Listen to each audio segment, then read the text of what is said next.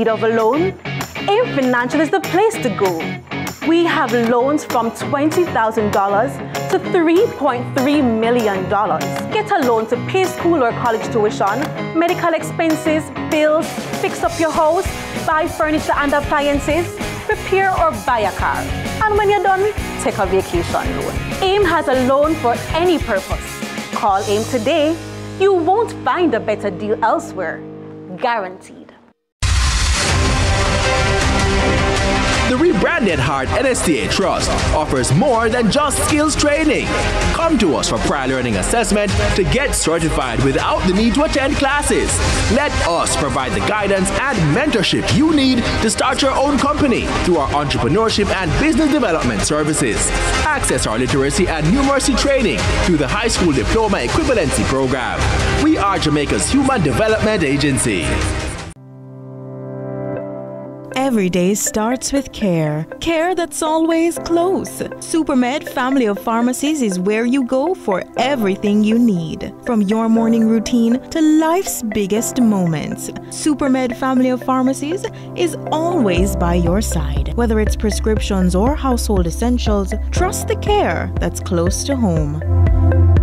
Super happy, super healthy, Supermed.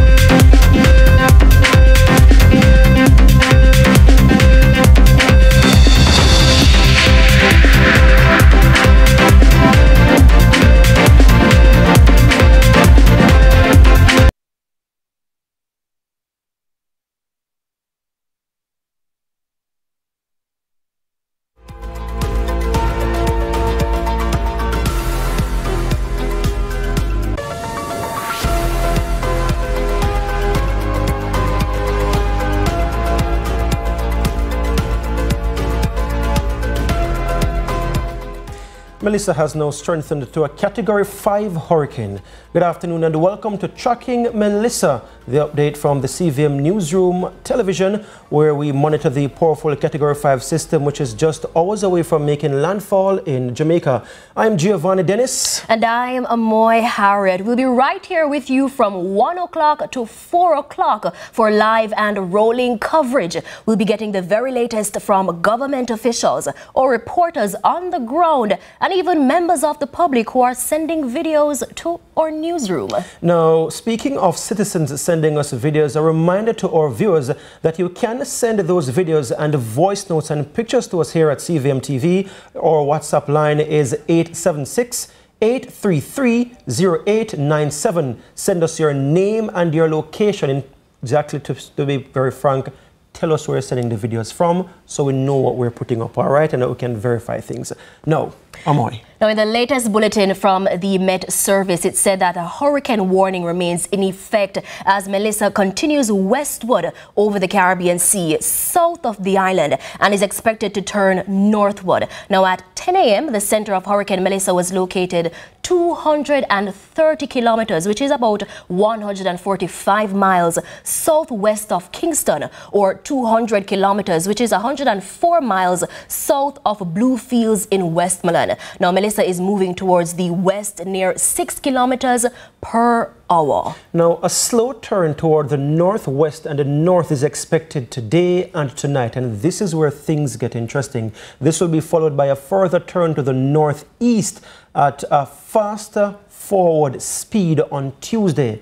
The core of Melissa is expected to start moving over Jamaica tonight and early Tuesday. Maximum sustained winds are near 270 kilometers per hour with higher gusts. Now, it says tropical storm conditions are expected to spread over Jamaica today, and hurricane conditions are expected to begin tonight or early Tuesday. It said life-threatening storm surge accompanied by large and destructive waves is likely along the south coast of Jamaica tonight and on Tuesday, peaking at 9 to 13 feet above ground level near and to the east of where the center of Melissa makes landfall. Now, let's now hear from our in-house meteorologist, Javoy Sawyers, who joins us on Zoom, as we kind of give you a breakdown in terms of where Melissa is right now. I just want to bring it up on the monitor behind us and, just show you where the eye is located at the moment.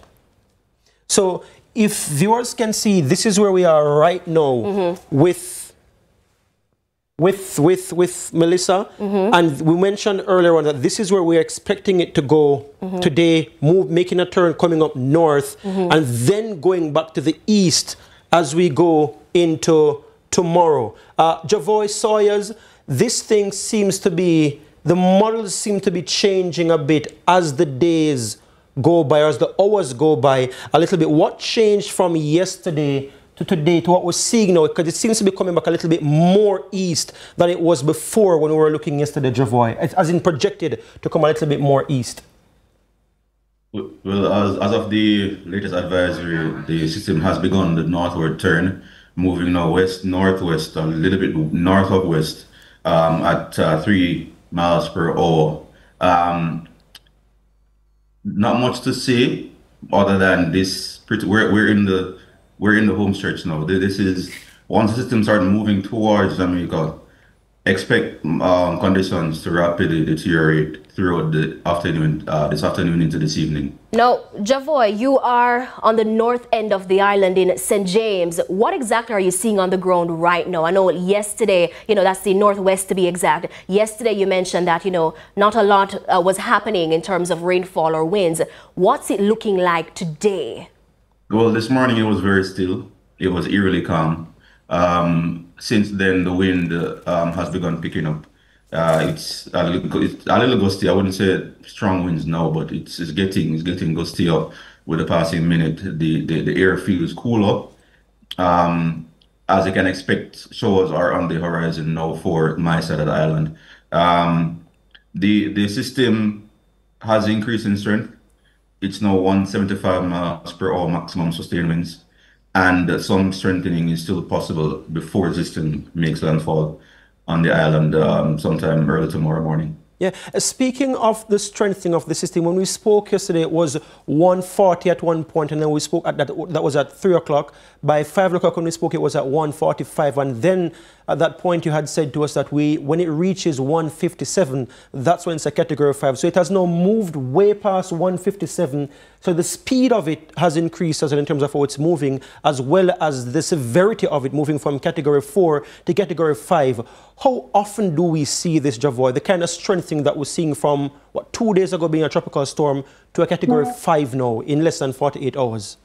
Well, Melissa has far surpassed many of her counterparts with regards to intensification of a hurricane.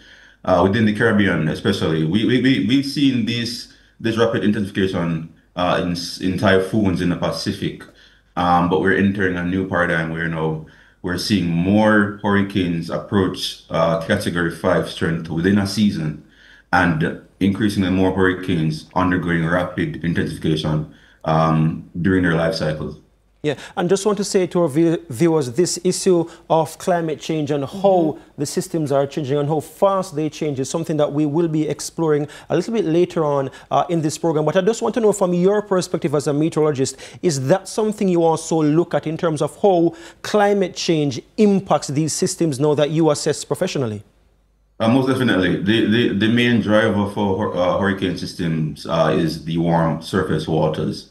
And the more heat we put in the atmosphere, the more the ocean tries to absorb it to try to balance out the systems of heat and heat loss. So the more we add to the atmosphere, the more the ocean tries to take out. So we have warmer ocean waters as more fuel for these systems. And as such, the warmer the ocean water, the warmer the air above it. And when you heat the air more, you increase the air's capacity to hold more moisture. So the warmer it gets, the more moisture the air is able to hold. When we do have thunderstorms, we've seen that recently, the more water comes out of the atmosphere during thunderstorms. So Javoy, you mentioned earlier that, we're seeing a more frequency in terms of systems of this magnitude. We have about a month remaining in the Atlantic hurricane season. I know we haven't even gone through or gotten through Melissa as yet, but what are the projections in terms of whether or not there will be another strong system before the end of the system come next month, the season next month? We're not projecting any more serious development, tropical development for the rest of the season. Hopefully that holds. Melissa looks to be the final bell for the season. Hopefully nothing else develops after this one. All right, so I just want to thank you so much. That's the very latest from our in-house meteorologist, Javoy Sawyers. Thank you so very much, Javoy. He's out west, monitoring what's happening out west as well as giving us the assessment and what we're seeing with Hurricane Melissa, category 5 Hurricane Melissa. When we spoke yesterday, it was less than 24 hours ago. Right. This was a category 4 hurricane at 140 miles per hour. It's now moving at 175 miles per hour. This is over 300 and odd kilometers per hour. This is very, very, very fast. It's not something for people to be playing with. Yesterday, we saw people out by Bob Marley Beach doing their surfing. I mean, that's fun for them. Right. But this is what we're seeing now, and what's coming closer, as Javoy spoke about, making landfall this evening. It's not a surfing around matter at all. Right. Now, Gia, I want us to move from Javoy, who's in the west end of the island, now further to the center of the island in St. Catherine, Portmore, St. Catherine. And right now we are joined by Mayor of Portmore, Leon Thomas, who's here to provide us, the latest update in terms of what's happening on the ground. Mr. Thomas, are you here with us? So we gather he's not quite ready, but let's go a little bit further east and go to Portland, where we do have on the ground now our reporter Kevin Black, who filed this report for us a short while ago. Kevin.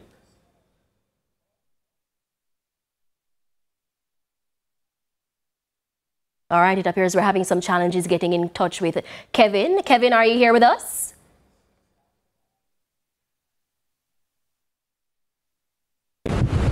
In East Portland, in Long Bay in particular, as you can see behind me, there are strong, bustling winds and intermittent rains. Now, while passing through Port Antonio, we saw residents boarding up their homes as well as stopping by businesses to get last-minute supplies in preparation for the impact of the possible impact of Hurricane Melissa.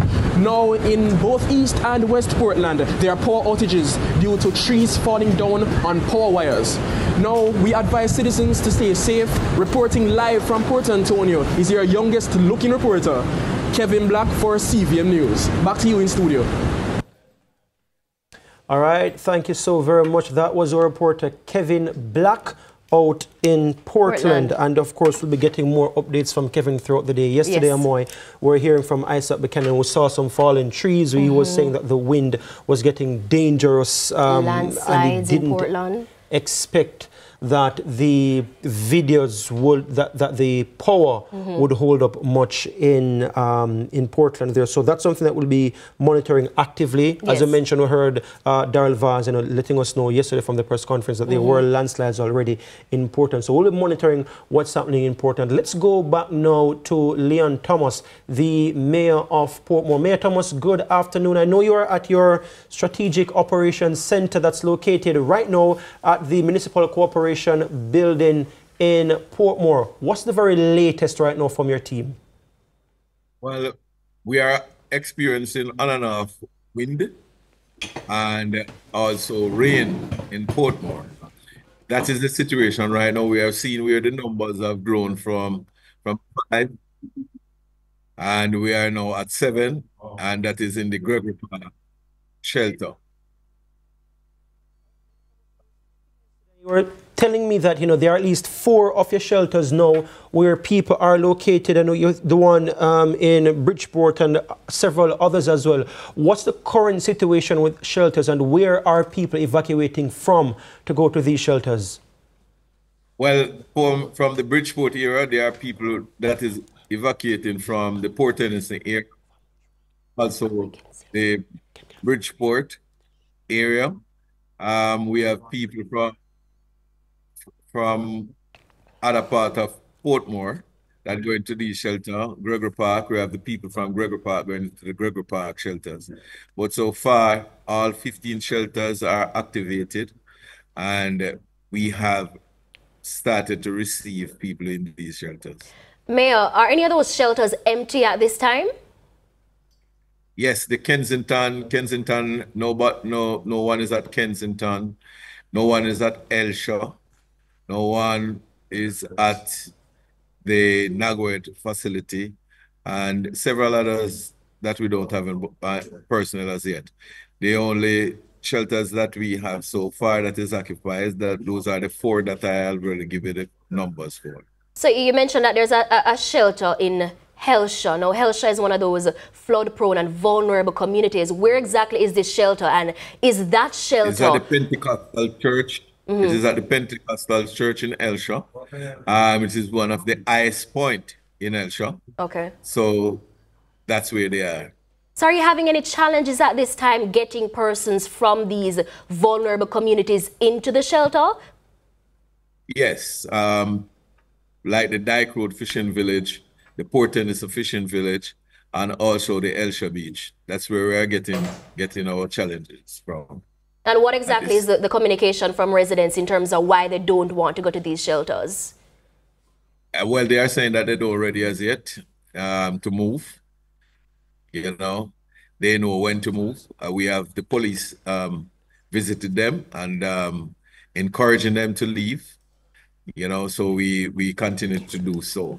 But they are saying they know when to leave. Yeah, and on that point, and those areas not one of the monitored areas that was declared. So we cannot even force them. We have to just try to persuade them to leave. Yeah, we did hear the Minister of Transport, Daryl Vaz, this morning at the press conference speaking about the issue of shelters and how dangerous it makes it more for the drivers when they have to go back for these people a little bit later on when the system worsens and the conditions are worse, and they were urging people to just move out to the shelters from now. Let's go to Desmond McKenzie, though, giving us an update about the take-up on the shelters being offered so far. He was speaking at this morning's press briefing.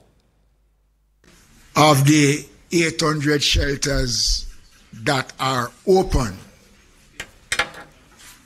only 76 of the 800 shelters are seeing any activities at all.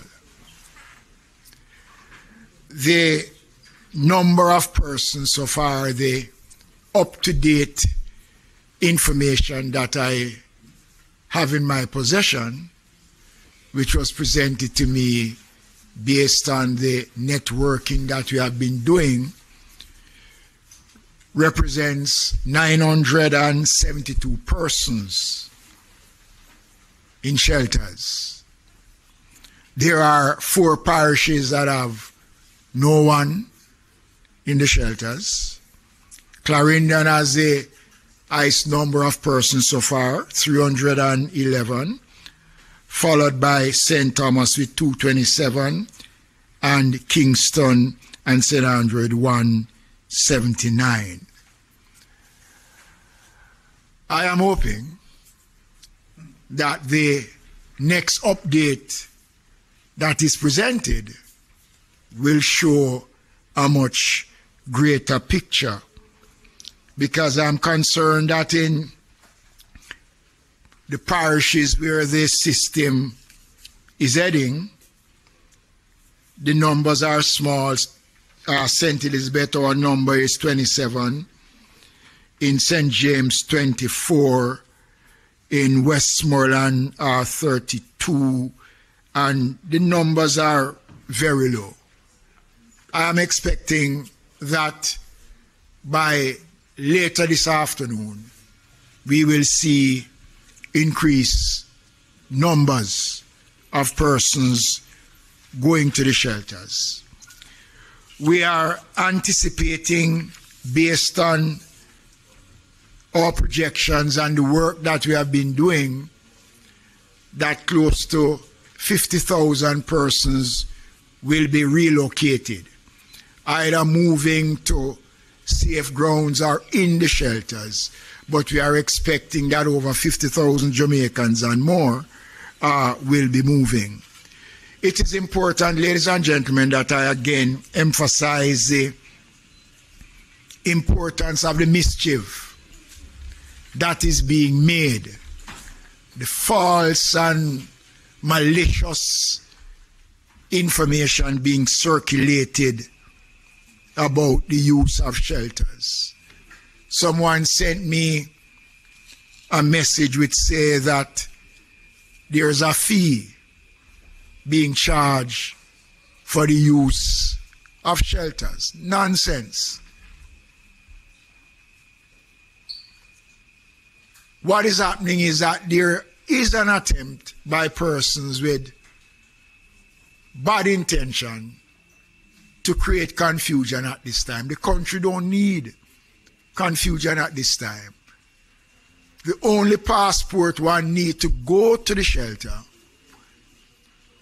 is that you go, the shelters are there, we separate male from the females, families stay together, walk with your medication, walk with some water and crackers for the first couple of hours, but once the centers are activated in a way, there is nothing that those persons who are in the shelters will be denied of. Again, I urge Jamaicans not to listen to misinformation. It is bad at this time for us to be getting this kind of information. We still have some challenges with some of the persons on the streets, the homeless. On my way here this morning, I passed about 6 of them with their cell phones doing TikTok. I want to make it clear. The mandatory order has been signed and is in effect. Let me advise the public that the Director General of ODPEM can take the necessary actions that he deems fit, and persons can be arrested and fined for not complying with the order.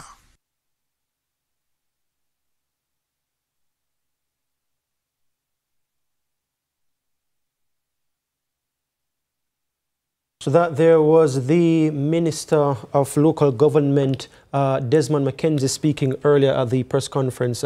We see a lot of some people gimmicking out, Melissa, really and truly, am I? Right, we do, and it's quite concerning. It just ties back into the point we made yesterday about the persons not taking the matter more seriously. But on the topic of the shelters, coming out of that same media briefing earlier today, we had concerns. Even a journalist stood up and raised a concern coming out of St. Elizabeth, where again, what we talked about yesterday, the conditions at some of these shelters. Apparently, there is a shelter in St. Elizabeth, at least one of them, where a window is missing from the shelter. And, Minister Desmond McKenzie also announced at that media briefing earlier that they are planning to relocate some of the shelters because of, the locations that some of them are in right now, and the fact that they are in a vulnerable location. So they want to get that sorted out so our citizens, when they do go to these shelters, they aren't so much uncomfortable, Yeah. We're seeing the team down in St. Elizabeth asking some persons closer to the edge in the Treasure Beach area, asking them to evacuate, actually.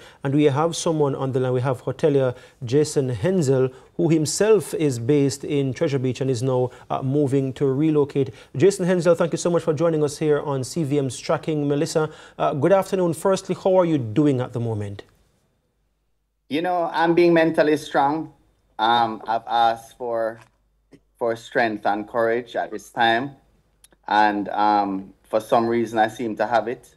I'm being very encouraged by the level of seriousness, the level of readiness.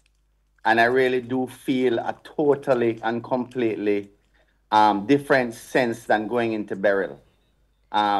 I feel as though we learned a lot of lessons, and I am glad to know that the gaps that were there doesn't seem to have been lost on anybody. This is very fresh in everybody's mind, and trust me when I tell you, being someone in the community as entrenched as I am, it took a heavy heart for me to press that button to share the flyer saying that we now had to evacuate. You can imagine, because there's no secret what Treasure Beach means to me. But it is what it is, and we have to take it with extreme caution. So we have seen both types of storms. We saw Ivan come along the coast. We saw Beryl come from behind. This is more like Ivan, but much, much more powerful. And we've already started to see a sea surge, in my estimation, of about 3 meters, and then you're having waves of about 3 meters on top of that. So that is 6 meters. You're talking about 18 feet of where the sea normally is, or where the crest of a wave would normally be in Treasure Beach. So you're starting to see an erosion of beaches. I'm fearful for the Black River Hospital in particular, because that hospital is right on the water. I spoke with Minister Vaz about 20 minutes ago, and he said that measurements are being put in place to relocate the patients. Now, I can't imagine what the logistics of relocating, hospital workers are. And we really have to take the time from now to give our strength and our encouragement to our civil servants, because you can imagine nurses and doctors and porters at the Black River Hospital, and probably Savlamar Hospital as well, putting their life on the line, leaving their own families at home and going to deal with our patients, our Jamaican people who are on those wards. So, we all have to band together. This is a time of solidarity. This is a time of serious communication, collaboration, and support, because, this is a rough one. We don't know what the country is going to look like 48 hours from now. We are on our knees trying to pray it away. All right. But at the same time, we have to be realistic. So, we Mr. have Hensel, a massive, massive storm on our hands. So what exactly is happening in Treasure Beach? Are you seeing persons leaving the area right now? Yes, we have over 101 persons in the Newell High School shelter. There are shelters in other schools, But for the most part, what we have seen is that people have got in their own cars and driven to friends and family on higher ground. Ground being, Southfield, Top Hill, maybe even as far as Mandeville.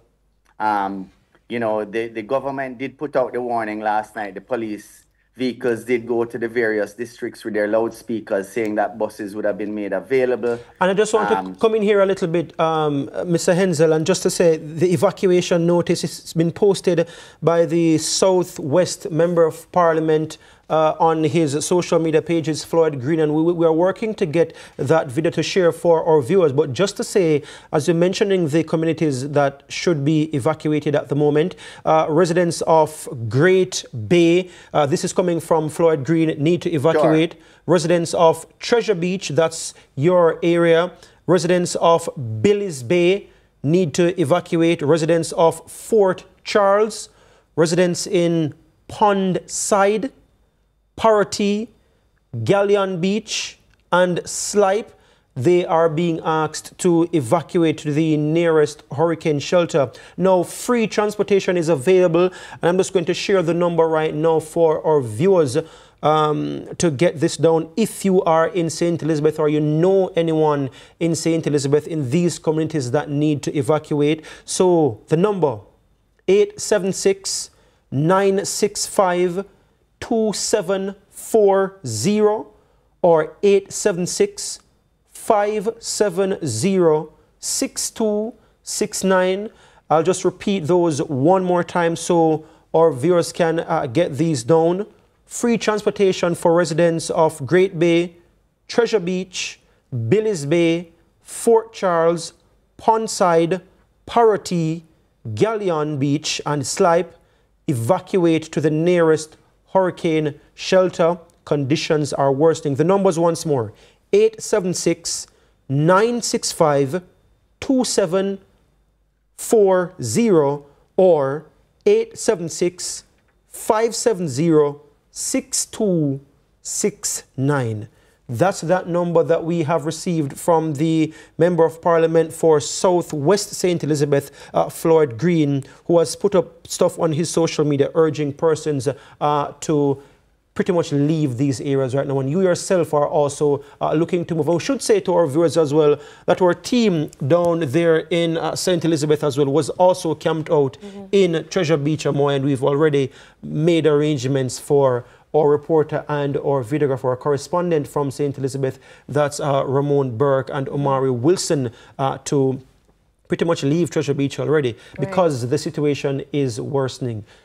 I was with your team just earlier, and literally within an hour, it's unbelievable how things can change because, Minister Vaz called me and his voice was shaking. I could tell that some new news was coming that was not good. And he shared a video with me from a meteorologist. It's 7 minutes long. It is very, very jarring. And I saw that video and I drove straight to the command center in Black River, where the mayor had set up office above the fire station, and gathered everybody together in the command room, and I showed them the video. And I swear to God, I said, ladies and gentlemen, we're gonna have to evacuate the Black River Hospital. Even this very command center is gonna have to move from the capital of Black River and go more inland, probably to Santa Cruz. But it's not just okay to be on the other side of the road from the beach. When we think of coastal damage, the typical thing we think is on the beach side of the road. So if we just go on the other side, we'll be okay. That is not okay in these circumstances. A Category 5 is something that can damage a cement house.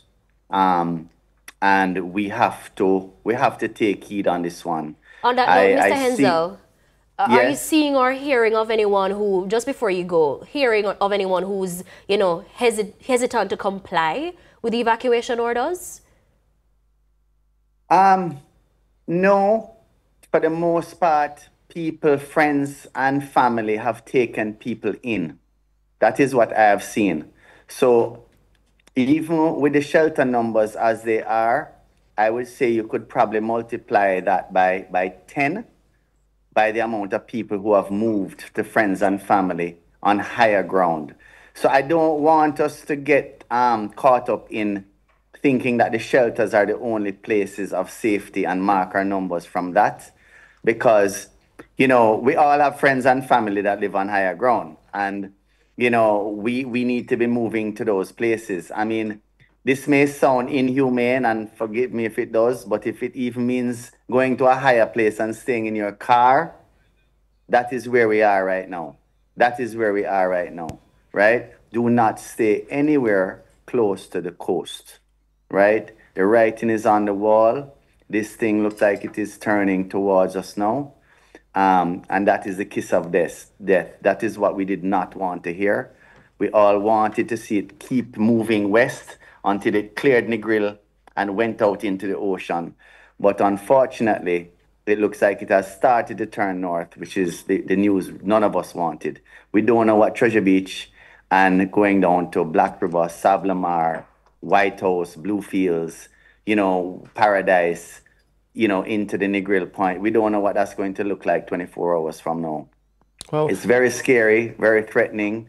I don't think we've ever been at this inflection point before as a nation. Yeah, we're just up on a quick break here, Jason Hensley. If you could just stay with us before we'll let you go. We do want to ask you one or two more questions. But before we go to the break, you're going to just share with them our social media numbers. We want to say to you at home right now, wherever you are, once it's safe for you to do so, you can send in your videos as well as your voice notes, letting us know what's happening where you are. And our WhatsApp line is 876-833-0897. That's 876-833-0897. Your name and your location. So we take a quick break here on CVM's coverage of Melissa, Tracking Melissa. We'll be right back with you on the other side of this break.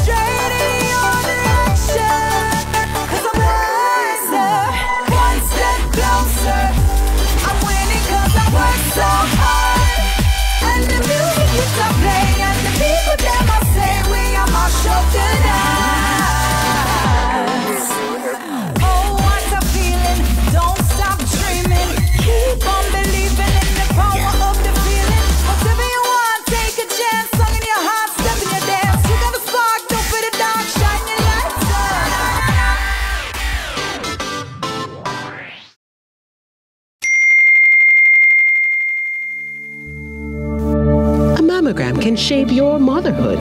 The Jamaica Cancer Society, helping women now. Visit the website at jcs.live. Early detection saves lives.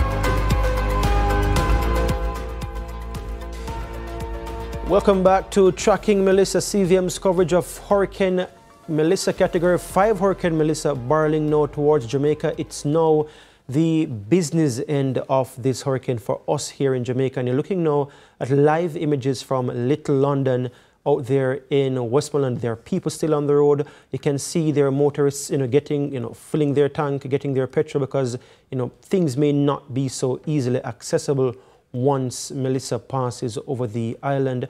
We will be getting some more comment from our friend in St. Elizabeth Hotelier, Jason Hensel, and also we'll be having that video for you from Floyd Green, the Member of Parliament for South West St. Elizabeth. But before we go to those, let's hear from our reporter in Central Jamaica, and the capital of Clarendon, May-Pen. Here's Akeem Orit. Akeem. Thank you so much from studio. Now I'm standing here in the capital of Clarendon, May-Pen, where it's pouring rain and there are strong gusty winds. Now I spoke to Mayor not too long ago, Joel Williams, who says persons are still at this point in Rocky Point, in Portland Cottage, and they're trying to evacuate them. He says, however, that persons are still hesitant at this point to move from the flood-prone communities. And, he's saying that they can't go back now because the sea level is rising, water is coming over, more water coming over, and there are stronger winds. So he is pleading again to persons from the flood-prone communities to evacuate if they can right now. That's it from me here in Clarendon. I am Akeem Orit. It's back to you in studio.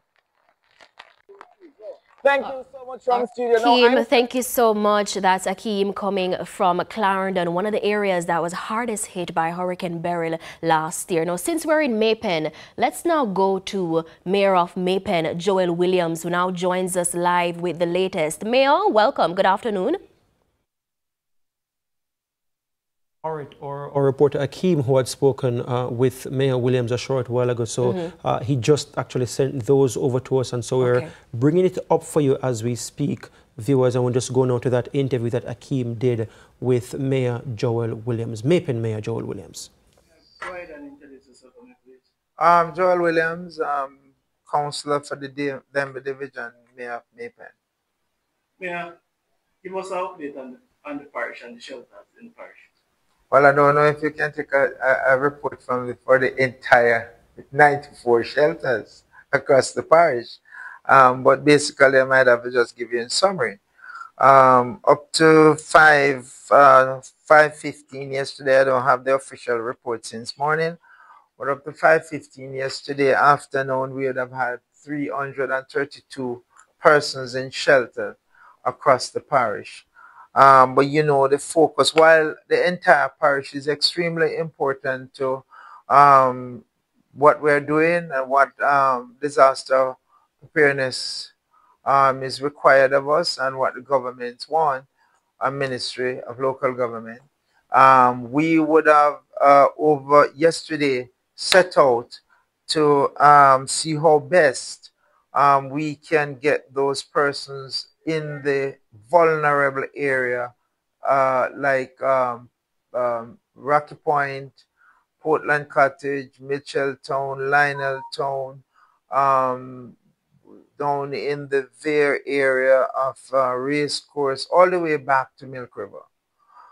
So on Friday, I would have set out, would have spoken to all the members of Parliament on the plane, i.e. Minister Charles, Minister Cousin, as it relates to what the plans are to get into those areas before the inclement weather to preempt getting cut off and we're not able to get into those areas with any food supply, etc. As the day wears on and we realize what the magnitude of what we're facing, Saturday morning I had a discussion with Minister Charles and decided that we'll get some JUTC bus into those areas and to remove those individuals from those areas to higher ground. Hence, we were able to identify Vere Technical High School, AS Primary and Junior High, and Mineral Heights. to move out as many persons as possible to get them into those shelters. I went out yesterday morning myself along with the CEO and our Chief Engineering Officer, Mr. Thomas. And it was a bit challenging. At first, eventually about midday, mid-afternoon, we started to get responses. So we were able to move out a number, and the councillor, Marat, would have joined us. We were able to move out a lot of persons yesterday up until around after about 5 o'clock when the buses came back to base here. I'm not sure if they're there outside now. They're there now because they have to be, I gather the weather down there today has now gotten extremely bad, and they were not able to continue. But I think they would have moved a lot of persons today. I will get a report on that shortly. And as I said, we're trying to preempt what can happen by moving them to higher ground. A lot of them were holding out.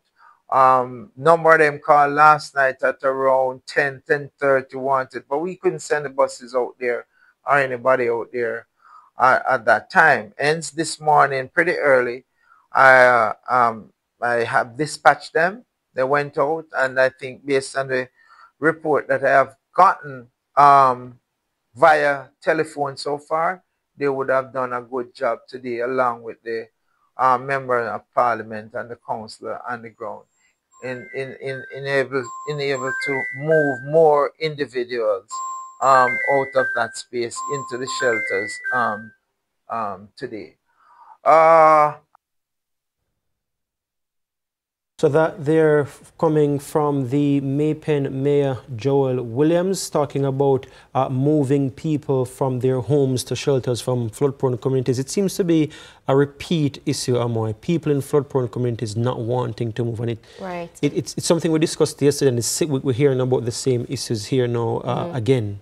Or not wanting to move until the very last minute, which was something that Minister Darrell Vaughan spoke about at the press briefing earlier today. And we're going to play that clip for our viewers in a short while. But before we go there, we're now leaving Clarendon, and I want us to go back to St. Elizabeth, because before the break, we were talking to hotelier down by Treasure Beach, Jason Hensel, about what's happening on the ground, because Treasure Beach is one of the areas that, authorities have urged citizens or the public to evacuate those spaces. And there are some other areas in St. Elizabeth that warnings were sent out for persons to leave those areas. And we're now going to a clip of Member of Parliament for St. Elizabeth Southwest, Floyd Green, who shared the list of those communities earlier.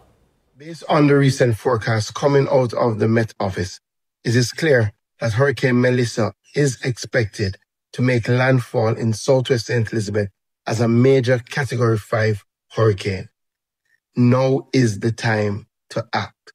We have been working with the Office of Disaster Preparedness and our local disaster management team to issue evacuation orders for a number of communities, urging residents to move out. So if you're in communities like Great Bay, Treasure Beach, Billis Bay, Fort Charles, Parity, Pondside, Galleon Beach, or Slipe, we're saying to you, evacuate immediately. Please contact the Emergency Operations Center if you are in need of transport. Already, we've started these processes. We would have worked with the Rural Bus Service to send buses into various communities to transport people to shelters. Thankfully, some persons have answered that call. Already, about 55 individuals have been relocated from communities like Parity and Pondside, and I want to thank the Rural Bus Service for working with us in that.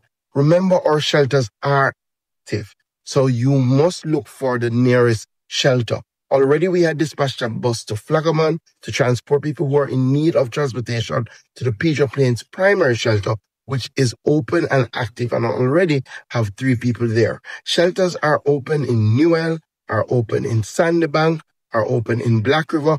All our shelters are active. So if you are in need of shelter, contact 876-965-2740. Also, if you're in need of transportation, contact 876-965-2740.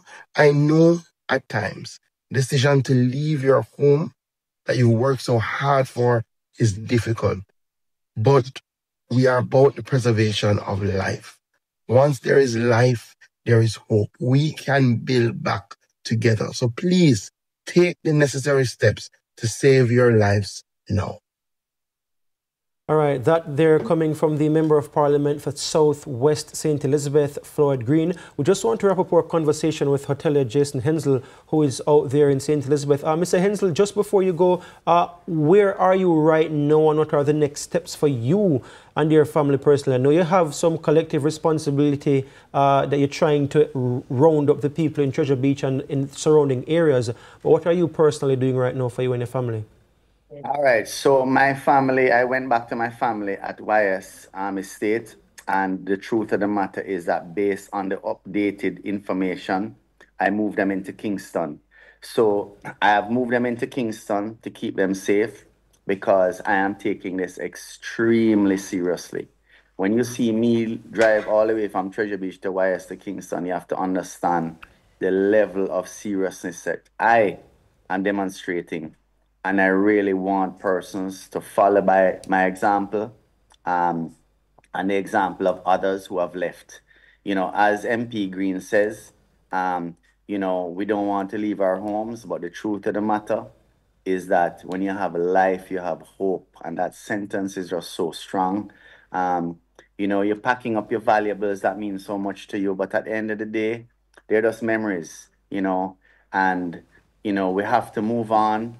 This thing is extremely dangerous and we have to treat it as such. So I'm urging people not to hesitate. It's not too late to move out. And as I said before, if you even have to drive in a car to a higher level of ground cover and stay in your car, that is better than staying anywhere close to the coast, anywhere between Alligator Pond all the way to probably Savlamar right now.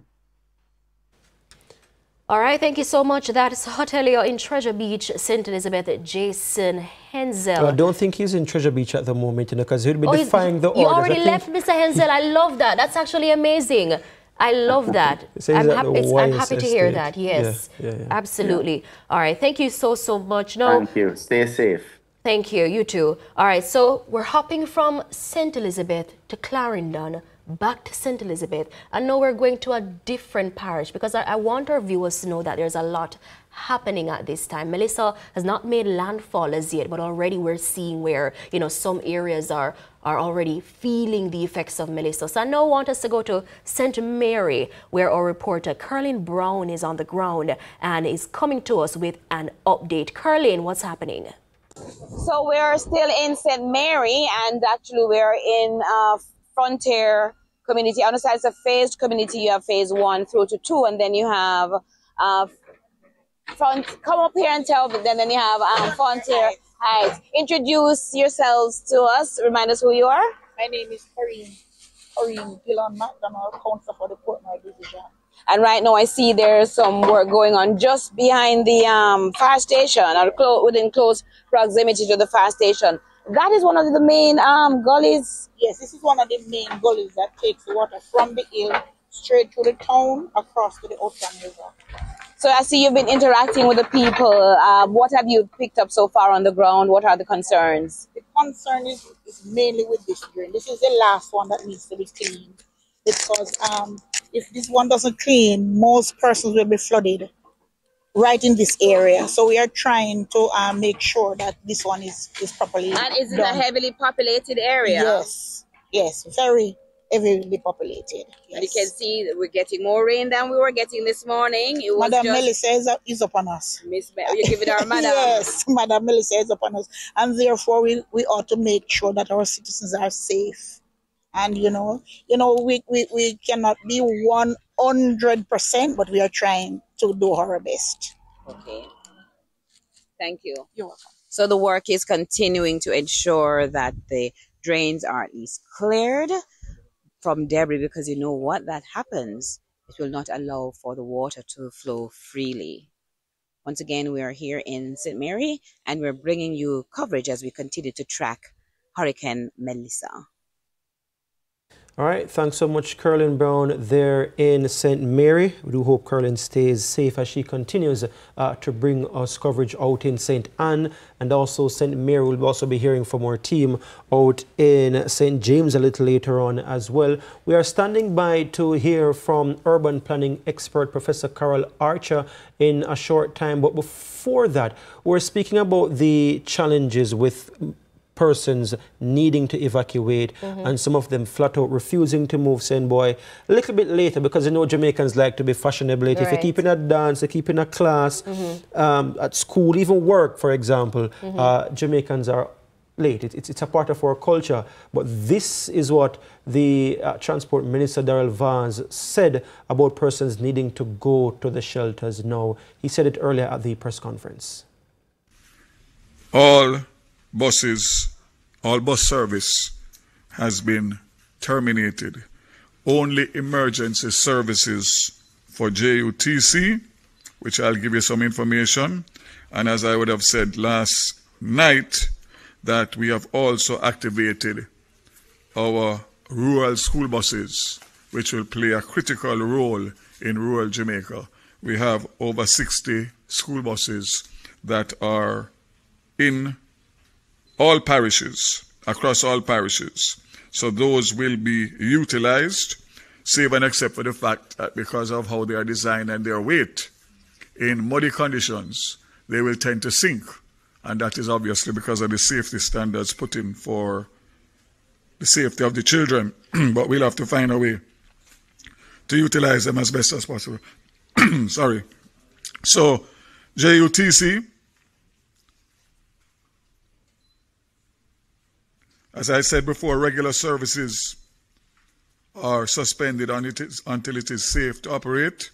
JUTC is in emergency response mode with teams on standby for evacuation at Rockfort, Spanish Town, Portmore, and all 5 rural school bus regions. JUTC has responded to several calls for evacuation since Saturday. Unfortunately, only 103 persons have been evacuated. And that includes up to today. The figures for today, including today as of 11 o'clock, is 148, sorry. So there has been an uptick, but way, way beyond what is required for a Category 5 hurricane. Only 1 person in Port Royal, 42 in Tower Street, Raytown, 50 in Rocky Point, Portland Cottage, and Parity and Sandy Bay, 55. I want to make an appeal again that take everyone at his word, regardless of where it enters and where it exits. There is going to be massive flooding as a result of the surf that is going to require persons to relocate from their existing locations. So again, I can only add to the call, but advise you to listen to the government and listen, or should I say, if you don't want to listen to the government, listen to Evan.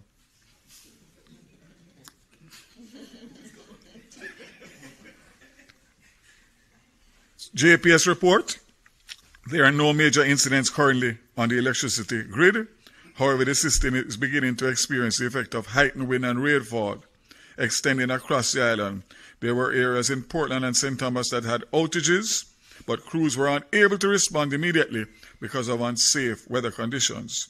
These are being addressed along with other reported outages across the island.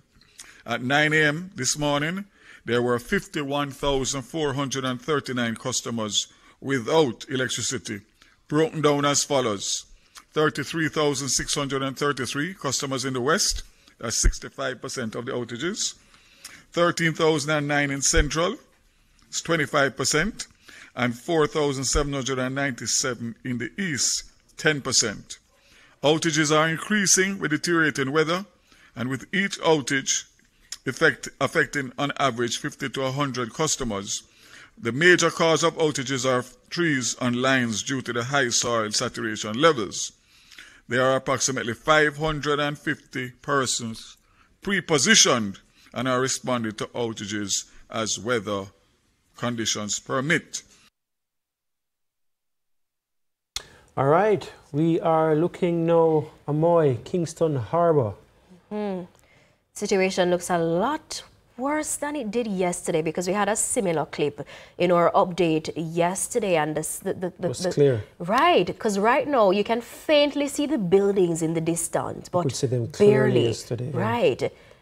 So the place is a lot more overcast. The sea does look a lot rougher, and what we're looking at right now is the Foreign Affairs Ministry. Again, you can see that there are buildings there, but you can barely see what those buildings are. You can't really make out anything. You just know them by heart. Foreign Affairs, the Bank of Jamaica. Right. You can see, I think the other one further left is the ROK Hotel as well. I think we're glimpsing the digital building. So that's a live shot of the Kingston Harbor. We can see downtown Kingston as well. And this is what is happening right now for our viewers.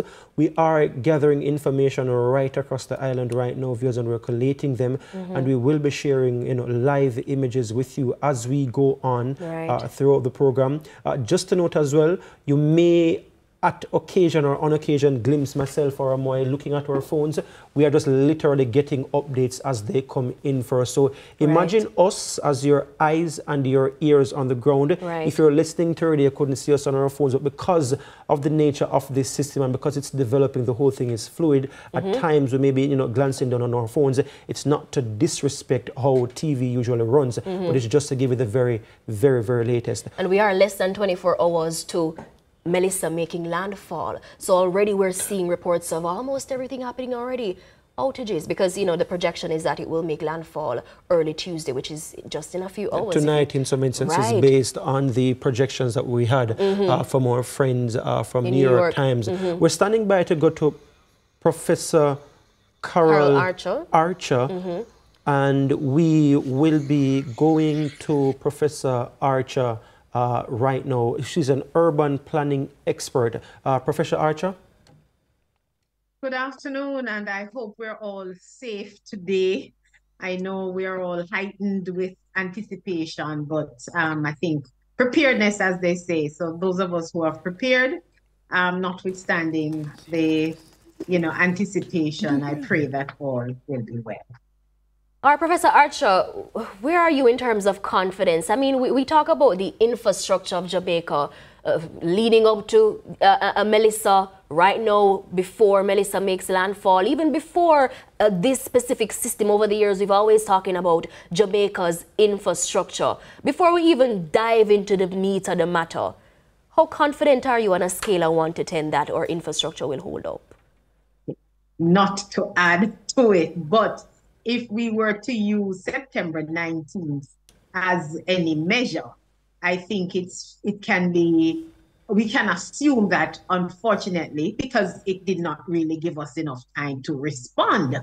And so if we use that to benchmark the likelihood of our infrastructure being even more strained, yes, it is with great probability that we should expect that our road network will be compromised, our drainage system will be compromised, in some instance, our utilities, that will be telecommunication, electricity, and we've seen evidence of this already, will be compromised, and even more so given the severity of the storm. Professor, Category 5 at 160 miles per hour is more than Gilbert, and we know the impact then. And even then, the infrastructure was not as sound as it ought to be, and there's more strain on the system. So, unfortunately, the news is not that pretty, unfortunately. Professor Archer, you touched on drainage a while ago. Leading up to Melissa, a few days ago, up to yesterday, we saw where municipal corporations from different sections of the island are carrying out drain cleaning efforts.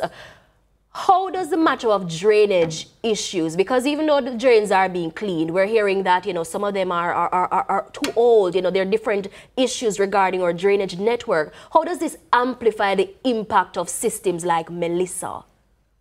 Yeah, so unfortunately, what we have experienced in our urban spaces, in the Kingston and in Maypen and parts of St. Catherine, we would have seen areas being built up, more houses being put in areas that are, if you notice the map in terms of flood-prone areas, what you have is a build up or build out, build over. So we have more water. The more water, the more force, the more it destroys the existing infrastructure, and the more it compromises, whether it's the drainage system, the sewage system. Yeah, we have not, unfortunately, maintained, and we have not improved on our infrastructure, drain, sewage, road network. We have done very little to improve, and with the increased density,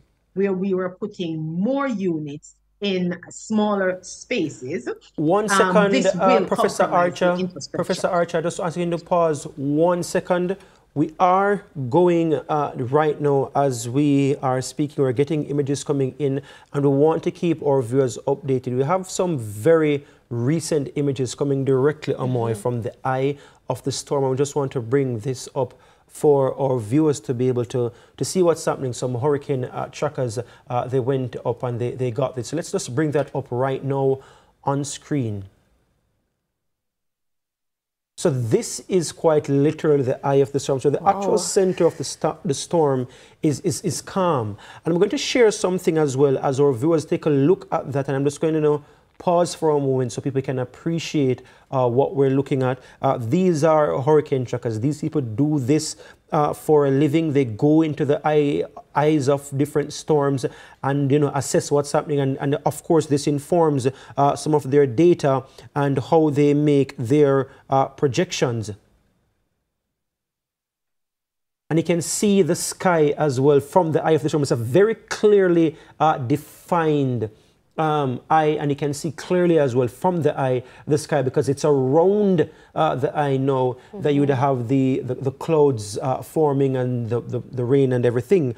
But this is what they shared with us, and this happened. But I just want to share something as well with our viewers as we share that with you, that the National Hurricane Center aircraft that went to do that, and we're just going to, we'll be running back that a little bit as well.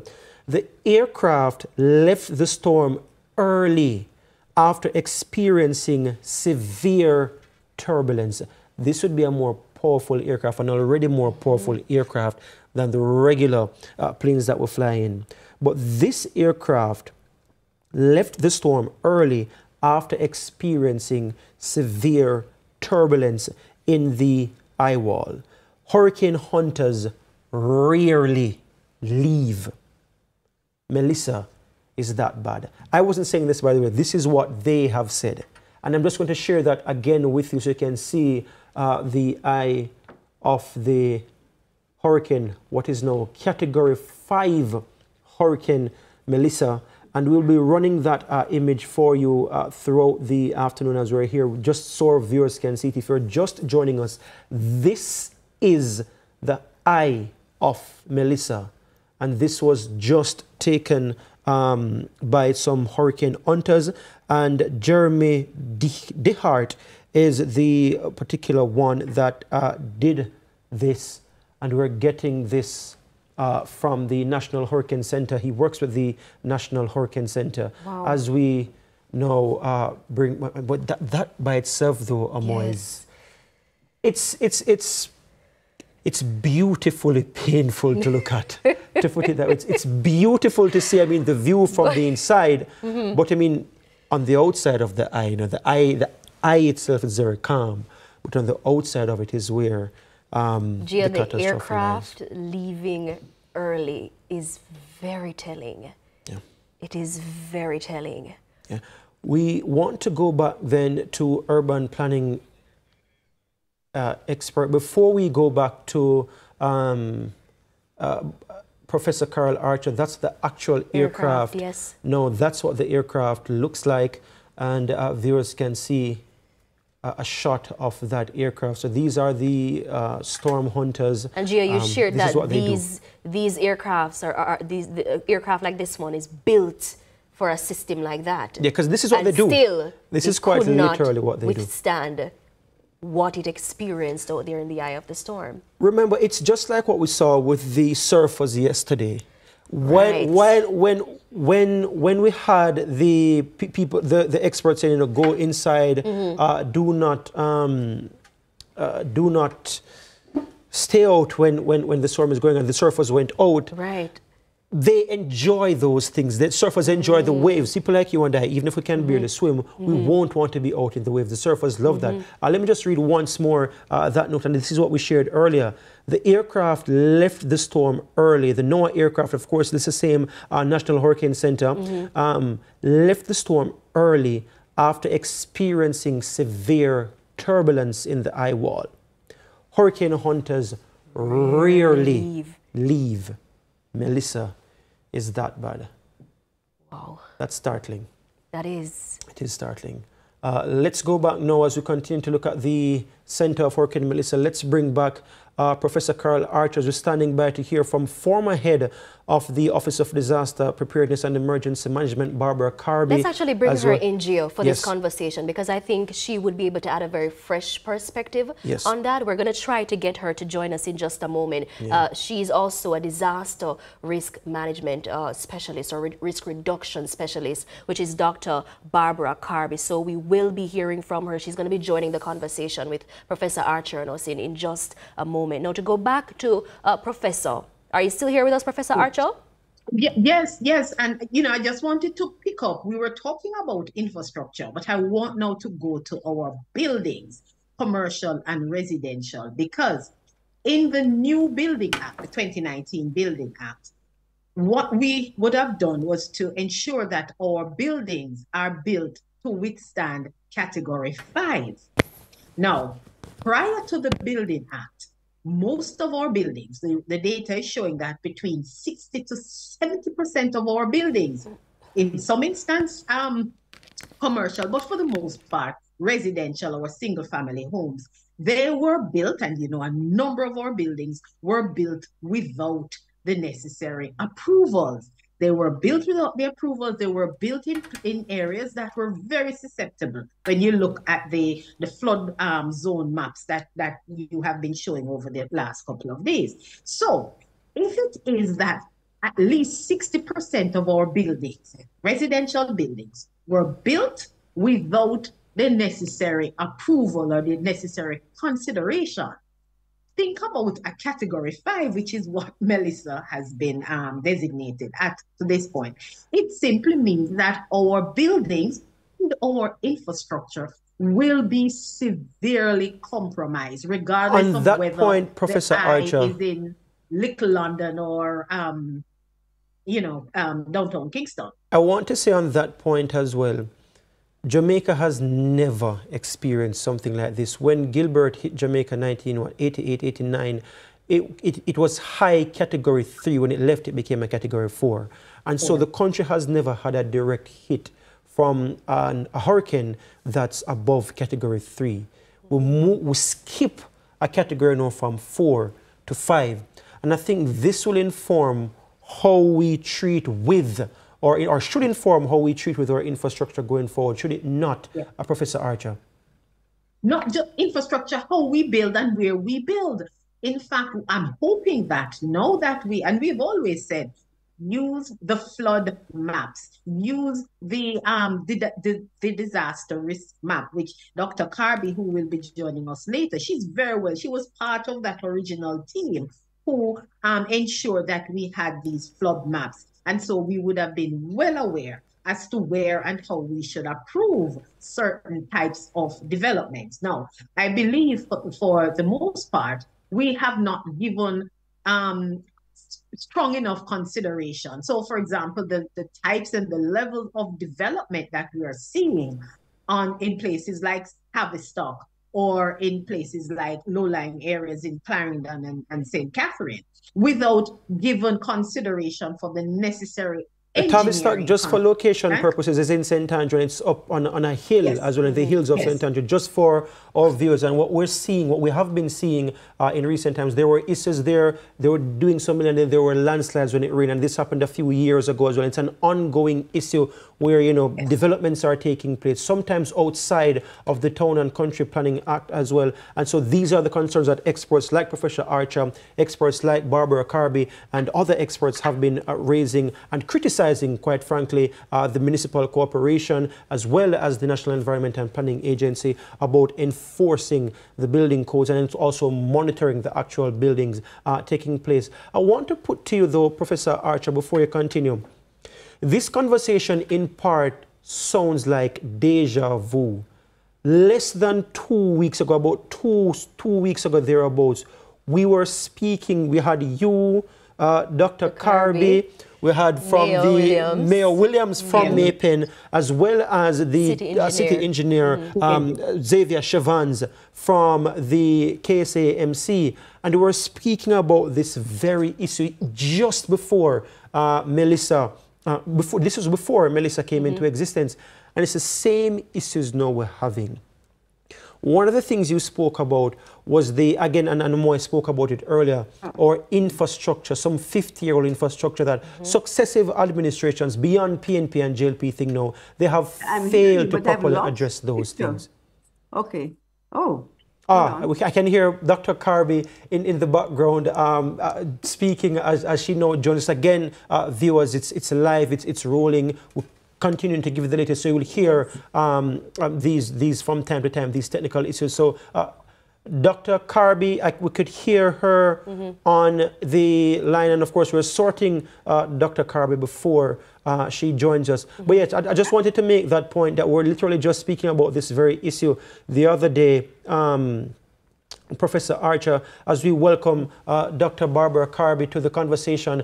And we were speaking, Dr. Kirby, during that conversation 2 weeks ago about the issue of garbage as well. That's one of the major issues. So in addition to the cleaning, the way we dispose of our solid waste is a major problem as well. Yes. Good afternoon. Oh, and good afternoon to your viewers. Yes, okay. Yes.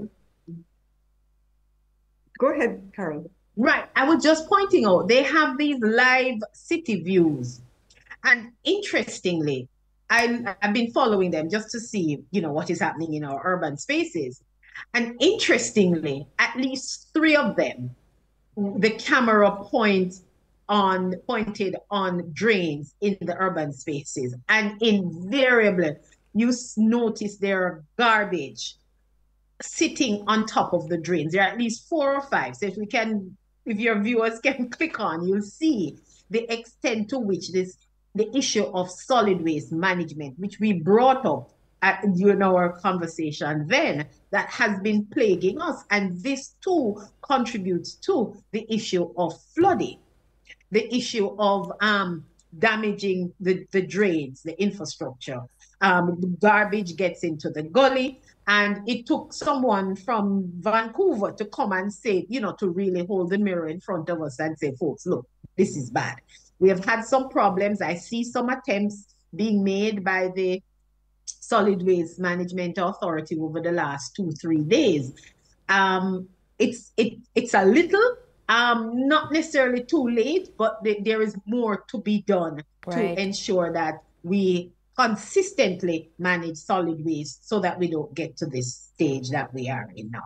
Because on that note, Professor Archer, it was shared during the media briefing earlier today that the NSWMA have received quite a few calls just today alone in terms of people wanting them to collect, you know, garbage. And I should say I did see some of them, and I'll probably share the images with our producers in the Grandspan area heading towards Barbican, taking up garbage just this morning. So I did see them doing that. And then what's happening too is that the tree cutting as well. So, you know, they'd have to go on the ground to collect those as well. Yeah. So that's an issue that's ongoing. Barbara Kirby, the issue now of the risk reduction during this, a big part of risk reduction is preventative planning. a lot of what we're seeing now seems to be last minute. So basic drain cleaning. We're talking about Bamba River out in St. Thomas, the Sandy Gully that needs maintenance according to Dr. Wayne Reed almost daily. Some of the other ones in Westmoreland, we've been covering these issues right across the island. Mitchelltown, and we want to just bring up a footage from Mitchelltown. I want to get some comments on it. These things that should be ongoing, we're seeing a lot of them trying to almost rush clean them right now. At the last minute. And I think that's where that's a big concern for people like yourself. Oh, yes. The whole issue of, well, let me back up. I think part of the problem is our hurricane focus. So everybody thinks about drain cleaning in May. Between June and the following May, we're not focused on drain cleaning. We're more apt, many of us, to use the gullies as a dump. So I think what we need is a year-round program where we clean. There's a schedule. This stretch of gully will be cleaned every X number of months, or however they set it up. But that is critical. Yeah. Well, not just for the drain, for all the maintenance of the infrastructure, that is critical. We have been pointing out that it cannot be or not to be as haphazard as we are currently experiencing it.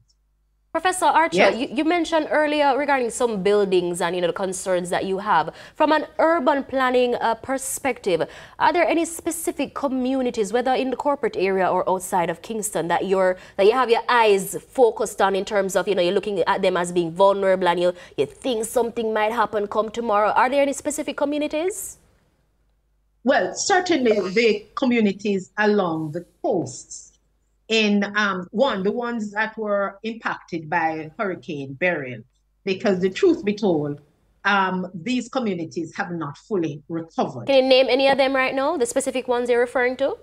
That were, but Treasure Beach and sections of Treasure Beach, Alligator Pond and so forth, those along the southern coast of St. Elizabeth, Manchester, those are key.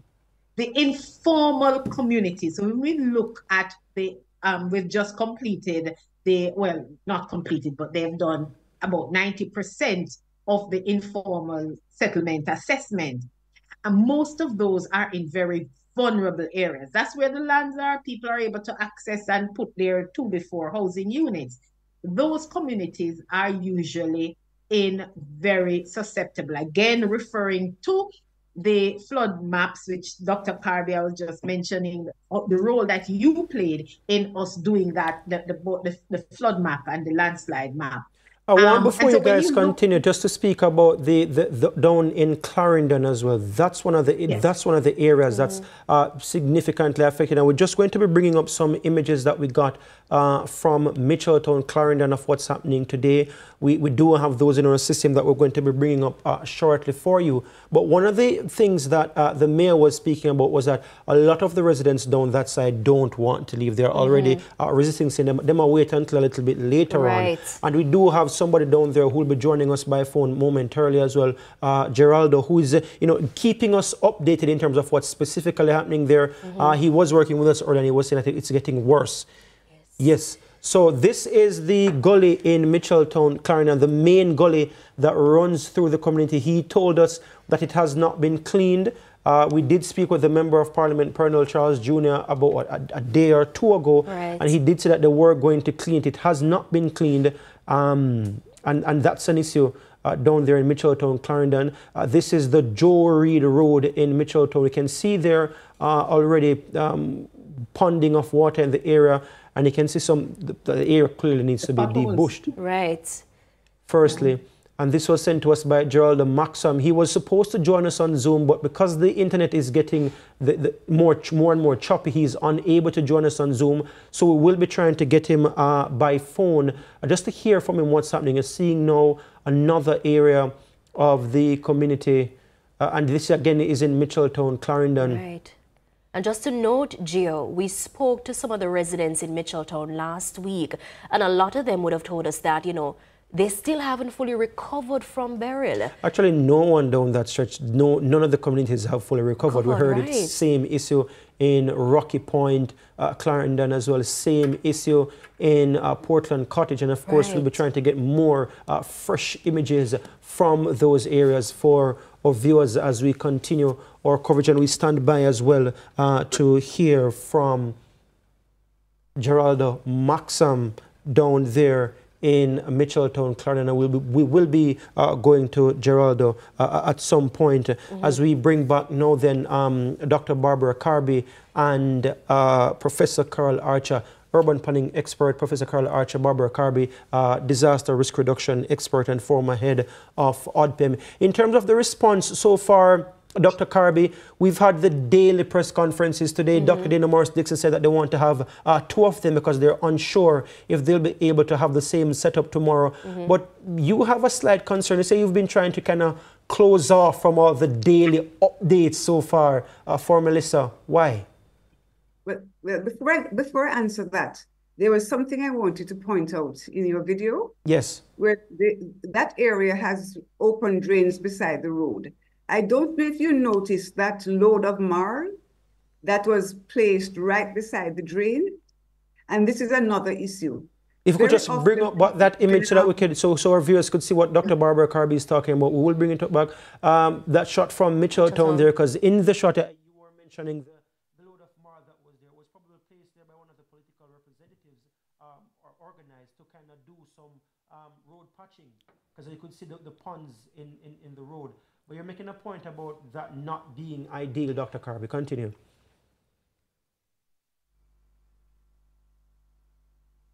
Yes, Dr. Kirby, are you still here with us? Yes, can you hear me? Yes, yes, we can. Right. So I think very often when the drains are cleaned, or sometimes even when the road is paved, you will see all the waste taken up and just placed right there on the sidewalk beside the drain. So these contracts absolutely must include clearing the site and removing the debris to a proper area. We need proper disposal of the debris. The other thing is we create problems very often by our negligence. For example, with this issue of solid waste in the gullies, one of the problems why we have that happening is because we have people living right against the gully.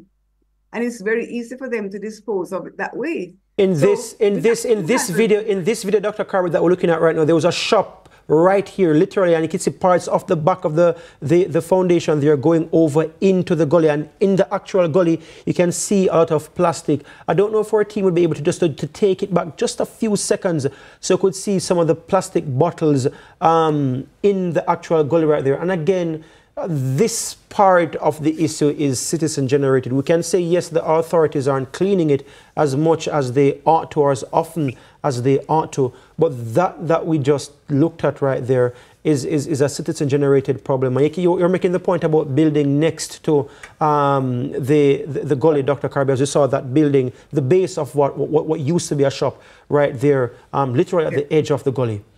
Exactly. So by not enforcing some of our regulations and laws and so on, we get into further problems. There is supposed to be a clearance along all the gullies. Professor Archer can speak to that better than I can. That clearance is now zero. I mean, there are gullies where the building, the back of the building is literally on the gully wall. That is a hazard for the people who live there, both in floods and earthquakes. And then it creates the further problem of the waste blocking the waterways and causing flooding again. So it's very important that we do things right from the beginning. Enforce the laws, make sure the safety regulations are adhered to, and then you will reduce the problems down the line. Now, speaking of doing things right from the beginning, we were talking about Beryl earlier. You know, the authorities over the last few days have been saying, well, you know, they've learned from Beryl, and they think that based on what happened during Beryl, they're more prepared this time around. Even the Prime Minister himself, you know, made reference of that earlier today at the press briefing. Dr. Kirby, do you think that there were lessons that we should have learned from Beryl that you don't think the authorities or even us as a country have learned? Well, I think the issue, I think the problem is the way we think and we compartmentalize. So we have an event, we have Beryl, and we learn from Beryl. But we are learning from Beryl about response and recovery. We are not extending those lessons back into risk reduction, climate change adaptation, and so on. So I would like us to say, okay, we learned from Beryl that, let us say that trees provide a good windbreak. I'm just giving an example. So, okay, or an area in which the trees were cut down suffered more wind damage. Let us use that example. Are you then going to ensure that trees are preserved? Are you going to ensure that trees are planted as windbreaks?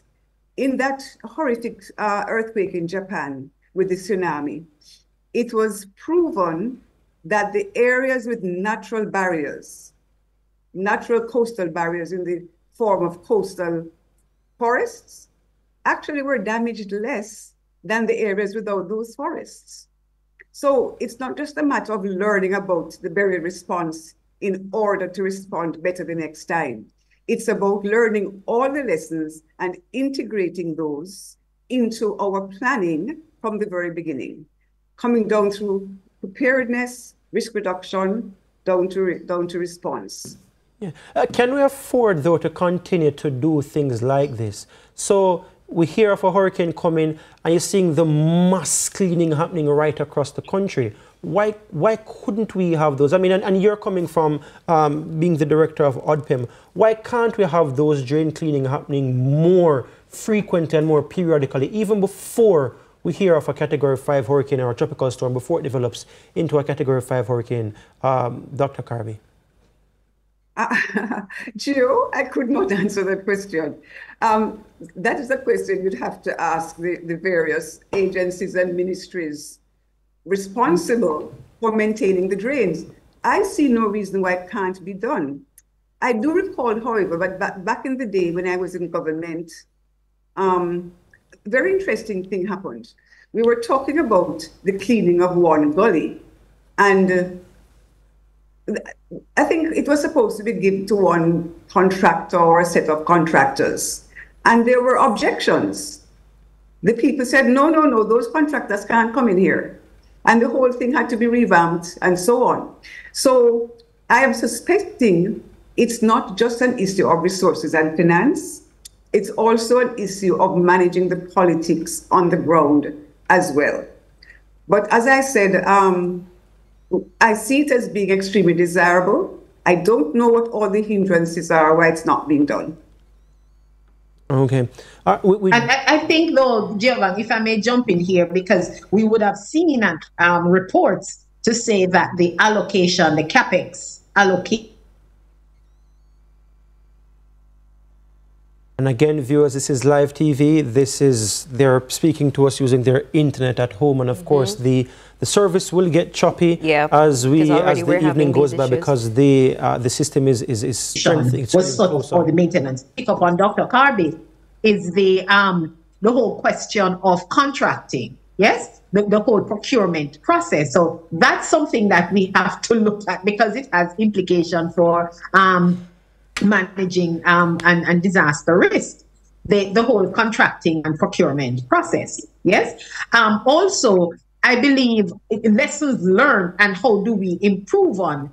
I was hoping that we would have deployed built environment professionals or architects and engineers to work with these communities to ensure that something as simple as hurricane straps are being put on. Just as we have solar programs, we need to perhaps run a program where all houses that are being built or being upgraded are done so with hurricane straps. Looking again at, say, the insurance. A lot of these houses destroyed did not have insurance to cover them. So the recovery process for them, it has been time consuming because no one is here, able to support the build back without the necessary funds. So those are some of the lessons we could have learned and implement. But at this time, though, Professor, is there anything that we can do? Or do you think it's too late to do anything right now? Well, at this point, where we are today is just to ensure safety, that our the people, the citizens remain safe until, the passage of the hurricane. But I think immediately, because we have been having the conversation now since September 19th, when we saw the roads being flooded in Kingston, I am hoping that our citizens demand of our government, demand that the information about the allocation of funds for managing our infrastructure is made public. We demand that if it's not in Parliament that this discussion is being allowed to take place, that the members of Parliament the funds are allocated to, we demand that they present to their constituency and in black and white how the funds are spent in terms of maintaining the infrastructure.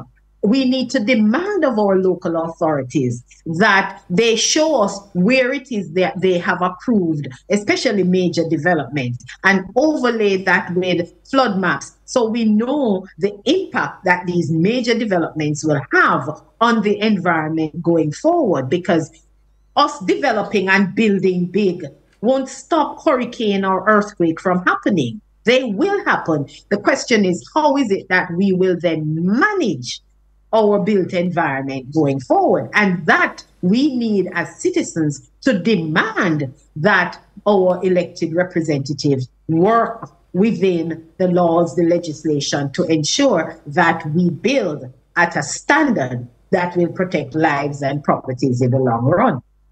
There's a video that our team out in Clarendon, they have shared with us of Dawkins Pen in southern Clarendon there. We're already seeing poles coming down.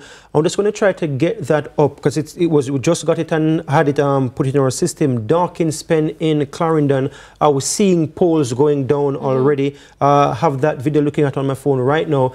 And that's something that's a little concerning. Again, because the brunt of the storm is not here as it, and I saw at least 3 or suppose 2 to 3 poles just down with JPS wires there in Dawkins Pen, Clarendon, and we're going to be going to that momentarily. So that's something that we have on an eye on as well, and we do have some citizen journalists with us just to share with our viewers up in the Penland Castle area near Blue Mountain. They have been sharing some videos showing what's happening up there as well. And let's us know, though, just take some final comments from Professor Archer and Dr. Kirby before we move, as we'll be going to get an update from a government minister. Dr. Kirby, your word in terms of what needs to happen from your experience as the head of the Office of Disaster Preparedness and Emergency Management coming out of Hurricane Melissa, because during the actual storm it's unsafe even for the first responders to go out. So immediately after, what needs to happen from your perspective? The priority is always life, saving life. So rescue is very, very important for the emergency services. And then you come to the humanitarian needs. So persons in shelters and persons who have been affected outside of shelters. Yeah. The relief teams would mobilize to do the assessments and get immediate help to those persons. Just to say also, Gio, we had talked about information and so on. I think one of the very good things that has happened for Melissa is that citizens are actually able to directly access credible information. Those WhatsApp channels which have been put out by various agencies, very, very good idea. That will in some way mitigate some of the fake news that gets out sometimes and gets circulated. So it's very important that the citizens continue to have very good information. Leading up, I would say that I personally suffered from information overload. There was information coming from us at all directions. A lot of it online I found to be very disturbing because it always seemed to me to be painting a picture of desolation. Dr. Kirby, I do want to hear that point from you, and I also want to, as we were speaking before we came on air, about the issue of shelters, the refusal of persons to go to the shelters, and I want to hear a little bit more from you on that. But we do have with us now the Minister of Works, Robert Morgan. We have him on the line. He was out in the field when we were speaking earlier today, and he couldn't join us earlier. We have him now. Minister Morgan, good afternoon. How are you? Thank you very much, Giovanni, and thanks to Dr. Kirby for also lending her voice. Very credible voice in a period of great challenges. Yes, Minister Morgan, we're credibly here on CVM TV. I know the government has been very strong about, credible sources of information. You left from the press conference earlier today and you went straight out into the field. You were speaking about continuing works by the NWA in some drain cleaning that's taking place. What's the latest now? What's happening on the ground? Well, we've been continuing where we can. We do not expect the workers to be in the rain. All across the island, we have done a lot of work. We did Negril, Bartlett River today. Also did the JDF main drain between yesterday and today in St. James. I don't know if you know that drain that runs along the Ellegarden corridor, which is a significant drain. We also did Barnet to Adelphi. We did Sandside in St. Mary, which was a significant drain there. Also, we did a lot of work along the Fairfield to Point, which is called Estuary in St. James, Darliston as well, and Scotch Cove as well. But, I mean, generally what we have tried to do is to create a path for the water. But I want to caution, when you have a Category 5 hurricane, you may be able to mitigate, but you may not be able to restrict as much as you want to, because you are having water that is unprecedented. We have not had a Category 5 in my lifetime. I don't know if anybody older can say that. I don't want persons, because we have done a lot of drain cleaning, to be lulled into a false sense of security. They still have to recognize the need for personal safety. They have to listen to the bulletins and so on. Persons who live in the Bull Bay area, persons who live in the low-lying areas of St. Thomas, places like Moran Point, persons who, I know that there's a lot of work going on now in Portland Cottage, where a lot of evacuation is taking place. Addressing the persons in the sea. Sorry, you said Portland Cottage? Yes. What's up? That's Portland Cottage in Clarendon, southeast Clarendon. What's happening there? Well, there's a lot of evacuation taking place there. I mean, I understand over 300 people have evacuated from that section here. Remember, that area is very low-lying. It's below sea level. Right. I know that the Member of Parliament, as well as the Parish Council and other persons at him, have been out there. Minister Vaza sent several buses down there. Initially, there was resistance, but I think when people saw that they were going to be under threat in a serious way. And we did do a lot of drain cleaning there, but the drain cleaning is not going to prevent the storm surge that is coming from the sea. So we're very happy that persons, even in my constituency, are attending upon the shelters. But what our role now primarily is to observe and provide emergency services where there needs to be, whether it be an emergency and you need the NWA to come out to create a path for emergency vehicles. And then immediately after that, we need to create single lane spaces access so that the utilities, JPS. Minister Morgan, before you continue, you mentioned that you said more people are now taking up the offer to leave from Portland Cottage because there was resistance earlier. It wasn't just Portland Cottage, it was Rocky Point as well. How is the situation developing in those areas? Well, it's raining intermittently, and there is gusts of wind from time to time. But the forecast says that there will be the significant events taking place tonight. Yeah. And I think the people have been are now very educated as to what is going to happen. So they have taken up the offer. The MP has been down there begging and pleading for days, and we're happy that the persons from those Rocky Point here and Portland Cottage have finally in a large way, taking up the offer to move. A lot of them are at the very technical high school right now. And I know that the parish council led by Jordan Williams and also the parish disaster coordinator is there providing the necessary support, as well as the Jamaica Defence Force as well. Okay, and moving outside of Clarendon now, we're speaking with Jason Hensel earlier. We also ran that clip from Floyd Green, the Member of Parliament for South West St. Elizabeth. There were 7 communities that he had wanted to evacuate, and I'll just quickly run those again. Great Bay, Treasure Beach, Billis Bay, Fort Charles, Pondside, Parity, Galleon Beach and Slipe, those areas. What's the update now in terms of the evacuation that's taking place in those areas? Remember, I'm the Minister of Works and I'm not the Minister of Local Government. I'm an appraiser because I'm actually from Clarendon. Yes, but I know that Minister Green has been doing a lot of work, especially in the Flaggerman area. He has been doing a lot of work in the Pedro Plains area. I know that there's a shelter that is open, the Pedro Plains Primary School, and several areas in Treasure Beach, where persons are moving to higher ground, especially fisher folk who would ply their trade in that vicinity. We have to be very concerned about what is going to happen in St. Elizabeth and the low-lying areas of Westmoreland and also the low-lying areas of Clarendon and Manchester. And I think that the representatives, as well as the Minister of Local Government and the leading. Minister, you spoke earlier about the cleaning of drains and gullies.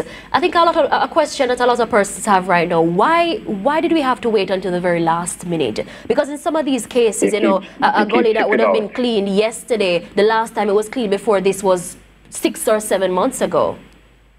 Well, I don't know about that because I gave instructions in June for the amount of resources for drain cleaning to be doubled. And I announced that in Parliament. So members of Parliament would have been advised through the National Works Agency because we expected a very active hurricane season. I remember not all drains are NWA drains. Not all drains are my responsibility. The municipal corporations would have gotten their monies in July and August. And a part of the letter I saw from the minister was that they should use some of that money to do drain cleaning and mitigation. So the reality of it, though, is that we'll never be able to clean every drain. You try to clean the critical drains that may lead to probably a bridge or that will carry a large volume of water. Minister Morgan, we are upon a quick break here that we do have to take. You were mentioning your constituency, though, that persons are also moving to these shelters there. What's the very latest, if you could just tell us in about 30 seconds before we go? Well, we have people in shelters at Simon Primary, Mitchell's Hill. We have persons in shelters at Brixton Hill and Ashley Primary, and also the Chapelton Primary. So persons will not have any inundation yet, but persons are being proactive, especially the most vulnerable. A lot of older persons are being proactive, and we are out there supporting them. Yeah. We have been in contact with the Parish Disaster Committee and Minister Morgan, support. Sorry to cut you, but where are you right now? I remember you saying you were out in the field. Where are you right now? I drove in from off the road. I was on Spanish Town Road where I was looking at the Sandy Gully. How is it? It is holding up. The water is beginning to flow, but we created a channel under the bridge to carry the water to the sea. And the channel is working. All right, so we have to take the break right now. Minister Morgan, we do want to come to you a little later on, though, for some more updates on what's happening. But we want to thank you so much for joining us, Minister of Works, Robert Morgan. We also want to thank as well Dr. Barbara Carby and Professor Carol Archer, who were with us earlier. This is Tracking Melissa, CVM's live and continuing coverage of Category 5 Hurricane Melissa barreling towards Jamaica. We'll be right back.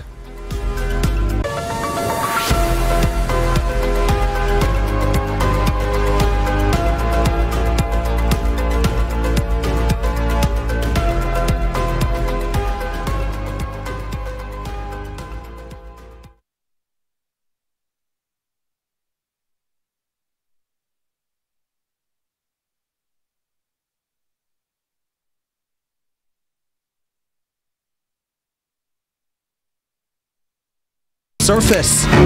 Greetings and salutations. My name is Orvin Higgins, and it's another edition of Fan Central. Talking to the people at the heart of the top sporting stories. Hear from your favorite sportsmen and women and the administrators who work tirelessly to make it all happen. It's a live sports talk. I've written an entire article. Yeah. Looking at all the major issues every Tuesday at 9 p.m. It's Fan Central.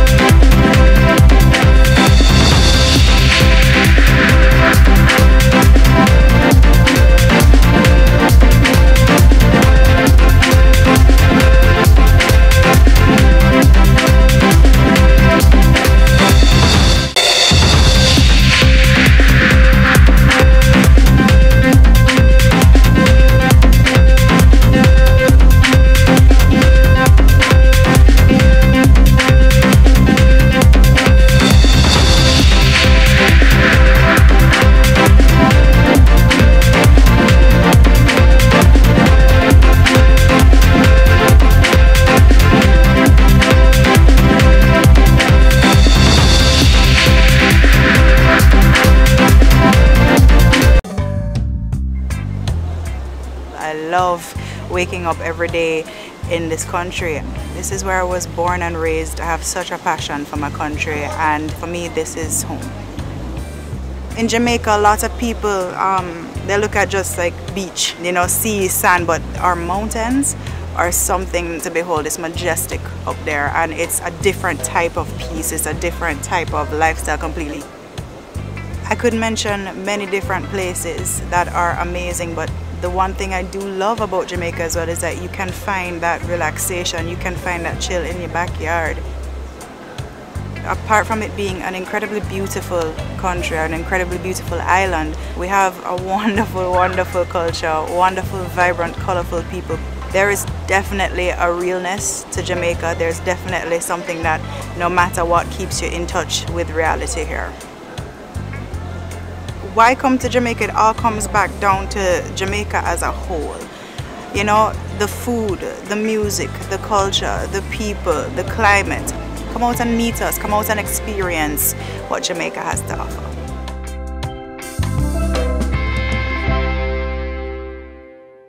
Hi, I'm Druselle Mills, and this is Watch the Weather Hurricane Tips. Today we're looking at flooding, one of the most serious threats during the hurricane season. It often follows the persistent rainfall that comes with the passage of a hurricane or even a tropical storm, and at its worst has the power to claim lives. So while strong winds often captures the headlines, it is flooding that can leave the deepest scars on the communities. So, 1. If you live in a flood-prone area or a structure most likely to be affected by heavy winds, don't wait until the appointed time to evacuate. Evacuate once a warning is issued. It's better to be safe than sorry. 2. Avoid driving, swimming and walking through flood waters due to hidden dangers, contamination and a high possibility of being swept away. 1 foot of moving water can sweep away a vehicle, and even 6 inches of water can knock you down. 3. If you happen to be stuck in a flooded area, move to higher grounds immediately, followed by calling your nearest police or fire department for help. 4. Store birth certificates, IDs, and other important documents in waterproof elevated containers in case your home is flooded. 5. If you are lucky enough to have electricity during a hurricane, once floodwaters begin to enter your house, unplug all electronics and switch off the main breaker. Please do not touch wet electrical equipment. Watch the Weather is brought to you by Farco. Farco, tough solutions for tough problems.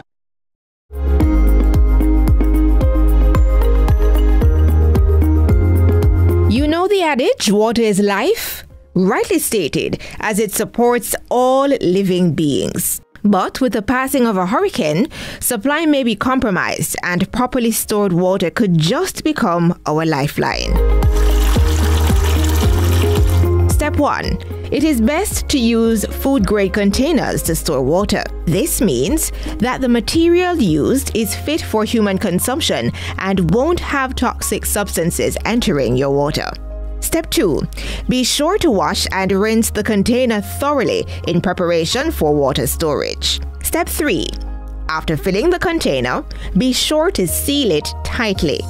If it has a screw-on cap, ensure it's tightly closed. This will prevent contamination.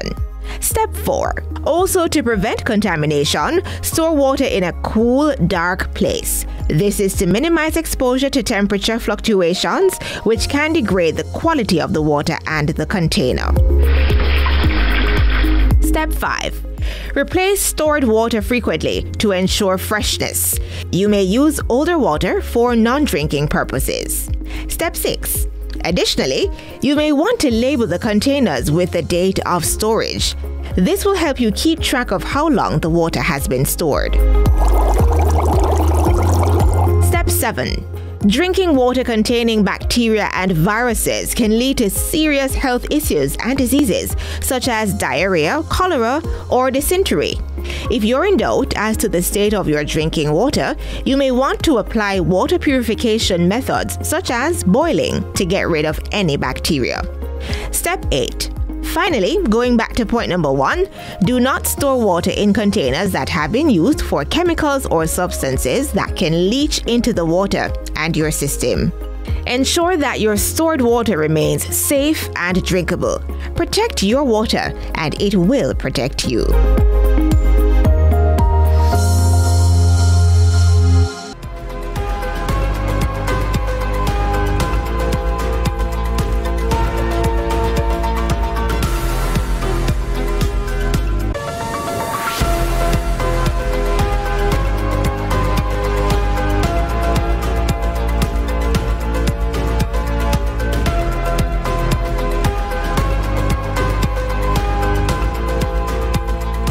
Welcome back to Tracking Melissa, CVM's special coverage of the impending hurricane. That's Category 5 Hurricane Melissa.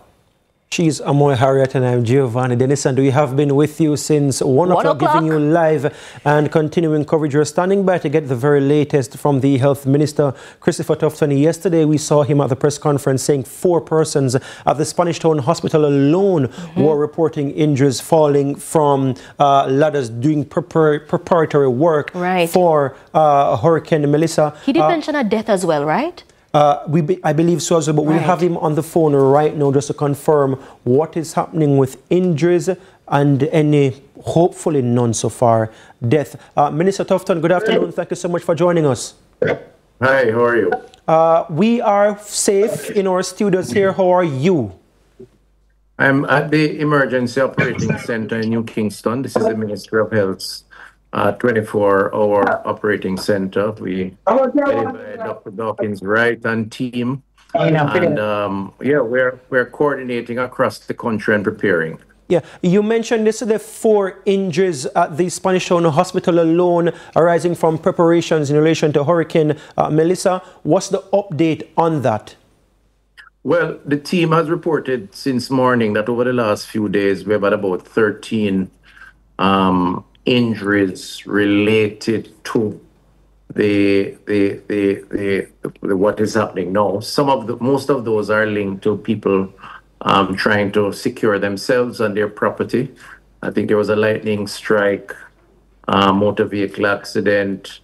Then we have had the ladders and the rooftop injuries and so on. Hold a second, Dr. Tufton, on that lightning strike, any details about that? Where did it happen? Who was injured? How many? I don't have the details, and the person is alive, not fatal, but nevertheless created some injury, I am told by the team.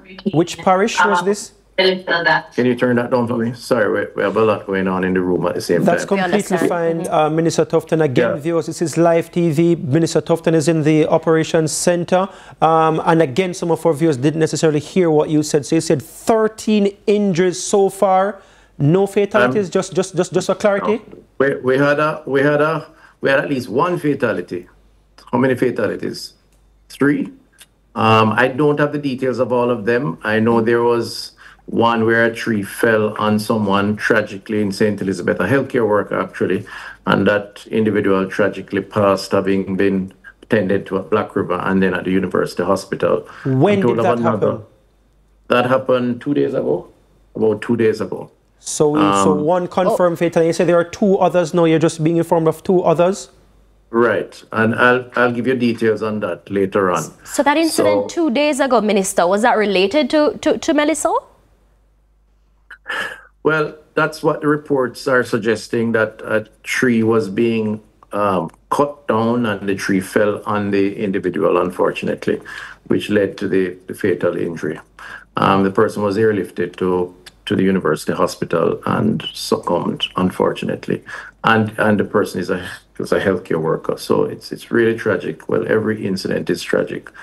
And we mourn for the family and friends and for the health fraternity in that regard. And beyond that, the injuries that I have spoken about, we really want to use the opportunity to urge Jamaicans to be careful while you prepare. You must prepare. It's very important. This is a very serious storm. But just be cautious so that you approach these preparations in your own interests or safety interests and those of those around you. And for clarity, Minister, the injuries that you're referring to, are any of those persons in critical condition? Not that I am aware of. They have been treated or are being treated. Yeah. So except the severe ones I've mentioned. So 13 injuries. The additional 2 deaths that you just reported, Minister. Any update? I mean, I know you say you don't have the full details of it, but any update in terms of the parish or the circumstances, anything at all? No details right now. When did those happen? Do you know when? Yesterday, today? No details right now. Until I get those details, I'd prefer not to comment on them. Okay, Minister, a few days ago you mentioned that, you're preparing to see an influx of patients into or hospitals. I mean, you also mentioned that a lot of our public hospitals are already in emergency mode. Having seen these numbers, knowing that Melissa hasn't yet made landfall, how concerned are you, especially being on the ground and seeing these persons? How concerned are you? Well, I'm concerned because I having not experienced, assuming the trajectory remains, hopefully not, but if it remains, you're talking about a Category 5 hurricane that we haven't seen, the likes of which we haven't seen maybe in 40 years. I think maybe Hurricane Gilbert, which I'm not even sure was so strong, but which wreaked havoc across the country and created a lot of challenges, flooding, destruction of property, and of course, injuries. We haven't seen such an occurrence since that time. It's important that Jamaicans treat it seriously, and the likely impact could be devastating in terms of property. We're trying to secure all lives. And so from a health perspective, we are preparing by making sure the hospitals are up, running and ready. They have adequate water supplies, food, that they are manned with the personnel that are necessary, and that the logistics coordinated sometimes with other agencies are in place to move persons, if so needed, to the hospitals. We also are careful to appeal to Jamaicans who need particular type of ongoing treatment, persons on medication, for whatever chronic illnesses they have, that they have adequate supplies. The National Health Fund is putting a contingency in place for after the fact, where if the roads are impassable, we can still attempt to reach persons. And then also some of the common challenges around health risk post the emergency would be things like waterborne and foodborne diseases. So how food is stored, where it is stored, destruction of food, where spoilage occurs, we have nearly 600 public health officers who are being briefed sufficiently to be deployed right after the fact, who will do inspections, who under the law reserve the right to discard and destroy foods that may be spoiled. So we encourage Jamaicans to store up on non-perishables, which would allow them the usage of those, and clean water, because turbidity becomes a natural consequence of flooding. And so water is not normally as safe as it would be under normal circumstances. Then there is the after effects of... Just on that point, Minister, and I do want you to stress a little bit more that point. You spoke about it yesterday at the press conference, this issue of people, you know, cooking spoiled meat, for example, that may have been on the fridge for a while, and current gone for 2-3 days. Somebody trying to cook meat in that was in the freezer because they don't want to waste it. But you're saying that in itself is a challenge. And I just wanted to make stress that point a little bit more in terms of meat that may be left in freezer, and somebody thinking, you know what, if you cook it, because once you boil it, you know, nothing go wrong with it, it's good. And you're saying, no, that's not necessarily the case.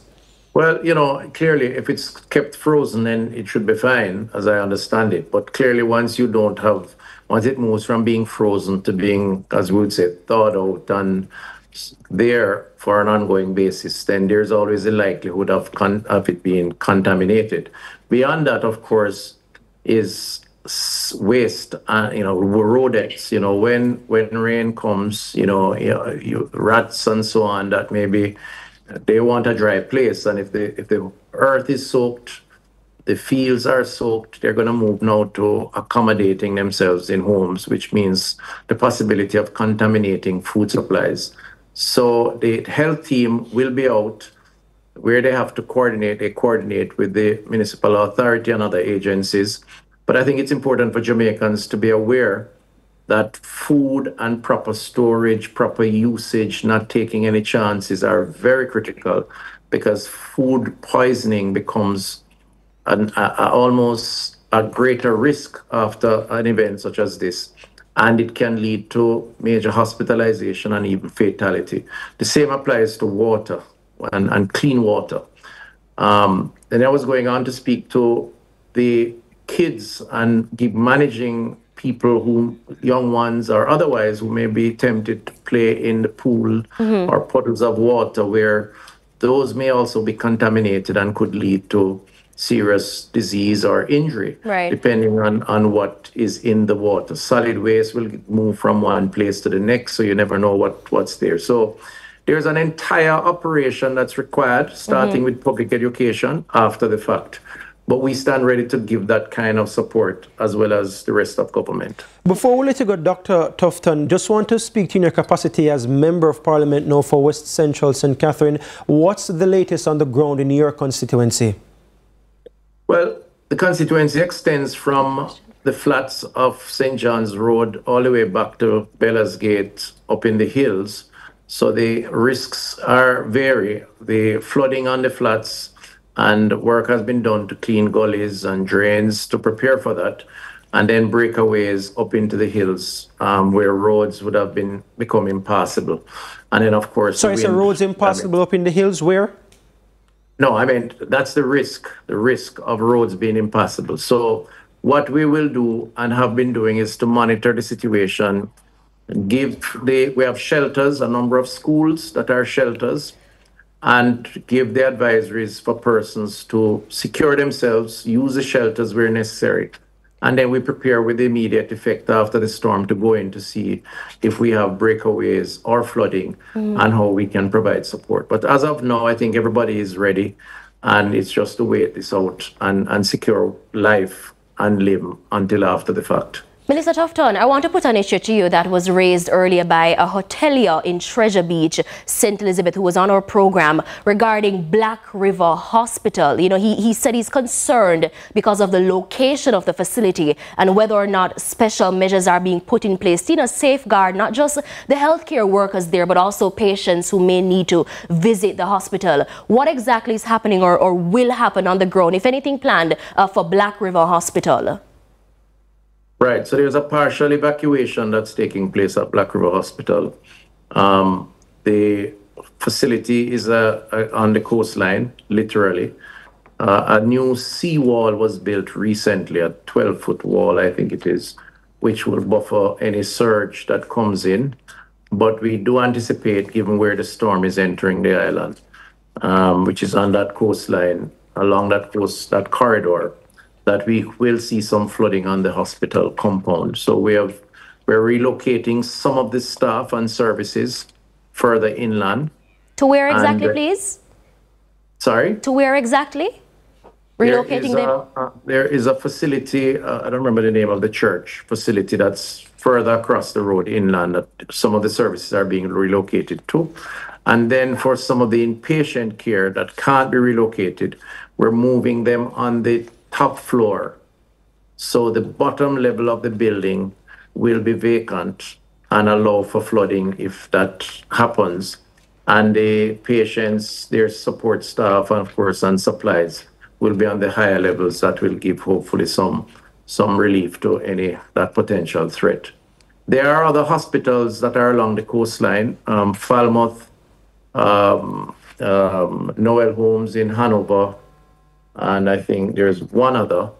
And there are evacuation plans that are in place just in case those facilities become inundated, sufficient to move people. I'm sorry, So Minister, we do have to go, but you said there are more hospitals in addition to Black River that are being evacuated now. Could you just name those? I'm saying that the hospitals along the coastline, Falmouth and Noel Homes being the key ones, have an evacuation plan. So if there's a need for them to be evacuated, they will exercise that plan. And those have been discussed with them. All right. That was the Health Minister, Dr. Christopher Tufton. Thank you so much for speaking with us, Minister. Sure. I would just ask that as soon as you get the details of the additional 2 deaths that he shared with us, that he does share those with us here on CVM TV. That was Health Minister, Dr. Christopher Tufton. As we stand by now to go to Ambassador Audrey Marks, she is the Member of Parliament for North East Manchester, and she now joins us. Ambassador Marks, good afternoon, and thank you so much for joining us. And as we stand by to hear from Ambassador Marks Amoy, just want to update our viewers on what's happening now with Hurricane Melissa. So when we spoke a little earlier, it was here. Right. Hurricane Melissa, then it was here. It's a little bit above right now. That's the very latest now on tracking Melissa, literally tracking Melissa, and that's the projected path from the Zoom Earth link that we are now tracking. I know, Gather, we have Ambassador Marks online. Good afternoon, Ambassador Marks. Thank you so much for joining us. Good afternoon. Thank you for having me. And I'm looking at that path too and keep praying that it just continues west before turning. And we're right there with you in that prayer, saying that same prayer and singing all sorts of psalms with you, hoping that that does in fact happen. Although the meteorologists have said to us that it actually has already started its track north, and this is where it's going. So that's what the meteorologists have said. Let's hope, based on what you are hoping for, that it goes back west a little bit more. But we're hearing from some of your team earlier, members of your team, sorry, that you were trying to get people in your constituency to shelters. You've been on the road all morning in your constituency and afternoon as well. What's happening on the ground? Well, the persons who are in need of shelters, I think they're turning out but it's not a heavy usage so far, but the facilities are there. There are 6 shelters up and operating in Cristiano, at the high school, at Shortley, at Chantilly, Craighead, and Mount Olivet. So we have all over the constituency, we have made shelters available, and we have spread the word around that they are available. And I was just visiting to make sure everything is in place, and to encourage residents, if you see a need, please go to the shelter. It's there, the nearest shelter. So that was part of it. And I was also just looking at some of the service providers like the police station, making sure that they are, equipped to move very quickly if needed. And so that was part of why I was on the road earlier. Yeah. What's the take-up like so far for the shelters in the constituency? You said that there are 6 of them. Has anybody gone to any of them just yet? Yes, we have persons in the shelters currently. All 6? Sorry? All 6? Well, I've visited 4 so far, and then I heard you're leaving at 4, so I've stopped to speak with you. And I saw persons in all 4 so far. We have 2 more to visit. Yeah, and what's the numbers like in the 4 of them? The Christiana High School, it was a good turnout, about 10 persons. The other locations, just 2 or 3 persons so far. That was earlier in the day. Okay, you did send a message to us saying it's getting bad now. What exactly do you mean by that? I was on my way to the Craighead Primary School, but the winds, they had picked up a bit and I saw the trees going in all directions. I didn't want to be on the road when the storm seemed to be more heading this way, and the wind was much heavier, much stronger than earlier. So I turned back.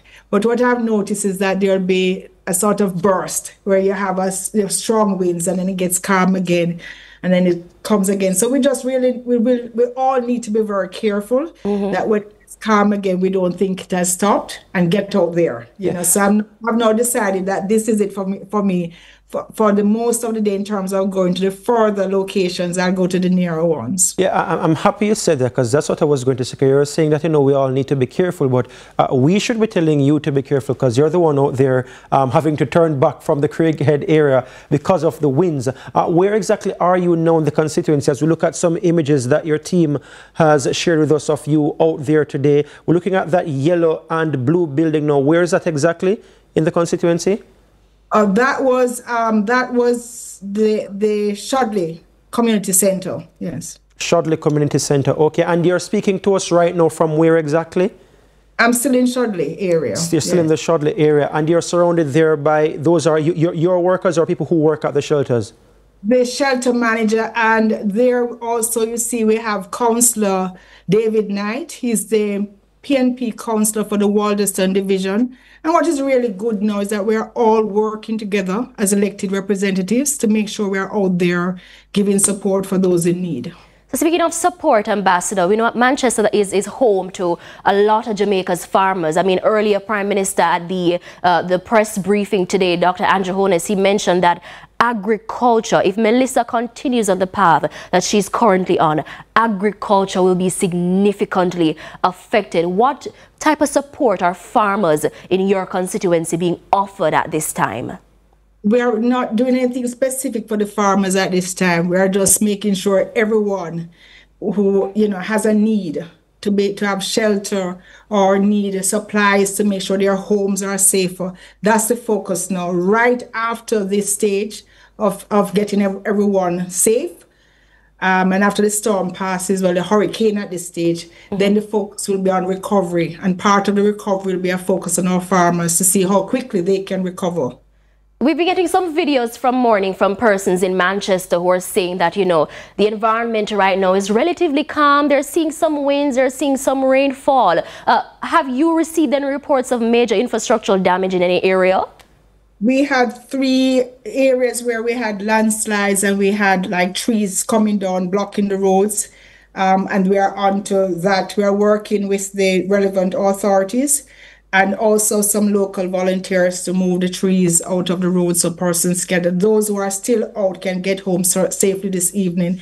What is really good is that there's an all-of-government approach happening right now, all the ministries. Before you go on to the all-of-government approach, Ambassador Marks, on those, you said the 3 landslides and fallen trees. Where did the landslides take place?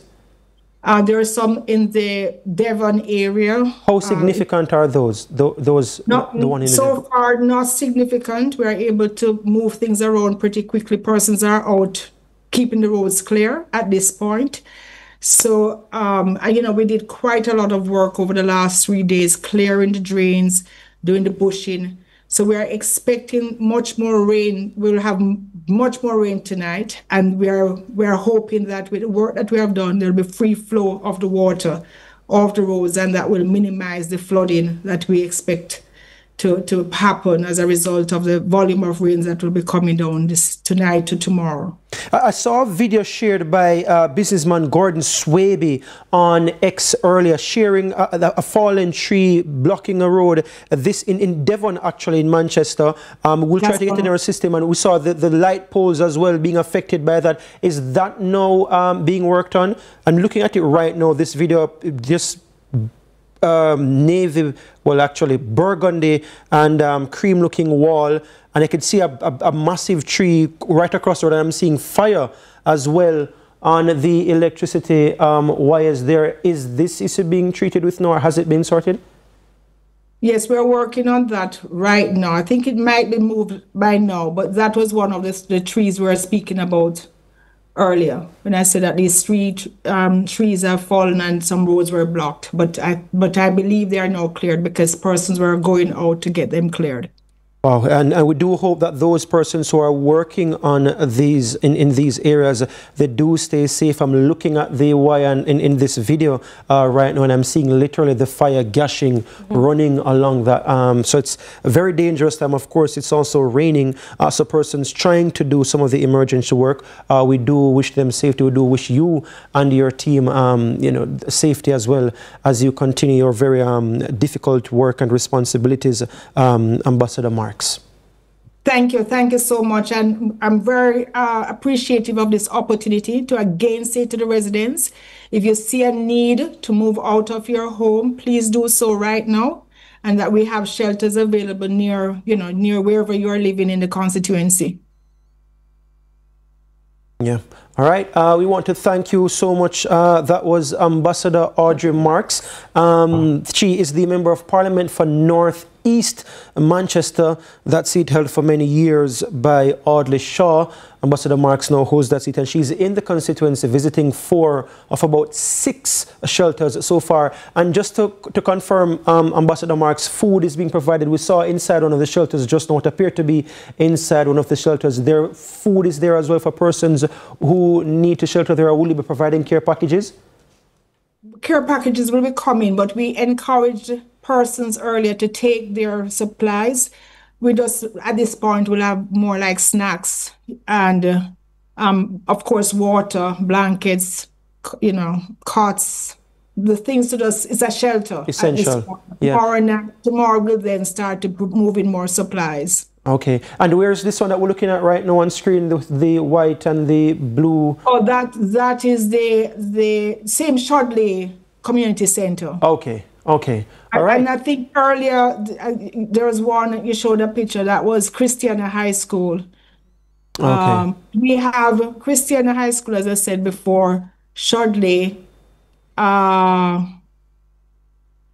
where's that?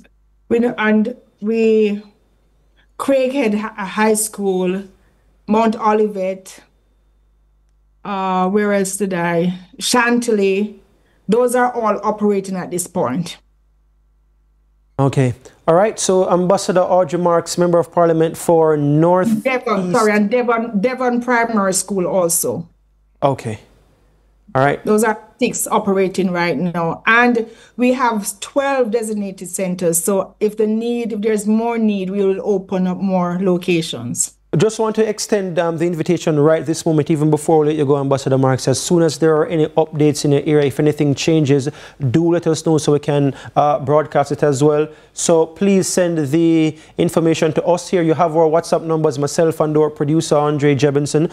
So please keep the communications line flowing. We are here working with you and the government and the people of Jamaica to broadcast this issue and to bring help where we can and highlight what's happening everywhere all across Jamaica.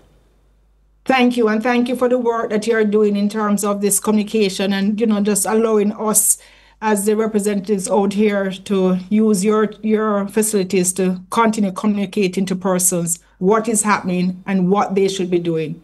Really appreciate it, and keep safe. All right. Yeah. Thank you so much, Ambassador. You too. Thank you. All right, so Amoy, we're going to stand by again to get some more images from inside the eye of Melissa, or Hurricane Tracker friends. We do have some more images.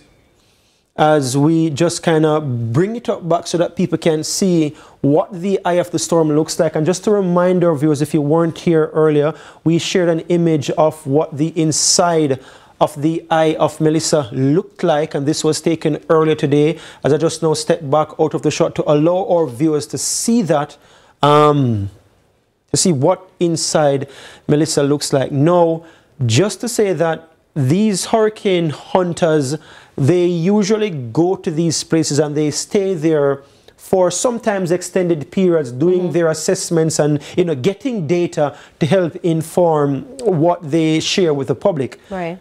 These ones, though, when they went there, as we shared earlier, in case you're just joining us, viewers, the report that we're getting, and just so I don't misquote them, right, and I read I want to share exactly what they said, and I'm just heading quickly back into one of our groups that was shared with us.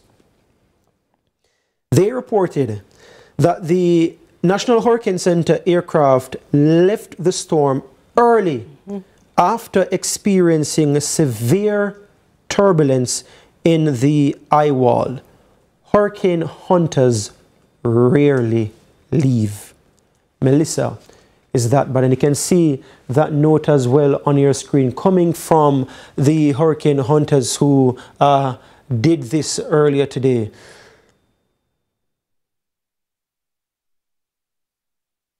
It is in fact something that is jaw-dropping. It's startling, to say the least. It is. That, you know, this is what they are saying from there. And I remember, this is in the eye of the actual thing, not on the outer bands. They're not directly experiencing what's happening in the outer bands of Hurricane Melissa, Category 5 Hurricane Melissa.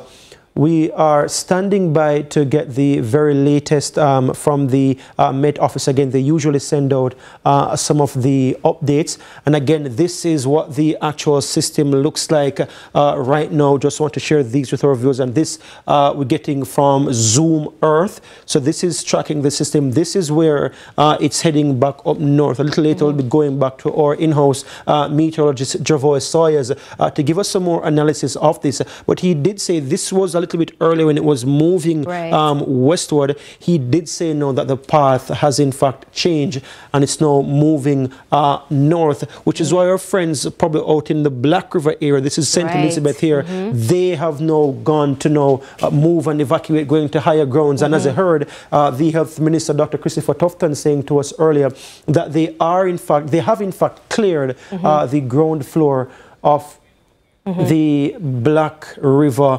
Hospital. We just want to bring up as well the actual winds and what the winds looks like. Wow. This is what the winds look like. And again, this now is where the actual eye of the storm is moving. So our viewers have a little bit more of a detailed idea as to how Hurricane Melissa is moving. Again, Category 5. The winds are now up to 175 miles per hour. That's in excess of 300 kilometers per hour. And that's catastrophic, to use the words of Evan Thompson. And again, just want to warn our Jamaicans in the South Coast, these areas right here, very, very dangerous. You do not want to be there. Again, our team member out there in St. Elizabeth, Omari Wilson and Ramon Burke, our correspondent out there, we have evacuated them. We've instructed them to leave Treasure Beach, because that's where we had them domiciled to give us coverage from Treasure Beach. Viewers will recall from yesterday, we have been speaking with visitors and community members in Treasure Beach. So they were standing just outside Jake's at the back, and we could see the sea in the background. We could see as well, you know, the gusts coming in. They've now left, because the authorities advise, and 7 communities as well in the southern belt in the southern portions of St. Elizabeth have been asked to leave. And we did play a little bit of what the Member of Parliament for Southwest St. Elizabeth, Floyd Green, was saying. So they're actively moving people from those communities. We just want to as well, Amoy, just kind of encourage people to continue to share with us your videos. We do have some messages, and I just want to quickly read a few of them before we go to the record. It's going to take some of them, Amoy, as a remind people the numbers that they need to send their videos to. That's 876-833-0897. That's 876-833-0897. Yeah, someone shared a video with us from Parity, St. Elizabeth, and we'll sharing this on our social media. Because we're on air, I can't tell if the team has put it up already. If they have, you can see it on our social media. We're seeing in the Parity area of St. Elizabeth, and with that very famous Pelican Bar as well out in the sea. It's holding up for now as we look at it, and we'll soon get this on our system to be able to bring it up. Yes. So we will be bringing this up on our screens momentarily. We're seeing this was taken at 2 o'clock by one of our citizen journalists who shared it with us from Parity, St. Elizabeth. Looking at the Pelican Bar out there, the gusts getting higher. I'm seeing some of it lashing the Pelican Bar as well. And we'll continue to take your messages. Just a reminder again one more time before we go to the break of our numbers that you need to send your videos to and tell us where you're from.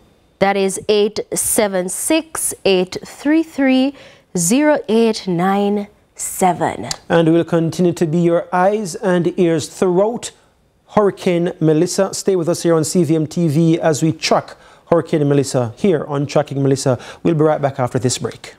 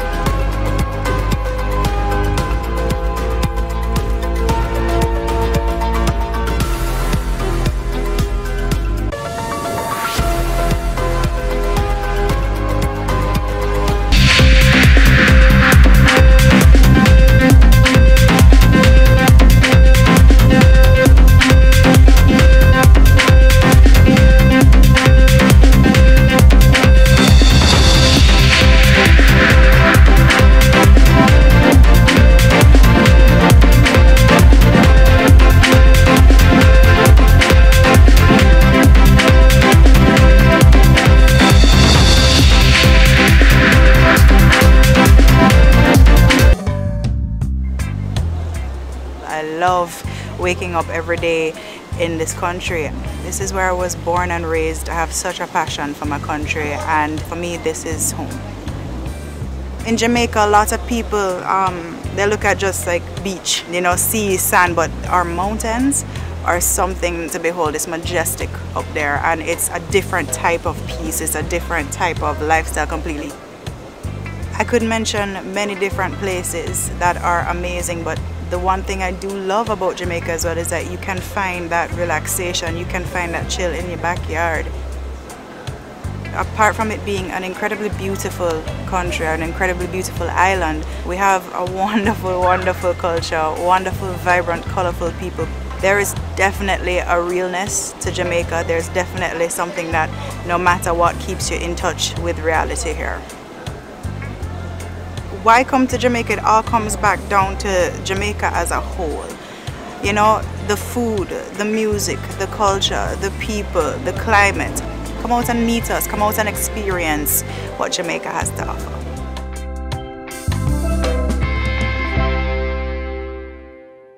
Hi, I'm Druselle Mills, and this is Watch the Weather Hurricane Tips. Today we're looking at flooding, one of the most serious threats during the hurricane season.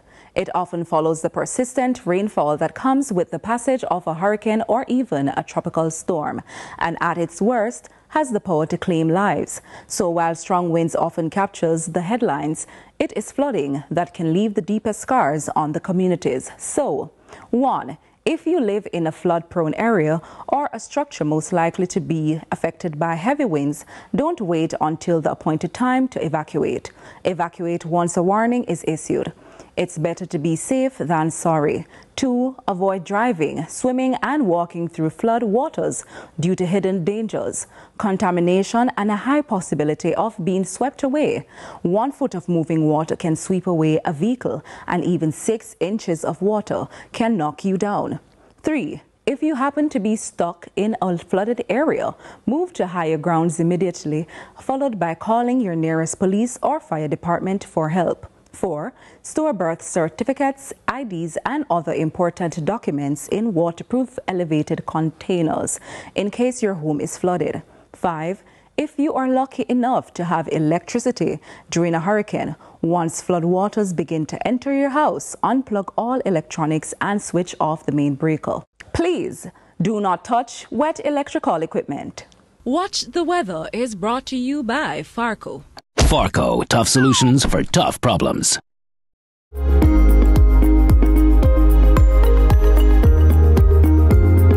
You know the adage, water is life? Rightly stated, as it supports all living beings. But with the passing of a hurricane, supply may be compromised and properly stored water could just become our lifeline. Step 1. It is best to use food-grade containers to store water. This means that the material used is fit for human consumption and won't have toxic substances entering your water. Step 2. Be sure to wash and rinse the container thoroughly in preparation for water storage. Step 3. After filling the container, be sure to seal it tightly. If it has a screw-on cap, ensure it's tightly closed. This will prevent contamination. Step 4. Also, to prevent contamination, store water in a cool, dark place. This is to minimize exposure to temperature fluctuations, which can degrade the quality of the water and the container. Step 5. Replace stored water frequently to ensure freshness. You may use older water for non-drinking purposes. Step 6. Additionally, you may want to label the containers with the date of storage. This will help you keep track of how long the water has been stored. Step 7. Drinking water containing bacteria and viruses can lead to serious health issues and diseases such as diarrhea, cholera, or dysentery.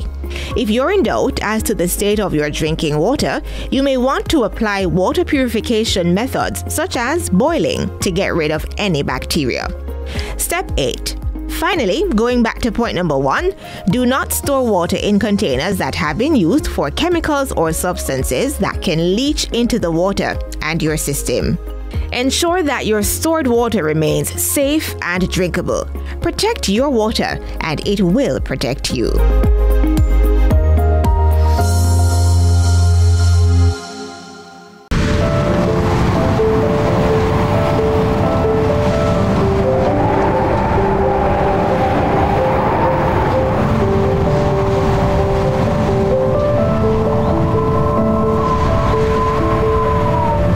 Natural disasters like a hurricane can be catastrophic, not just to the environment and infrastructure, but also your mental health. Here are some useful tips to help you cope before, during, and after a hurricane. Get the facts. Reliable information is crucial to assessing your risk and taking reasonable actions. Make connections. Talk with family members or friends and share how you are feeling. Practice self-care. Do activities that bring you joy and relaxation, such as meditation. Get to a shelter if you cannot stay in your home or you do not have access to power. Again, a healthy relationship and a strong support system with family members or friends is vital, so share how you feel. Listen to music that will help to put your mind at ease. Taking care of your body by eating well, drinking water, exercising, and getting enough sleep can help regulate your mood. Limit your exposure to television and social media content about the worst effects of the hurricane. Overexposure can increase distress. Engage in fun and therapeutic activities, such as exercise, your favorite hobbies, and social activities.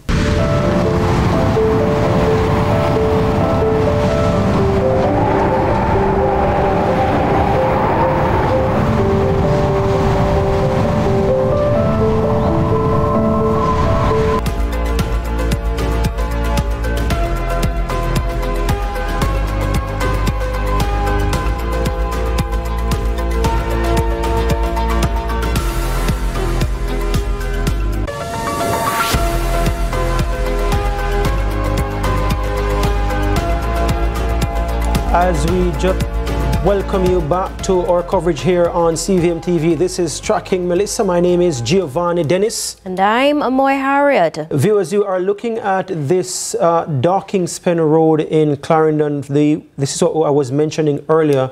We've not managed to get this in our system. This is seeing some fallen light poles right there. So just advising persons in those communities in that area, if you're moving across, please be safe and be careful. This is Darkingspen in Clarendon.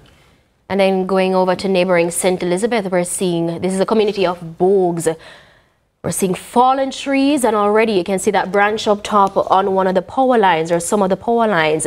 And I can imagine that this is one of the areas that's currently going through a power outage. We're seeing a fallen tree in this area right here. And even the trees to our right appears to be leaning towards the road. We're still in Bogues. Again, another fallen tree. There seems to be another angle of the same one that we were just looking at. Oh, it actually is another one. Yes, it is, because in the previous shot we're seeing some homes. So viewers, we're just sharing with you content as we get it right across the country. We've shared some from Clarendon just now, out in St. James, in Bogue, St. James. That's what you're looking at there. We're standing by to get some more material from Kevin Black, who is stationed in Portland at the moment. He's going through the parish, getting stuff for us. We heard earlier from Curlin Brown, who is in St. Mary. So we have St. Mary, we have Portland, this Clarendon as well. We shared some stuff from Clarendon, and this is in Bogue, St. James as well. Some of the citizen journalists that we have been speaking with as well, they are already losing connection, so not able to get to some of them. So that's a bit of a challenge as well. And we do, we're hearing in some of the areas up in the Blue Mountain side, it's worsening up that side as well, because some of them have been sharing stuff with us. So we are just updating our viewers as we get those. I just want to remind you, as well as you look at this from Bogue, of our numbers that you can share our content with. And we're going to share that number shortly. That's 876-833-0897. That's 876-833-0897. Now, as you go back to that shot, Gia, what you find happening is that, a lot of persons are saying, how Melissa hasn't, made landfall as yet, but already we're seeing this type or this level of destruction in terms of, landslides and fallen trees and power lines are down. But we also need to be fair and mention the fact that it had been a rainy few days, even leading up to, Tropical Storm Melissa, which has now, upgraded to a hurricane. But when it was a tropical storm before then, a week or so leading up to that point, we were experiencing heavy rainfall, so that would have added to the vulnerability of our infrastructure and, our landscape, which is why I think we're seeing this extensive damage at this point, even though the system has not made it to Jamaica as yet. Yeah, well, what Steve Shaw of the National Works Agency said yesterday is that, yes, in fact, the ground is already saturated. It's why in Buff Bay, Portland, we had some of the landslides that we saw yesterday already. It's why in other areas we're seeing landslides in other parts of the country, because those areas are already saturated. We just want to bring up as well right now for some of our viewers some images from Glenmuir. Which is one of those areas. Yeah, in Clarendon. Of course, the Glenmuir High School, Glenmuir Prep School, that's the general area near the Anderson Road area in Mapen, Clarendon speaking. These are some images that our team from Clarendon shared with us. You're not seeing heavy rainfall happening. You're not seeing the fallen trees, but the place is in fact overcast, and you can tell that it had been raining at some point throughout the day down there. Right, so that's the and we should say that this was shared with us a little bit earlier today. So the current situation may very well be a little bit different at this moment, Amoy. Right. But again, Clarendon, one of those parishes that has been identified as having, several flood-prone communities. Several communities have been listed where evacuation needs to take place. And I just want to quickly share with our viewers the communities that the government said last night needed to evacuate immediately, and that these communities, and I'm just going to just quickly bring this up so that I can share it with our viewers. There were 7 communities that was listed as needing mandatory evacuation, and yes, here we go. So the communities: Port Royal in Kingston, mandatory evacuation up to this morning. Desmond McKenzie was saying only about one person from Port Royal had left because they didn't want to leave. And again, as we mentioned, we've done reports showing that residents in Port Royal, generally speaking, they don't want to leave their communities. And it is a very, very vulnerable area, to the point where we were hesitant to even send our own team to Port Royal earlier today. Yes, we were. And we were told, in fact, that the storm surges from the water from the sea is coming over and blocking the road already. So at the moment right now, we can no longer get to Port Royal. It's too risky to send our team there. We'll try to communicate with residents in Port Royal. And if you are in Port Royal, or if you know somebody in Port Royal, please share information with us in terms of what's happening right now on the ground in Port Royal. We can't say exactly what's happening because the road heading into that area, we understand, is blocked off, and because of the storm surges, the seawater is coming over into the road, so it's too dangerous. The other community, Portland Cottage in Clarendon, and as we heard earlier from the Maypen Mayor I think, well, actually, no, not the Maypen Mayor, but Works Minister Robert Morgan had said to us that people are evacuating. Over 300 people from Portland Cottage they were going onto the buses being provided by the JUTC and to make their way to the shelter at Vere Technical High School in Clarendon. So that's another community. That's 2 of the 7 communities that are coming in. And even Minister Vaz mentioned earlier today, and Minister McKenzie as well, that they are expecting to see more persons, heading to these shelters throughout the course of this evening. Not what they would like to see, given, the risk that poses, which you mentioned earlier, to the drivers who have to bring these or transport these persons. But, this is what, according to them, they usually see. We're very last minute as a nation. So, the Jamaicans wait until later or closer to the time when the hurricane is supposed to make landfall before they make the decision to evacuate. But let's head over to Portland, where our reporter Kevin Black is on ground and comes to us right now with an update. Kevin, what's happening in Portland? In East Portland, at the Happy Grove High School in particular, we received reports of power lines overlapping, resulting in the gashing of sparks, which can potentially become a safety hazard for the teachers nearby in their cottages. The acting principal showed us what's happening and told us that he lobbied to the relevant authorities to no avail. Here's a physical education teacher from the school who is directly affected by the issue. Yesterday, approximately 10:30, 11 thereabout, electricity went. However, we on the teacher's cottage, we never realized that there was an issue with the wire until about mid-afternoon, about 2:33.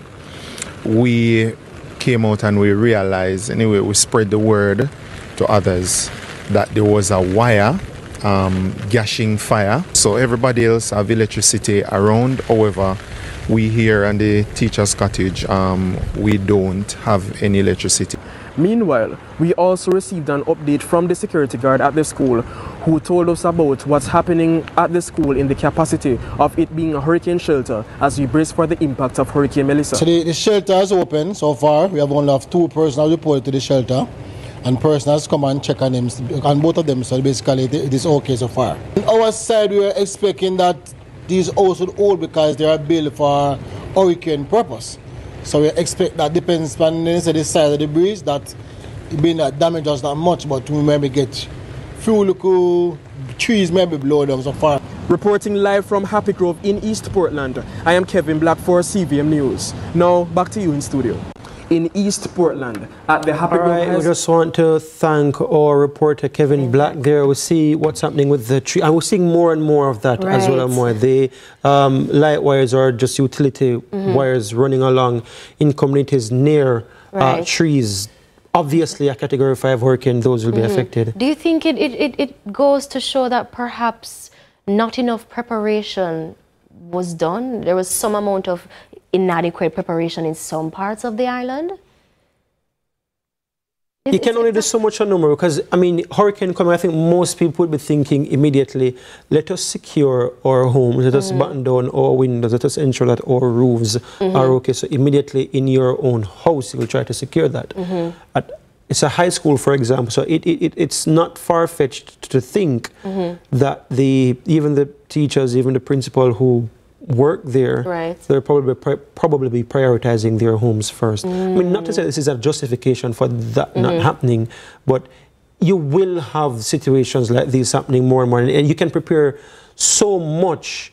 It's a category 5 system. This will happen. It doesn't matter how much you prepare, this will happen. So I'm not necessarily inclined to be too critical of some of this. I mean, we do have a lot of trees right across the country.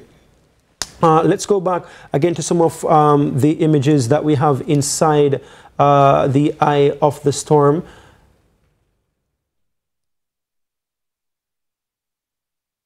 So this is the same shot that we would have seen earlier, Gio.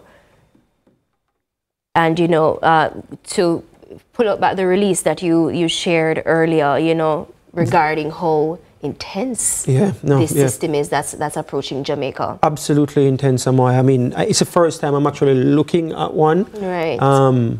I guess some people get their kicks from that. My thing, I get my kick playing dominoes. Surfers get their kick going out there when the waves were rough yesterday.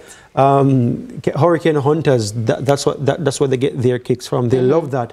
But again, they left quickly because of how intense inside was. Let's look now at the Kingston Harbour. Yesterday it was clear. This morning we could see a bit more. Right now we can barely differentiate between the actual harbour, the sea, and the sky. Do you remember the shot we saw earlier? We were saying we can see the buildings, but not so much. We are not seeing the buildings in the background anymore. Unless it is that they are grey buildings and they've suddenly transformed to grey. But yes, that's it's worsening. Hopefully we can get a little bit of a pan out and to see what it looks like. And we're getting a little bit of a pan outside now. It's all grey, and now we're trying to get some more images right across the country right now so we could share with our viewers. So as expected and as predicted, it's worsening. That's a live shot of the Kingston Harbour, by the way. That's the downtown Kingston area. If you were with us earlier, if you were not, I can share with you that we could see some of the buildings in downtown Kingston. We could see the Bank of Jamaica. We could also see the Ministry of Foreign Affairs. We could see a little bit of the Digital building, the ROK Hotel. And no, we're not able to see any of those buildings. No, we can see grey. So the closer we get to landfall. Okay, so this is down by Flatbridge in St. Catherine. Talk to me, Gio. Does the water level, it has risen a bit since we last saw it, which was yesterday, right? Actually has risen a couple of inches. There are a few inches right there. Yes, it's a little bit closer to the road right now, the actual bridge, as we see some motorists, you know, making their way through the Flatbridge there. And as we can see, Amoy, by all indications, it is raining right now in Flatbridge. The road is wet. When we looked at it at a point yesterday, the road was dry, and we could see the difference in the shade of grey, because in the light of the grey, with a little bit of sheen on it, a mirage of sorts, you could tell that it's not raining. But I'm looking closely, as you know, I have 4 eyes, and we can see going in a little bit. No, I don't want to report. Yes, it's raining. Yes, it is. Light showers, but you can see a little. I mean, I don't know if it's light or not. Because of the quality of the camera, we may not be able to tell exactly the level, but it's not windy, which is good, and which is why we can still see that you know, motorists are making their. But this is one of those areas that motorists, people who have to travel, should be mindful of. It is, in fact, prone to landslides. That general Bogwa Gorge, that entire Bogwa Gorge area. So that's something we have to be mindful of. You're saying something, Amon. So that's the reason why we're watching this area closely. And before we go, G, I do want us to share with our viewers the data coming from our friends in New York, because what we find happening is that the closer to landfall we're getting, more and more we're seeing Melissa. She's more visible. you know, in terms of rainfall, in terms of the how overcast the entire environment looks. Yeah, you were speaking as well about some of what you were seeing on TikTok earlier. As we know, gear up, wrapping up here for Nika and Jordan to come on. What were some of the images that you were seeing on TikTok? You know something about Jamaicans, Giovanni? I think we're always very... sexy or six-bit joke. Always sexy or six-bit joke. We are a very unserious is the term that that's used quite often. We do have some of it. Unserious set of people. Yes. Yes. All right. We do have to head out now as Jordan and Nika. We make way for Jordan and Nika to take us up now to 7 o'clock. We'll be back with you a little bit later. This has been our coverage. We've been carrying you from 1 o'clock for the past 3 hours right across the country. We heard from the Health Minister. We heard from the Works Minister, Member of Parliament from out there in Northeast Manchester, Audrey Mark. So we've been giving you on-the-ground information as it happens. Also, our reporters, we will continue to do that throughout today. But we will be taking a quick break as we now bring back Jordan Fort and Nika Lewis to take over the coverage here. Tracking Melissa on CVM TV, the most comprehensive coverage on Jamaican television. I'm Giovanni Dennis. And I'm Amoy Harriet. Stay tuned.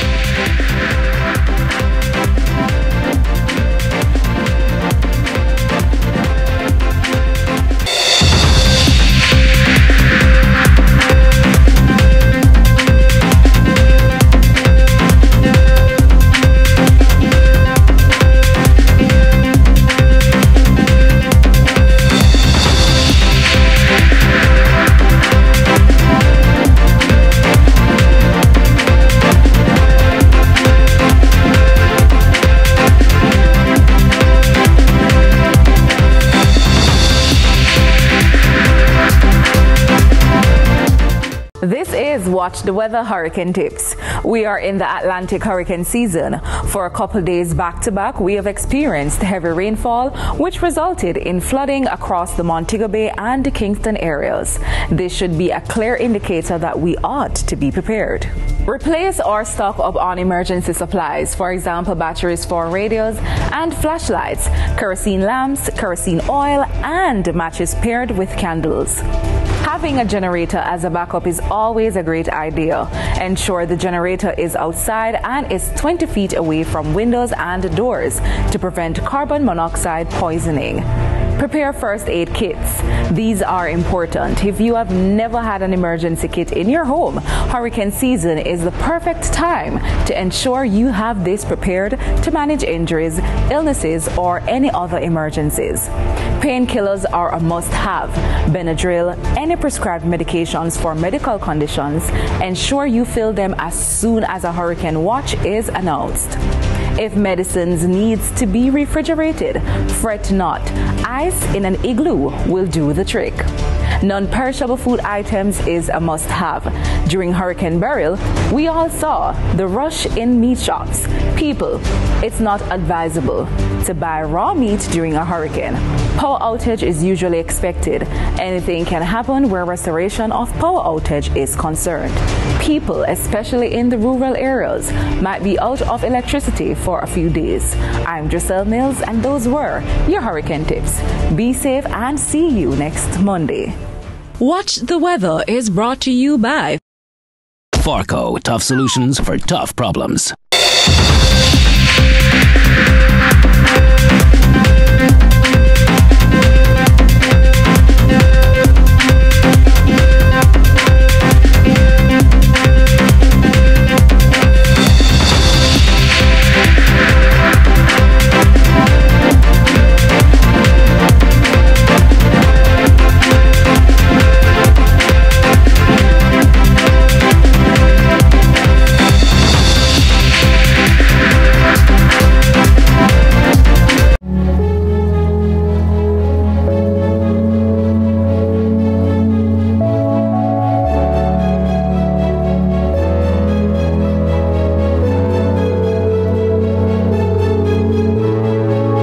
are now putting in place the necessary early warning systems.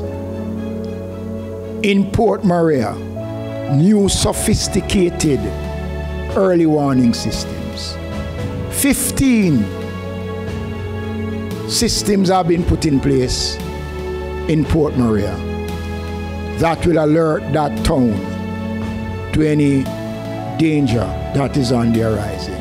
The 2 telecommunication firms in the country confirmed their commitments to work with the ADPEM to provide a messaging system for Jamaicans on their phones. You'll be able to get live notices on your phone. We would have already put in place all the necessary radios in their various locations. The Jamaica Fire Brigade, the police, every arm of government is equipped to communicate before and after.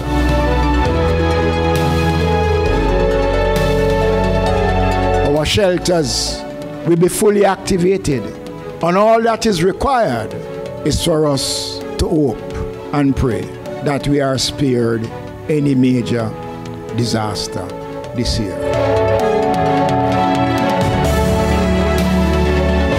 Throughout this program, the ADPEM seeks to ensure a constant stream of emergency supplies, inclusive of relief items, emergency response supply items. These readily available response to emergencies and disasters such as flooding and earthquake. Many schools are used as shelters, and they should leave it when they leave in the same condition that they would have gone into or better. So we take care of the facilities and ensure that we are leaving the schools in proper condition for our children who use it on a regular basis. In terms of taking care of our school plant, we have had, some experiences, negative experiences over the years, but we know that it is not the general desire of persons to destroy what is here. We just want to remind you, however, that we need our plant to be available for our children after the disaster would have passed. So if you do come, we are of course expecting that you are going to treat it as you would treat your own home. It would be unfortunate if the shelter managers are forced to evict anyone for violating the protocols that is set. And let me be frank with you right now, it's time now we become more responsible. So I am expecting that nobody will attempt to cook in the shelters, because that is not going to happen. This government since 2016 have made arrangements that once the shelters are occupied, we will provide food supplies for persons within the shelters. So the rules that are laid out are clear. It is written all over the board. I am pretty sure that the persons coming to the shelters will abide by these protocols. I have no doubt that they will. But if they break the rules, then the shelter managers have that responsibility to restore law and order. We will continue to keep the public abreast as to where will be the most vulnerable areas for us to activate shelters. And those shelters that are activated will also be published through our social media and the general media channels.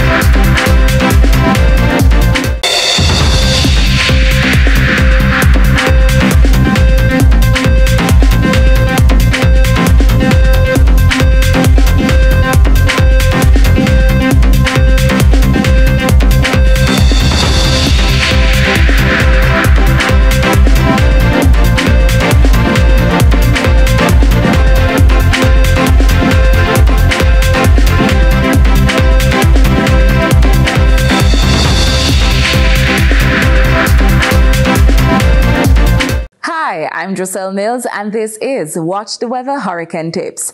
Fact: hurricanes rarely produce lightning. Though rare, it is not impossible. Lightning storms occur suddenly and, if struck, can paralyze and or kill you.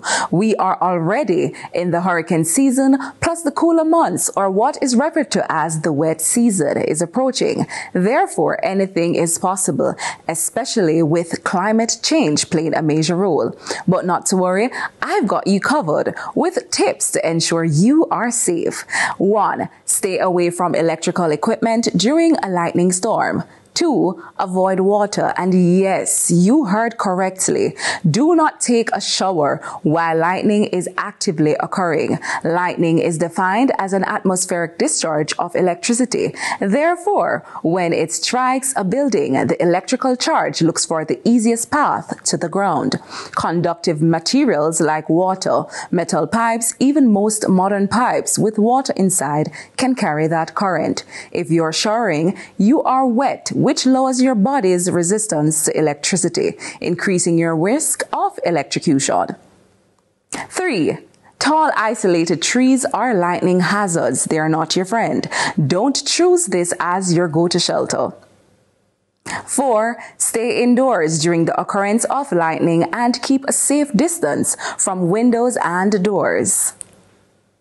I'm Drosel Mills, and that was Watch the Weather Hurricane Tips. Watch the Weather is brought to you by Farco, tough solutions for tough problems.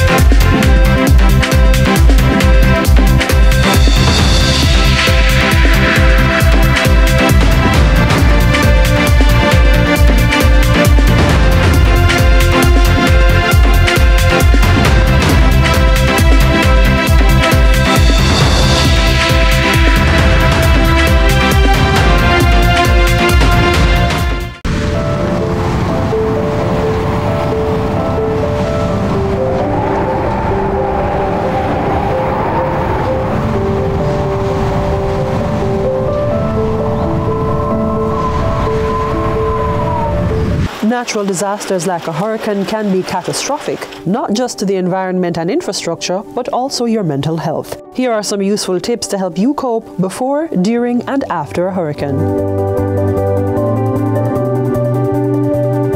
Get the facts. Reliable information is crucial to assessing your risk and taking reasonable actions. Make connections. Talk with family members or friends and share how you are feeling. Practice self-care. Do activities that bring you joy and relaxation, such as meditation. Get to a shelter if you cannot stay in your home or you do not have access to power. Again, a healthy relationship and a strong support system with family members or friends is vital, so share how you feel. Listen to music that will help to put your mind at ease. Taking care of your body by eating well, drinking water, exercising, and getting enough sleep can help regulate your mood. Limit your exposure to television and social media content about the worst effects of the hurricane. Overexposure can increase distress. Engage in fun and therapeutic activities, such as exercise, your favorite hobbies, and social activities.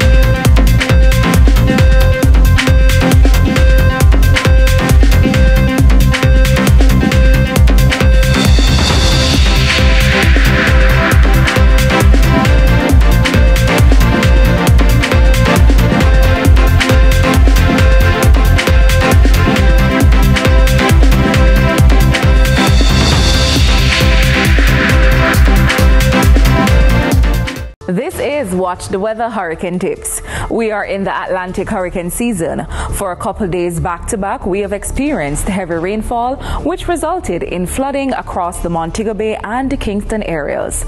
This should be a clear indicator that we ought to be prepared. Replace or stock up on emergency supplies, for example, batteries for radios and flashlights, kerosene lamps, kerosene oil, and matches paired with candles. Having a generator as a backup is always a great idea. Ensure the generator is outside and is 20 feet away from windows and doors to prevent carbon monoxide poisoning. Prepare first aid kits. These are important. If you have never had an emergency kit in your home, hurricane season is the perfect time to ensure you have this prepared to manage injuries, illnesses, or any other emergencies. Painkillers are a must-have. Benadryl, any prescribed medications for medical conditions, ensure you fill them as soon as a hurricane watch is announced. If medicines needs to be refrigerated, fret not. Ice in an igloo will do the trick. Non-perishable food items is a must-have. During Hurricane Beryl, we all saw the rush in meat shops. People, it's not advisable to buy raw meat during a hurricane. Power outage is usually expected. Anything can happen where restoration of power outage is concerned. People, especially in the rural areas, might be out of electricity for a few days.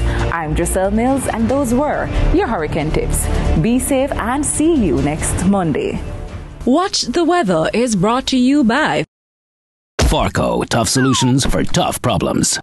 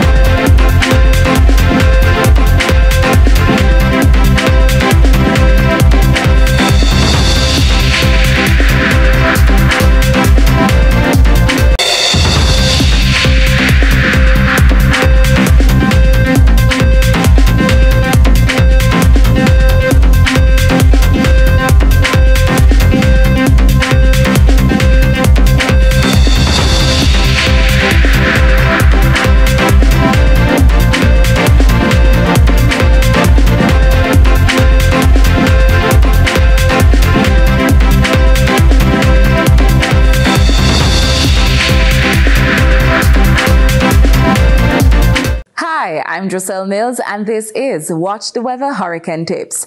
Fact: hurricanes rarely produce lightning. Though rare, it is not impossible. Lightning storms occur suddenly and, if struck, can paralyze and or kill you. We are already in the hurricane season, plus the cooler months, or what is referred to as the wet season, is approaching. Therefore, anything is possible, especially with climate change playing a major role.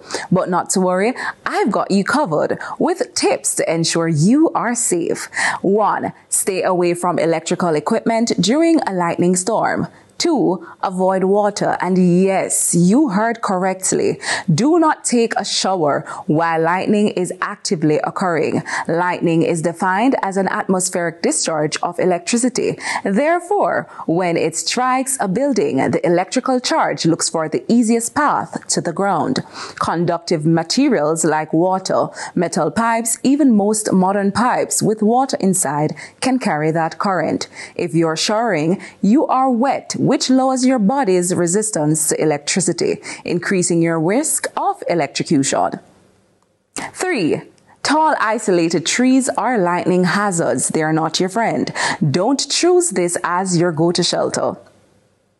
4. Stay indoors during the occurrence of lightning and keep a safe distance from windows and doors. I'm Giselle Mills, and that was Watch the Weather Hurricane Tips. Watch the Weather is brought to you by Farco, tough solutions for tough problems.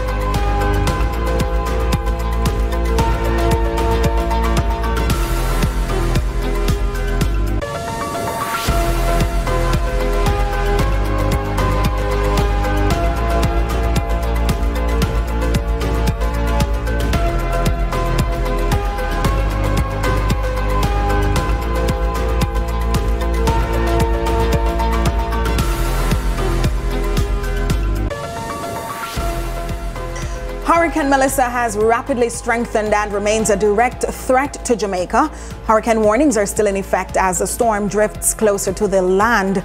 Welcome back to CVM's special coverage, Tracking Melissa. I'm Nika Lewis. And I'm Jordan Fort. Yes, Nika, the Met Office at 11 a.m. placed the centre of Melissa about 315 kilometres southeast of Morant Point and moving west at 19 kilometres per hour. Maximum sustained winds are now 185 kilometres per hour with higher gusts. A hurricane warning is still in effect, as we said, and hurricane force winds are possible within 36 hours. If you live in coastal, low-lying or steep hill areas, move now to higher ground or a designated shelter. Do not wait for mandatory evacuation orders if you are in a high-risk area. Now you'll be told where to go next. Indeed, because we do have a list of shelters which we will be providing for you on screen. But if local officials order, gentle people, evacuation, then you should leave immediately. In fact, take your emergency kit, and that should include medications, IDs, cash, phone charger, masks, and blankets. Do not drive through floodwater. We've seen several vehicles being taken away in the past. Move to the nearest designated shelter now. And in fact, Jordan, ahead of time, we secured this message from the Weather Channel for you, our viewers. So let's take a look. Which is often the deadliest part of a hurricane. Let me show you what that looks like, starting with a 1 to 3 foot water rise above normally dry ground. Now, this might not sound like much, but remember, this is flowing water being pushed by the wind. We know that 1 to 3 foot of storm surge can knock you off your feet, stall out cars, and even carry cars away. It is too late to evacuate when the water rises to this level. But let's go above that. Let's go 3 to 6 feet, for example.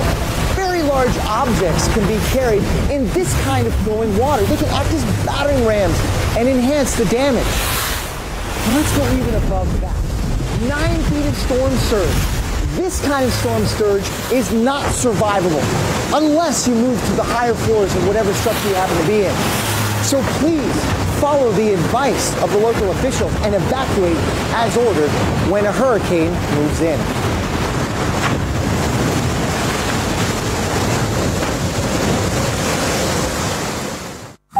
Storm surge is a devastating killer that can destroy coastal homes, travel miles inland, and find its way to your house with terrifying consequences. This is why you evacuate. Water invades your home, and within minutes you're trapped. A few inches can knock out the power. Furniture floats as the water rises, and by 3 feet, you better get your family to that second floor or even the attic, and make sure you have a way to get out in case you're trapped there. You also don't know when the water's going to stop rising. By 6 feet, this is truly life-threatening. This water's above my head and it's destroying all of these belongings. There are sharp objects, broken glass, and hazardous chemicals all around. And a storm surge of 9 feet. Well, that is at the ceilings of most homes. Don't get caught in this horrible and deadly nightmare. I urge you to listen to local officials and evacuate when you're ordered to do so.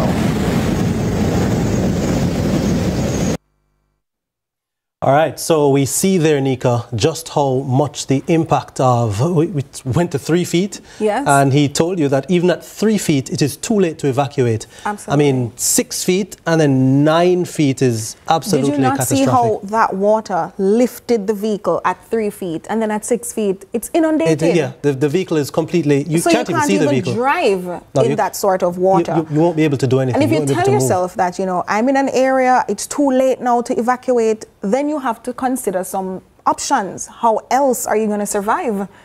Are you going to float on something? Can you dive? Can you swim? Yeah. It's too much of a risk. And, you know, we would have heard as well some, you know, warnings, not only warnings, but also pieces of advice to people to identify a space in your home or wherever it is you're staying that you could use as a so-called safe room. So if, you know, water starts to come in, if a window breaks, for example, God forbid, and now the hurricane force winds are coming in with water and, you know, flying objects can come in as well. Identify a place that's, you know, there are walls that separate you from the outside. And so people would have been advised to do that as well, just to ensure that they can find a safe place even within their own homes, because you don't know what will happen in your own home. So, and the sharp objects, because if a window breaks, you're thinking glass, those are shards that can pierce you fatally even, and you're also thinking that in that sort of murky water, because it's not going to be pretty clean NWC type water coming into your house at that time, it's mud, it's feces, it's debris, it's all sorts of things, diapers, whatever else we throw out that didn't go into the drain, that didn't go into the garbage skip, and all of that is coming in on you. Yeah, the National Hurricane Center releasing the advisory at 5 p.m. U.S. time and saying that Jamaica, remain in your safe shelter and do not venture outside. Catastrophic, life-threatening flash flooding and numerous landslides are expected through Tuesday. The Iowa's destructive winds may cause total structural failure, particularly in high elevations, leading to widespread infrastructural damage, prolonged power and communication outages, and isolated communities.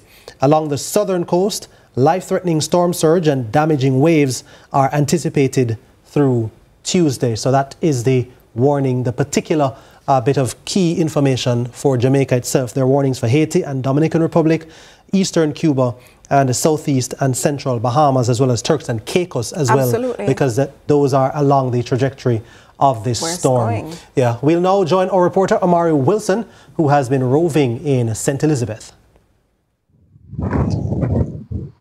All right, so we're here in Lacovia, St. Elizabeth. Now, it is not raining currently. However, the wind is pretty strong here in St. Elizabeth. Now, from the looks of the road, there is a lot of water on the road. From the looks of that, it's clear that there was heavy downpour of rain earlier throughout the day today. Now, I'll be joined by two residents from the Lacovia district to speak to them about how they are preparing for a Category 5 hurricane, as they say that this is their first time, you know, as a country, we're experiencing a Category 5 hurricane. So we're going to hear from the gentlemen, how are their preparations in order for ensure their safety during this hurricane. Now, good afternoon, gentlemen. Good afternoon. All right, so I know it's your first time experiencing a Category 5 hurricane. What are you anticipating? How are you feeling? Well, in all honesty, I'm a bit scared, because we have never seen a Category 5 before. And as I said, my roof is not concrete, so it's a possibility tomorrow this time I may be without a roof. So that's what on my mind. Okay. So I know you said that, you know, you are concerned about your roof. Now, last year, Beryl, you know, passed through our country. Now, St. Elizabeth was greatly affected or deeply affected by the passing of Beryl. How have you recuperated, you know, and regained your strength from Beryl to face a Category 5 hurricane? Well, to be thankful, I didn't have much damage last year. It was like smooth sailing. Nothing went wrong, more than trees and debris that I have to move from the yard. But that was okay for me. But so I haven't really had no financial stress. You know what I mean? Coming into this one, but I'm scared of this one. I'm very scared of this one. Yeah. Right. And so far, still, the preparation has been. I mean, there's so much and no more that you can do. You know, you batten down the windows. You try to screw in what you can screw in as it relates to the roof and things that you feel that are loose if you have awning and stuff. You know, but for the most part, I mean, we're just waiting and hoping for the best. Right. Well, there you have it. The residents here in Lacovia, St. Elizabeth, they're hoping for the best amidst the Category 5 Hurricane Melissa that we potentially might face. You know, we continue to monitor the happenings of Hurricane Melissa here in St. Elizabeth. I'm Omari Wilson. It's back to you in studio.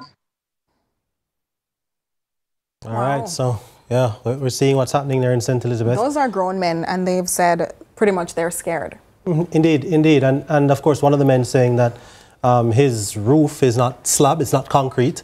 So I mean, I thought he was pretty calm in saying it. I would have been losing my mind that he may not have a roof by tomorrow this time. He's facing facts. He's facing reality. He's at the place where he's thinking there is, as the other gentleman expressed, so much and no more that you can do once you've taken all the possible preventative measures. And at this point, it's precautionary and less preventative in some sense, because you can't prevent it. It's a Category 5. We've never seen anything like it. We don't even know exactly what it's going to leave us with. But we're not going to be daunted by that fact, because you remember the black, green, and gold symbolism? It says hardships there are, hardships there are, but the land is green and the sun still shines. All right, we're going to be joining Curlin in a short while, but you know, she's over where St. Mary. She's in St. Mary. Right. She's been, you know, between St. Mary and St. Anne, Ocho Rios and Port Maria, and so she's been bringing us the latest from there. You know, I'm scrolling through social media and I'm just looking at some of the videos and so on. Of course, I'm aware enough to sift through what may be misinformation and so on, and I'm seeing some of the updated videos. But as we look at this particular graphic on screen, Nika, we had shared this morning as well. It's still an 85% chance that the Melissa makes landfall in Montego Bay, Jamaica on Tuesday at 1 a.m. And it's less of a chance. The more realistic chance is on the right. So the column to the right shows you the more realistic chance of the hurricane making landfall and the time, and the one on the left shows at least left is less most probable. likely? Right, so the right is most likely, and the left is less probable. So in Montego Bay, they're looking at 5 a.m. as more likely, but between 1 and 5 a.m. Let's put it that way. And it's a 57% chance it makes landfall in Kingston or Spanish Town. It's a 57% chance that it makes landfall in Maypen, and we're looking there at between the hours of, if you're looking at from Maypen to Kingston, it's between 12 midnight and 8 o'clock Tuesday morning. So that's how wide the probability is. But I mean, all the models are basically saying or agreeing that it's gonna be somewhere probably in the wee hours of the morning to when it would normally be around sunrise. That's when the hurricane is expected to make landfall. At this point, it's a wait and see situation, but what we'll not wait for any longer is our colleague Curlin Brown, who's been speaking with stakeholders over in St. Mary. In fact, I believe she spoke with a shelter manager in St. Mary. So we'll join Curlin now. So we're still in St. Mary, and actually we're in Frontier community. On the side, it's a phased community. You have phase 1 through to 2, and then you have come up here and tell, but then you have Frontier Heights. Introduce yourselves to us. Remind us who you are. My name is Corinne Gillon McDonald, Council for the Portmore Division. And right now I see there's some work going on just behind the fire station, or within close proximity to the fire station. That is one of the main gullies. Yes, this is one of the main gullies that takes the water from the hill straight through the town across to the Ocean River. So I see you've been interacting with the people. What have you picked up so far on the ground? What are the concerns? The concern is mainly with this drain. This is the last one that needs to be cleaned, because if this one doesn't clean, most persons will be flooded right in this area. So we are trying to make sure that this one is properly And is it done. a heavily populated area? Yes, very heavily populated. Yes. And you can see that we're getting more rain than we were getting this morning. It was Madam just... Melissa is upon us. You're giving our madam. Yes, Madam Melissa is upon us. And therefore we ought to make sure that our citizens are safe. And we cannot be 100%, but we are trying to do our best. Okay. Thank you. You're welcome. So the work is continuing to ensure that the drains are at least cleared from debris, because you know what that happens, it will not allow for the water to flow freely. Once again, we are here in St. Mary, and we're bringing you coverage as we continue to track Hurricane Melissa. You know, it's good and bad, Nika, that drain cleaning is still going on.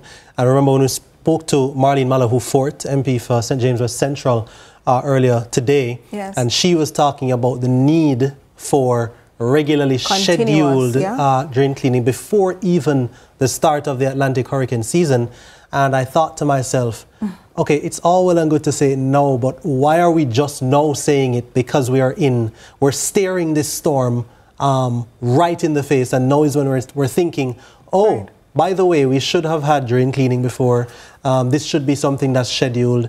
And seeing drain cleaning going on now at the 11th hour, you really just wonder. And we're lucky. I can't help but ask, though, if the recently held general election had something to do with this time around, with the sort of lax perception that is had, because I'm looking on in St. Mary and I'm thinking this feels a tad late for this sort of extensive drain cleaning. Exactly. And I mean, firstly, I don't know how much time they have now, you know, to be doing that at this point, but also we're also lucky, because we're lucky that the storm is so slow moving that it has allowed so much time for this to happen. So again, it's good and bad. I mean, it's mercies even in a storm. Exactly. Even in a storm. Exactly. And you know, I was speaking to someone recently and the person said, it's the eye of the storm is the bad part. And I say, no, it's not. Calmest. It's the calmest. Keep me safe in the eye of the storm. People sing about these things. It's for a reason that they sing about these things, because in the eye of the storm, as my colleagues would have said earlier, it's the calmest. And it's the eye wall that you'd be concerned about, and everything beyond the wall of the eye. So much that, you know, these last minute preparations have me thinking about. But I'm... Well, CARICOM has chimed in, Nika. Yeah, they have, showing some sign of solidarity, because the Caribbean Community CARICOM has expressed deep concern for the government and people of Jamaica. Their consideration extends to other CARICOM member states and associate member states, though, Jordan, including Haiti, the Bahamas, the Cayman Islands, and the Turks and Caicos Islands, as well as other countries in the region which are in the path of the record-breaking system, Hurricane Melissa. So in a statement, CARICOM says, quote, "We commend the efforts of national disaster management agencies and emergency responders who have been working to ensure everyone's safety and well-being." It also says, "We urge everyone to heed the official advice and information shared to secure lives against the wrath of this devastating system," end quote. CARICOM is also reaffirming its commitment to a collective effort to support recovery and reconstruction efforts in the aftermath of the hurricane, including through the coordinated efforts of the Caribbean Disaster Emergency Management Agency, shortened CDEMA. Yes, indeed. And of course, it will be all about community. You talk about the Caribbean community in a very literal way. Ubuntu. Right. That's what's going to have to help us get through this. And we talk about the building back efforts after. Of course, we're going to also be leaning on And the Prime Minister spoke about that at today's press briefing, where he said, while we're preparing for what could potentially be this devastating hit, we also have to be mindful of preparations that must take into consideration life after the storm, because there will be life after the storm. No matter how devastating it is, there will be life after the storm. What will that look like? We can only hope for the best. And preparation will in some way mitigate against the worst impact. And what you're seeing on screen now, Nika, I'm pretty sure I saw this video. Within the eye? It's within the eye. It's, you know, planes. That's what they do. Drones, like tiny drones? They fly into the actual storm, and they storm chasers. And they analyze, look at what they see, and that's why they're able to so accurately report what is about to unfold. And I did hear... again, sometimes I don't necessarily want to bring the hyperbole on air, but I did hear one person say that they've never seen it so organized, and not only that, there was so much turbulence trying to go in that they had to leave. And so they're saying that shows them just how powerful this particular system is. I mean, we watched Hurricane Melissa from tropical storm to Category 5 hurricane. It's no joke. Yeah. You know, we saw all of that. But with that, we take a quick one. Stay with us.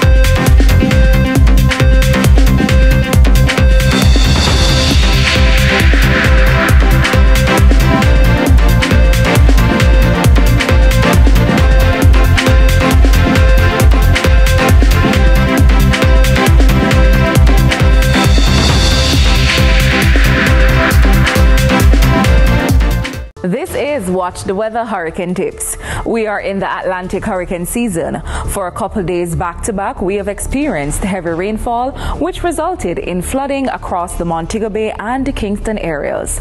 This should be a clear indicator that we ought to be prepared. Replace or stock up on emergency supplies, for example, batteries for radios and flashlights, kerosene lamps, kerosene oil, and matches paired with candles. Having a generator as a backup is always a great idea. Ensure the generator is outside and is 20 feet away from windows and doors to prevent carbon monoxide poisoning. Prepare first aid kits. These are important. If you have never had an emergency kit in your home, hurricane season is the perfect time to ensure you have this prepared to manage injuries, illnesses, or any other emergencies. Painkillers are a must-have. Benadryl, any prescribed medications for medical conditions, ensure you fill them as soon as a hurricane watch is announced. If medicines needs to be refrigerated, fret not. Ice in an igloo will do the trick. Non-perishable food items is a must-have. During Hurricane Beryl, we all saw the rush in meat shops. People, it's not advisable to buy raw meat during a hurricane. Power outage is usually expected. Anything can happen where restoration of power outage is concerned. People, especially in the rural areas, might be out of electricity for a few days. I'm Giselle Mills, and those were your hurricane tips. Be safe and see you next Monday. Watch the Weather is brought to you by Farco, tough solutions for...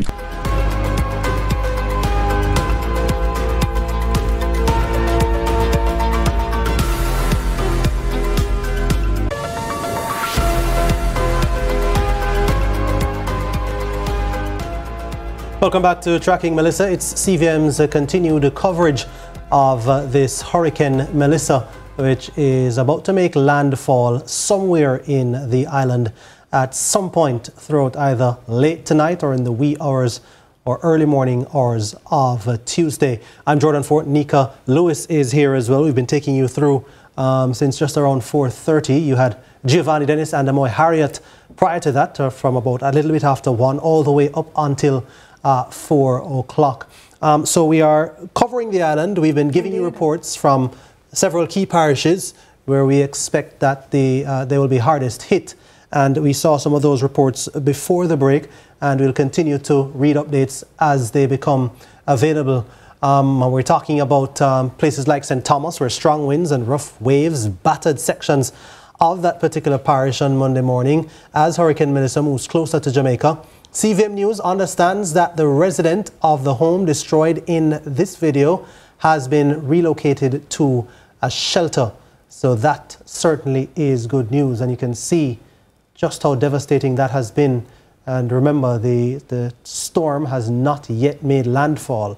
So that just gives you an idea of just how dangerous it is to be in coastal areas at this time. As I look at the home, Nika. I look at these buildings and I remember experts talking about particular building systems like circular buildings. And circular buildings, because even as one of our popular Jamaican figures recently pointed out, were used by the Tainos and the Arawaks, or whichever way that was.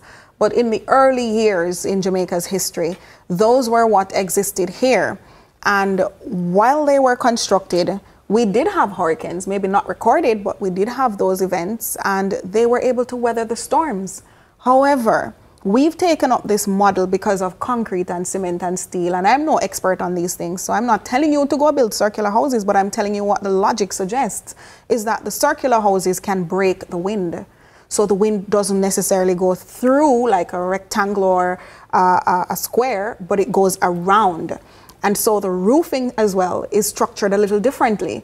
And it doesn't just lift the zinc or the decromastic or whatever they want to call it. It doesn't just lift those off because it's built in a particular way that can weather these sorts of mega storms. And we're expecting to see these sorts of traumatic events going into more of what we've seen around climate change discussions and all of that. The world is changing. The environment is changing. In fact, I've heard people say things so callously and carelessly about their care and use of the environment. Oh, me just throw my bag of garbage down in the gully, and oh, me see NSWMA come and clean it out last week, but me have to fling one old fridge down there, because what me for do with it? These are the things we do. And then when we do these things and the floods come and the gullies are blocked, we're the same ones complaining bitterly.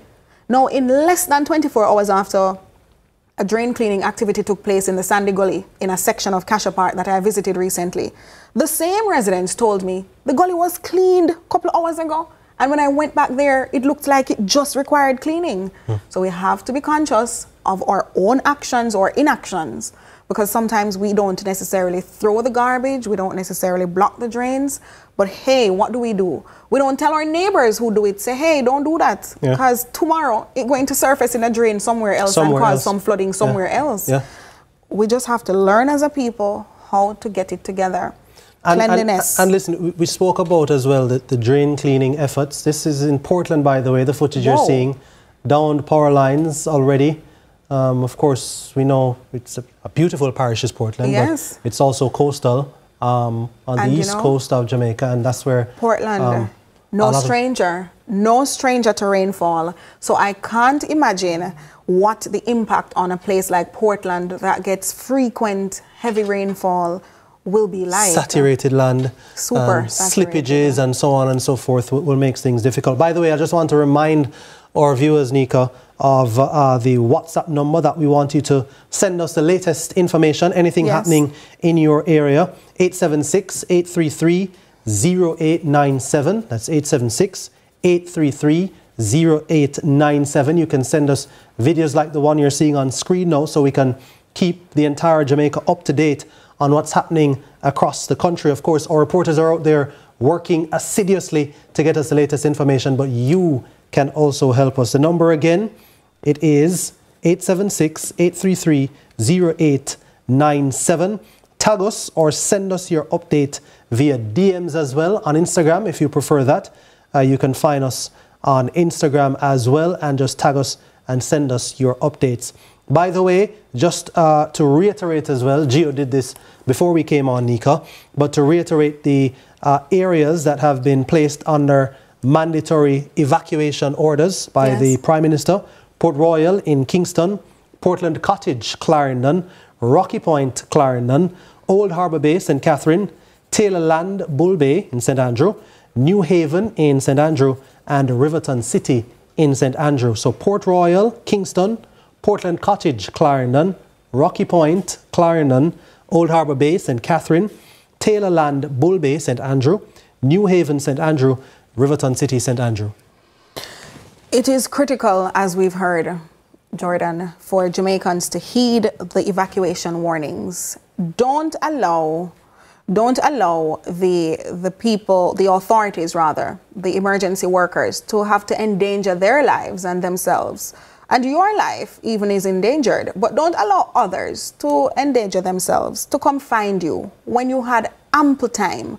Now is the time to evacuate before it's too late. You've seen that video from the Weather Channel.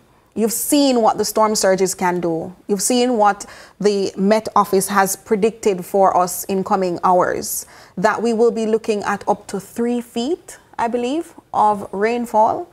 And 3 feet of rainfall in a flat surface or a flat area, a relatively low-lying area, is immense. In hilly communities like where I'm from in Trelawney, that's bad news. It means roadways will be blocked, trees will be downed, power lines will be downed, all those things that are possible. Now we're looking at what looks like the Bogwalk Gorge over by Flatbridge, the infamous terrain, and you can see that the water level is rising. And anytime you see the water looks that brown, you know that there's, lots of heavy rainfall. Yeah, and silt that's coming into the water from up above. We know the terrain there already, Nika. So and clearly. Look at that, Jordan. It's useful to cite that there is no movement of any trees, anything. Well, barely one on the lower left of my screen. But no major wind movement. It's like the wind has been recalled for the event later on. Yeah, it's like all the wind is over the system. Yes. And none is on the island. And none is on the island. And that is not something that should make us feel content. Because when you see that stillness, they say it's the calm before the storm. Absolutely. And, you know, again, a blessing, if you can call it that. The delay has caused more people, or has given more people more time to get prepared.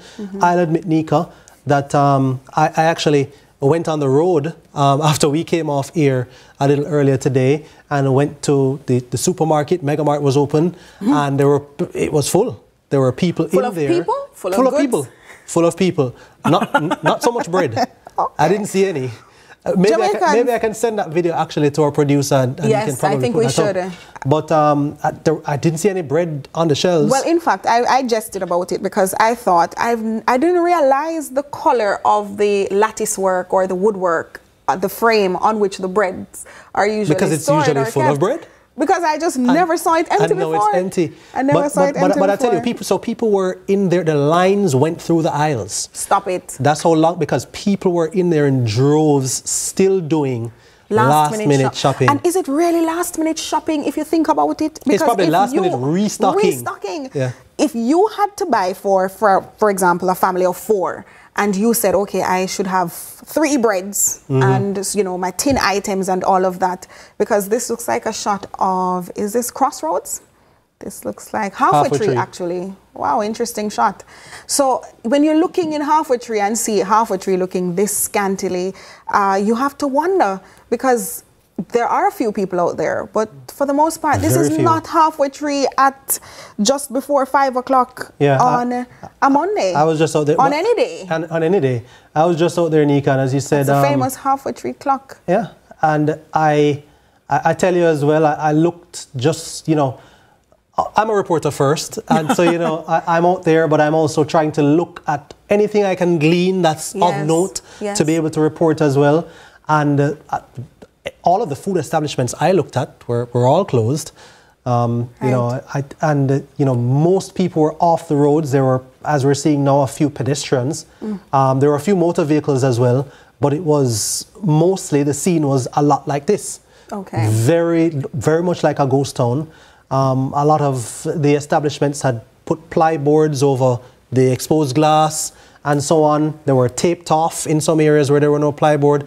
Storm shutters were put over some glass areas in other establishments. So that's the first step, really, because if the establishments aren't open, people won't be on the streets, right? Something I remembered one of my drivers sharing with me recently is his concern for those billboards, the digital billboards. And he was saying, why is it that they just turn them off? Ought they not to just bring them down? Because those things will be ripped off if they're on roofs and all of that. Bring them down, because if you're turning them off and you're seeing the value of turning them off, the message is not being sent anyway.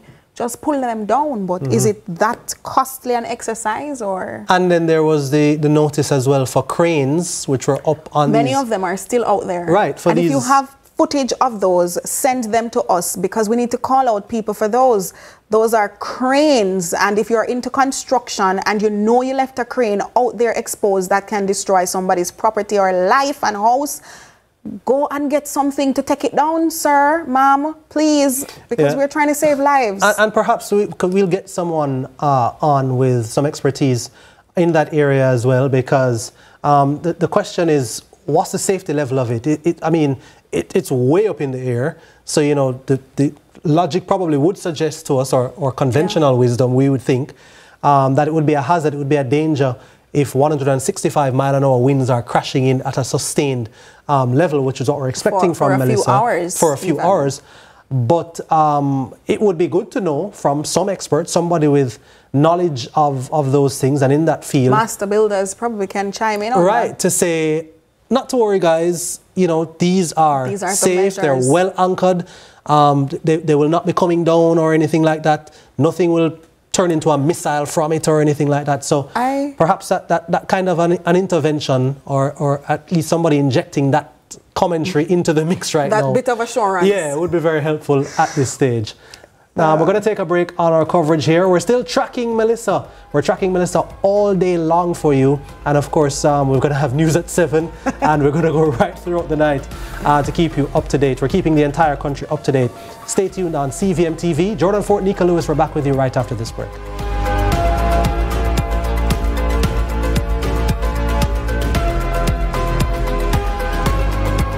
Hi, I'm Drosel Mills, and this is Watch the Weather Hurricane Tips. Fact: hurricanes rarely produce lightning. Though rare, it is not impossible. Lightning storms occur suddenly and, if struck, can paralyze and or kill you. We are already in the hurricane season, plus the cooler months, or what is referred to as the wet season, is approaching. Therefore, anything is possible, especially with climate change playing a major role. But not to worry, I've got you covered with tips to ensure you are safe. 1. Stay away from electrical equipment during a lightning storm. 2. Avoid water. And yes, you heard correctly. Do not take a shower while lightning is actively occurring. Lightning is defined as an atmospheric discharge of electricity. Therefore, when it strikes a building, the electrical charge looks for the easiest path to the ground.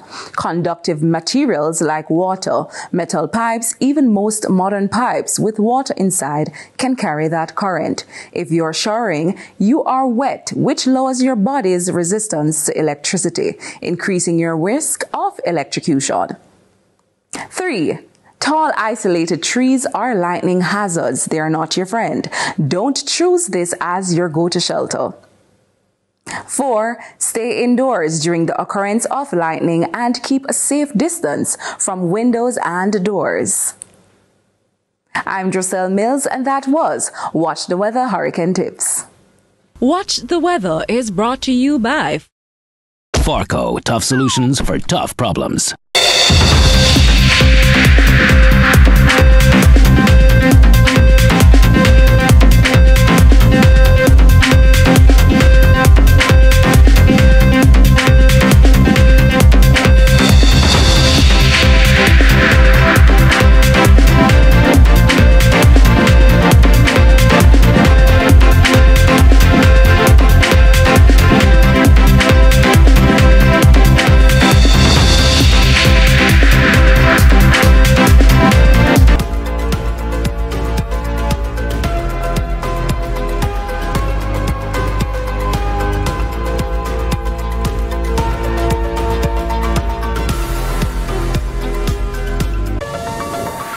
Welcome back to CVM TV's special coverage as we track Melissa. In fact, we're calling it Tracking Melissa because Melissa is a big deal. My name is Nika Lewis, and with me is Jordan Fort, my colleague, and we've been dissecting the path of sorts that Melissa has opted to take, and she's opted to take several paths. Right, Jordan?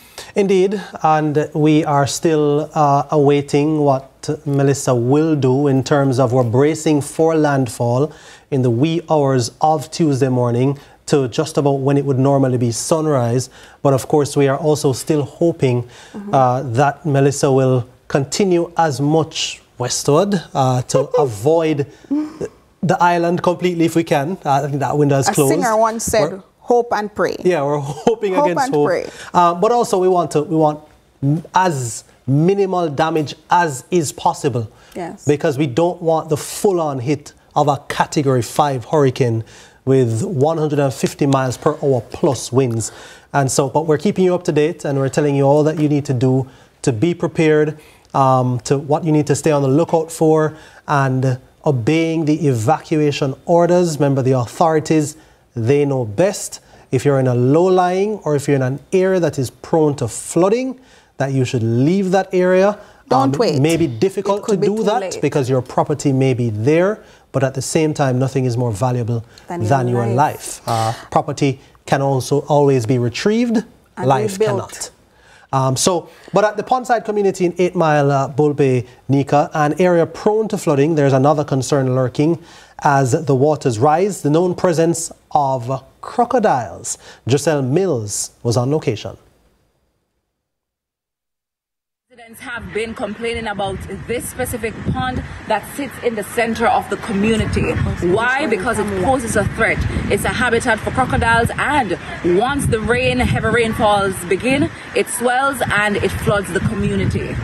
And speaking of the crocodiles, one just made an appearance. If you look closely right there, you see the back of the crocodile.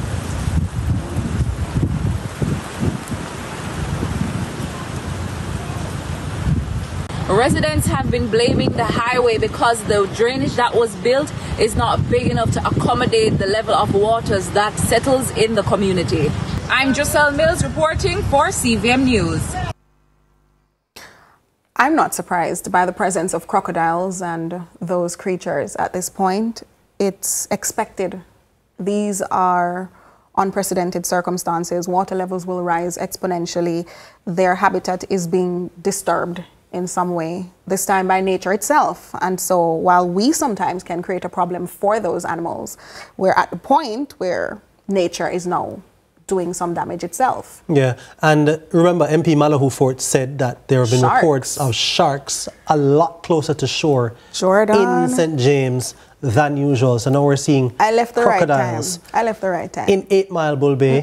Good work being done out there by Giselle Mills. Indeed. And then there are sharks as well. So there's also that particular danger. Yes. And we know that people like to, I don't know what, be daredevils or whatever. And so if anyone is venturing in those vicinities, that's another thing to look out for, even before the storm surge or even without the storm surge. Yes. Then now there's a presence of dangerous animals in the waters.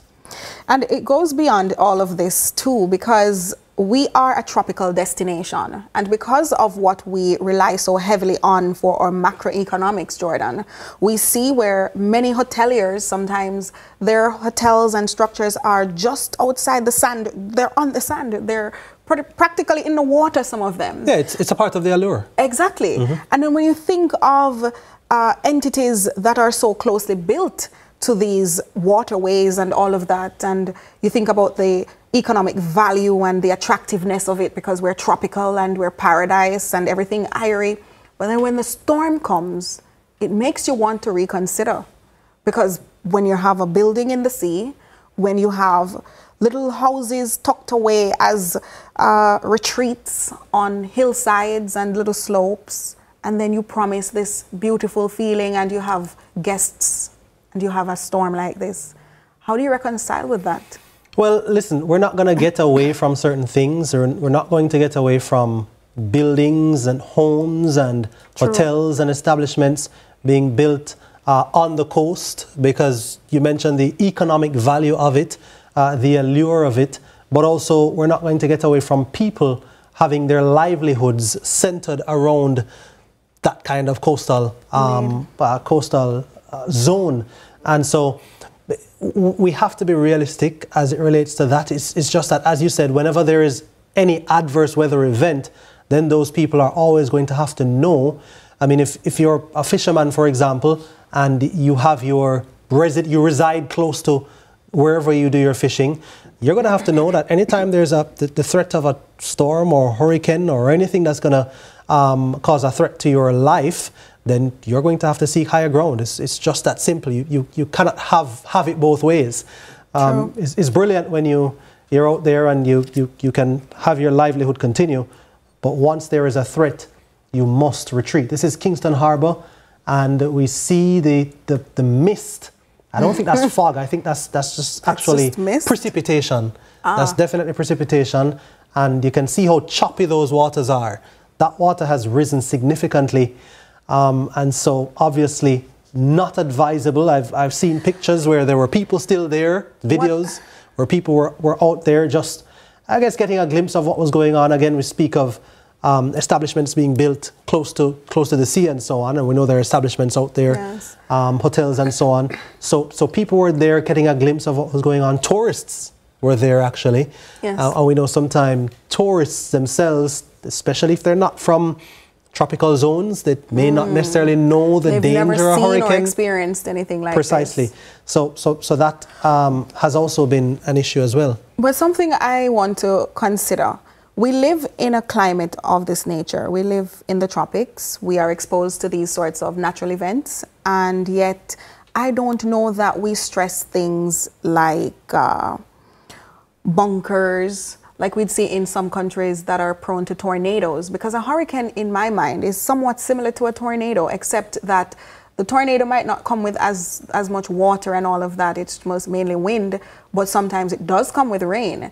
And what I've seen is where a hurricane can be on the brink and then people are above the ground. But what if we considered bunkers? Is that something we can talk about, Jamaica? The authorities who are listening, the experts, are bunkers something we in the Caribbean should be considering as part of our built environment? Yeah, of course, this is the Devon House area where this is Waterloo meeting Hope Road, meeting Trafalgar Road, that intersection there. I was out there not too long ago. It looks similar to what I just saw. So we're seeing now Waterloo Road on that side going towards the hills. And it's still not a lot of rainfall. There's precipitation out there, but it's not heavy at all. As you saw 1 and 2 vehicles out there driving. You get the feeling, though, that most people have come off the road now because they're now ready to strap in because they're expecting things to pick up into the evening and into the night. One thing, though, I remember Hurricane Ivan as a youngster then, and the thing about it is that I always thought, and I think some of the other more recent hurricanes that have come, I don't remember the difference between some of them now, Nika, but I remember then saying to myself, why this thing has to come in the night when, you know, you're more scared? You don't want to ask my grandmother for her theory, because she has it like the devil will come at you, sickness will come at you. It's just like we have this thing in Jamaica where we say if you have a gas stove and you happen to be cooking and it's down to its last, it's on a Sunday, 99% chance that it's a Sunday, the gas is just going to go out. So I think that when it comes to natural disasters, it's just one of those things. It's more impactful when it hits you at night. At night, yeah, and you can't see what's going on. You're a little bit more afraid, and so again, the battening down is important. Yeah, because you won't be able to see what's going on. You don't want to batten yourself inside, and then you're barricaded, and you can't get out if your community becomes marooned or if your house is impacted by flooding or anything else. Right, but I mean, I don't think you'd want to be venturing out in the night anyway. I mean, you don't want to venture out even in the day. It's even worse in the night. You really don't want to be taking any chances. You can't see anything. It's between the devil and the deep blue sea. Exactly. And at this time, I don't think it's deep blue. And I remember waking up the next morning after Ivan had passed. I think, if I'm not mistaken, that Ivan was 2004. You were old enough? Okay. I remember. But the thing about it is that I don't know if it had gone into when daylight came out, or if it was mostly just overnight in terms of the most adverse part of it. But I remember overnight, though, the howling winds and the rainfall, but it was more so the howling winds. Was it scary? Yeah, it was scary. And it was in the night where you couldn't see anything outside. You were hearing the trees being blown down and so on. You were hearing the debris flying, but you can't see it, so you don't know what's going on. Of course, I was afraid, but, you know, you woke up the next day, you were glad to see at least daylight. I know you can actually see outside. It continued raining and so on for a little bit after, of course, you know, the afterbans and so on. But you were just glad that the bad part had already passed. Well, some corporate area entities, Nika, have taken several measures to ensure their security during the weather event. Among them is Springs Plaza in Halfway Tree. That's bolstered security ahead of the Hurricane Melissa, deploying dozens of armed officers to protect the more than 40-year-old shopping centre. CVM News found entrances being secured and staff preparing to close early while management coordinates with parish emergency officials. Dr. Jason Mackay, CEO of Mackay Security, warned that looting is a crime and said private security is well-resourced and armed, cautioning anyone considering theft that they will face serious consequences. Authorities urge the public to prioritize personal safety and follow evacuation orders rather than attempt to protect their own property. Residents are asked to report suspicious activity to parish emergency lines and let law enforcement and security teams handle protection, while shelters and emergency services remain the priority. I think we...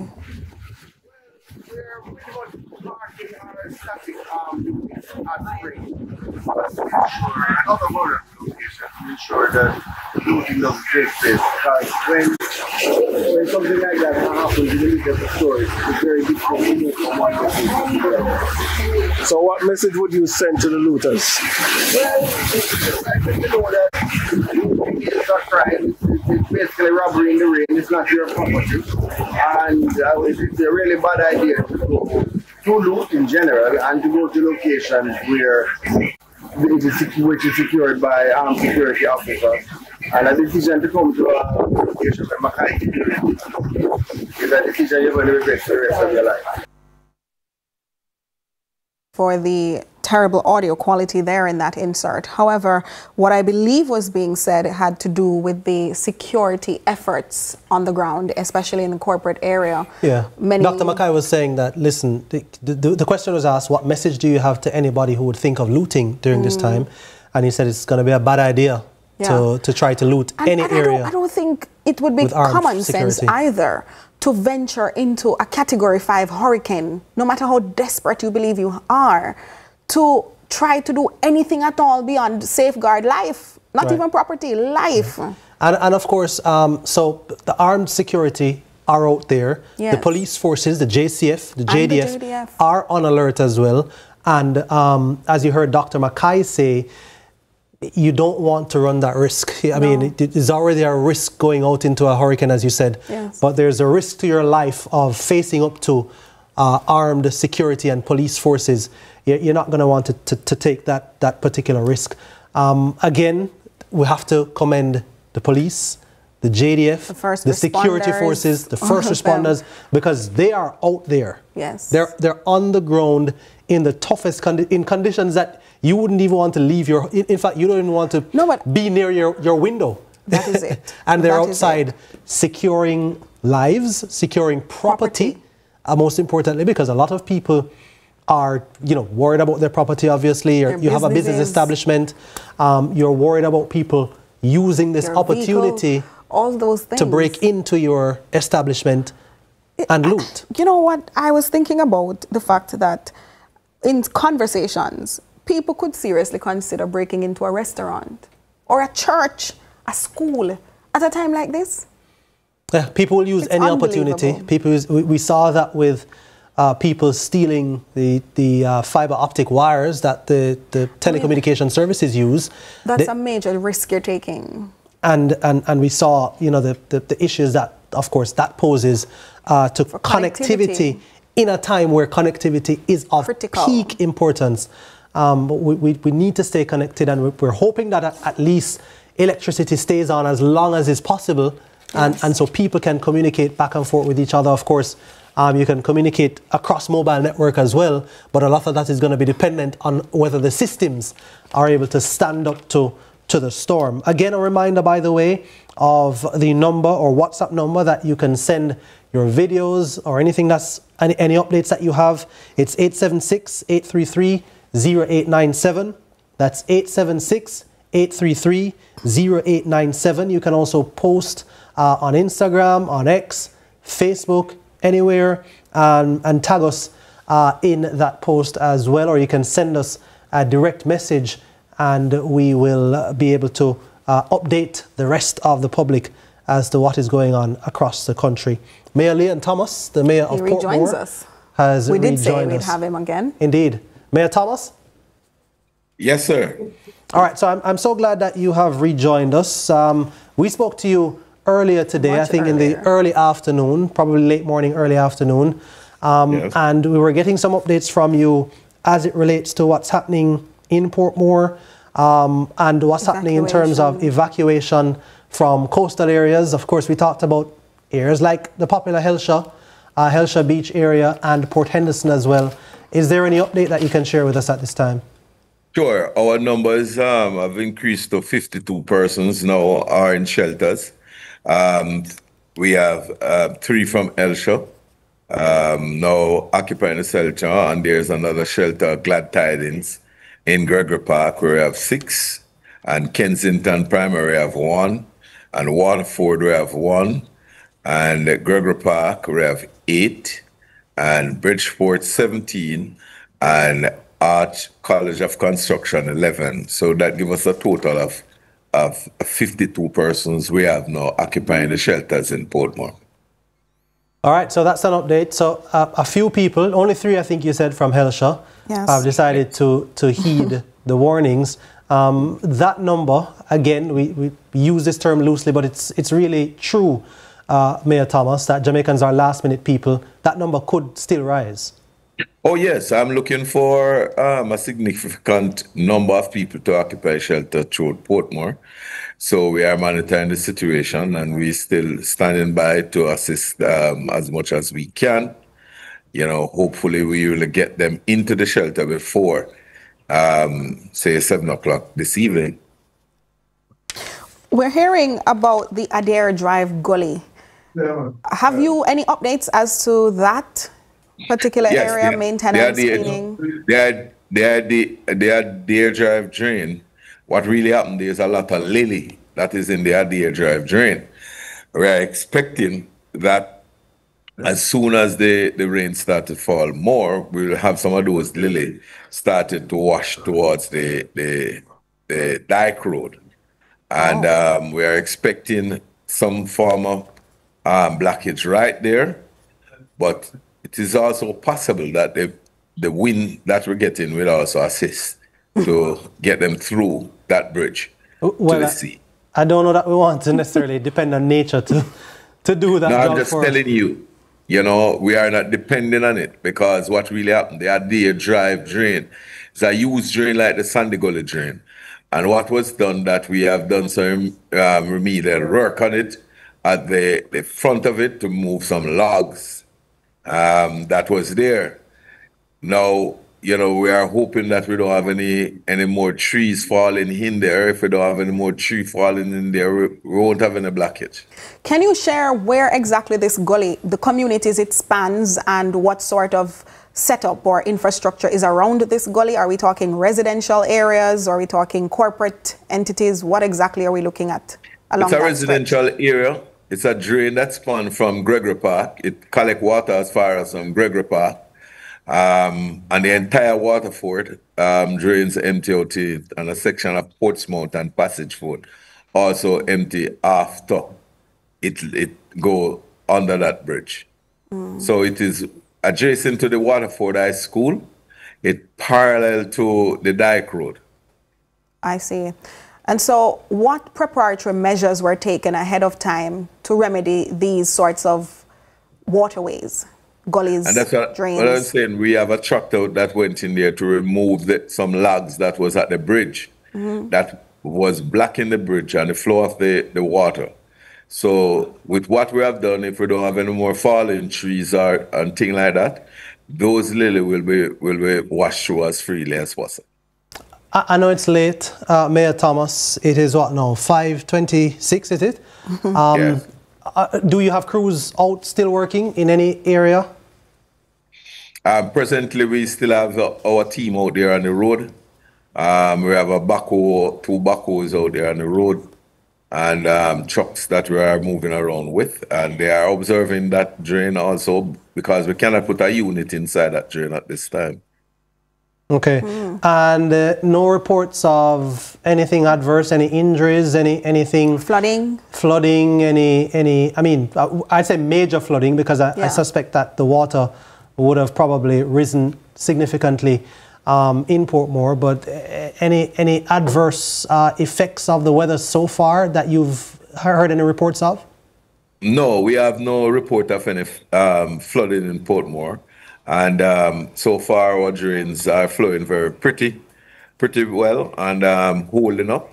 We don't have any water that really we are so much concerned about at this time. Because what's really happening in Portmore, the rain is going on and off with a lot of winds. So we don't have that situation exist in Portmore at this time. Well, we've been hearing about adverse conditions, especially in the Caymanas Park vicinity when it rains. Have the officials at the Caymanas racetrack reached out to you for any support at this point? No, we don't hear anything from Caymanas track. We know that they were over there trying to secure the horses and things like that over there up to yesterday. We have no report from Cayman's track. Okay. What are you most go ahead. Based on what we are seeing, we don't have any great concern with regarding to flooding at this time. What are you most concerned about then? I'm concerned about the people who along our coastline, where we have the Dyke Road, Port Henderson Road, and also Elsha Beach, and that section of Edgewater. Yeah, any final messages or call to action for them? Come again, please repeat. Do you have any call to action for those people you're concerned mostly about? Yes, because we're working closely with the police. The police is there trying to persuade them to leave those areas and go into the shelter. Do you have any message for them? I'm just appealing to them for them to move now before it's too late, because when the situation gets worse than this, it is going to be extremely difficult for us to offer any assistance at this time. One more for you, Mayor. Any concerns about security, looting, and so on? There are some large establishments over there now, and more have joined in Portmore. Portmore is really buzzing now. Any concerns over security for business places? Well, we have the police in house with us, and we have not received anything, a report like that. And I know that the police are out there in their numbers patrolling the streets in Portmore. Thank you so much for joining us on our special coverage here, Mayor Thomas. Of course, you keep your phone close, because I'm sure we'll be ringing you a lot throughout this period. No problem. No problem. All right. Mayor of Portmore, Leon Thomas there, speaking with us, Nika. So Helsha remains a concern. Port Henderson remains a concern. In a shelter. Three, and it's just about 5:30. Yeah. And we talked about, again, the difficulty of people people probably literally have to peel themselves away from their homes and, their areas of abode. At Helsha Beach, remember, that's a buzzing area of activity, and it's the means of earning bread, literally.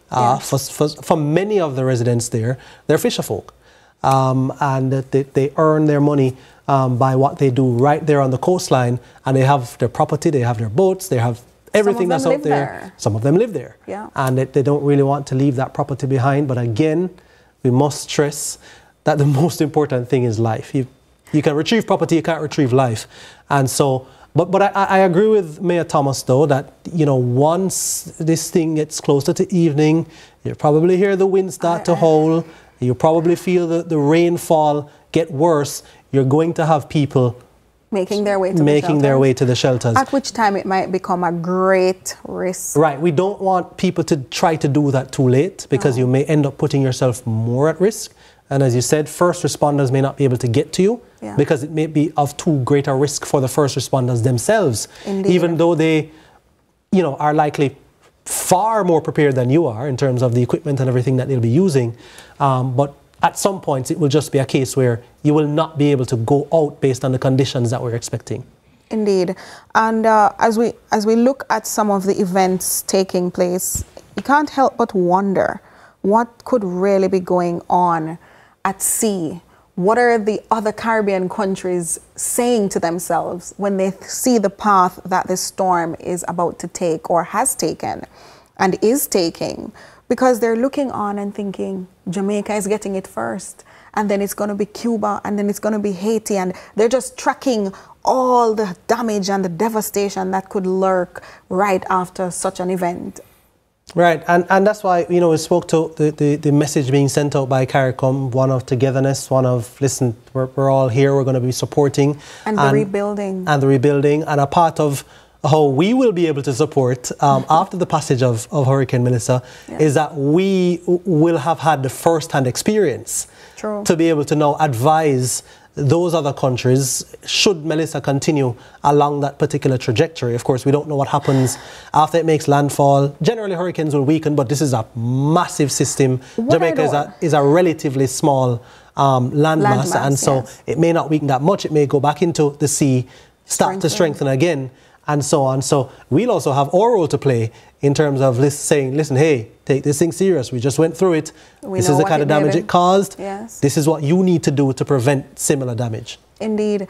I've been thinking about Cuba, and when you think about Cuba, Cuba has been experiencing quite a wave of activities in the last few months, and this year alone we've seen several power outages across the country, and that was before any threats of hurricane, let alone this leaving Jamaica as a Category 4 potentially heading there. If it strengthens, it's a Category 5. If it weakens, I don't see it going back to 1 anytime soon. Yeah. So downtown Maypen, by the way, it's raining heavily, and it's sometimes a little bit difficult to tell from the camera, but you can see the lens getting wet.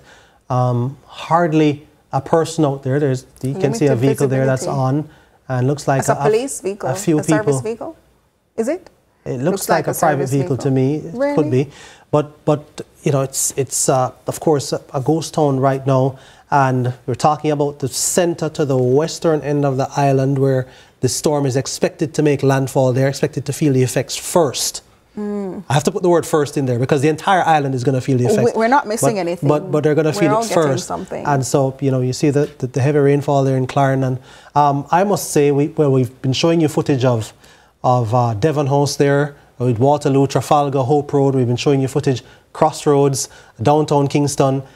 It was not raining heavily. The Gorge, even in St. Catherine. Even in the Gorge in St. Catherine, it had not been pouring in Kingston and St. Andrew. Not when I was out there, and it's been intermittent showers. The wind has not picked up yet, so we are actually, and we're talking mostly in areas of St. Andrew. We're not talking out by Port Royal and so on, where it's closer to the coast, where they're seeing the storm surges and so on, and a lot of those areas are having a lot of rain. But further inland, we're talking about now, hasn't been raining that heavily yet, so we can say really in St. Andrew, especially heading towards Upper St. Andrew, has not necessarily seen the effects of this thing yet. And so they're also bracing. We're also bracing. We're at 69 Constant Spring Road. We're also bracing for what will happen because we have not felt the significant effects yet. We're going to take a break on our coverage. This is Little London in Westmoreland. So we're seeing what's going on there. Pretty quiet at the moment based on our live images here. Let's take a break on our special coverage here, tracking Melissa. We'll be back with more right after this.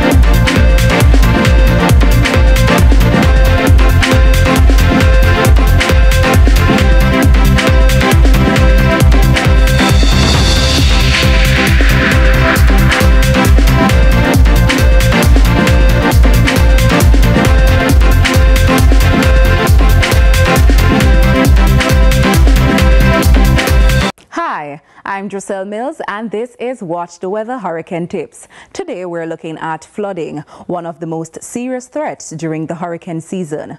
It often follows the persistent rainfall that comes with the passage of a hurricane or even a tropical storm, and at its worst, has the power to claim lives. So while strong winds often captures the headlines, it is flooding that can leave the deepest scars on the communities. So, 1. If you live in a flood-prone area or a structure most likely to be affected by heavy winds, don't wait until the appointed time to evacuate.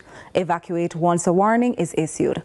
It's better to be safe than sorry. 2. Avoid driving, swimming and walking through flood waters due to hidden dangers, contamination and a high possibility of being swept away. 1 foot of moving water can sweep away a vehicle, and even 6 inches of water can knock you down. 3. If you happen to be stuck in a flooded area, move to higher grounds immediately, followed by calling your nearest police or fire department for help. 4. Store birth certificates, IDs, and other important documents in waterproof elevated containers in case your home is flooded. 5. If you are lucky enough to have electricity during a hurricane, once floodwaters begin to enter your house, unplug all electronics and switch off the main breaker. Please do not touch wet electrical equipment. Watch the Weather is brought to you by Farco. Farco, tough solutions for tough problems.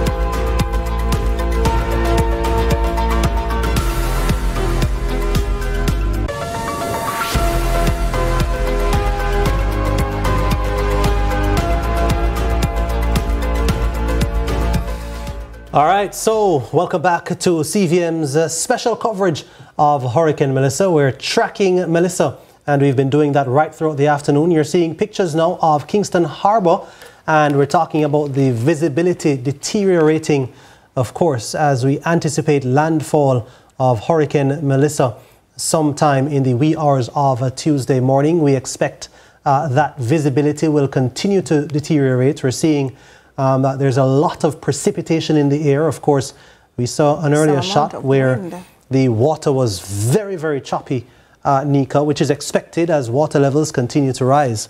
Look carefully now, Jordan. You'll notice there is wind in that vicinity, something that you didn't see for a long time in several of the videos that we've been tracking and looking at. Yes.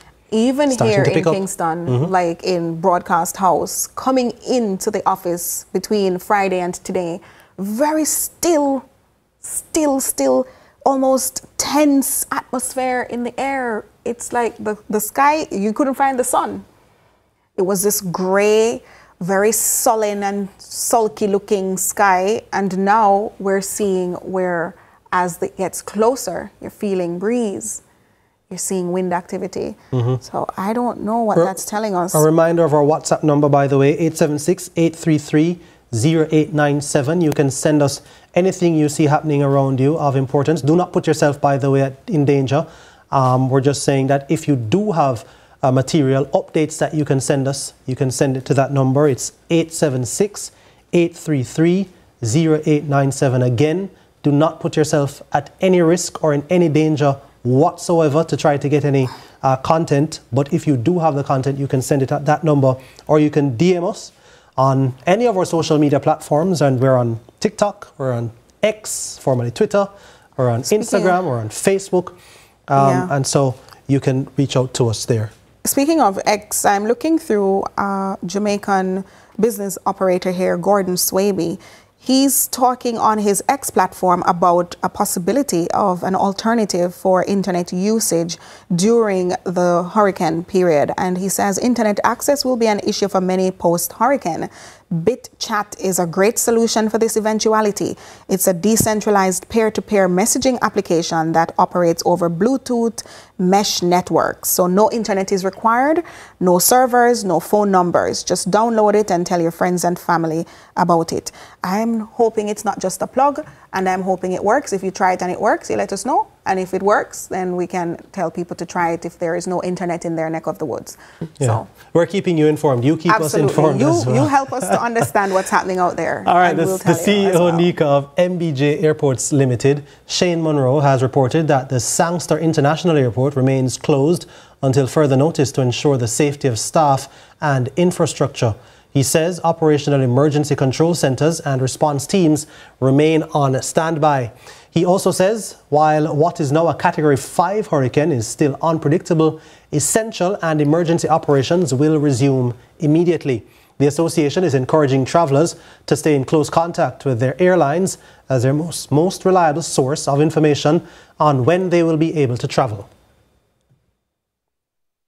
All right.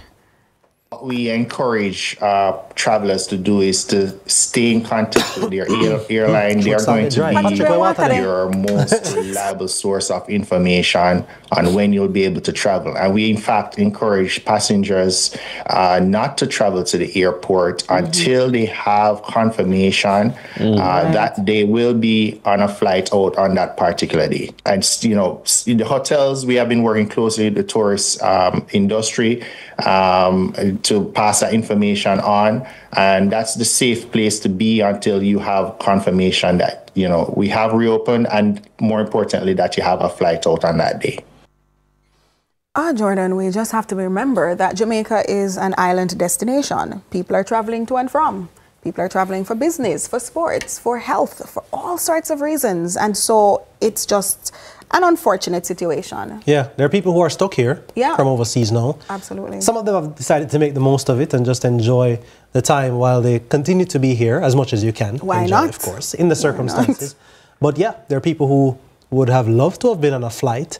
I saw some people posting on X that, you know, does anybody know of any flights out of Jamaica at this time, whether it's Kingston or... It's on the wings of Melissa. No people. Or there are Montego no flights leaving or entering Yeah, there were the U.S. country at residents, this time. or at least that's what they purported to be, U.S. residents, and they wanted to get a flight out, but they're stuck with us until, of course, the passage of Hurricane Melissa, because no flights will be coming in or out. And of course, the Minister of Transport, Darrell Vaz, had given an update long ago on the possibility of closure of the airport, both airports, Kingston and Montego Bay, and eventually, of course, gave the final update that the airports had to be ordered closed. I just felt a bit of nostalgia, and it's odd because growing up, I spent a lot of time at my local library. And I know libraries are archaic now, but yes, they've proven useful in my childhood. And they're not archaic, yours. they're only on phones now. Oh. They're no digital. We still have local libraries, people. Don't let Jordan fool you. So I used to go to the library, and a book that I remember when I was about 9 or 10, because I was an avid reader, was Peril in Paradise, or Surfboard to Peril, Surfboard to Peril. It had a little girl on a surfboard, and she was in the waves and all of that, but it had to do with a disaster striking in a tropical destination, and I'm just reminded of that little book. So even in the tempest and the so-called terrible situations, you can still find something to speak lightly of. You know, when you're home with your family and your loved ones, don't just be there stuck to the TV or the radio thinking about doom and gloom. Find something hopeful to propel you to want to live and fight for your lives beyond the storm. Because no matter what happens, the next 24 hours will come down to Ubuntu. I am, because we are. And we're going to have to start thinking about others. Sometimes we can be a little selfish. Social media has caused us to be alienated in our own homes even. Families don't interact that way anymore. So perhaps there is some amount of blessing in the storm where we are getting a fair chance to bond with our loved ones, talk over the good times. We used to share stories when we had kerosene lamps and candles alone back in rural Jamaica, before electricity and cell phones and all these things became a popular thing. We used to just huddle around the home sweet home lamp and share stories. And my father had all the stories about rolling calves and all sorts of things, but we spoke about those things. And it kept our traditions alive too, because I could share those stories, even though my son is on a tablet most times. But I can share a story about those things because I lived it, and it meant something that we were passing on oral traditions, something that's clearly being viscerated now in this culture of social media and constant gadgets. Well, I hope not. I hope it's just been transferred into a different format, hopefully.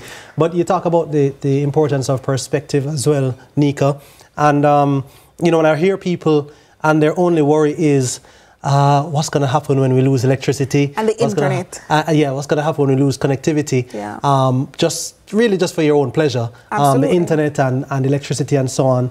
And I think, well, at least if that's the most you have to worry about, it means you're in a pretty good spot right now. True. Because some people are literally worrying about their lives and their livelihood after the passage of this hurricane. So if you're not worried about, you know, the structure that you're in, if you're not worried about your business entity, you're not worried about food running out, and you're also not worried about what your livelihood will be after the passage of the hurricane, then I'd say you're in a pretty decent position, a better position than a lot of people are. Well, the Spanish would say, "Que privilegio," you're so privileged. How privileged? Because it means you're living in a relatively safe area, your home is taken care of, and you're fairly satisfied that you did your part to protect yourselves and your family members. And repeating the 7 flood-prone communities that the Prime Minister issued mandatory evacuation orders for: Port Royal in Kingston, Portland Cottage, Clarendon, Rocky Point, Clarendon, Old Harbour Bay, St. Catherine,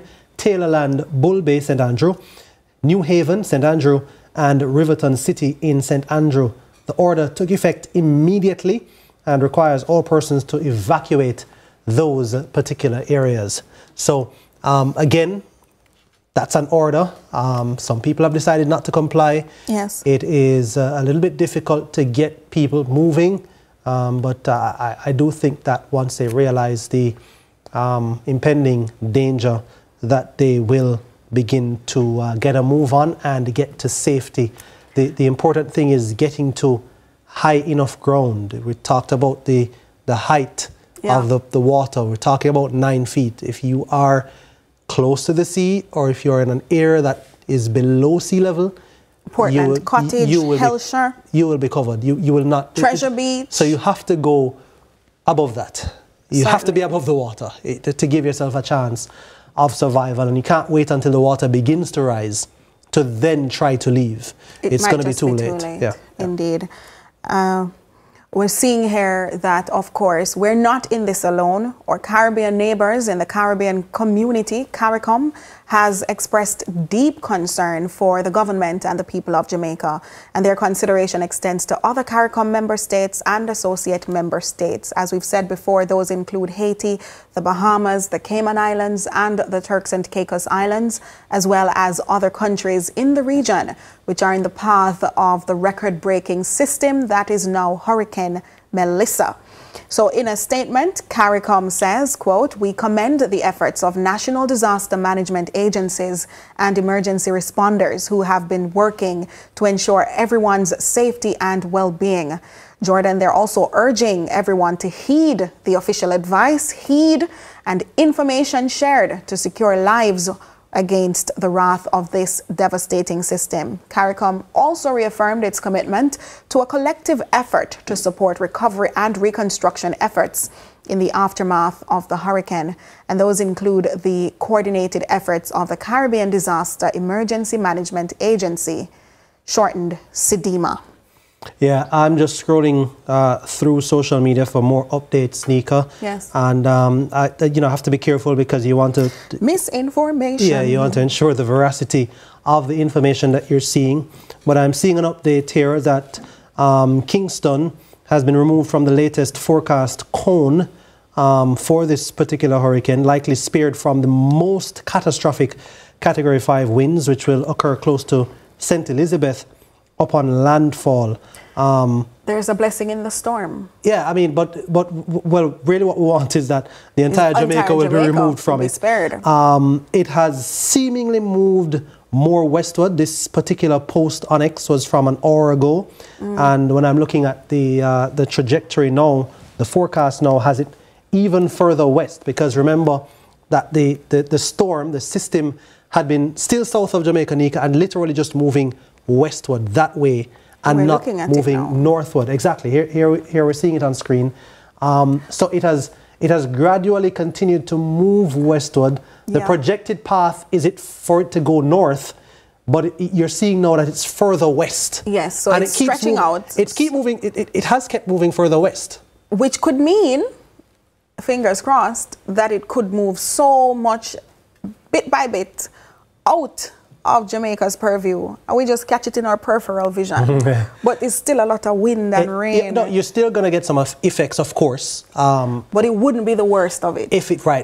I'm hoping. You're hoping that it doesn't make direct landfall. That's the hope. But again, we are trying to give you the latest information that we have because I know people are a bit antsy because the storm is so slow moving. We now have an update. Kevin Black, our reporter, is in Portland. At the Happy Grove High School in particular, we received reports of power lines overlapping, resulting in the gashing of sparks, which can potentially become a safety hazard for the teachers nearby in their cottages. The acting principal showed us what's happening and told us that he lobbied to the relevant authorities to no avail. Here's a physical education teacher from the school who is directly affected by the issue. Yesterday, approximately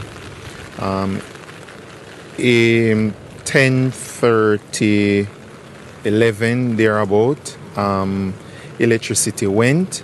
However, we on the teacher's cottage, we never realized that there was an issue with the wire until about mid-afternoon, about 2:33. We came out and we realized, anyway, we spread the word to others that there was a wire gashing fire. So everybody else have electricity around. However, we here in the teacher's cottage, we don't have any electricity. Meanwhile, we also received an update from the security guard at the school who told us about what's happening at the school in the capacity of it being a hurricane shelter as we brace for the impact of Hurricane Melissa. So the shelter is open so far. We have only 2 persons reported to the shelter, and persons come and check on them, and both of them, so basically it is okay so far. On our side, we are expecting that these houses would hold because they are built for hurricane purpose. So we expect that depends on the size of the breeze, that it being that damage us that much, but we maybe get few little trees maybe blow down so far. Reporting live from Happy Grove in East Portland, I am Kevin Black for CVM News. Now back to you in studio. Thank you, Kevin Black. He's not 90 in Jamaica. Many of you are asking us why we hired such a young reporter. He's not as young as he looks. Yeah, and you know, it's so funny you find little things when you're watching the reporting and so on. Kevin reporting from Happy Grove. Happy Grove in a storm. You just wonder. At the end, though, that name might ring true. It might be Happy Grove. That's how we'd like to think positively. Yes, that there may be happy thinking. Times over there in Portland where Kevin is. So yes, as I was saying before we went to that report from Kevin Nika, is about the storm moving a little bit further west. It's still south of Jamaica, still expected to make landfall to the southwest of the island.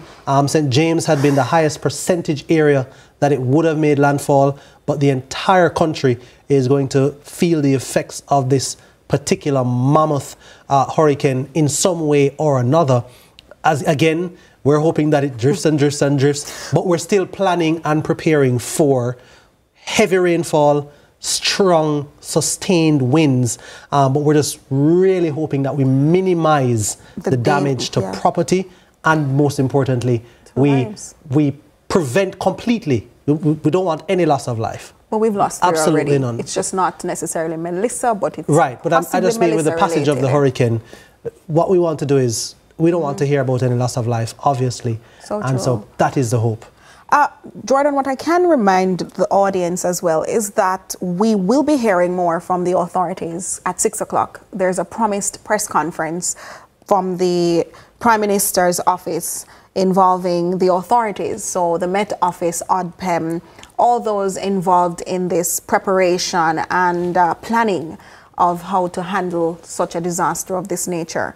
So they will be having a press conference at 6 p.m. We'll give you some of that live from the press conference, which is coming up in a few more minutes. And it's because of the nature of this beast. We are contemplating exactly how much difference it will have made since we last heard from the authorities to this point, and how much more it could potentially shift by the time it hits, say, midnight. And all of that is why we're constantly updating you, giving you wall-to-wall coverage, blow-by-blow reporting from across the island.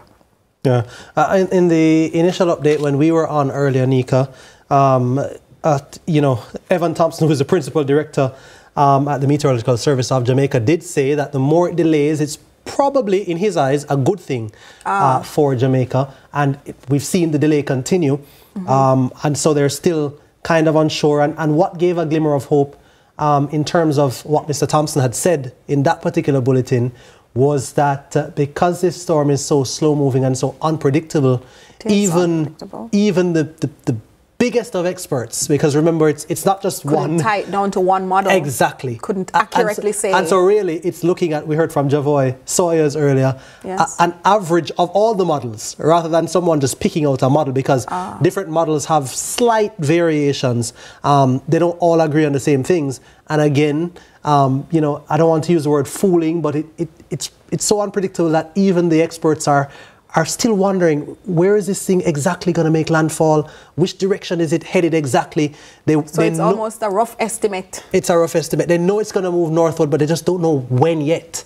And so that is creating... And that's fair, because science is supposed to give you some amount of accuracy, but not all the time you're going to be able to pin it down bit by bit to how accurately mankind would want it. So we can say it's between X and Y. We don't always know that it's definitely going to be at 9 o'clock in the vicinity of John Shop and around the corner of Blue Vein.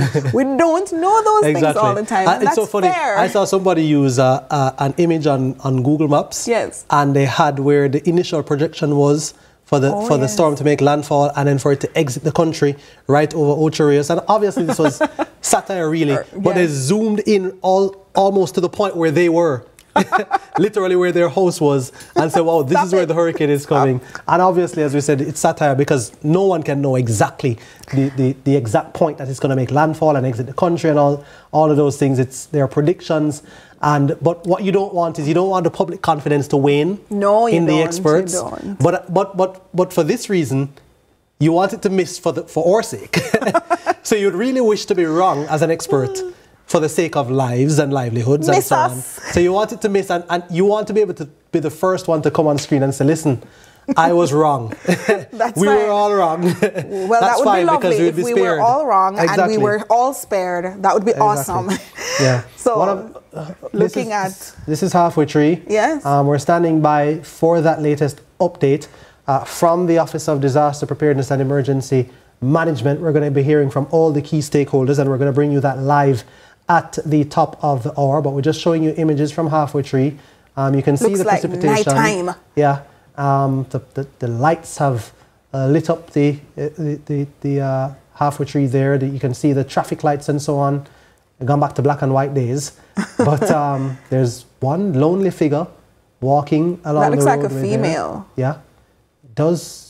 The person looks to have a coat. Is that the transport center? That is the transport center. Goodness. No activity happening there. Absolutely no activity. The minister did say they had recalled their buses and only a few had been out in the communities assisting with evacuation efforts. Indeed. Naturally, these people are people too. They have families and they too want to be home at some point with their loved ones to safeguard whatever they can. Yeah, there's still some amount of vehicular movement as well. As you can see, at least one vehicle there, the lights there are more than one vehicles coming down the road. So movement still going on. Again, when we looked at certain areas of St. Andrew and Kingston, Nika, we're seeing that it's not at the point where the weather has deteriorated so badly yet that there can't be any movements on the street. So hopefully people are using this time wisely.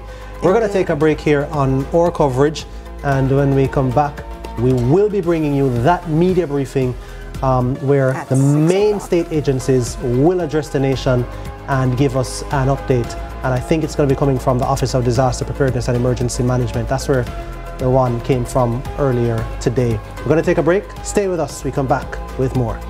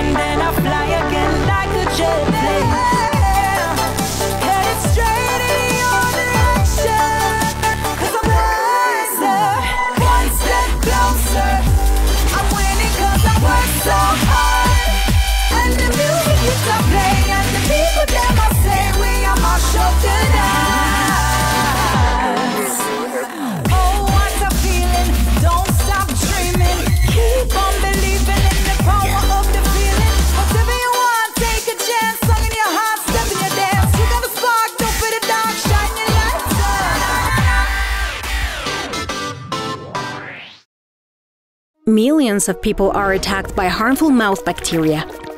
The root cause of bad breath, gum problems, cavities, plaque, and tartar. That's why Colgate combined the best science and technology in Colgate Total. Unlike others, its superior formula fights bacteria and creates a powerful protective barrier for up to 24 hours to prevent them from coming back. Take control of your oral health with Colgate Total.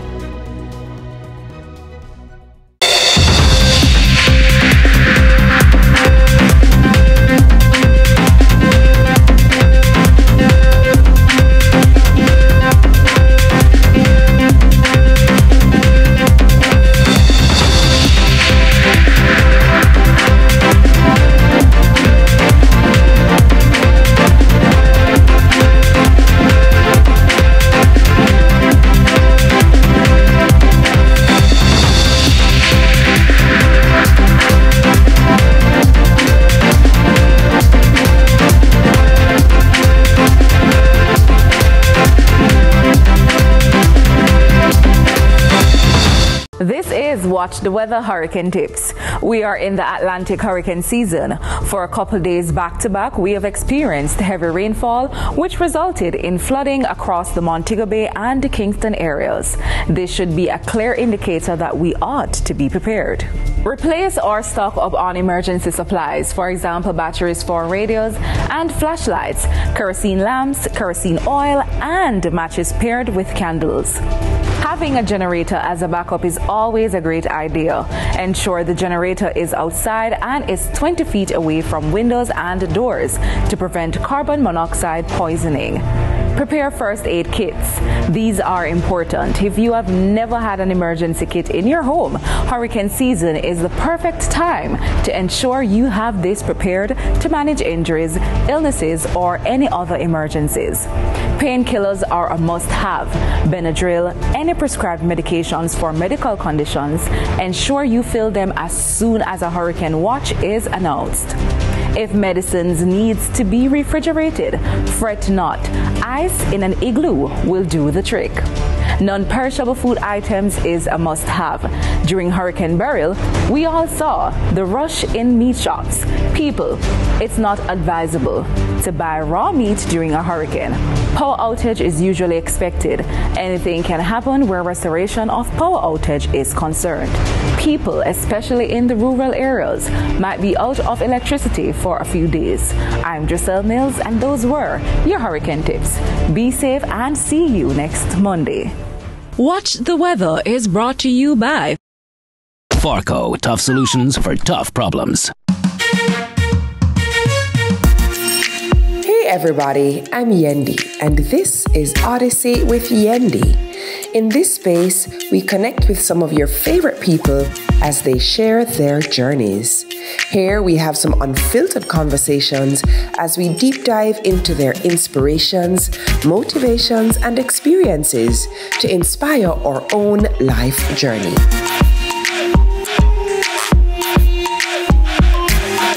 Odyssey with Yendi, brought to you by Grace, singer and island.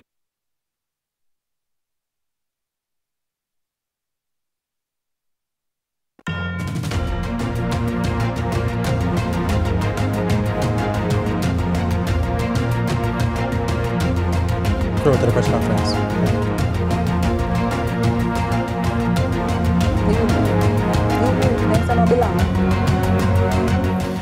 All right, so that media briefing we promised you, it's on now, so let's hear from the major state agencies.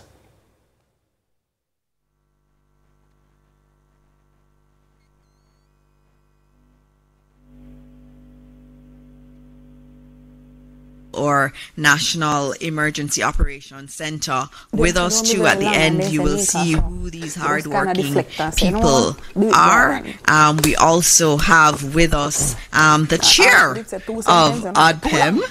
Mr. Sweeney is here, and he has not just been chair, he's been here every day and really leading the charge with Minister Mackenzie, and so I have to acknowledge you and thank you. And of course, I cannot not acknowledge Tony, how you signed that? All I can do to the entire deaf community, and I know that you're watching. Tony has been trying to teach James me. is still there? Yeah, where for they? Ghana country. There you go. See, she's been trying. She's really been trying. But, you know, we want to create a space that is really conducive for everyone to participate in knowing what is happening. And so, Tony, the work that you do day in and day out, we appreciate it. We appreciate you making this space a lot more one that is truly for the entire Jamaica and is truly inclusive. And so we're going to get started. This will be a shorter briefing. And so the man of the hour, Evan Thompson. Evan, you have to come and give us good news. This is the 7th briefing we have done. 7 is a very lucky number. Evan Thompson, come and talk to Jamaica. 7. Thank you, and I'm going to try to do this in 7 minutes. Good evening, everyone here in Jamaica, of course. Minister, I greet you. Mr. Chairman, sir, Mr. Sweeney, good to see you and all distinguished persons here. I greet the media and I greet the people who are watching online and those who are watching on television at this time. What we have facing us is a major Category 5 hurricane that is over the waters of the Caribbean Sea and moving closer and closer to the mainland of Jamaica.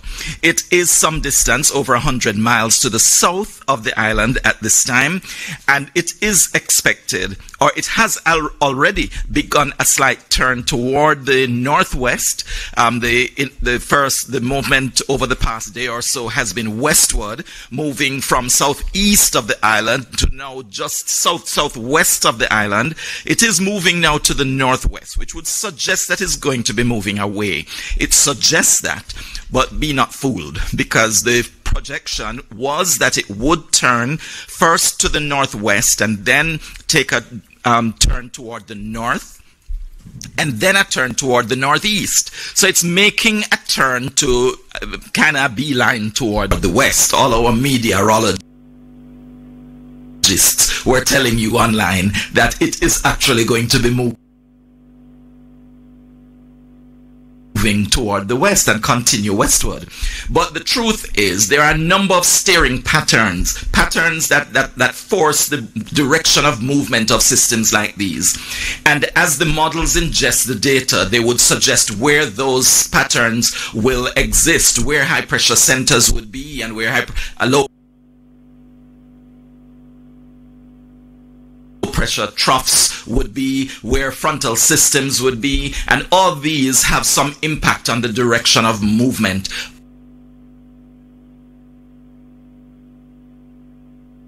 of systems like Hurricane Melissa.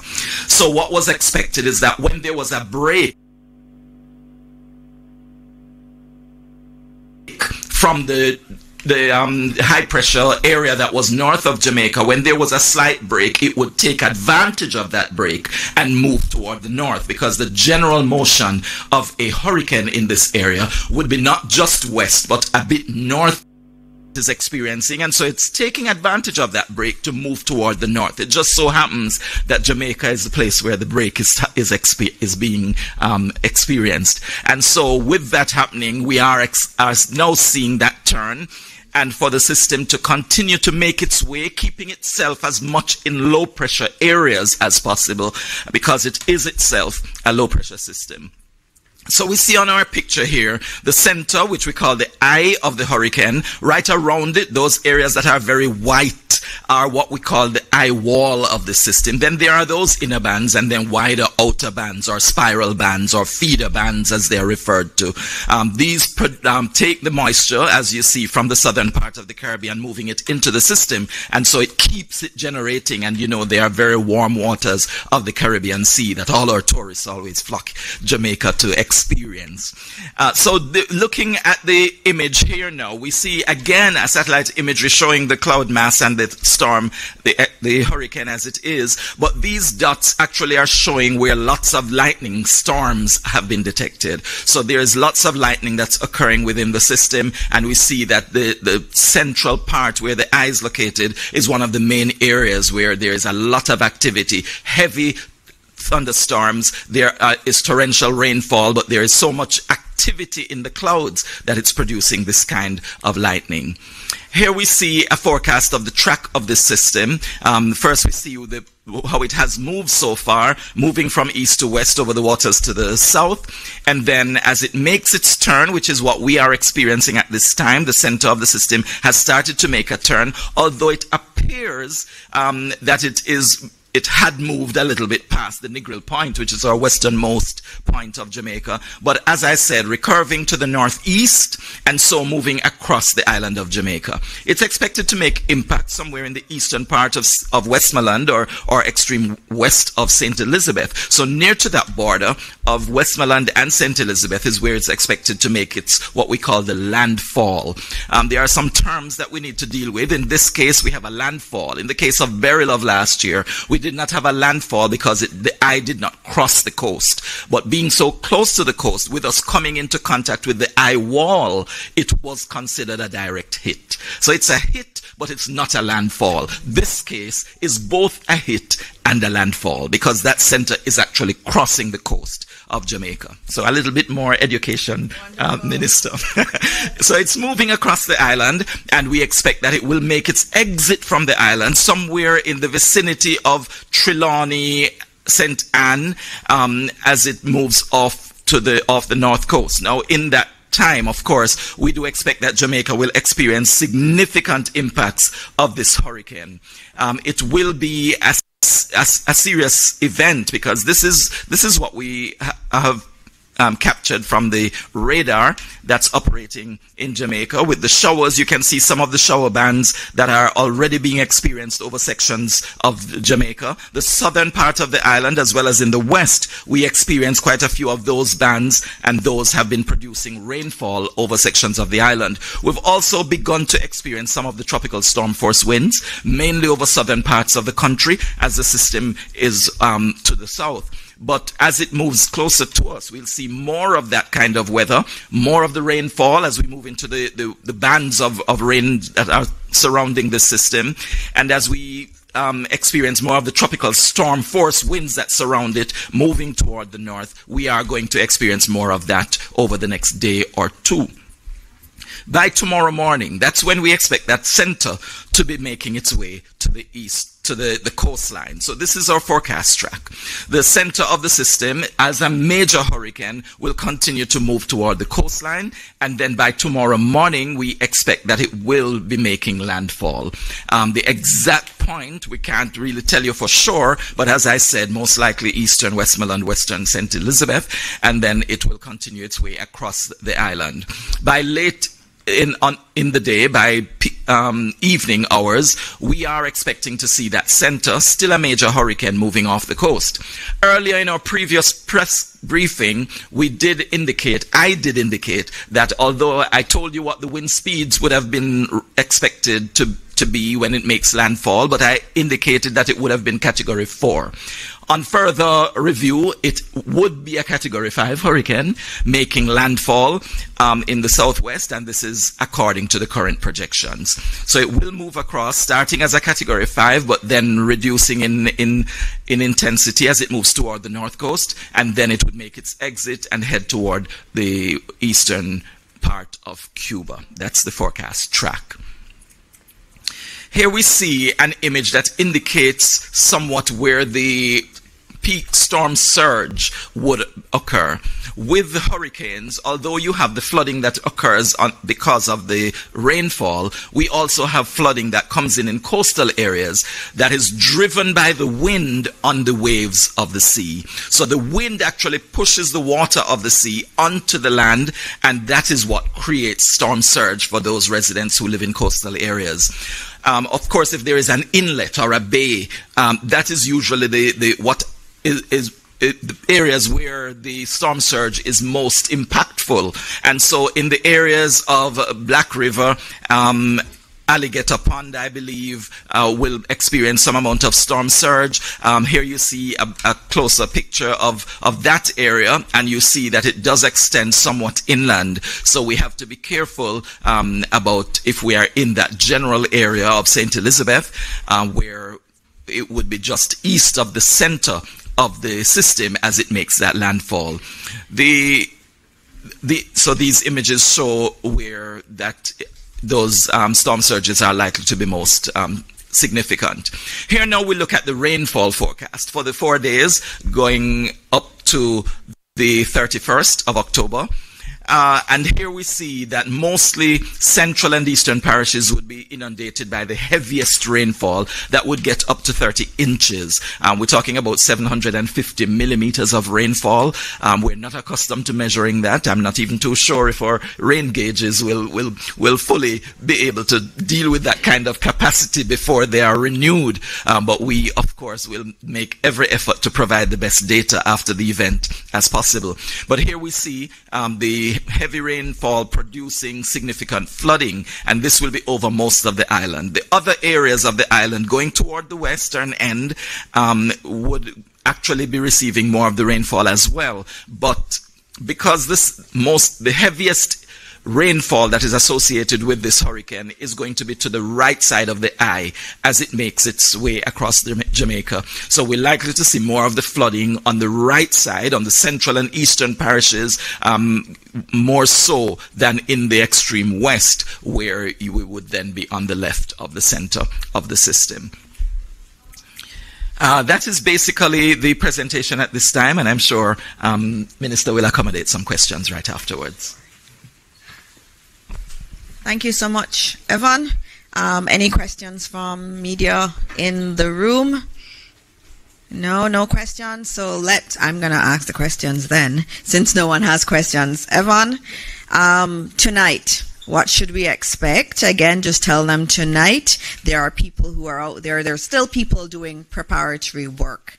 And we want to know, can they continue to do it? When do they need to come in? And again, when will conditions deteriorate so that no one should be on the road?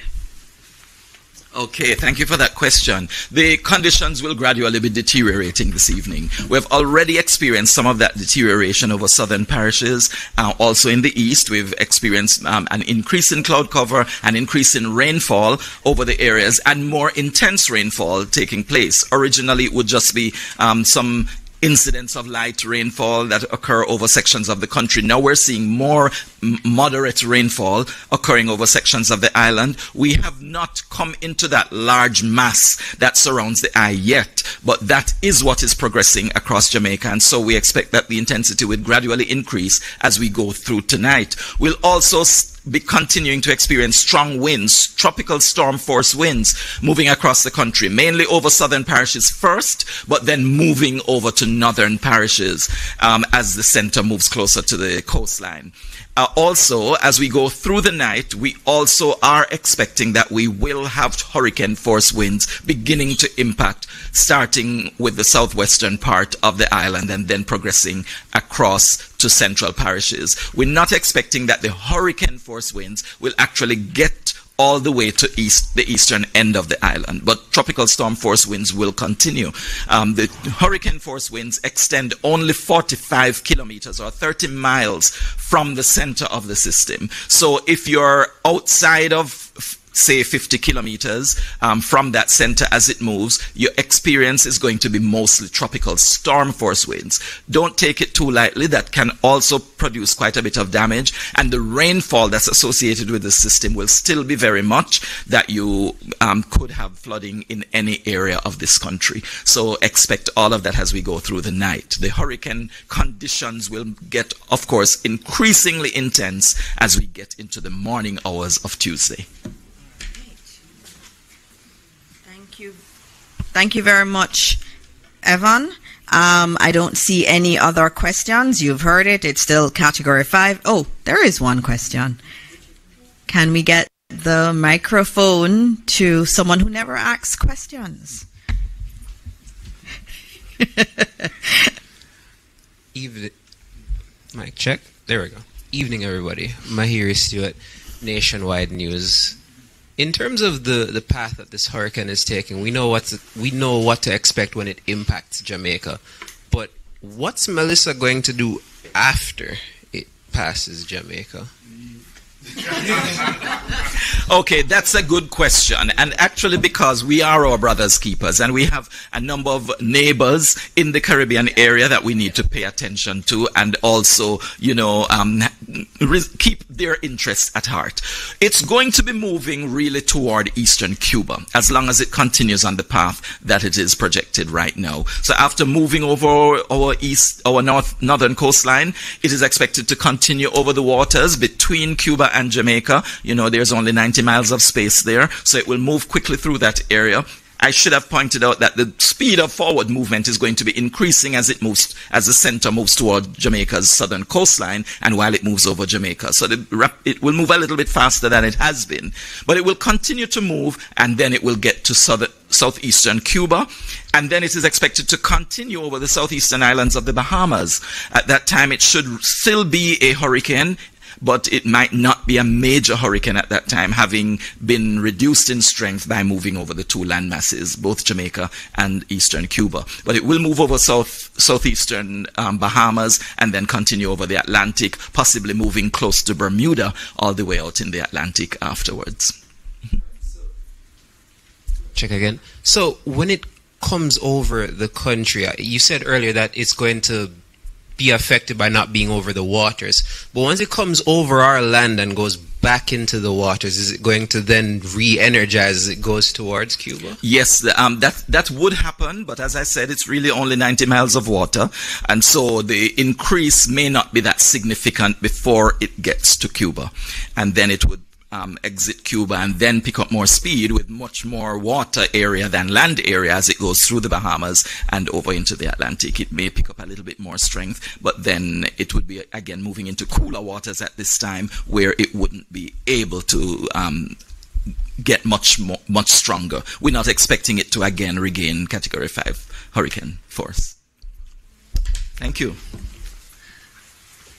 Thank you, Evan. You know, earlier we were doing longitude and latitude, and we heard a word from Evan that I'm not used to hearing, and so I had to look it up using AI, of course, and it was recurvature. He said it many times, recurvature, so I had to look it up. It's a change in the path of a tropical cyclone from a generally west to northwest track. So remember, it was going west.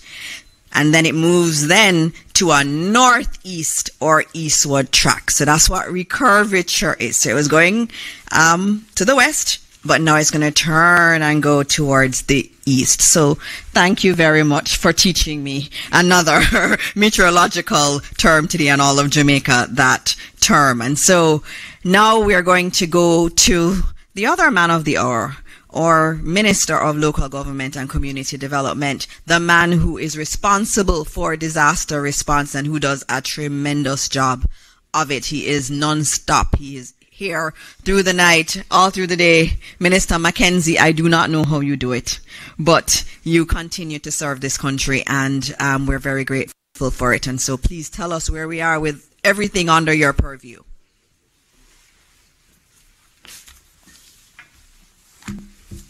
Thank you, Minister. You have been doing a good job yourself. Acknowledge my colleague who just walked in. There's a fine for being late. And to acknowledge the members of the support team, the JDF, the police, the Jamaica Fire Brigade, the Red Cross, and all the other entities, chairman of the board, members of the media. I want to start off by giving some updates as it relates to the operations of a Jamaica Public Service Company. And as you have been told by Mr. Thompson, that the southern part of the island is experiencing some challenges as we speak. Now, this update that has been provided to our center downstairs, and I want to make the point that all the information that is pertinent to the ongoing hurricane comes directly out of the ODPEM. So when we give the information. It is not hearsay or faked information. It is the information that has been gathered by the team, and each entity, for instance, all the utilities are here, both telephone, water, and light. So when we speak with a certain level of authority. A total of some 50,000 persons are without light in the following parishes as we speak: Portland, St. Thomas, St. Elizabeth, Manchester. Approximately 40,000 persons in the western end of the island are presently without power. And there are 4,000 in the eastern part of the island, and another 5,000 without light in central Jamaica. Transmission lines are out in Magati and Porous as a result of down power lines and poles in some instances. The Jamaica Fire Brigade reports a number of trees in some areas they have received reports, and they have a team out there removing the fallen trees, and with support in some instances from members of the community. You remember earlier this morning the Prime Minister did indicate that the National Solid Waste Management Authority is on the road, and they are a part of that team island-wide that is helping to remove fallen trees right across the island. The Red Cross reported that at Vere Technical High School, approximately 300 persons are at the shelter, and the concerns that we have is that in short order, and I guess by now, the shelter would have reached its maximum capacity, and steps are being made to house persons seeking shelter at a different location. Just want to again remind persons going to our shelters to take your medication, walk with some biscuit for the first couple of hours, some water to make yourselves comfortable. And it is important that your personal documents, important documents, are well secured. The issue of shelters, ladies and gentlemen, Jamaicans, has become more pronounced because during our briefing meeting with the ODPEM and various persons, it was brought to my attention that the new wing of a transitional center at King Street, the Desmond Mackenzie Center, we'll have to activate that because the work of the police and the team on the ground has brought in more persons off the streets in the shelters, and that is very commendable. We are seeing an increase over the last couple of hours of persons responding and have gone into the shelters, which is good, but we still have a few that is still out on the road. I want to address some concerns around shelters that was brought to our attention concerning the Milesville area in southeast St. Elizabeth, and the fact that complaints were made about those shelters. I want to make it clear, ladies and gentlemen, that the shelters are provided for the needs of those who want to go to the shelters. There are no other considerations that are given when we open the shelters. So I don't want anybody to create the narrative that you have to be aligned one way or the other to access the shelters. And there seems to be some concerns raised about the operations of these shelters. So I want to advise that all the shelters in Southwest St. Elizabeth, the Marsville Division, are in operation, and the Southeast, and that they have been provided with the requisite items to afford for the smooth operation of the shelters. We are in constant touch with our shelter managers across the island, and I know, and I want to say this, as soon as the conditions start to deteriorate in certain areas, the difficulty is going to show in making contact in the way that we would want the contact to be made. We have a very effective radio telecommunication system which is manned by the Jamaica Fire Brigade, and that system is up and running. It is a part of the JICA program that the government of Japan and the government of Jamaica has put in and has made us very efficient, and it is a system that the police has tied in, and all the major stakeholders across the country has access to the system. So our shelters are up and running, and I want to say to Jamaicans that I'm encouraging you you still have a little window to go into the shelters because it is important. There are also complaints about Ocho-Rios-I. That matter has been dealt with. And I want to thank the many concerned Jamaicans who continue to send me messages about the operations of shelters. And I really want to thank them and say how much it is appreciated. I gave an update this morning on the state of our shelters, and I did indicate that of the 880 odd shelters, so far 133 shelters are in operation. The shelters are available, but so far only 133 of these shelters are fully operated with persons in there. The parishes of St. Anne and Over are still 3 parishes that have no one in any of the shelters. The shelters in Hanover should be seeing people now, because based on Evans' forecast, places like Lucy, Chester Castle, other areas will face challenges, and I want to urge persons in these parishes to get to high ground as quickly as possible. Clarendon continue to lead the way.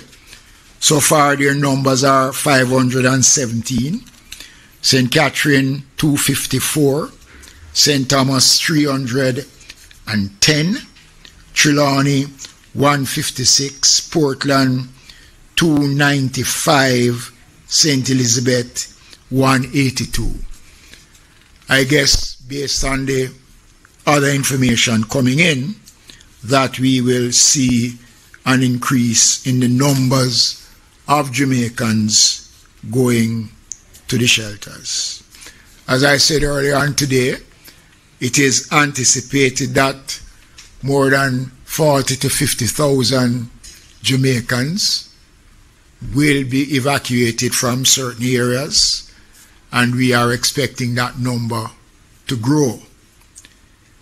I want to again emphasize the importance of sticking to genuine information. Almost every minute now, there is something out there in social media that has nothing to do with what is taking place. There is concerns that persons who genuinely wants to go to shelters are being convinced by others that it makes no sense that they go to the shelters. And many people have been told that you are safer at home than in our shelters. My first experience of a major hurricane at this level was Matthew in 2016, just shortly after I became the minister. And it was a testing time. Fortunately, Matthew changed course. But over the years, we have developed a system to improve the quality of our shelters. And I will not deny that some of our shelters might not meet the expectations of Jamaicans. I have said it before, the shelters are not a five-star hotel. 90% of our shelters are schools, which were not really built for that purpose. And over the years, we have converted some of our shelters, some of the schools, into proper shelters. And we'll be rolling out over the next couple of years, starting next year, to improve on our shelters, because we are looking at the changes that are taking place in terms of our climate-related issues. And therefore, as a country, as a government, we have to move and we have to make the kind of investment that will ensure that our citizens are comfortable in what we say and will respond to the issues when it arises. So, am I feeling better? Still not feeling better. When I look at Westmoreland, again, here's a parish that flooding is the norm. Now we are expecting excess rainfall, record high rainfall. So it means that flooding will become an issue. There's a community in Westmoreland, McNeil Lands, which for me is a major issue. And if anybody there is listening, I want to urge persons, to encourage you to leave these areas and find a place where you will be safer. It makes no sense. And in closing, I want to, again, as I have been doing since these briefings have started, it is better to take that step than to pay that price. Don't worth it. This government is committed to work with every single Jamaican after the passage of Melissa to help to restore your way of life, to rebuild. The Prime Minister spoke about the various layers of insurance and coverage that an understanding government has put in place over the last 4 years to secure the Jamaican people. And when we meet after these meetings, we look at the way forward. Already we are starting to look at how are we now going to deal with the level of investigation that needs to be done to deal with the issues that will arise following burial. I want to thank the people who are working, the police, the fire brigade, the army, our disaster coordinators, our members of parliament, our councillors, and I want to say this. I am happy that as a government we recognize the role of the opposition and have engaged the opposition in discussions around the programs that is being undertaken by the government in a response. And we have been open, we have been clear, and if we are wrong, we are bold enough to say we are wrong. But all the decisions that we have taken to safeguard the Jamaican people, we stand by those decisions. It is the Jamaican people that have to work with us now to ensure that we minimize as best as we can whatever the outcome is. Thank you.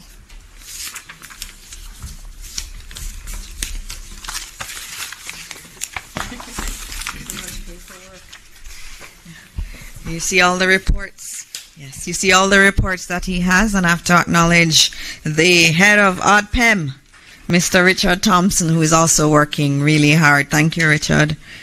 All right, so up next we have Minister Tufton. I know there are some other questions for Evan Thompson that we got online. They really have questions for you. They want to know more. We'll get to those after Minister Tufton speaks, or Minister of Health and Wellness.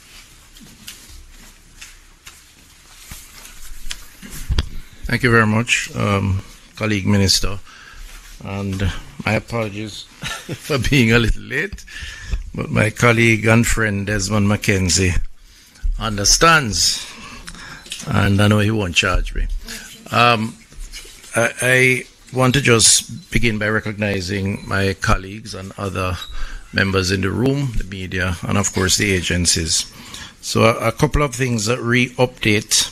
Firstly, I was late because I was on a conference call with the health ministers of the Caribbean region, chaired by the head of CARICOM, who expressed the desire to support, and I gave them an update. And I want to just publicly thank my colleague ministers of health in the Caribbean who have offered to provide support wherever that is needed, including CARFA and CARICOM health ministers. So I got a little delayed because of that conversation.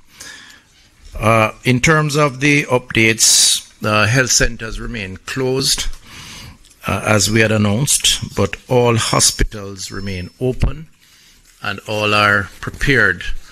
I have done a number of visits over the past 24 hours or more, visiting some of these institutions, having conversations with the staff, and at the Emergency Control Center in New Kingston, headed by Dr. Dawkins Wright, who is here in the audience.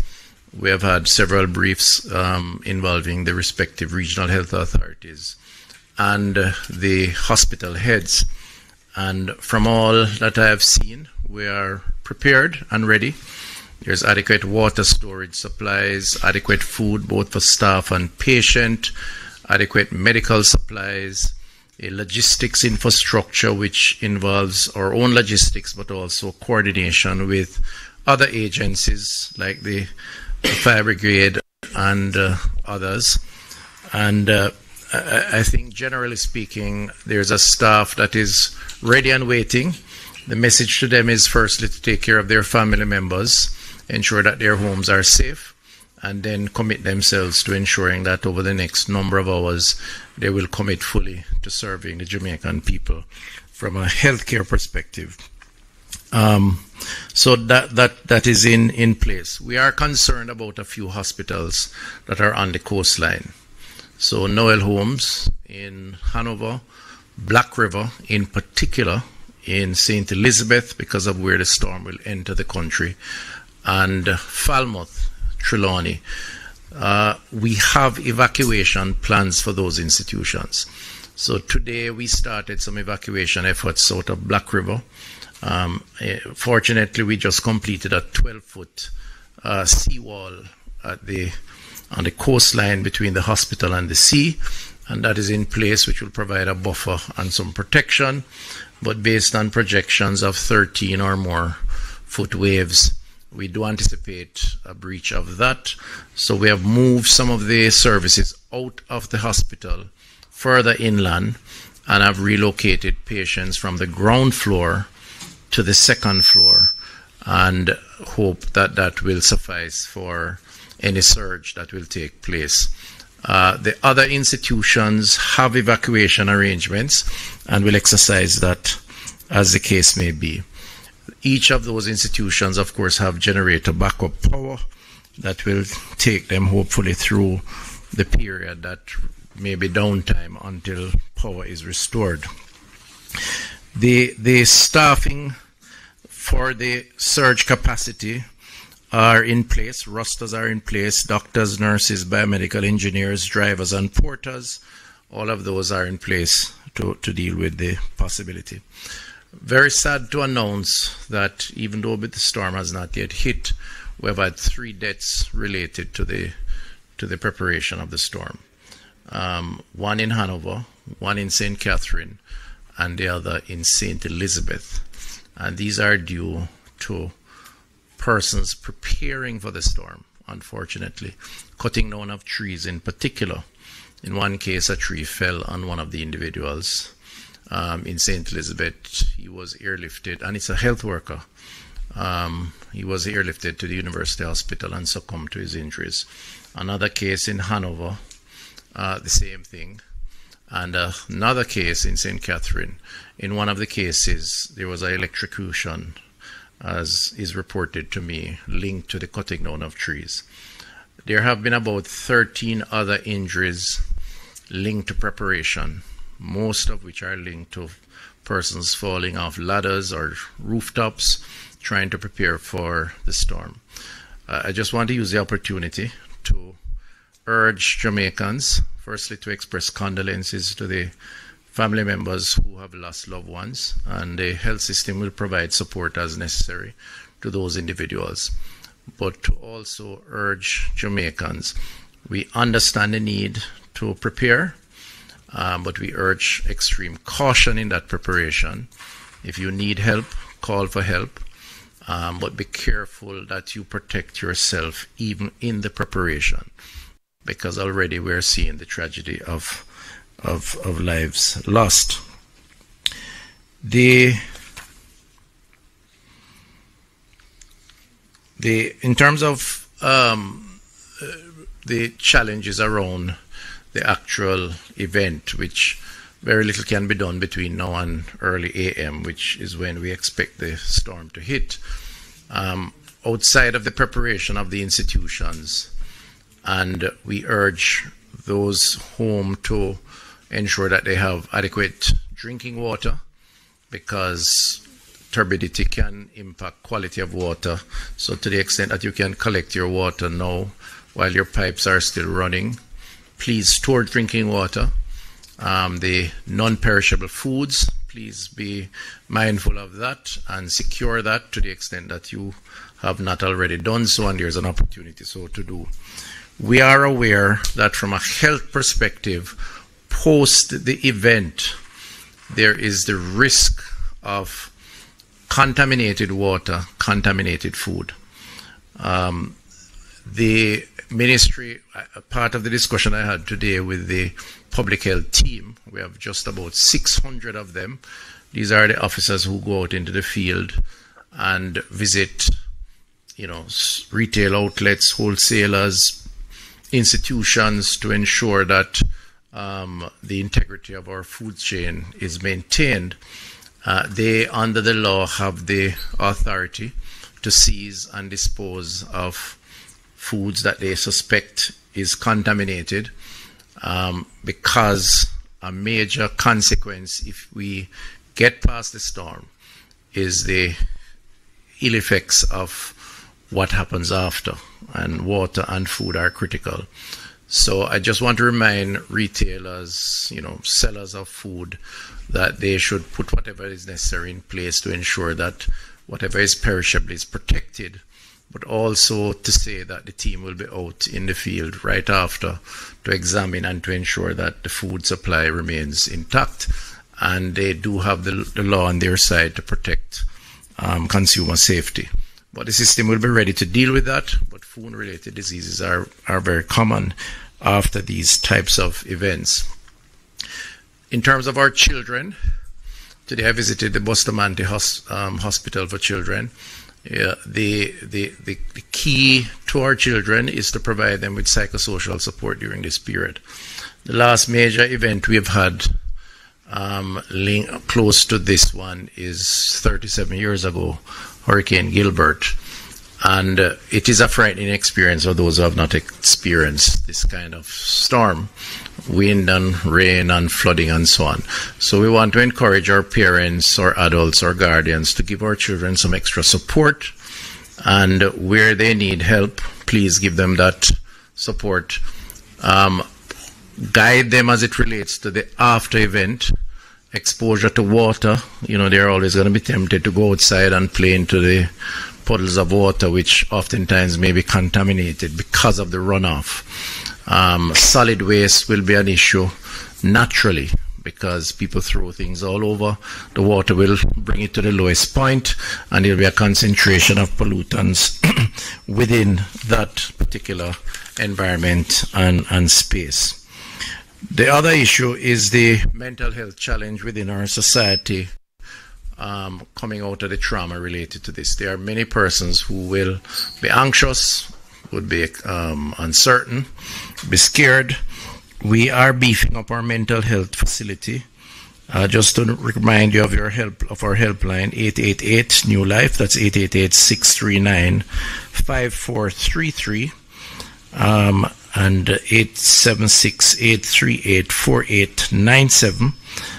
We're encouraging persons to use the lines if you need to talk to someone. We have members manning those lines on standby, and will provide whatever support that we can give. There are vulnerable populations in the society that we are mindful of. The older population who are chronically ill, those who require medication for their hypertension, diabetes, other forms of chronic illnesses. The NHF, I've had a meeting with the NHF. They are prepared to provide information and support. They're also prepared to deliver medication once the storm would have passed, and we're putting in place some creative ways to maneuver the obstacles that we would likely encounter after the storm. And what we would ask persons to do is to keep in touch using the One Love helpline, 888 One Love, for the vulnerable populations to be given whatever support they can. The final point I'd raise is the issue of persons volunteering to give support. So in disasters of this kind, because of who we are and the generosity of our diaspora, as well as just the globe, there's going to be a lot of offers to provide support. It's going to be important for us to ensure that that support is coordinated and that it is properly organized. Now, I know that ODPM and Minister Mackenzie will provide whatever channels of contributions and the management of that process. As it relates to health, we have put in place a mechanism through our charitable foundation and the National Health Fund to ensure that we are able to guide the type of support that may be needed in the immediate aftermath, the logistics of that support in terms of coming in, where it is stored, how it is distributed, because you can end up tripping over yourselves because everybody wants to help and there's no coordination around that help. So I just want to say that those who are offering to support the restoration from health's perspective, we will be happy to guide you and to provide you with the appropriate guidance as it relates to that. I want to close by thanking the healthcare workers. They are not unaccustomed to emergencies and to going beyond the call of duty. They have been very resilient and have really demonstrated their commitment to protecting the country. So I want to just use the opportunity on behalf of the government to thank them and to just ask them to continue on this trajectory and that they have our support in delivering and protecting the Jamaican people. Thank you. Thank you, Minister Tufton, for that. You actually answered every question that we had in the chat today. There were mental health questions, what's going on with the hospitals. You've answered everything without us even having to go to questions. So thanks to you and to the Ministry of Health team for all the work that you are doing. I am going to actually stop before the question and answer. I have some questions here that we need to go. Most of them are to you, Evan, that I need to ask. And there's one more I'm getting, Minister Tufton, from you. You'd have heard us speak of the National Emergency Operations Center, which is here. There are a lot of individuals that are there, and they're working really, really hard. They are they're coordinating with the parish coordinators. You see them down there with their radios. They have a lot of equipment where they can easily be deploying resources across the country.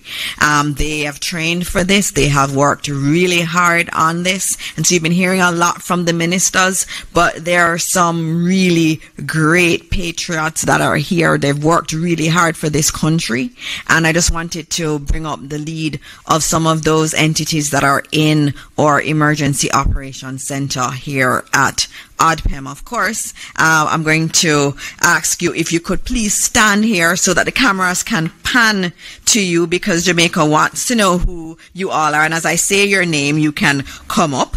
And I'm going to probably go in that order. Commissioner Stuart Beckford from the Fire Brigade. Hi, Commissioner. How are you? I'm good. I've been tired, but I'm okay. I know, but the Fire Brigade is going to be absolutely central to any rescue operations that we're going to be doing across the country. And so we want to acknowledge the Fire Brigade team that's downstairs in our Emergency Operations Center. We also have Marilyn McDonald, Manager, Community Renewal for JPS. JPS is also here. So we know when things are down, and JPS is coordinating with us. We have other entities like the NWA and other groups too.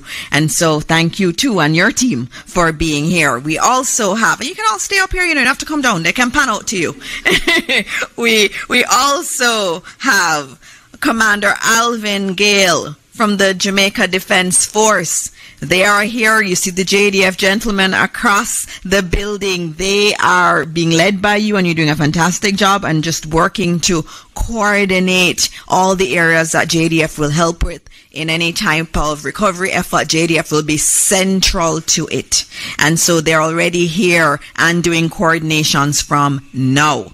We also have Dr. Ellington from the JCF, Superintendent from the JCF. The JCF is here too. They know what's going on. They know where there is danger. They're coordinating. They're getting their troops out as best as possible. The members of the JCF, the police force, will be out. They'll be deployed as necessary. So don't even think about it. I know what some people are thinking about the JCF. They are here. They're monitoring. They're out there and monitoring, and we can divert resources very easily. These are just some of the people that are working downstairs. Mr. Thompson, you should join them. ODPEM cannot do this without ODPEM. ODPEM is really central to all of this.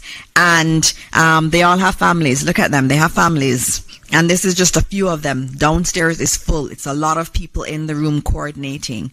And they are here for us. And I would like to also add someone who is not willing to come up. Rohan, come on up. You see Evan here all the time, but Rohan is really doing a lot of work. Rohan is here.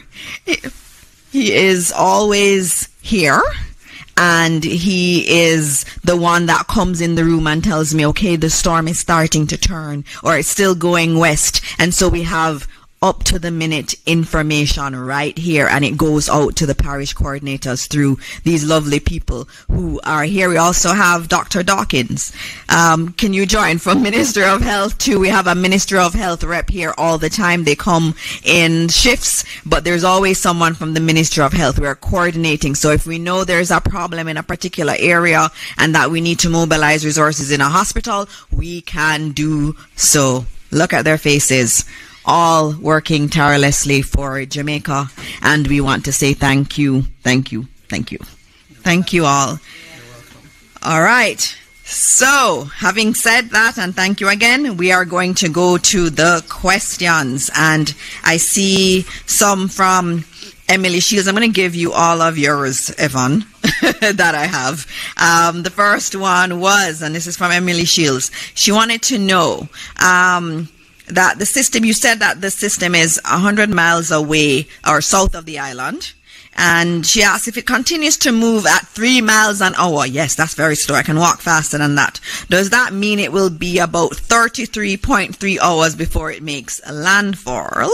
Or how close to land must it be before hurricane force wind is felt? And someone else was asking, why has this moved so slowly? They want a little bit of lesson meteorological class on why this would move so slow when we're used to hurricanes moving so fast. Evan? Okay, thank you very much for the questions, Emily. Let me explain, first of all, the reason for the slow movement is that the steering current is weak. Basically, there are some currents in the atmosphere that would generally steer the direction of movement of these systems. And it depends on a lot of the other features that exist at the same time. I spoke earlier about the high pressure centers, the low pressure centers, frontal systems.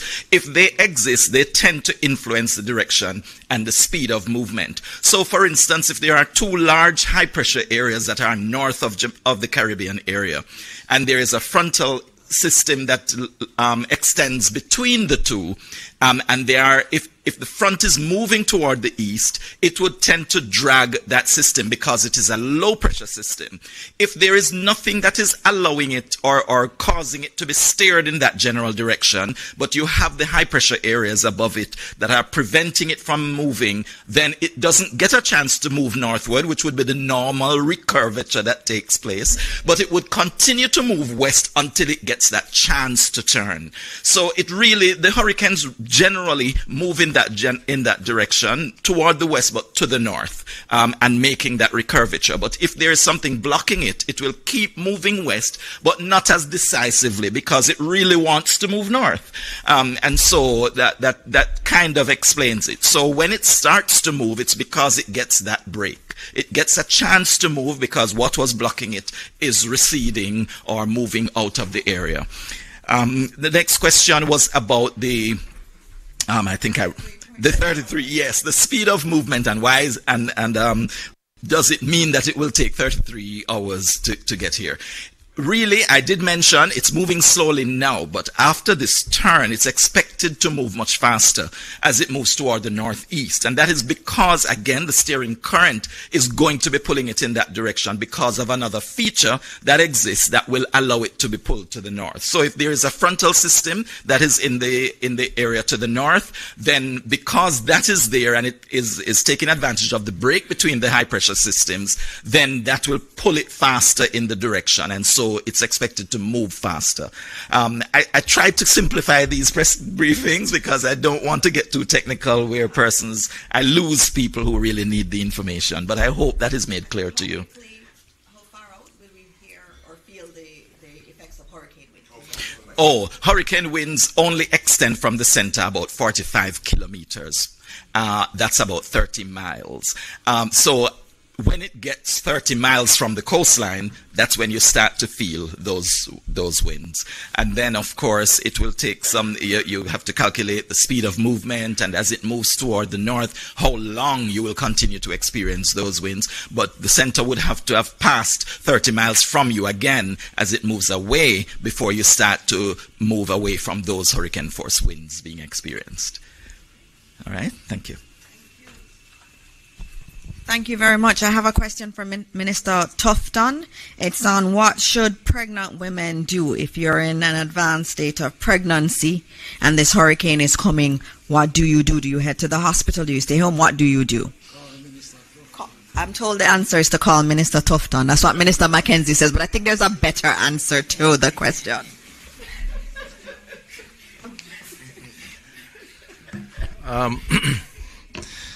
Okay, so having second-hand experience on this, not direct experience. No, but the first thing we'd advise is that you consult with your physician and allow the physician to guide you. There's still an opportunity so to do. The communication channels are open. So if it's in the public health system, you can call the 888 One Love number. That's a universal number that's available. And if you are in a private arrangement with your physician, then certainly call your physician. Ideally, if you are close to delivering, then the hospitals will make arrangement, or the doctor with the hospital, to house you, so that, assuming any circumstances that require hospital care, there's no need for the logistics of movement. That's, I think, is a standard approach. But the doctor provides the best advice, and I'm not that kind of a doctor, so I wouldn't dare to hazard that kind of advice. I just want to say that it's important that you protect yourself again. We can fix, as doctors, medical doctors that is, we can fix injuries, but we can't fix regret. And so it's important for you to just take care of your families and ensure that extra precaution is taken. Thank you. Thank you, Minister. Are there any other questions from the media here? Okay. Need the microphone? Anybody has a microphone? We have a question. Microphone.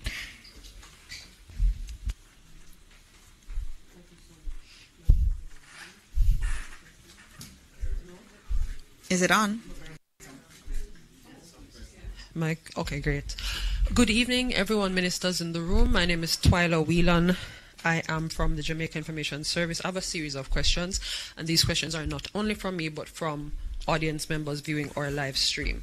So one of the first questions, I believe, would be to ODPEM, and it has to do with the website. It's showing that some sites, some shelters are closed. Is there any clarity that can be provided on this, or is it a case where some of them are up to capacity, or is there a glitch with the system? We just want to be clear. That's the first question. All right, he's going to answer. We're going to take the series together, because we do know that some of our news stations need to break off now. Well, as you have heard from Minister, not all our listed shelters are open. At this point in time, shelters are open dependent on what is happening. We have a set number that is currently open, roughly 79, and as the system progresses, more persons will go into shelter, so there will be a need for more shelters to be open. So the update is based on the shelters that are open, and we continue to update that listing as the other shelters come on stream. While I have you, Mr. Thompson, last year during burial, the disaster emergency communication system was particularly critical and very, very helpful in coordinating emergency response. Is it still up and running for that is up. It's ideal. Minister spoke to that as well. That the system is housed at the ODPEM, and it is currently being manned by the Jamaica Fire Brigade. We have gone through all our protocols in doing our radar check. It's working extensively. So that's a main part of our operation. It's a critical part of our operation, because without communication in times of crisis, you're dead in the water. So we have ensured that is a mainstay, and that is something that will be used extensively throughout the operation in response to Melissa. Perfect. And finally, from our viewers, they wanted to know what parishes would be first affected. The people on the live stream wanted to know which parish the storm is going to affect the most. Mr. Thompson? Which parishes would be affected the most? All parishes, first of all, will experience some impact from this system. This means heavy rainfall, this means strong winds, hurricane force winds, even affecting sections. The hurricane force winds will be restricted mainly to the western half of the island. But the tropical storm force winds would cover the entire island. And that is only because the hurricane force winds only extend 45 kilometers from the center. Mic check, do you know mic check? Giovanni Dennis here. Western part, going as far as St. Anne in the north. So we do not expect that sections of Portland and St. Thomas, Kingston, St. Andrew, St. Catherine would really experience any hurricane force winds at this stage, based on how it is. But the storm surge, again, there are specific areas, and that would be along coastal areas to the right of the center on the southern coastline and to the left of the center on the northern coastline. Okay, thank you all. There's just one last one, and I'll answer it because Minister had already answered it. It was, how are the evacuation efforts going in places like Rocky Point and Portland Cottage in particular?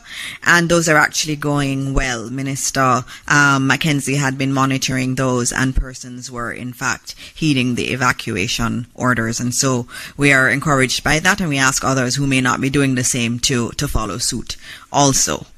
All right, so I don't see any other hands up, and so we are going to close this press briefing now.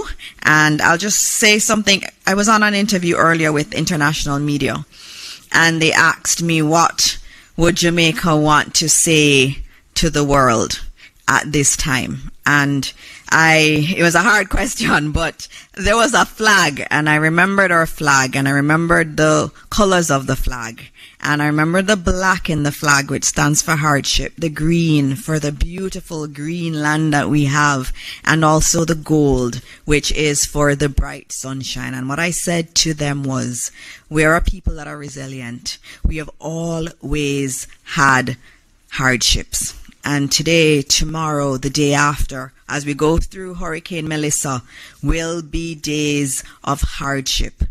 But we know, we have confidence that after this storm, the green land will emerge to us again, and that the sun is going to shine. And so as we go to bed tonight, we know that God is with us. God has always been with us, and He will continue to be with us. And we will pray, and we'll get through this together, and there will be beautiful sunshine after this. Thank you all, and God bless Jamaica, land we love.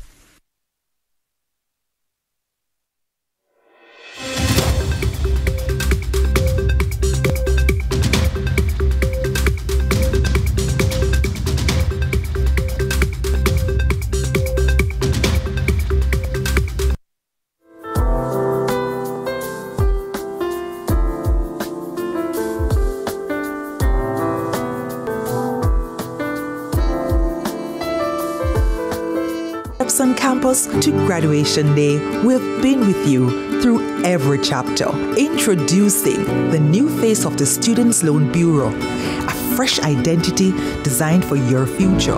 The bold step forward with a fresh look for a future-focused mission, still rooted in trust, service, and possibility, while continuing to uphold our core values of integrity, accountability, respect, teamwork, excellence, and customer focus. It reflects who we are today, modern, resilient, and evolving with the people we serve. This isn't just a new logo, it's a renewed commitment. The Students Loan Bureau, building bridges, transforming dreams. Lead like the world is watching. Because it is. The Impact Leadership Summit brings the ultimate business advantage on November 4 at the AC Marriott Hotel, Kingston, Jamaica. Learn from global speaker and entrepreneur Vusi Temakwai. Leaders, hear me and hear me now. Do they understand the calling and are they God-led? Maxwell Leadership Coach Erica Mackenzie. Oxford Rhodes Scholar and global investor David Walcott. Investment Guru and Senator Ramon Small Ferguson. This is where leaders rise and impact begins. Sponsored by Creative Brands and Concepts. The Summit. BYD. AC Hotel. And Intelligent Multimedia. For more info, call 876-438-1135. At Hawkeye, we work hard to develop state-of-the-art security solutions like our new Total Connect smart home automation system that gives you 24/7 access to control your appliances, lights, cameras, and doors using your smartphone, tablet, or PC. As the most trusted electronic security company in Jamaica, Hawkeye has the fastest response times to get to you when you need us most. Trust Hawkeye's Total Connect. Hawkeye, securing what matters most.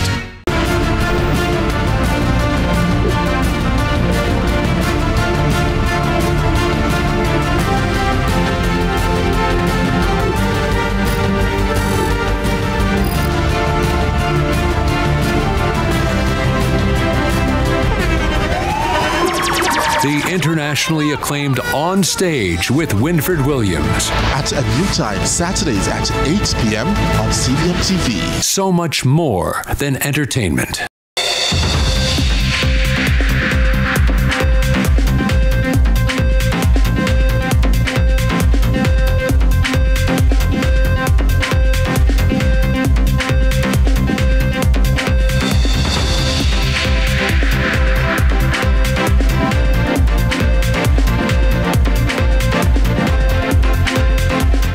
business owners and independent contractors. Get affordable insurance with Sagicor Pro Shield. The time by Sagicor Life is 7 o'clock.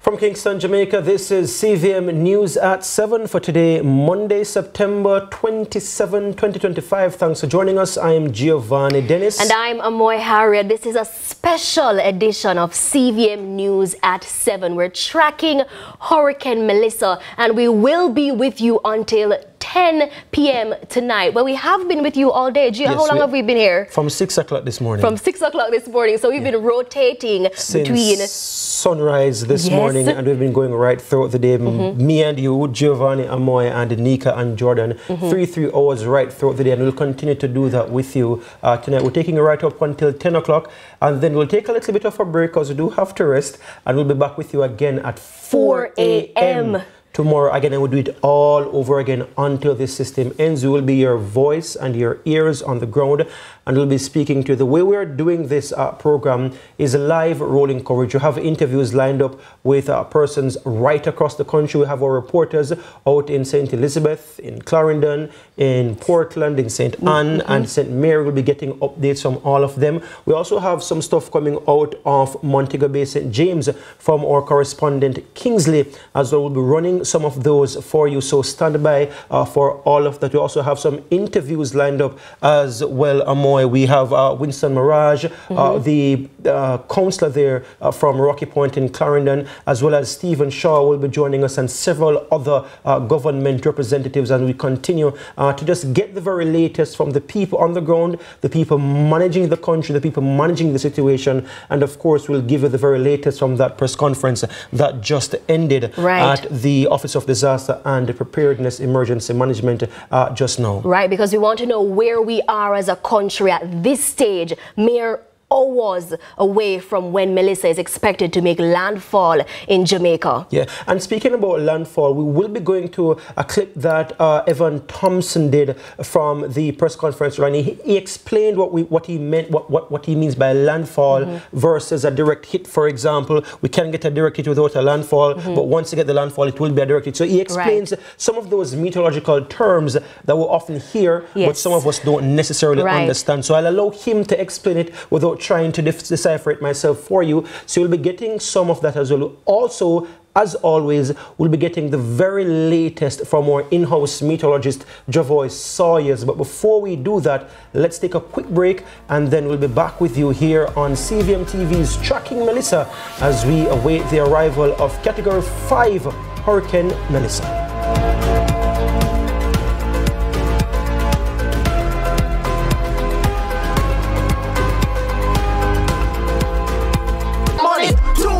Burger King pick 2, come back again, yo. That is it. Any 2 combo, double deal quick.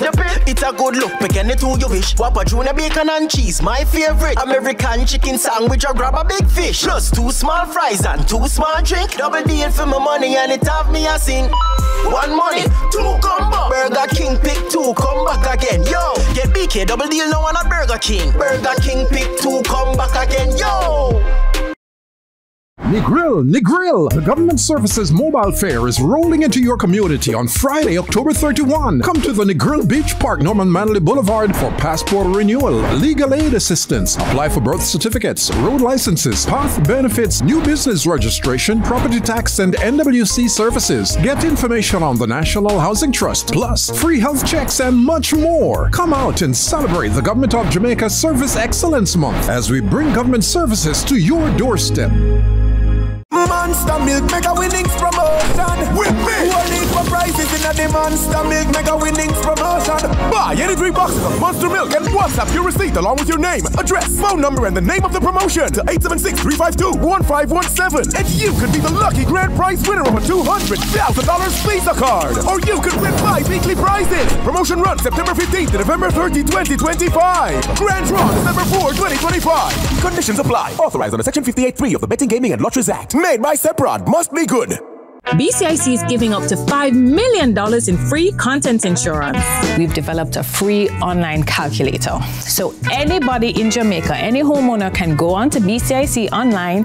You don't even have to be a BCIC customer, and it will give you a building value. When you update your home's rebuilding cost with our online calculator, you'll get $5 million in free content insurance and up to 12 months to pay your premium. If you're not insured, go get it now. Better to be safe than sorry.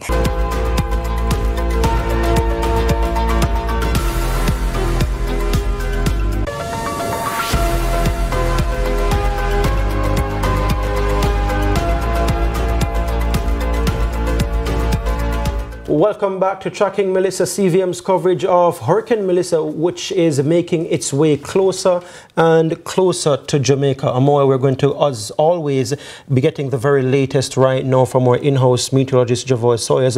But before we do that, as usual, we just want to give you the latest bulletin from the Met Service, and then we'll get some comments from Javoy. And this is the one from 5 o'clock. Now, at 5 o'clock, the Met Service says a hurricane warning remains in effect for Jamaica, as the powerful Hurricane Melissa has begun to turn toward Jamaica while moving over the Caribbean Sea and south of the island. Now at 4 p.m., the center of Hurricane Melissa was located near latitude 16.7 degrees north or 78.4 degrees west. This is 225 kilometers or 140 miles southwest of Kingston, or 178 kilometers or 111 miles south of Negril Point, Jamaica. Now, it said Melissa is moving towards the northwest near 6 kilometers per hour, so that's 3 miles per hour. A slow turn towards the north is expected this evening, followed by a turn towards the northeast and a faster forward speed on Tuesday. It said on the forecast track the core of Melissa is expected to start moving over Jamaica tonight and early Tuesday. Now, maximum sustained winds are 280 kilometers per hour or 175 miles. And I just want to pause here a bit and not race over that, because that's not just a statistic. That's something that we will be living and feeling here in Jamaica. Imagine a vehicle going at 280 miles per hour. The speed limit, the fastest you ought to drive on the highways in Jamaica is 120 kilometers per hour. There are some vehicles that can go up to a maximum of 220 or 240, depending on the make or model of that vehicle and how recent it was made. No, this hurricane is going at 280 kilometers per hour. This is almost 300 kilometers per hour.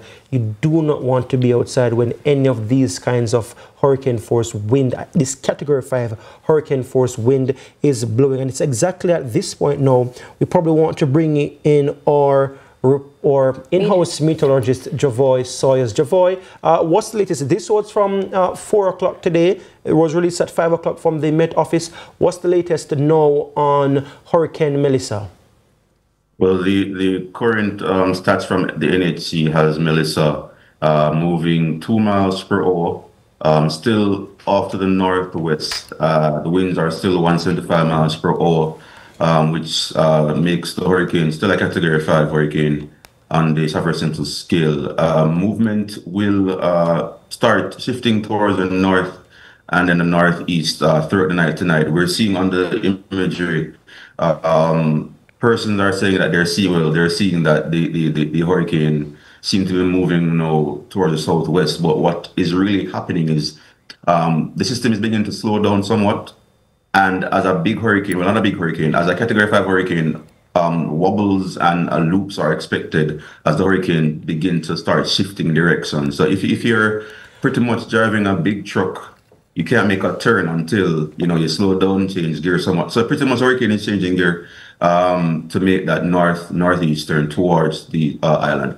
I just wanted to explain that a little bit more. You say we'll see some wobbling. What do you mean by that? Because, I mean, when we think about wobble, I personally, I'm thinking about somebody who may be drunk or under the influence. They say, in a wobble. In terms of a hurricane, what does that mean from a hurricane's perspective? It's the steering flow, as Evan pointed out in the press conference, has been light. The high pressure over the Western Caribbean is now eroding, breaking down. So the hurricane is feeling more of the pull from the cold front and the low pressure system that is to the north over Florida. And as a hurricane, as a Category 5 hurricane, you can imagine spinning a top. I don't know if you remember what a top was when you were younger. As the top, if you have two sticks on the top, you're guiding the top. When you remove the stick, the steering flow, the top wobbles about the axis. That's what you're seeing the hurricane doing. You know, the eye is wobbling about the axis or wobbling about a center line before moving towards the north. So you can look at the forecast cone and you may assume that, okay, the eye is going west of the cone or south of the cone, but don't be fooled by the wobbles. The cone is still on point for the hurricane to continue north and northeast towards the island. Now, Javo, you mentioned earlier that the system is slowing down, and I want to talk further about the pace, but I want to go back to something Gio mentioned at the beginning of the program regarding the term hurricane making landfall. Now, Ivan Thompson from the Met Office at the briefing just now mentioned that, you know, the landfall is expected near the border of St. Elizabeth and Westmoreland. What does this mean? Well, the landfall is expected around early tomorrow morning. Anytime between, say 2 a.m., well, not 2 a.m., or around mid-early morning until 8 a.m., 10 a.m. The landfall, meaning that the center of the hurricane expected to intersect the coastline, cross the coastline. And this should be confused with a direct hit. When a direct hit, it means that the worst of a hurricane is affecting land. You can have a direct hit without having a landfall, but in this case, we'll have both. We'll have both the worst of the hurricane making contact with the land and also the center of the hurricane crossing the coastline as a landfall. A lot of the conversations we've had, Javoy, sorry, you wanted to say something? No, man, go ahead. Yeah, right. A lot of the conversations we've had is about just how catastrophic this is. But no Jamaican right here, right now, would have experienced anything like this directly hitting us ever before. So really and truly what we're doing is pretty much supposing just how bad it will be. Is that not the case? Well, the worst effects should be in a small swath where the eye comes ashore. It's a Category 5 hurricane, however, Category 5 wind speeds are limited to an area just about a couple miles from the center of the hurricane in the eye wall. Most of the hurricane force winds are Category 3, Category 2, 30 miles from the center.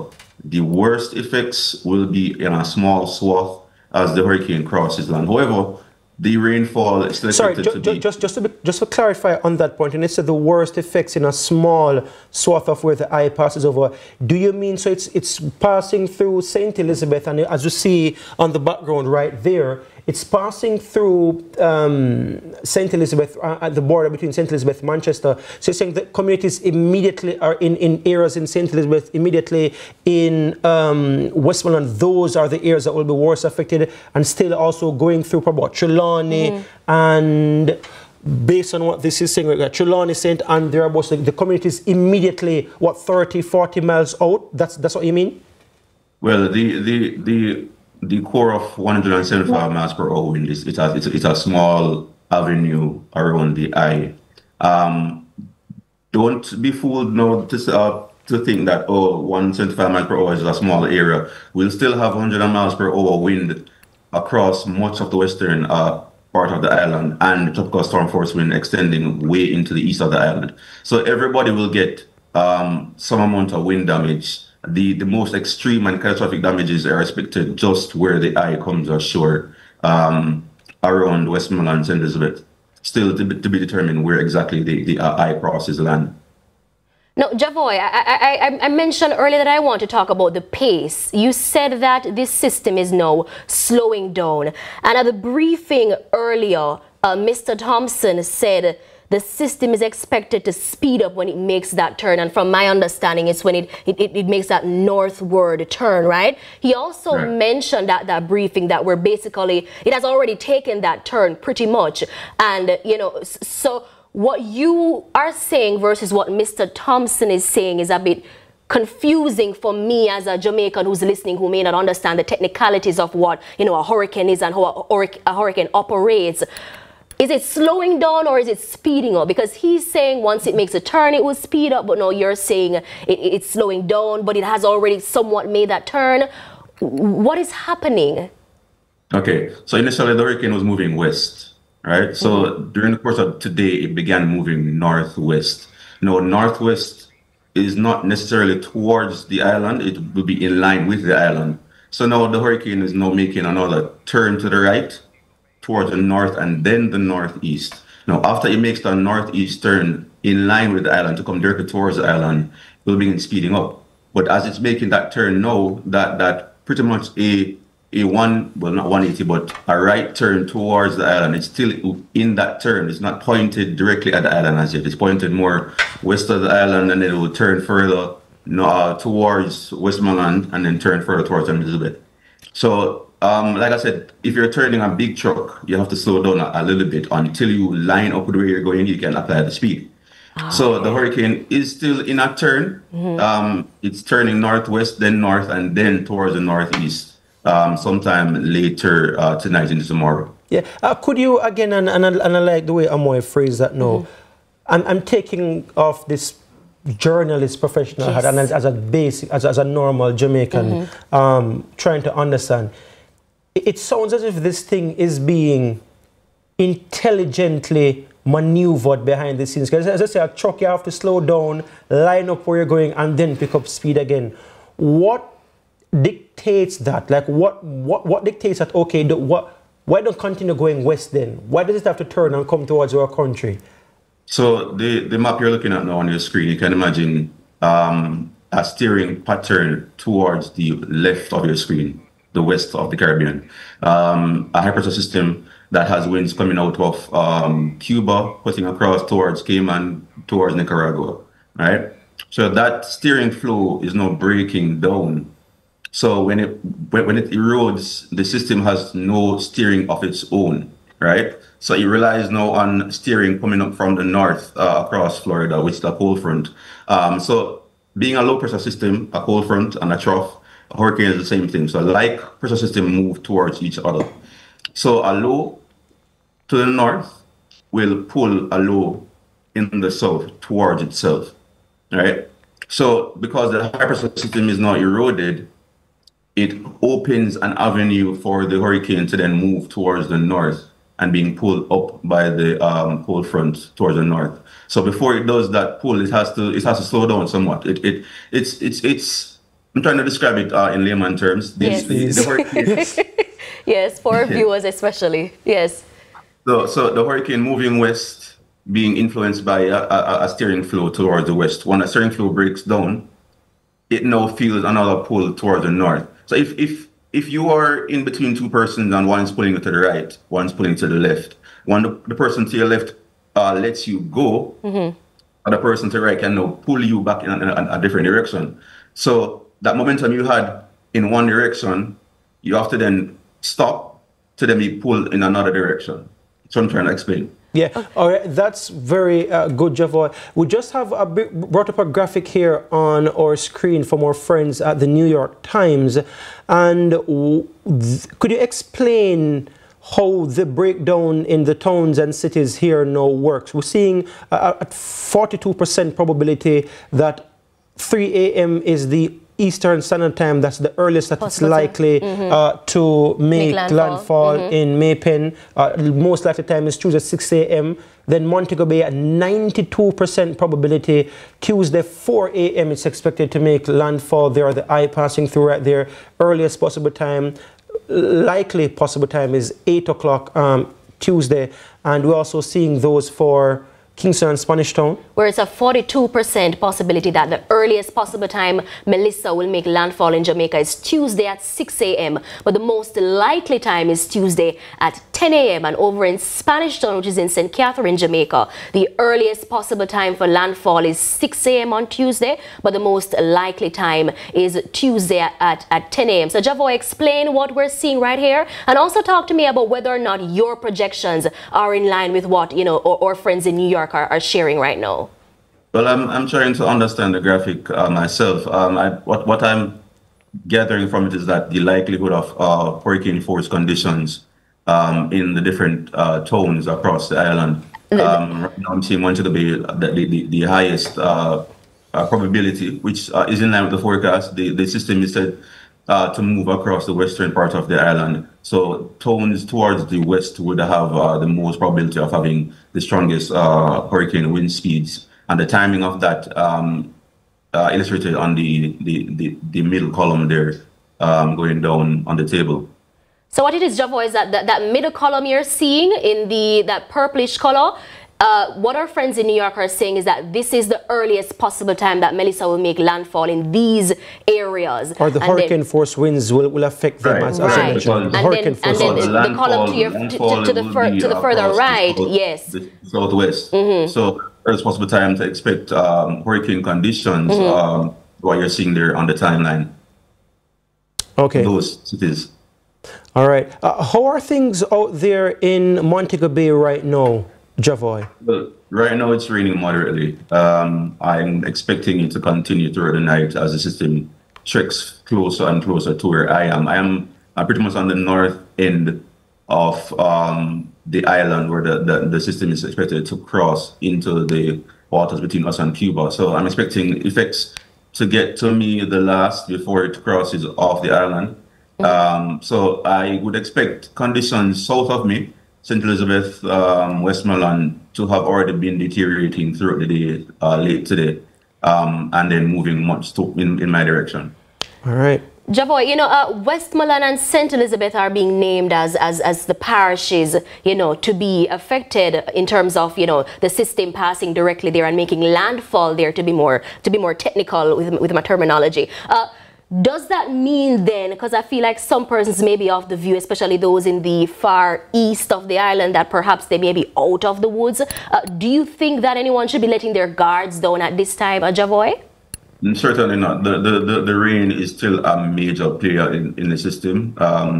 More so with the hurricane coming up from the south. We are used to having hurricanes coming from the east towards the west. And then with that, we have the wind coming from the east towards the west, so Kingston and the corporate area gets blocked by the Blue Mountain. But now that the hurricane, much like Sandy, coming up from the south, you'll have that south flow of rain and wind coming onshore from the south into the harbors. Portmore, St. Catherine, expecting high surge potential, and the rainfall will continue throughout the night into tomorrow morning as the system treks northward. So it's not only in the west, expect effects from the strongest winds in the west, yes, but we still have wind effects across all of the island, and then the rainfall across all of the island tonight into tomorrow.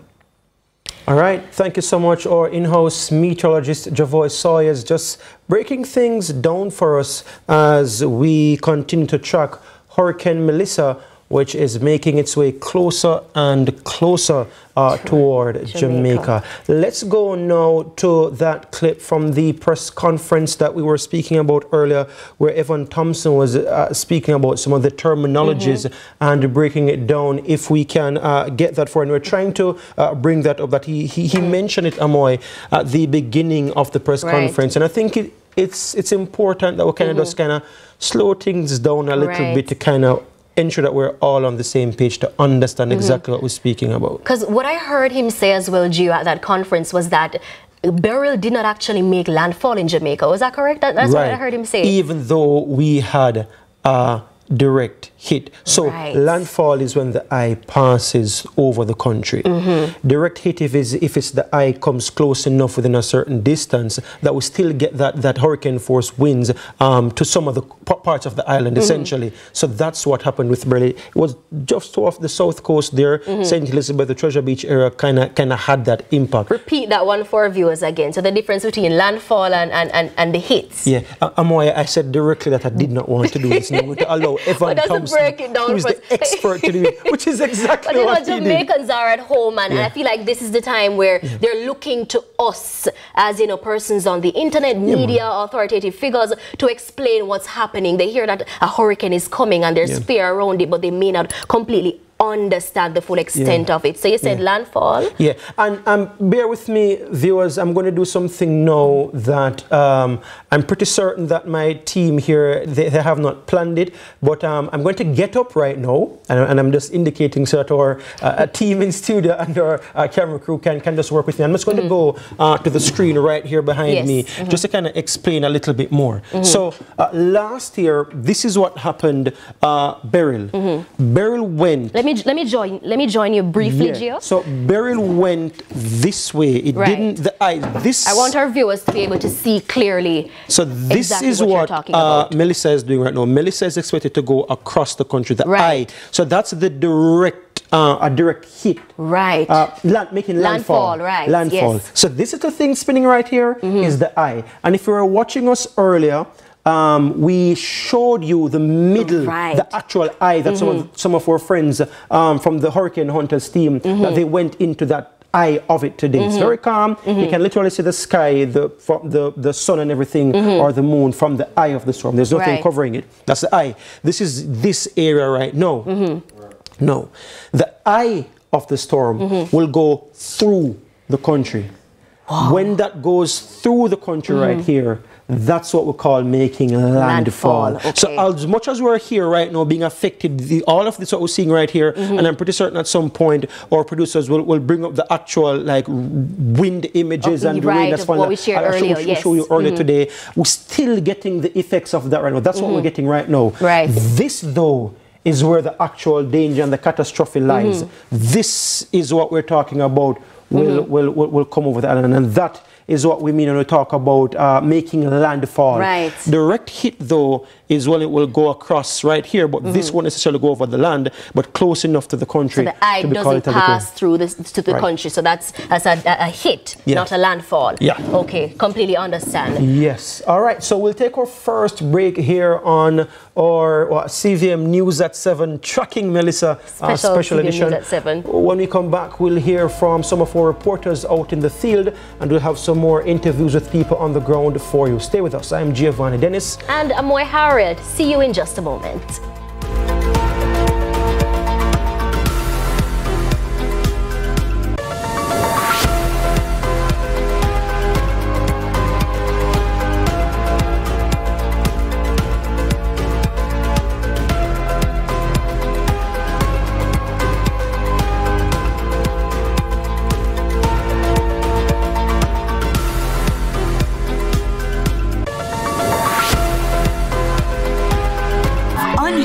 Ultra-processed products. You know, those high in salt, fats, and sugar. If only that weren't a dream. The reality is that many children have an unhealthy diet at school, and 23% of them are overweight or obese. This can lead to hypertension, heart disease, and type 2 diabetes. Let's protect our children's right to health with a policy for schools that prevents unhealthy food marketing and ensures access to nutritious foods. The time is now. Let's implement the National School Nutrition Policy. A message from the Heart Foundation of Jamaica and partners. Turbulence to future, I'm have to end that CV. See it happen. We've got the love others are searching for. I'm still loving you, even though you're gone. I could have been one of the most notorious. Keep it royal. Give thanks and praise for life. Thank you very much. Go bang! You think you could have get in on my feelings? You could have get me if you cycle down. Hey, Miggy, I hit and run. Miggy, I hit and run. Hey, it's a girl Shenseea representing for CVM TV. See it happen. Oh.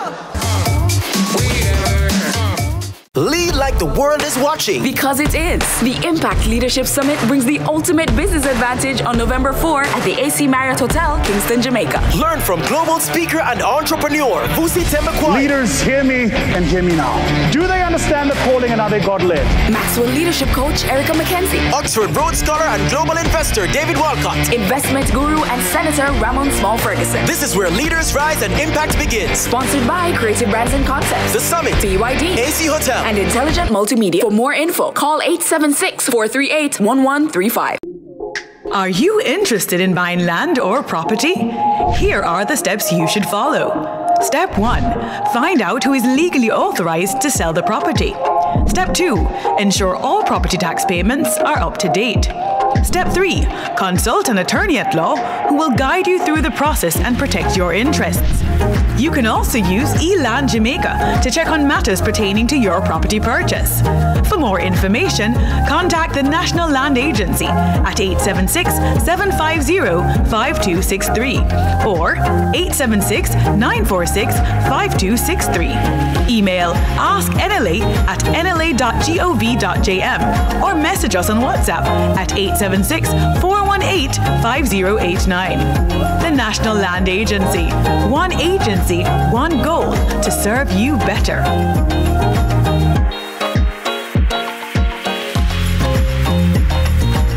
Need to estimate your duty?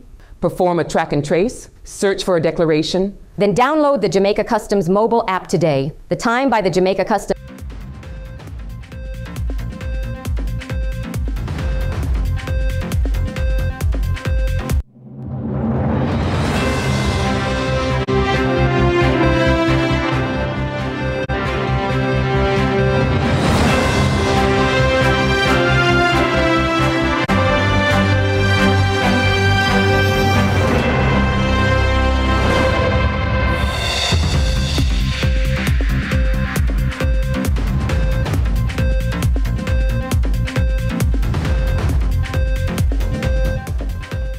Welcome back to Tracking Melissa, the special edition of CVM's News at 7 Tracking Melissa. I'm Giovanni Dennis. And I am Amoy Harriet. We'll be here with you up until 10 o'clock tonight for another 2.5 hours. You will be with us for about 2 hours and 13 minutes. We'll be giving you updates on the ground right across the country. And one of those updates that I want to go to right now is our reporter, Kevin Black, who is live online. He's out there in Portland right now. I just want to get the latest from Kevin. Kevin, what's happening? Where are you right now? What are you seeing around you? I am here in the parish of Portland, in Port Antonio in particular. And while sojourning through the parish today, we noticed some trees which fell on utility wires, resulting in power outages in communities in both East and West Portland, communities such as Swift River and Zion Hill. We also noticed residents bustling in the town and rushing to supermarkets and businesses to secure utilities and supplies to keep themselves sustained as Hurricane Melissa finds its footing in Jamaica. Now, our news team prepared a package as well in which we explored preparedness of the people, last minute preparedness, and here we are going to play that for you now. So, all right, Kevin, so unfortunately we do not have that package, but of course we have been getting updates from Kevin all day today about what's happening on the ground in Portland, and you know it has been quite interesting. It's on the east, however it is already, that parish is already experiencing effects of Melissa, Hurricane Category 5 Hurricane Melissa, the fallen trees, the landslides, Geo, and you know it is absolutely something to watch. And we have Kevin, who will be in the parish throughout the course of tonight into tomorrow to find out what's happening there. Yeah, and we'll be getting some more updates from Kevin as well. And of course, he did send over some material, but again, people, this is live TV. It just came. Internet is a little bit slow, so we'll be getting that for you, and we'll go back to that a little later on. But for right now, though, we do have on the line the Member of Parliament for South East Clarendon and the Minister of Labour and Social Security, Pernell Charles Jr. He's been working all day, just came from another interview, and is now with us here on Tracking Melissa on CVM TV. Good evening, Minister Charles, MP Charles, how are you? Evening. It's been a very long day, you know, very early. Yeah. Out in the areas that you know well. Yeah, I mean, I preface what I was saying to say, I know it's a long day for you, and I'm aware that you're coming from different interviews. I see you as well speaking to some of our international media friends as well. I should say as well, more like, it's the first time we're seeing such international interest in what's happening in Jamaica. Several of the major networks are from the US, Al Jazeera in the United Kingdom as well. Multiple ones from the US are here in the country right now because they realize what is happening. But in your constituency in particular right now, in the heart of Jamaica and the center right there, mandatory evacuation orders sent out for Rocky Point and Portland Cottage. Did you have mandatory orders for any other communities in your constituency or in Southeast Clarendon? MP? No, the evacuation orders are there. However, all of our communities from Mitchelltown straight to Longwood that are along that south coast, they know that mandatory evacuation or not, that if they are in spaces that are extremely vulnerable, they have to get out. So the persons who we see going to the evacuation centers are not just from Portland Cottage. Many of our residents are very, very much well aware, based on the history and based on the fact that we have treated with these kind of issues, even of lesser intensity than Melissa. So we know that what's coming is something that can be disastrous. And the message that we have tried to echo and repeat is that your property and your possessions are not as valuable as your life and that of your family and your community members. So take the decision to be proactive, act early, get your documents and secure your identification documents, bring your medicine, bring whatever else is relevant, and get yourselves to somewhere that is at the higher ground or much safer. All right, Minister, we heard earlier this evening that about 50,000 Jamaicans right now are without electricity. Are you able to say how much of Clarendon right now is in darkness? Because currently we have one of our reporter and a videographer in the parish who right now they're in darkness. Yeah. Are you able to say how extensive this is across Clarendon? So what we found is some of the issues, for instance, in Lioneltown, one part of Lioneltown is in darkness because we found that some of the wires were interacting with each other based on the wind, while other parts are not. I'd say that in large part, most of the areas still have light, but you do have pockets, maybe around 15 to 20% that are without light, or some that are, that are intermittent, where the light is going and coming. Yeah, we're looking at images now from Mitchelltown, Clarendon, and that gully that you had mentioned that you were going to clean the day after we spoke. The residents were saying to us that it hadn't been clean, and we asked them to send us some videos today. So you're seeing some of it right now, and they did go over into some of the gully. But we did see some of the very issues you were speaking about, that there's a lot of nastiness taking place. We've seen a lot of plastic bottles right there as well. So we're hoping that they aren't significantly affected by that. We also have... go ahead. The reality that we're facing is, across the entire constituency, across the country, we just have to take better care of our environment, because not just the plastic bottles, but anything that you have on the surface. If you can see, you see the stone, the gravel, anything, the marl, anything that's on the surface that is not protected or kept in some kind of perimeter, it will find its way to the drain. And whether you clean the drain or not, it will clog the head of the drain. So we have been saying this, and we repeat the message, that cleaning the drain is only one element of what is needed to get the water off. The other element is cleaning the surface and keeping it clean so that that does not rush off within 10 minutes of rain and clog your drain again. All right. I want to quickly get from you, though, Minister, they are in this capacity, MP. We saw on Dorkingspen Road, heading down to Lioneltown, there are the two light poles that had fell, I think, or JP, I'm going to try to bring them up as well, because we do have them in our system. The Dorkingspen, we got two videos from citizens heading down, and we just want to try to get to one of those. We do have... I know exactly what you're talking about. Yes. It's not Dorkingspen, it's the road that is perpendicular to Dorkingspen, moving from Mineral Heights going down to Lioneltown. Right here, it is right now. Here they are right now on our screen. Yes. We saw them. I actually sent that information to the JPS earlier today. So we're hopeful that they can get out. Well, I don't know what they can do before the hurricane is over, but as quickly as they can, go out and get something repaired. Minister, Earlier we heard from local government minister Desmond McKenzie that, Clarendon is the parish that has the most Jamaicans in shelters right now, to the point where the Vere Technical High shelter, the shelter at that school, is now at full capacity. Are you able to tell us if there are any other shelters in the parish that are at full capacity, and whether or not there is space to house everyone if needs be? So none of the other shelters are at full capacity, but they're getting there. Vere Technical had more than 320 persons earlier today, but actually it has much less now because many of those persons were just staying there interim until family members came and got them to carry them to their homes out of parish or in places that were safer. So Vere Tech moved from 320 down to 266. So it's not at the extreme capacity that it was earlier today. We have around 35 persons in Mitchelltown in 2 separate spaces. We have another 23, I believe, in Cross Primary.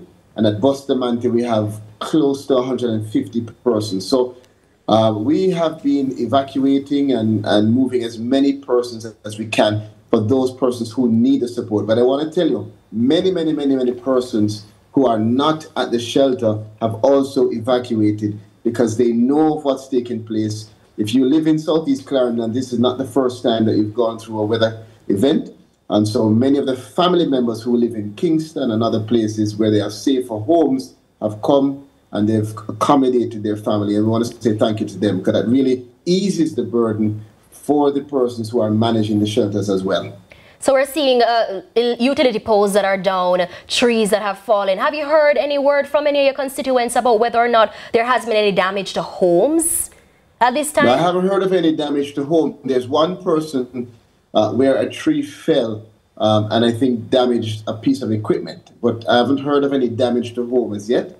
And I tell you, this is early days. I was there when the pole went down, because when I was driving down to Landiltown, the pole was up. And within the hour of driving back, it was down. So, the reality is, if that little wind took down 2 poles, I shudder. I shudder to think what will come when a category 4 or 5 wind hits the space. All right, that was the Member of Parliament for Southeast Clarendon, Pernell Charles Jr., and the Minister of Labour giving us an update. Anything else you'd like to add before we let you go, Minister Charles? No, we just want to continue to give thanks to the JUTC drivers who were out with me this morning and with Councillor Mirage. They were there. They have their own homes to take care of, but they were really helping us to do the transportation, and all of the shelter managers and everyone who's volunteering. It means the world to us. Yeah, are evacuations still taking place at this hour? At this hour, not with the JUTC bus, but we do have persons who have volunteered, and we have other persons in the community who are carrying their community members up who have expressed the desire to go. All right, we want to thank you so very much for sharing with us, continually sharing with us, Pernell Charles Jr., Member of Parliament for Southeast Clarendon and the Minister of Labour and Social Security. We'll continue to be speaking with you, continue to speak with you and members of your team, Minister Charles, throughout tonight and tomorrow to give us the updates. Ensure that you tell them not to ignore us, okay? Because we do want to get the very latest right throughout this system. Certainly, and thank you for the work you guys are doing. Information is critical right now. So thank you for what you're doing as well. Thank you. All right. Take care, Minister. All the best. All right. So, so that's what's happening in Clarendon and more. We do want to take a quick break. We will be back with more, again, on-the-ground information. We're just coming from Clarendon. This time we'll be somewhere else when we come back on the other side of this break here, watching Tracking Melissa here on CVM TV.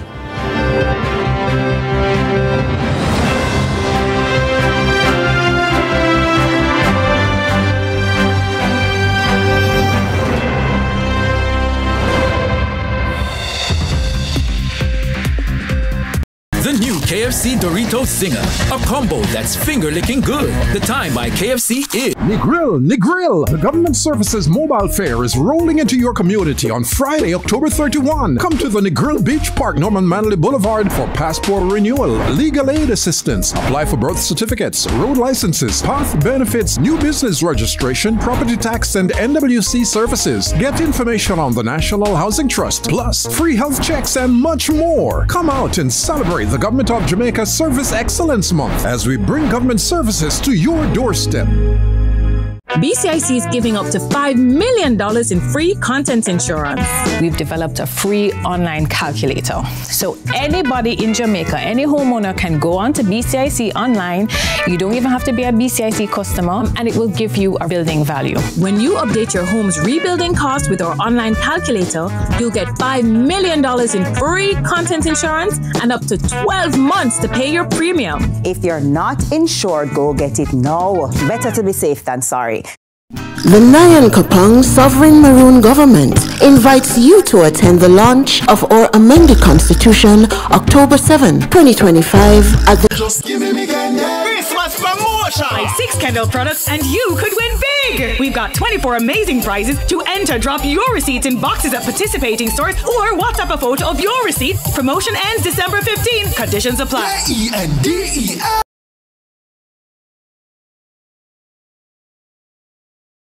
I'm Curlin Brown. Let's continue to inspire Jamaica. And of course, where else will you see it? CVM TV, of course. This is the angel, the first lady of dancehall, but the CVM seat up right in front of your very own eyes. See it up me, yeah. At my time now, we turn the place up. CVM at your time. Right there, so it up. And so. Turbulence to future, I'm have to end that Savior. See it happen. We've got the love others are searching for. I'm still loving you, even though you're gone. I could have been one of the most notorious. Keep it royal. Give thanks and praise for life. Thank you very much. Go bam! Bam, bam.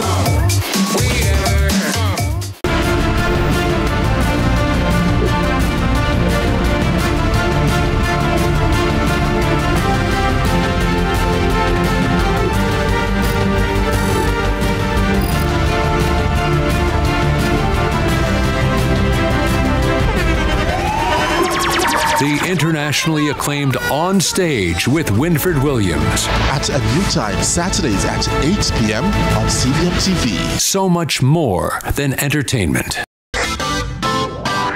Every dream conquered is another dream gained. I land and I fly again like a jet plane.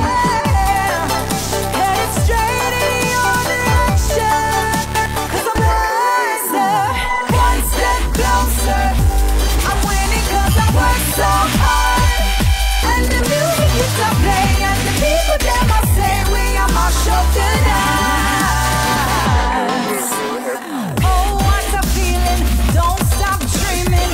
Keep on believing in the power of the feeling. Whatever you want, take a chance. Song in your heart, step in your dance. You got a spark, don't put it down. Shine your lights on.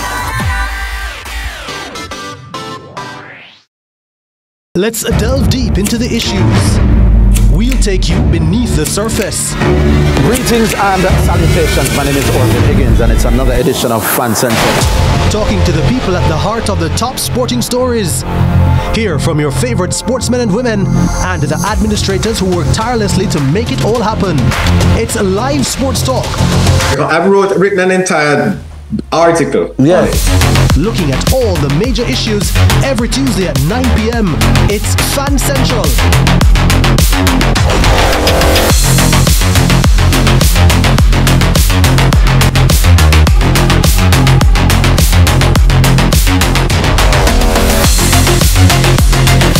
This is Watch the Weather Hurricane Tips. We are in the Atlantic hurricane season. For a couple days back to back, we have experienced heavy rainfall, which resulted in flooding across the Montego Bay and Kingston areas. This should be a clear indicator that we ought to be prepared. Replace or stock up on emergency supplies, for example, batteries for radios and flashlights, kerosene lamps, kerosene oil, and matches paired with candles. Having a generator as a backup is always a great idea. Ensure the generator is outside and is 20 feet away from windows and doors to prevent carbon monoxide poisoning. Prepare first aid kits. These are important. If you have never had an emergency kit in your home, hurricane season is the perfect time to ensure you have this prepared to manage injuries, illnesses, or any other emergencies. Painkillers are a must-have. Benadryl, any prescribed medications for medical conditions, ensure you fill them as soon as a hurricane watch is announced. If medicines needs to be refrigerated, fret not. Ice in an igloo will do the trick. Non-perishable food items is a must-have. During Hurricane Beryl, we all saw the rush in meat shops.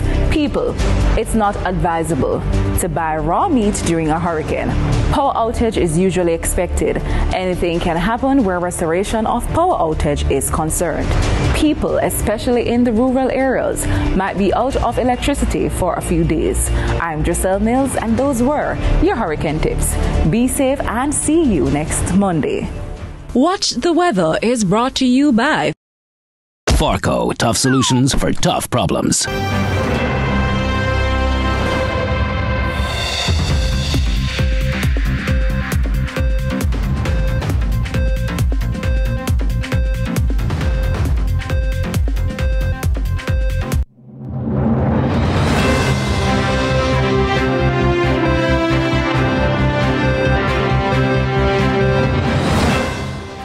Welcome back to Tracking Melissa here on CVM TV. I'm Giovanni Dennis. And I am Amoy Harriet.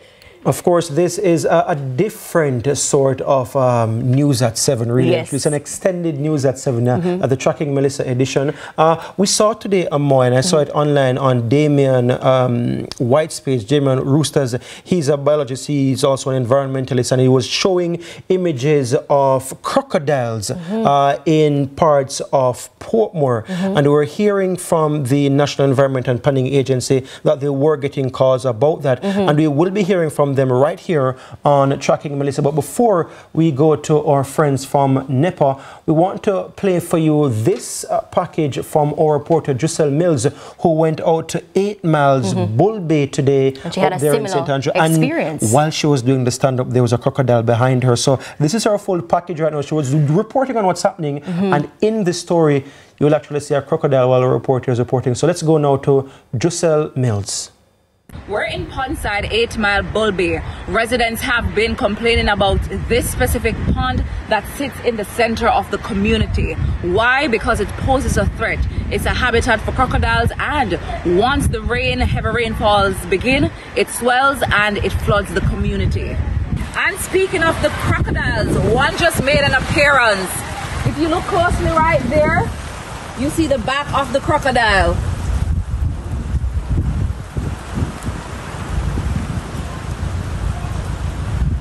The residents have become so comfortable living with the crocodiles, so much so they have become accustomed to their patterns. You're the crocodile right now. You see when the pond over that side overflow, the crocodile come down into the sea and come down into the stream. You understand? And then they live for a while until they find back them channel and go back. But it's very dangerous to you, man. You understand? Because it can attack you. So if you disturb them, attack you. But if you don't disturb them, not trouble you. As simple as that. That we are living with years and years upon years. When the pond overflow, they walk the streets and walk the lane everywhere, you know? Come to people's yard everywhere. Sometimes we catch them off our own, you understand? Yeah, and they'll call the people and then come for them. You know? The residents have confirmed the crocodiles have never harmed any human beings, but the animals fall prey. Residents have been blaming the highway because the drainage that was built is not big enough to accommodate the level of waters that settles in the community. I'm Giselle Mills reporting for CVM News. All right, thank you, Giselle. So that's 2 crocodile sightings today alone. Joining us now to talk further about this is Coordinator for Fauna at the National Environment and Planning Agency, NEPA's Ricardo Miller. Good evening, Mr. Miller. Are you here with us? Yes, I am here. Good evening. Thanks for having me. Thanks for joining us. Mr. Miller, that's 2 sightings. Has NEPA received reports of any more? Actually, we've been receiving reports since yesterday of crocodile sightings. And this is not unusual for there to be sightings, especially after heavy rains. And people are looking out for them. So we're going to get more reports. But the important thing is that most of those reports are just sightings of them in their natural habitats, like that, that clip you saw earlier. And that gentleman made a very important point where he said that, you know, if you don't trouble them, they won't trouble you. And he seems to know the pattern where it goes, you know, from one area to another and uses that channel and so forth. So that's the type of behavior we're expecting from the citizens to, you know, understand that they're in an environment where crocodiles are, understand their movements, and do not molest them, because that is when things can go bad. Yeah. What should people do, though? And as I mentioned rightly right there, what we saw in Drusel's report, the crocodile was in its natural habitat. Some of them, though, will get displaced with what we're expecting in terms of the levels of rainfall. If and when people in flood-prone communities near the swamps where the natural habitats, we're talking about places like Portmore, same again for Salt River, Mitchell to Rockwell, what should people do if and when there's a sighting? Oh, so, you know, sighting is one thing. Outside of the habitat is what I mean, displaced. I'm sorry. Right. Sighting is one thing, but sighting an animal, a crocodile, outside of its habitat within your space is another thing. You know, so we encourage persons like, you know, if they have a sighting, you know, in the natural habitat, take pictures. You can call NEPA, we'll make a note of it, but it won't necessarily be something that we act on. But when you have a crocodile that you consider to be outside of its natural habitat, it's now within your space, within your yard or somewhere, we are emphasizing to the public to not approach the animal. Give NEPA a call, or call the nearest police station, or call 119, and we will get the report and we will try to dispatch a team and respond as quickly as possible. Of course, within these hurricane conditions, depending how things progress over the coming hours, you know, response might be a little tricky, but we're encouraging persons to make the reports regardless. When you say response might be a little bit tricky, what do you mean by that? If you get a call on Monday, that there's a possibility that 2 days later the crocodile will still be there? Well, I mean, I'm just talking about the inclement weather. If the weather itself doesn't permit people to be, you know, teams to be moving, then, you know, there's nothing we can do at that very point in time. However, if it is a time where, you know, vehicles can be moving, we'll definitely try to dispatch a team and get there to rectify the situation. I've never seen something like this happen directly in Jamaica. The most I've seen was sometime last year. Damien Roosters saw a crocodile on a sidewalk. It wasn't a big one when he went and he lifted him up. In Florida, however, we often see crocodiles moving up to people's houses on their verandas. And I'm not talking anything AI generated, you know, like actual real things. In that situation, if something like that should happen, given some of the displacement that may happen because of this, what number for NEPA can people call, or which other entity? I know there's CCAM as well for Clarendon, and they're based out in Salt River. I don't know if you have any number for CCAM or NEPA that people could reach out to in those kinds of extreme situations, Mr. Miller. Yes, so we encourage persons to call the toll-free number, which is 888-991-5005. I'll say that again, 888-991-5005. Or you can also call our landline 754-7540. And as I mentioned, you can also call the police at 119, and they will get in touch with us. Now, Mr. Miller, every time we hear reports of there being a sighting of a crocodile, what often is on the minds of many Jamaicans is a fear surrounding crocodiles. Right. But we also had a conversation recently about this here, CVM News, regarding, you know, the type of crocodile that we have here in Jamaica and the fact that they won't necessarily attack you. Can you explain this for our viewers? Well, you know, there are several species of crocodiles, and the one we have in Jamaica is called the American crocodile. And compared to a lot of the more dramatic scenes that you'll see on those documentaries where they're looking at, you know, saltwater crocodiles in Australia or Nile crocodiles in Africa, the American crocodile is a much more docile animal compared to those. So they don't readily attack someone. They tend to be more, they prefer to flee from you when encountered. when I do encounter a crocodile standing its ground, it's usually around a nesting area or it's trying to protect its, its new hatchlings. But for the most part, the animal is very docile. It rather run away from you. And where we do have issues is when persons take it upon themselves to go and try and capture the animal. They see it in a drain, and it's not troubling anyone, but they take it upon themselves to go and try and capture the animal. And that is when they can injure themselves and even injure the animal as well. Yeah, for some of us, and then we're wrapping up now with you, Mr. Miller.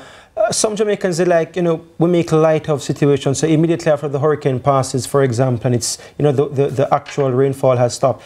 In the immediate aftermath, some people might jump in a gully or a river. Is it advisable at this time, given some of the displacement that we are expecting, that people go to swim in some of that, like a Salt River, for example, that will have many sightings, increased sightings actually for the past 2 years, or any of those other rivers, the Caymanas River, for example? Is it advisable at this time to go to these places in the immediate aftermath after Melissa? No, and it's not just for crocodiles. I mean, immediately after Melissa, waterways is things people should be avoiding at all costs. There are going to be lots of debris in there. They can get into difficulties, and that has nothing to do with crocodiles in the first place. So that is ill-advised for persons to be going into waterways, into ponds, into rivers immediately after a storm. And now with the added risk of animals being displaced and being in showing up in certain areas, we definitely advise persons not to get into waterways immediately after the storm. All right. That was Ricardo Miller, the coordinator for fauna at NEPA.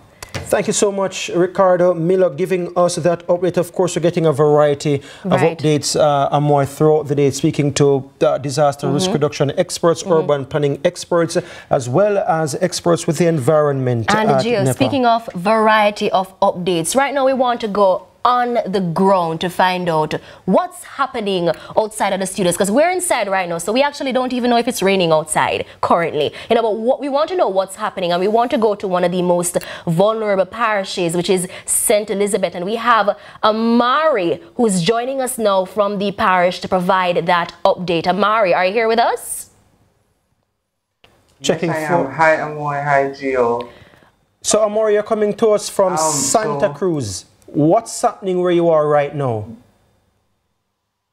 So right now, actually, it's raining outside when I just came here, because as you know, I was in Treasure Beach, and then because of the evacuation from Treasure Beach, I had to pack up and leave Treasure Beach, and I'm now in Santa Cruz. When I came here earlier this evening or this afternoon, there was no electricity, but it came back in the latter part of the afternoon. There were persons in the area where I am staying that were actually still doing preparations. There were persons who were sawing trees, actually. But now it's raining for the most part. It's not heavy rains, it's light rain, but it's raining. On my way here, there were a lot of trees. Roads were somewhat impassable. You could see where the persons who passed prior to us passing had to move trees and branches. I was looking at some of those images that you've shared with us as well, Omari. Where are we looking at right now? Where specifically? Because you were out there today capturing some of these images with Ramon Burke, our correspondent out there in St. Elizabeth. Where are we looking at right now for this one? If you can see. So for that one that you're looking at, it's mostly Bogue. The Bogue area, that area was severely impassable for the most part. There were a lot of trees there. So that's the Bogue area. So it's Bogue and the Mountainside. Mountainside, there were light poles and light wires that were on the ground, actually in water. We had to be careful in walking because, we don't know where the light wires actually are and if they're actually live. And we were trying our best to be careful. We are trying to cover Hurricane Melissa and also protect ourselves at the same time. Yeah, I want to share with our viewers as well. It's a bit of a conversation that we had, well, I had with Omari earlier this afternoon before he went to Santa Cruz. And Omari, just like many of the persons who we have been speaking with on the ground in some of the communities, adults as well, we heard genuine fear in the voices. I heard it from Jason Hensel as well, that hotelier from Treasure Beach in St. Elizabeth. What was your feeling when you heard from the authorities that, listen, you all need to pack up and leave from Treasure Beach, knowing that was where you were based? What was your immediate thoughts and feelings at that point? So for the most part, when I went to the fire brigade station this morning and the control center there, the mayor for the St. Elizabeth area, he said to me, listen, I know you guys are doing your work, but I urge you guys to be careful and leave Treasure Beach. And that was when reality to say, listen, it's serious, like it's no joke. Melissa is here. Melissa is dangerous and Melissa is unpredictable. And when we spoke to Mr. Hensel, he said, yes, I suggest you guys moving to higher grounds. And that's when we said, you know, we have to do what we have to do. We have to cover Melissa, but at the same time, cover ourselves. A very smart move. And who was it that said it to you that insisted that you move initially? So the mayor for the St. Elizabeth Black River area, he was at the emergency center at the fire brigade station this morning. He said, listen, you guys need to go. It's serious and you guys are close to the sea and the sea is getting higher and higher by the hour. So we need to be careful and we need to just go. And then Mr. Hensel said, listen, you guys, it's no joke. As much as you know, my guys are here, I'm urging them to move to higher grounds as well.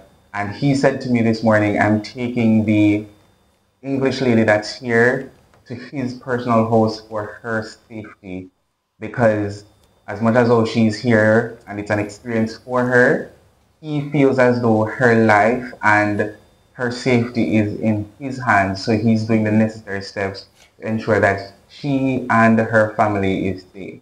Oh, just of clarity, Omari, that English visitor that you mentioned, she was the same lady who you had interviewed in your package that we had aired yesterday?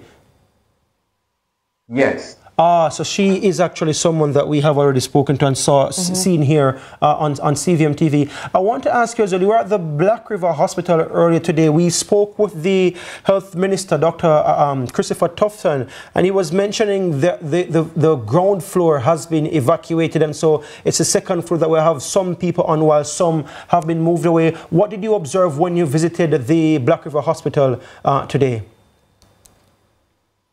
All right, so for the most part, patients are still being treated 100%. The staff there, they are staffed to their majority. It's not the maximum staff because some persons did not show up today, but they have enough staff to take them through the day into the night. They're still hopeful that the remainder of the staff will show up either tonight or tomorrow. But when I spoke with the senior medical officer and the chief medical officer, they both said to me like they are moving patients who are on the ground floor up to the second floor, and it's kind of like a emergency route that they did while they were thinking about their infrastructure, to do an upstairs and a downstairs, to worst case scenario move downstairs patients upstairs. So that's what they have been doing today when I visited. They were moving patients to the second floor. Those who are able to be discharged were discharged. However, there are still a few patients at the hospital whose family members have not picked them up. So they are urging relatives of persons who are able to be discharged. All right, so we're losing the audio there from our reporter out in St. Elizabeth in Santa Cruz at the moment. Omari Wilson doing some good work out there, by the way. Absolutely. And for our viewers, if you have been with us since morning, you would have seen the reports coming from Omari Wilson there in yesterday, there in St. Elizabeth. All right, so we want to segue. You ready to segue, or you think that we should talk a little bit more about what's happening in St. Elizabeth? We have online right now Winston Mirage, the councillor from the Rocky Point division in Clarendon. And we want to get an update from him. I know we just spoke with Pernell Charles Jr., who's also the MP for the general area. But of course, Mr. Mirage is also down there as well. Good evening, Mr. Mirage. Firstly, how are you doing? I'm okay, thank you, Giovanni, and good evening to your viewers as well. And I'm all right. Yeah. You go, Amoy. You go. All right, Mr. Mirage, what are we seeing, or what are you seeing right now on the ground in Clarendon? I mean, we spoke to Minister Charles earlier, who gave us a little synopsis of what he's seeing across the parish, but specifically for Rocky Point, where you're the councillor, what are you hearing from your constituents? What are you seeing on the ground? All right, well, presently Rocky Point is dead, put it that way. There's nobody on the streets, of course. Everybody's either at Veer Technical or in some two-story house hiding somewhere from the wind during the rain, and they're basically inside. The unusual of Rocky Point. Yeah. However, we still have a few people. There were some challenges. I know Minister Charles spoke to you about getting these people on the buses and so on. We had some challenges yesterday and earlier this morning to get them onto the bus. But we did manage to get 2 loads today out of Rocky Point. And Councillor Mirage, on that point, traditionally there's difficulty, and I mentioned even earlier this morning, you had challenges getting them out. I remember Daryl Vaz urging people to leave. What changed? Because we've never had Veer Technical being full to capacity before. Something has shifted that I think has changed the mindset of so many people. What do you think has caused that? Yeah, well, we were out there on the ground. We were informing them of what this thing is, how dangerous it should be. And as well as we have asked the police to go behind us and to talk to them again. So the police did a very good job. Up to last night, they were out there again. And so they said they were going to say to us last night, send back a bus this morning or 2, which we did. So outside of Veer... we were able to get a number of people out. So outside of Veer Technical High, what are some of the other shelters that we're seeing that are full? Okay, we have Bustamante School. We have about 140-something there at Lionel Town. And we also have 51 at the Washington Primary School in Lionel Town. And we also have in Mitchell Town as well, the primary school, we have 35. And the Baptist Church in Mitchell Town, we have about 18. And that was up to 5, 6 o'clock this evening. You see, what we find is that people moving in and some people moving out. I know Minister Charles spoke about some people moving out of Veer Technical. The people came for them. But then by this evening, we were back up to 365. Oh, really? I want to by share 6 o'clock this evening. an item of breaking news, and we're not letting you go just yet, Amoy. But our head of news and sports just shared something with me that's quite literally jaw-dropping. Again, we've been urged and we've been continuing to not, sensationalize our reporting. Reporting very calm, urging everyone to be calm and responsible. But this hurricane continues to break records. I'm just going to read something now from the National Hurricane Center, NOAA. And this has been verified as well by Grok. That's the fact-checking app on X, the platform. According to NOAA, this is the National Hurricane Center. Hurricane hunters and reports from CNN, AccuWeather, and others, Dropsund recorded a 241 mile per hour wind gust in Hurricane Melissa on October 27, 2025. That's today. Setting a new record for the strongest gust in any hurricane. Prior records include 215 miles per hour sustained in Patricia in 2015, that was a decade ago, and 205 miles per hour gust in Otis in 2023, 2 years ago. So this appears to be the strongest hurricane on the record. Wow. Wow. Yeah. Wow. I think, well, that explains why I guess more and more people are taking it serious. And I remember, if at some point we can bring up back that image that we got from the hurricane hunters in the eye of the storm.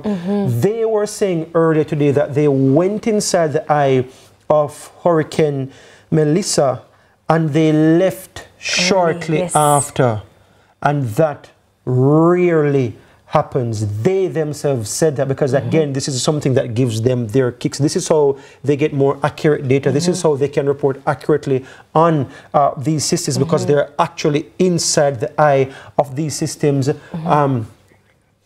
This is only the 5th time that I'm aware of that the NOAA hurricane hunters have had to abort a flight due to extreme turbulence.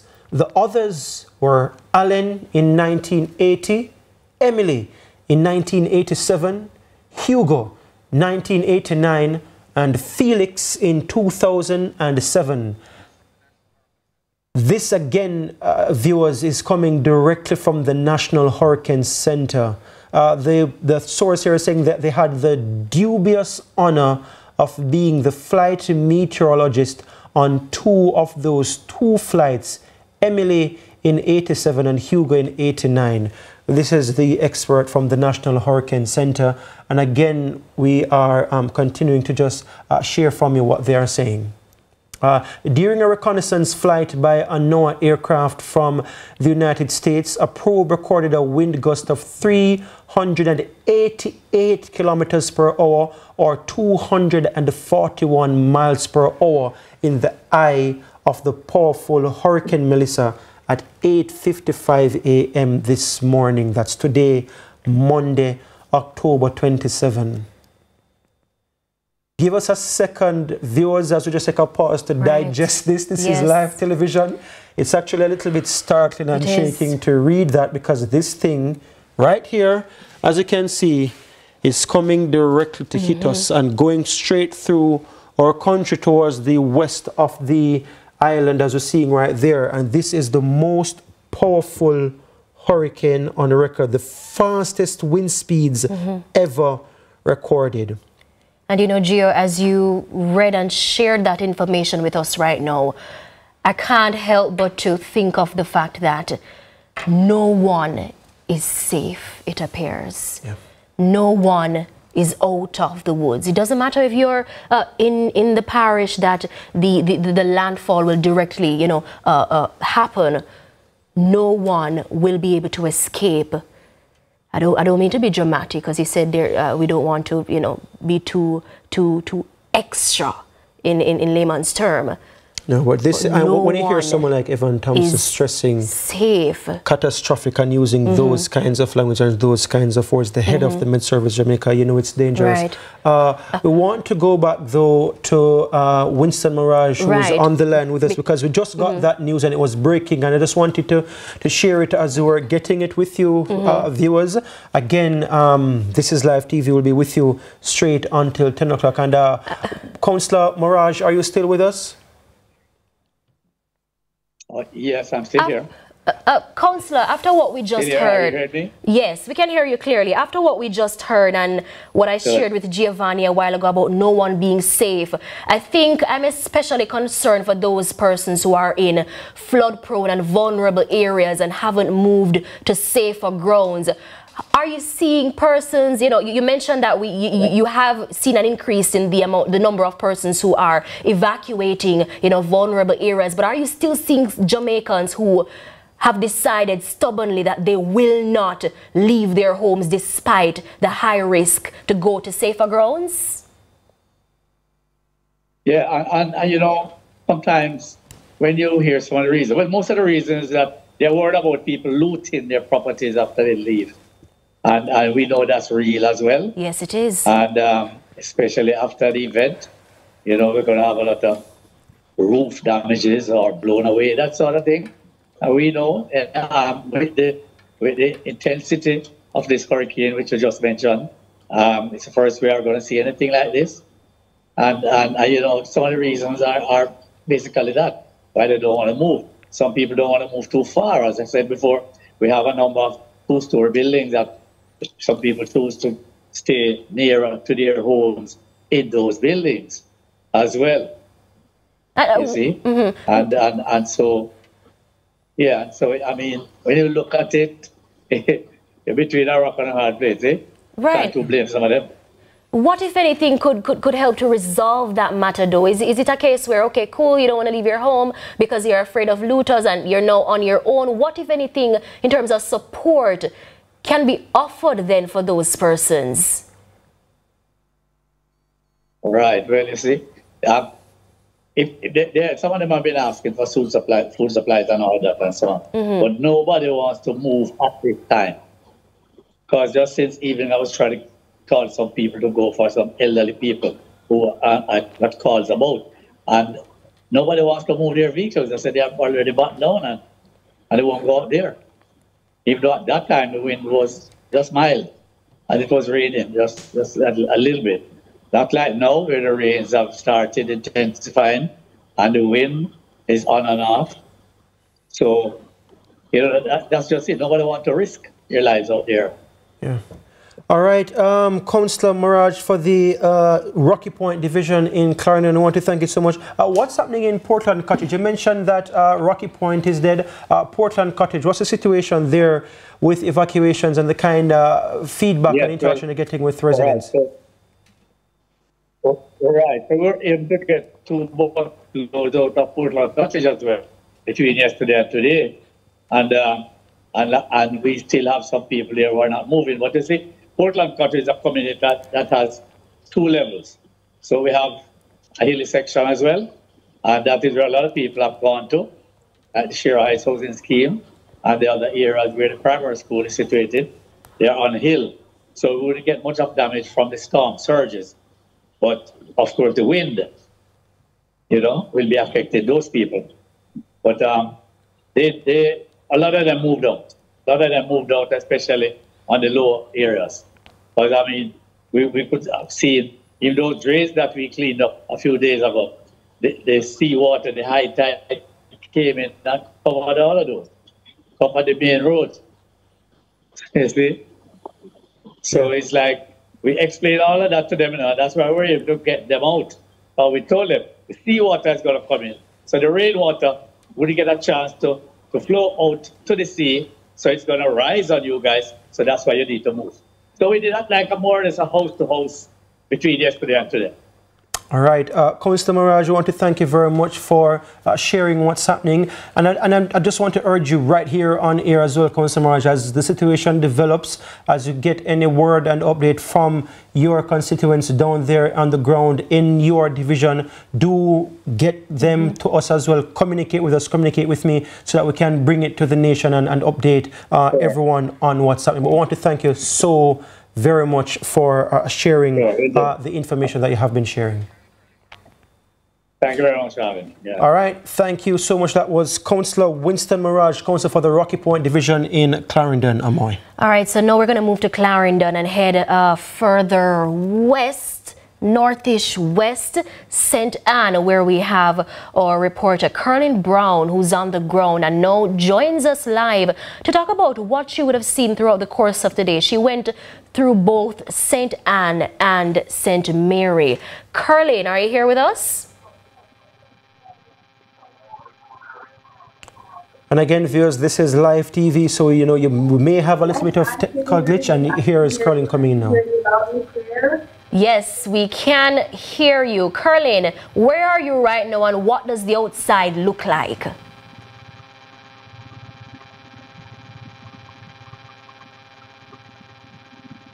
All right, so today was quite an eventful day. Having gone to the Ultras and all the way to Salem yesterday. Today now was able, we said, okay, let's check out what's happening in St. Mary's. And can I tell you, it was so different.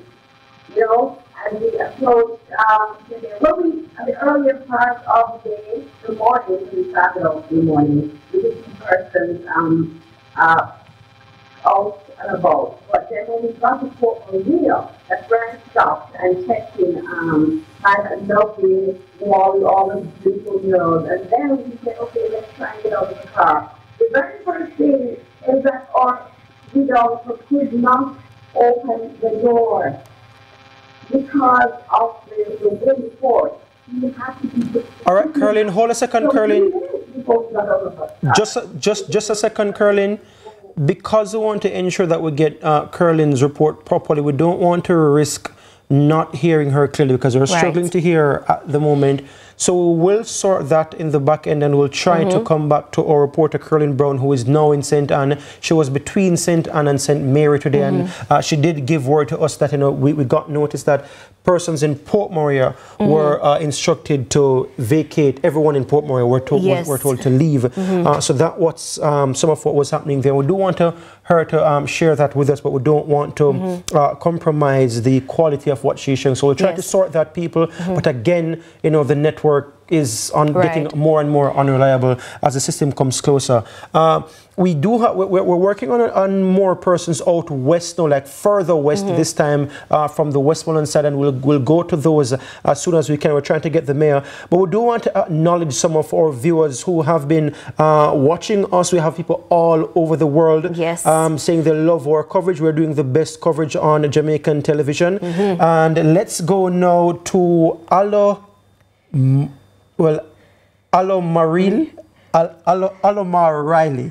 Alomar, I believe that is it. Alomar. It's their username that we're seeing on our YouTube page, and Alomar is in Port Moore, St. Catherine. Port Moore, St. Catherine, yes. Aloma is the name. And then we also have Jack. This is an easier name to pronounce. We have Jack, who is in Kingston. And we are also seeing Martine Eddie, who's watching from Swift River in Portland. Okay. Dwight Bonner, more regular name I can pronounce that. He is in Larchmond, New York. He says it's very cold now. Would trade cold right now. I would take that cold right now, Dwight. We could do away with this category 5. I don't want to say even switch it, because I do not wish this on anybody. We're the first world country, third world developing country. Like, I legitimately don't wish this on anyone at all. We're seeing more viewers from New York, Gio. Yes.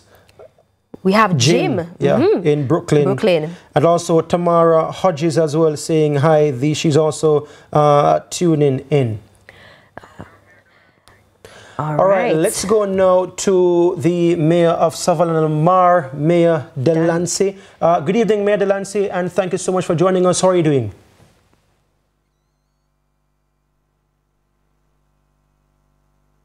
All right, it appears we're having some challenge. Danry Delancey is joining us now. Mr. Delancey, are you here with us? Good night. I can just barely hear you. All right, so we'll project our voices and hopefully you can hear us a little bit more. What's it like right now on the ground in Westmoreland where you are? And first, just tell us where you are and what's happening around you. Okay, if you're asking where I am and what's happening? Yes. I'm currently in Betheltown. Where I've been rain at this time with a little breeze. The same condition currently exists in the parish capital of Savannah-la-Mar, in the White House here, in Darlaston.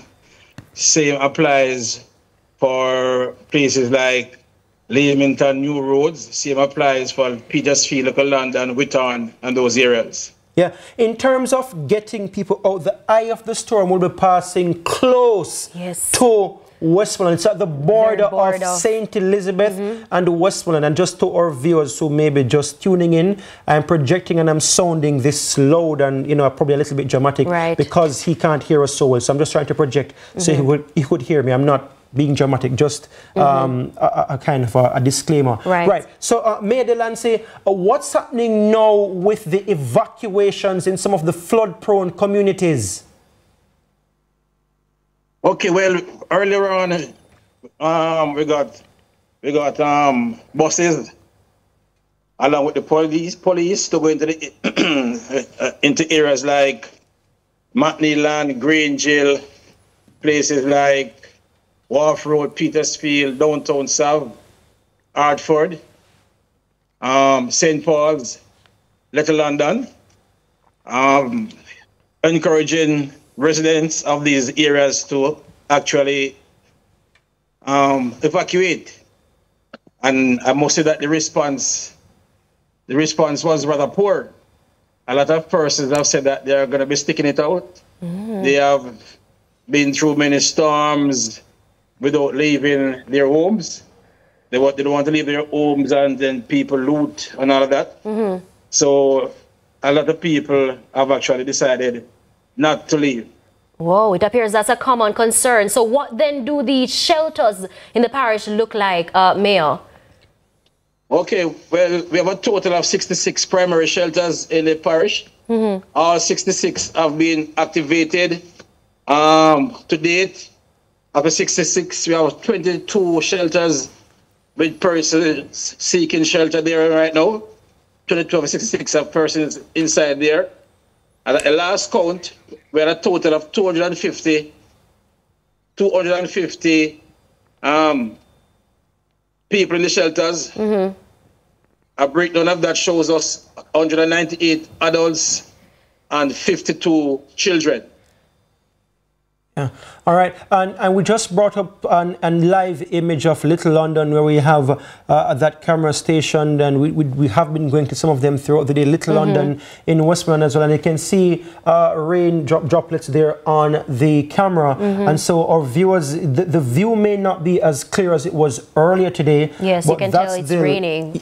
Yes, it is. So that is the live image now coming to you from Little London. It's raining there. We can't tell just how intense the rain is, but we can see that it's actually raining because the drops are actually on the camera as well. So that may actually worsen throughout the night. We may go back to it and can't say anything. Yeah. And we are seeing motorists, just a few going to and from. But Mayor, you talk to us about how intense the rainfall has been since day. Have there been any reports of flooding in any parts of Westmoreland? Well, prior to today, you know, from about Wednesday, we have been having flooding in parts of the parish. Bearing in mind that for the past 2 months plus, we have been having rain almost every day in Westmoreland. Yes. Yeah. So currently the ground is very saturated. Where in the parish is the flooding taking place? Is they having flooding in parts of the parish? Where specifically are some of the worst affected areas? Well, last week we had flooding in a place called Riverhead.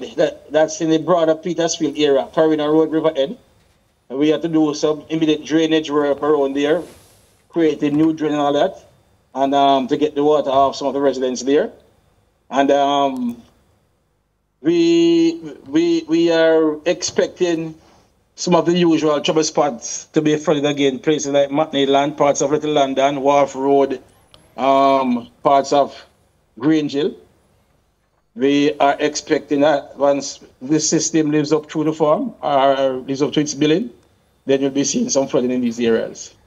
Wow. And actually parts of the parish are also prone to land slippage, landslides. Like where and where in the parish right now are prone to landslides? And I just want to say before you answer, Mayor Delancey, that one of the things that Barbara Carby, our disaster risk reduction expert that we spoke with earlier today, she called me immediately after, and she was saying, you know, we're talking not about the drains and the flooding that comes from the drains, but there's also the concern about the wind now and areas that will be affected by the wind. Some of the areas that are higher up, people who live in, you know, hillsides or in hilly areas, they will be more affected by the winds, and then also as well, not just the winds, but also the landslides as well. And that's something that we have to look out for and be mindful of. So you're mentioning that some areas in the parish also prone to landslides, Mayor Delancey. Where are some of these areas that are prone to landslides?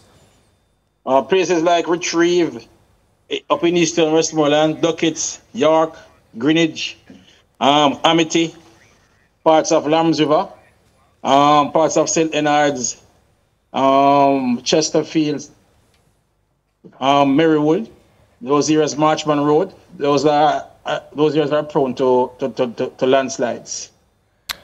And have you instructed residents in these areas to evacuate? Just yet, have they have they been heeding those warnings if that's been done?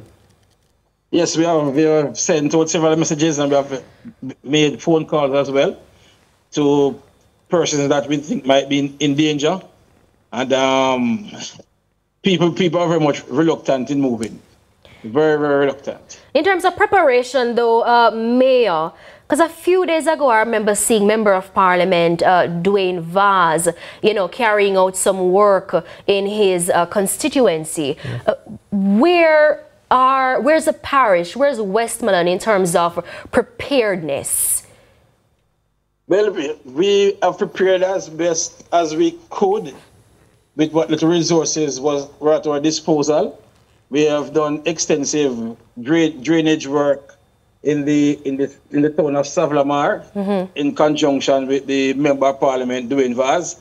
We have gone to the extent where we have even rebuilt some drains. During the course of last week, coming into this week, we have actually rebuilt drains in place like Darling Street in the town. Further afield on the outskirts, we have done drainage work in places like Landilo, in places like Carolina Road. And each councillor in their own way have been doing their own thing as well. From Negril, right across the length and breadth of the parish, across White House, Darliston, Leamington, into the Bethel Town Division, Grange Hill. All across the parish, councillors have been busy doing drain work. I want to touch on something that may be very close to you right now, Mayor Delancey. On September 17th, you were speaking about the ongoing rainfall in the parish, and it just dawned on me that I remember us carrying a story here on CVM TV. Patrick Forrester, the councillor for the Petersfield Division, he lost his life in a motor vehicle accident on September 17th. It was raining heavily on that day when it happened, and we did see, even when the emergency response crews were there, they were there in the actual rain removing the vehicle, and when that happened. So yes, in fact, that just kind of drags the memory back to how long, at least a month now actually, where it's been raining in parts of Westmoreland heavily since then. But in his division right now, it would probably be unrepresented. What happened there in terms of preparedness and drain cleaning, given the void in the actual named person who would be representing them? Well, currently that division is being supervised by me as mayor, and we did some drain cleaning there as well. One of the areas that I mentioned to you, two of the areas, Riverhead and Carolina, are actually in the Petersfield Division. So we have been carrying out drainage work in the Petersfield area as well. Mayor, I want to ask you a question that I don't think, Gio, we've been asking. I believe you would have asked one of our interviewees earlier, but I don't think we're asking this question enough to the persons we've been speaking to since night. How are you feeling hours away from when Melissa is expected to make landfall? What's going through your mind? I know you probably have your family, your friends, persons in the parish who you feel somewhat of an obligation to protect or to support in whatever way. How are you feeling? Very concerned, a bit on the worried side. At the same time, hoping and praying for the best, but very, very concerned, deeply concerned. And one thing that has even caused me to be even more concerned is the reluctance on the part of some of our residents who decide that they're not heeding the warnings, and they're not taking into consideration seriously the attempts to have them evacuated and taken to safe shelter. All right. Very concerned about that. Mayor of Savannah Lamar, Danry Delancey, thank you so much for speaking with us. That was a very important question that you put to him in terms of how he's doing personally. Yes. I heard that his voice cracked a little bit when he said that he's very concerned and worried, not just for himself, but for those in communities that don't want to evacuate. Because I think, you know, Gio, what might be happening right now, especially for those persons who are on the front line, you know, the members of parliament, the councillors, they have to be putting on a brave face for the persons who, you know, they want to represent and want to support. But it's important for us to acknowledge the fact that it's okay to be fearful at this time. Absolutely, we are all human. Now let's leave from Westmoreland, go to neighboring Hanover. We're now joined by the Member of Parliament for Western Hanover, Heather Miller Bennett. Welcome, Mrs. Bennett. Thank you. Thank you for having me. You're very low. I can hardly hear you.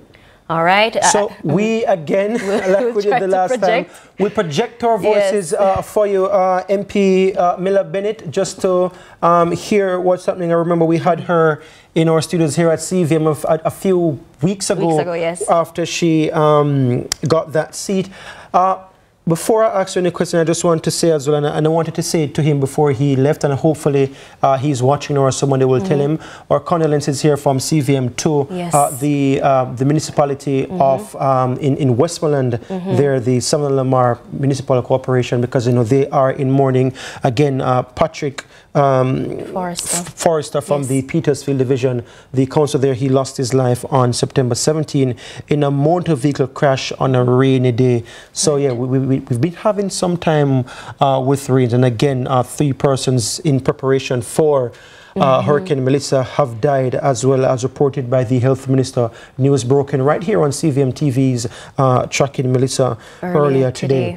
So for you, Heather Miller Bennett, what's the situation now in Hanover Western?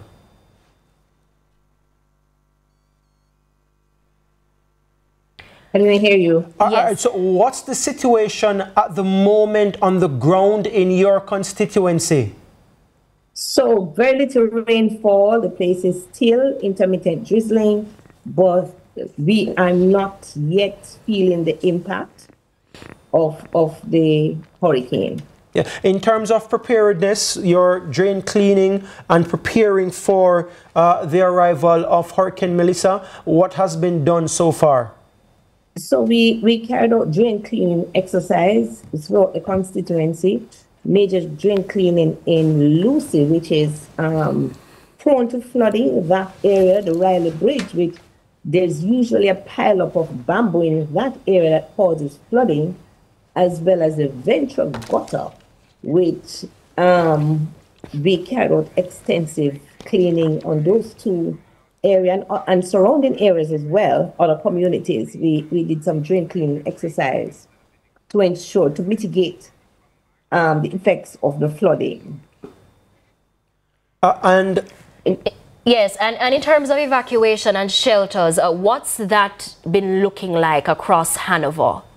So all our shelters are in ready mode. In Western Hanover, we have 22 shelters. They are all in ready mode. There are approximately over 22, 14 fully activated, approximately 202 persons in shelters. They're mainly in Lucy and the Green Island area so far. But all the shelters are prepared and they're ready to accept persons. We have persons coming in as we speak in the shelters. When you say as we speak, as in right now, transportation is happening in terms of getting residents into some of these shelters? That's what you mean? Yes, and persons, they're complying. Persons are going to the shelters over in Aspinall. All right, we're having some connectivity issues there, it appears. Are you having any challenges at all, Mrs. Bennett, in terms of getting others into the shelters? So our teams are fully activated. The police is working with us. The fire department, they are on standby and they're working diligently to assist in moving persons if needs arise. But so far, persons are going to these shelters. Okay, that is very, very good to know. That's Member of Parliament for Western Hanover, Heather Miller-Bennett. Yeah, I want to thank you so much for joining us, Heather Miller-Bennett. Keep safe, and of course, keep in touch with us here at CVM TV as the situation deteriorates as the eye of the hurricane drifts closer to Jamaica. Thank you so much again, Heather Miller-Bennett. There, the Member of Parliament for Western Hanover. Thank you. Thank you for having me. All right, so we are going to take another break here on Tracking Melissa and More. We'll be right back. Keep watching us here on CVM TV as we continue to track Melissa. When we come back, we'll share with you our numbers that you can send your WhatsApp videos to, send us your voice notes as well. What's happening in your area? We've been sharing some of our comments on our YouTube channel with you. When we come back, we'll also share with you some of messages that you've been sending in to our WhatsApp line as well. So continue to stick with us here on CVM TV for the best and most comprehensive coverage of Hurricane Melissa's arrival. All right, we'll be right back.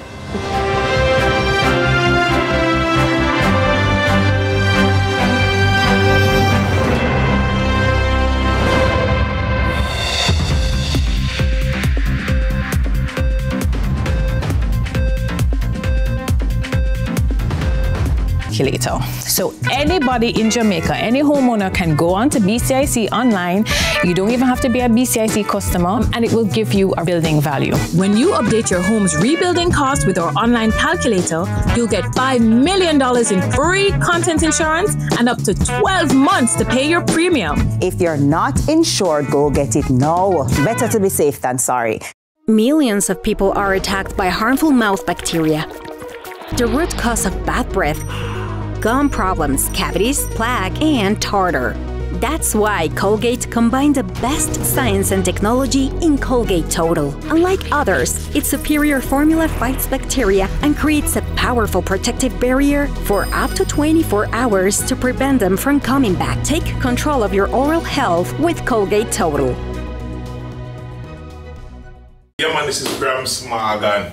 I want you to keep watching CVM TV, be inspired, be informed, right? See it happen right here on CVM TV. Morgan Heritage till the year 3000 and beyond. Grams Morgan say that. See it? Blessings. Hi, I'm Drosel Mills, and this is Watch the Weather Hurricane Tips. Fact: hurricanes rarely produce lightning. Though rare, it is not impossible. Lightning storms occur suddenly and, if struck, can paralyze and or kill you. We are already in the hurricane season, plus the cooler months, or what is referred to as the wet season, is approaching. Therefore, anything is possible, especially with climate change playing a major role. But not to worry, I've got you covered with tips to ensure you are safe. 1. Stay away from electrical equipment during a lightning storm. 2. Avoid water. And yes, you heard correctly. Do not take a shower while lightning is actively occurring. Lightning is defined as an atmospheric discharge of electricity. Therefore, when it strikes a building, the electrical charge looks for the easiest path to the ground. Conductive materials like water, metal pipes, even most modern pipes with water inside can carry that current. If you're showering, you are wet, which lowers your body's resistance to electricity, increasing your risk of electrocution. 3. Tall, isolated trees are lightning hazards. They are not your friend. Don't choose this as your go-to shelter. 4. Stay indoors during the occurrence of lightning and keep a safe distance from windows and doors. I'm Drosel Mills, and that was Watch the Weather Hurricane Tips. Watch the Weather is brought to you by Farco, tough solutions for tough problems. Start your journey with a Jane Bank Small Business Loan, with small business loans with as little as $10,000 and up to $4 million. The time is 8:30. Yeah man, this is Grams Morgan.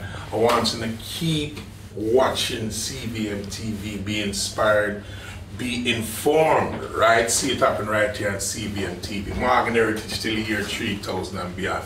Grams Morgan said that. See it? Blessings. My name is Glenn Titus Campbell. CVM. See it happen.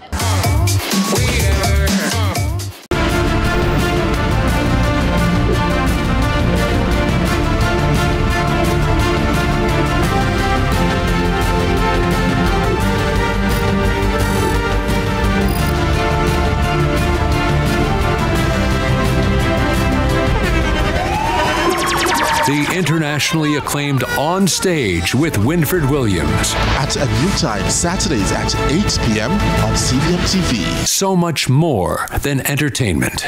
Let's delve deep into the issues. We'll take you beneath the surface. Greetings and salutations. My name is Orville Higgins and it's another edition of Fan Central. Talking to the people at the heart of the top sporting stories. Hear from your favorite sportsmen and women and the administrators who work tirelessly to make it all happen. It's a live sports talk. I've written an entire article. Yeah. Looking at all the major issues every Tuesday at 9 p.m. It's Fan Central.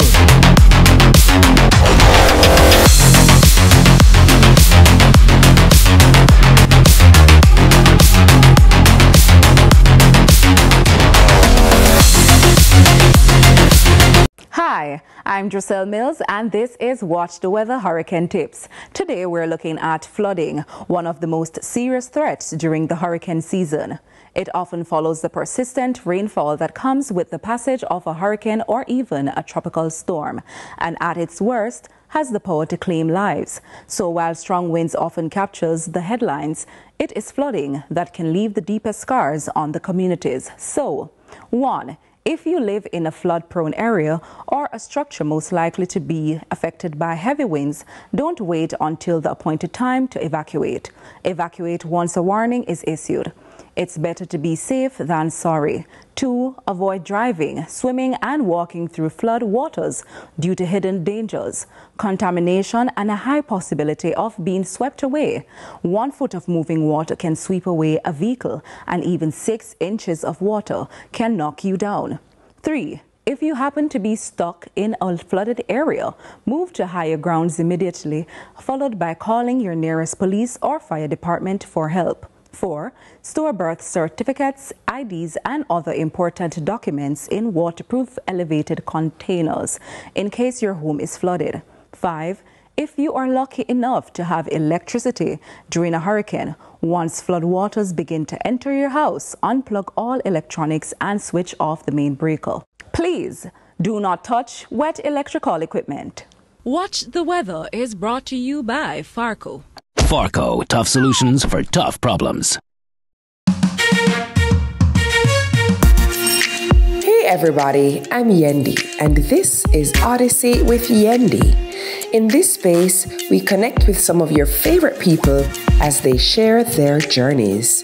Here we have some unfiltered conversations as we deep dive into their inspirations, motivations, and experiences to inspire our own life journey.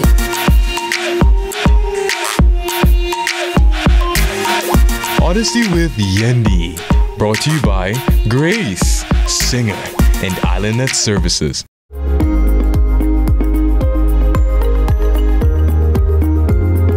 You know the adage, water is life? Rightly stated, as it supports all living beings. But with the passing of a hurricane, supply may be compromised and properly stored water could just become our lifeline. Step 1. It is best to use food-grade containers to store water. This means that the material used is fit for human consumption and won't have toxic substances entering your water. Step 2. Be sure to wash and rinse the container thoroughly in preparation for water storage. Step 3. After filling the container, be sure to seal it tightly. If it has a screw-on cap, ensure it's tightly closed. This will prevent contamination.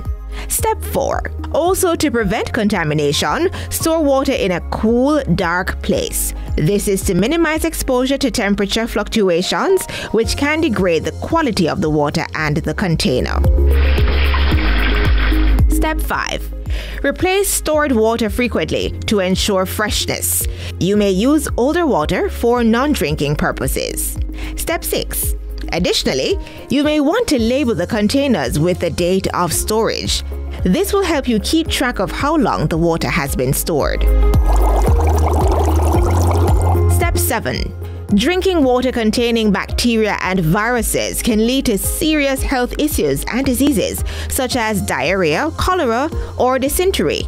If you're in doubt as to the state of your drinking water, you may want to apply water purification methods such as boiling to get rid of any bacteria.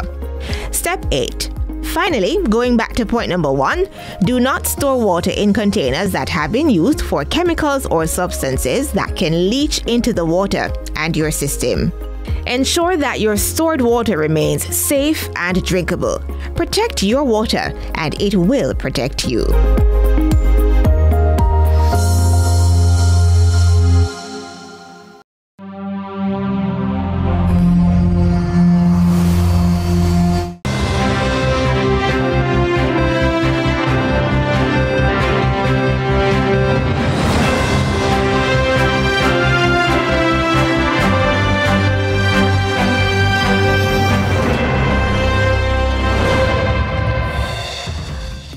After penetrating twice into the eye of Melissa, the NOAA Hurricane Hunter plane N42RF, which was investigating the system today, had to abort its flight due to extreme turbulence in the southwestern wall of the eye. This is according to the U.S. meteorologist Jeff Masters on the site Yale Climate Connections, which is a climate news service. Welcome back to Tracking Melissa, CVM's special coverage of the Category 5 system that is hours away from making landfall in Jamaica. Now we're about to bring up so the eye of Hurricane Melissa right now. We just brought it up a little moment ago on screen. So we're going to be bringing it up for you so you can see the actual eye of Melissa. This is what it looked like today in the day. Obviously it's night now, but it's pretty much the same thing. You can see that slow movement right there. Those are live images when the plane is up there in the eye of Melissa, and you can see that circular movement as the experts and the meteorologists there and the hurricane hunters capture their data and track these systems. Of course, these systems are becoming more and more powerful due to climate change. I wonder how some of those people who are climate deniers feel right now, especially with systems like this. 241 miles per hour, the fastest on record, as we learned earlier today. That's quite startling. It is. It's really quite startling. And later on, in just a moment, we're going to explain to, or not even us, we're going to have our in-house meteorologist, Javoy Sawyers, explain to our viewers why exactly this is startling. But just about now, we want to bring up another image for our viewers.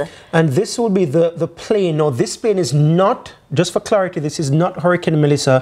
This was Hurricane Milton that happened in October 2024. Yes. This is October last year. Now, of course, this did not impact Jamaica. So this is the actual plane with the hurricane hunters. And that's the process. Now, you could see the turbulence that they're going through, literally making their way to the eye of the storm. So they actually fly through the storm, heading to the eye where you get that calm that we were just looking at today from Hurricane Melissa. Of course, we didn't get any videos of them inside the plane today, but this is what happened when they were making their approach to the center, the eye that is of Hurricane Milton that happened last October. Right. I'm trying to remember the category system that Milton was, and we're going to be confirming that for our viewers shortly, because we want them to have that context so they can compare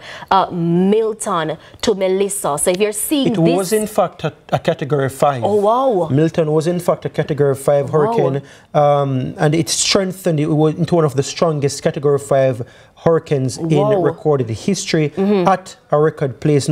Record pace. I'm sorry. No, it did weaken at a category 3 at landfall in Florida. So that's just a bit of information about Hurricane Milton from October 5 to about October 10 last year. We showed you some images there of the meteorologists and the hurricane hunters, the kind of turbulence that they experience. I'm assuming it would be safe to say then that it will be similar for Melissa, that type of turbulence, having the hurricane hunters out there in the field, close to the eye. Similar, but worse, because that's what we read, because they were saying, based on what they were experiencing, them take with themselves. In plain Jamaican language, them take with themselves, because I'm like, Yes. They've never experienced anything like this, and for good reason, because we're now seeing the data that came out of that. As we now invite Javoy Sawyers, our in-house meteorologist, for the very latest on Melissa. 241 miles per hour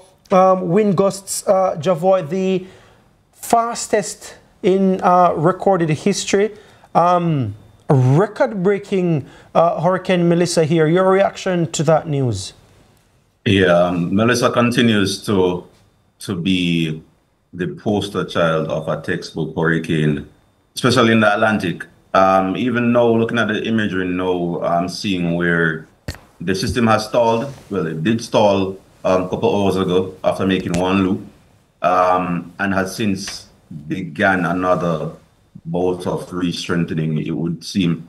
The eye has also seemed on imagery to expand out a little bit, and this would then lead to an expansion of the wind field. I'm waiting to see if that is confirmed by the NHC on the next advisory, but the system is still taking advantage of the very warm waters to our southwest as it gains more strength. What I want to know, Javoy, how does those figures translate to what we're going to be seeing on the ground? Well, the expansion of the wind field would mean that more persons would be under the firing line of category 3 and higher wind speeds. It also may mean that the core of strongest winds may also be expanding. So whereas we expected it to be about 15-30 miles from the center, it may expand out a little bit more than that to encompass much more of the southwestern coast as it comes ashore. What's the significance of the eye widening, as you mentioned? Because you mentioned the outer ones, and I just want to, slow things down, because, the conversation moves on so quickly sometimes, and some of what you're saying is so impactful and will literally directly impact real people. And I just want to kind of, just slow it down a little bit. So the center is expanding, and you said the wind field, which will mean the actual wind field will also expand. Just kind of slow that down a little bit more. What's the significance of that? All right, so with the eye being the size it is now, an expansion in the eye would mean that the donut hole that you're seeing on your satellite imagery would be larger. So more landmass would encompass when that eye comes ashore. More persons would experience that calmness in the eye. Now, the expansion of the eye leading to an expansion in the wind field now means that much more of the island will be under hurricane force winds throughout the night tonight into tomorrow. And we're already expecting all of the island to be under tropical storm force winds. But the hurricane force winds may now expand further out from the center than initially forecasted. Yeah. Wow. I'm looking at the image right now that our viewers are also seeing, Javoy, and I'm trying to remember if what I saw about an hour ago when Gio was even pointing to it looked different in terms of that field. Has it widened? It has, right? Yes. You can see it on the imagery. It has widened. the thunderstorms around the center has increased right. couple hours. We're seeing colder cloud tops, meaning that we have taller thunderstorms, and the taller the thunderstorms are, the more powerful they are. That shows up in the infrared imagery when you have those pinks and whites around the eye, mean that the thunderstorms are getting more and more intense, and then that will further fuel the system throughout the evening. Right. So that's part of St. Catherine. That's part of St. Catherine that we saw now in the field, which earlier wasn't, right? If I'm correct. Correct me if I'm wrong, Javoy. Now talk to me about the image that our viewers are currently seeing in terms of the eye of Hurricane Melissa. All right. So from the image, you're looking at the side wall of the eye, looking from inside the eye. So if you're in a plane, you're pretty much facing, you've emerged out of the eye wall, and you're now in the eye looking at the other side of the eye. Much like if you're in the stadium, in the bleachers, looking at the grandstand across the other side of the stadium. Okay, and how significant is this though? Well, it's a very impressive image. It shows that the eye is pretty clear. That eye is pretty clear. I'm seeing much sunlight coming through from the other side. This means that the thunderstorms are mature enough where they're causing the air inside the eye to sink, and when you have sinking air, you pretty much clear the place out of any cloud. So not having any cloud cover at all in the eye means that the thunderstorms around the eye wall are extremely strong to produce such a stadium effect like eye. No, Javoy, earlier we spoke about Hurricane Milton and, the similarities and differences between Milton and Melissa, even though it was a Category 5 system as well. Melissa is apparently shaping up to be more devastating, but we recall what happened last year, October, in Florida. There were dozens of deaths related to Hurricane Milton.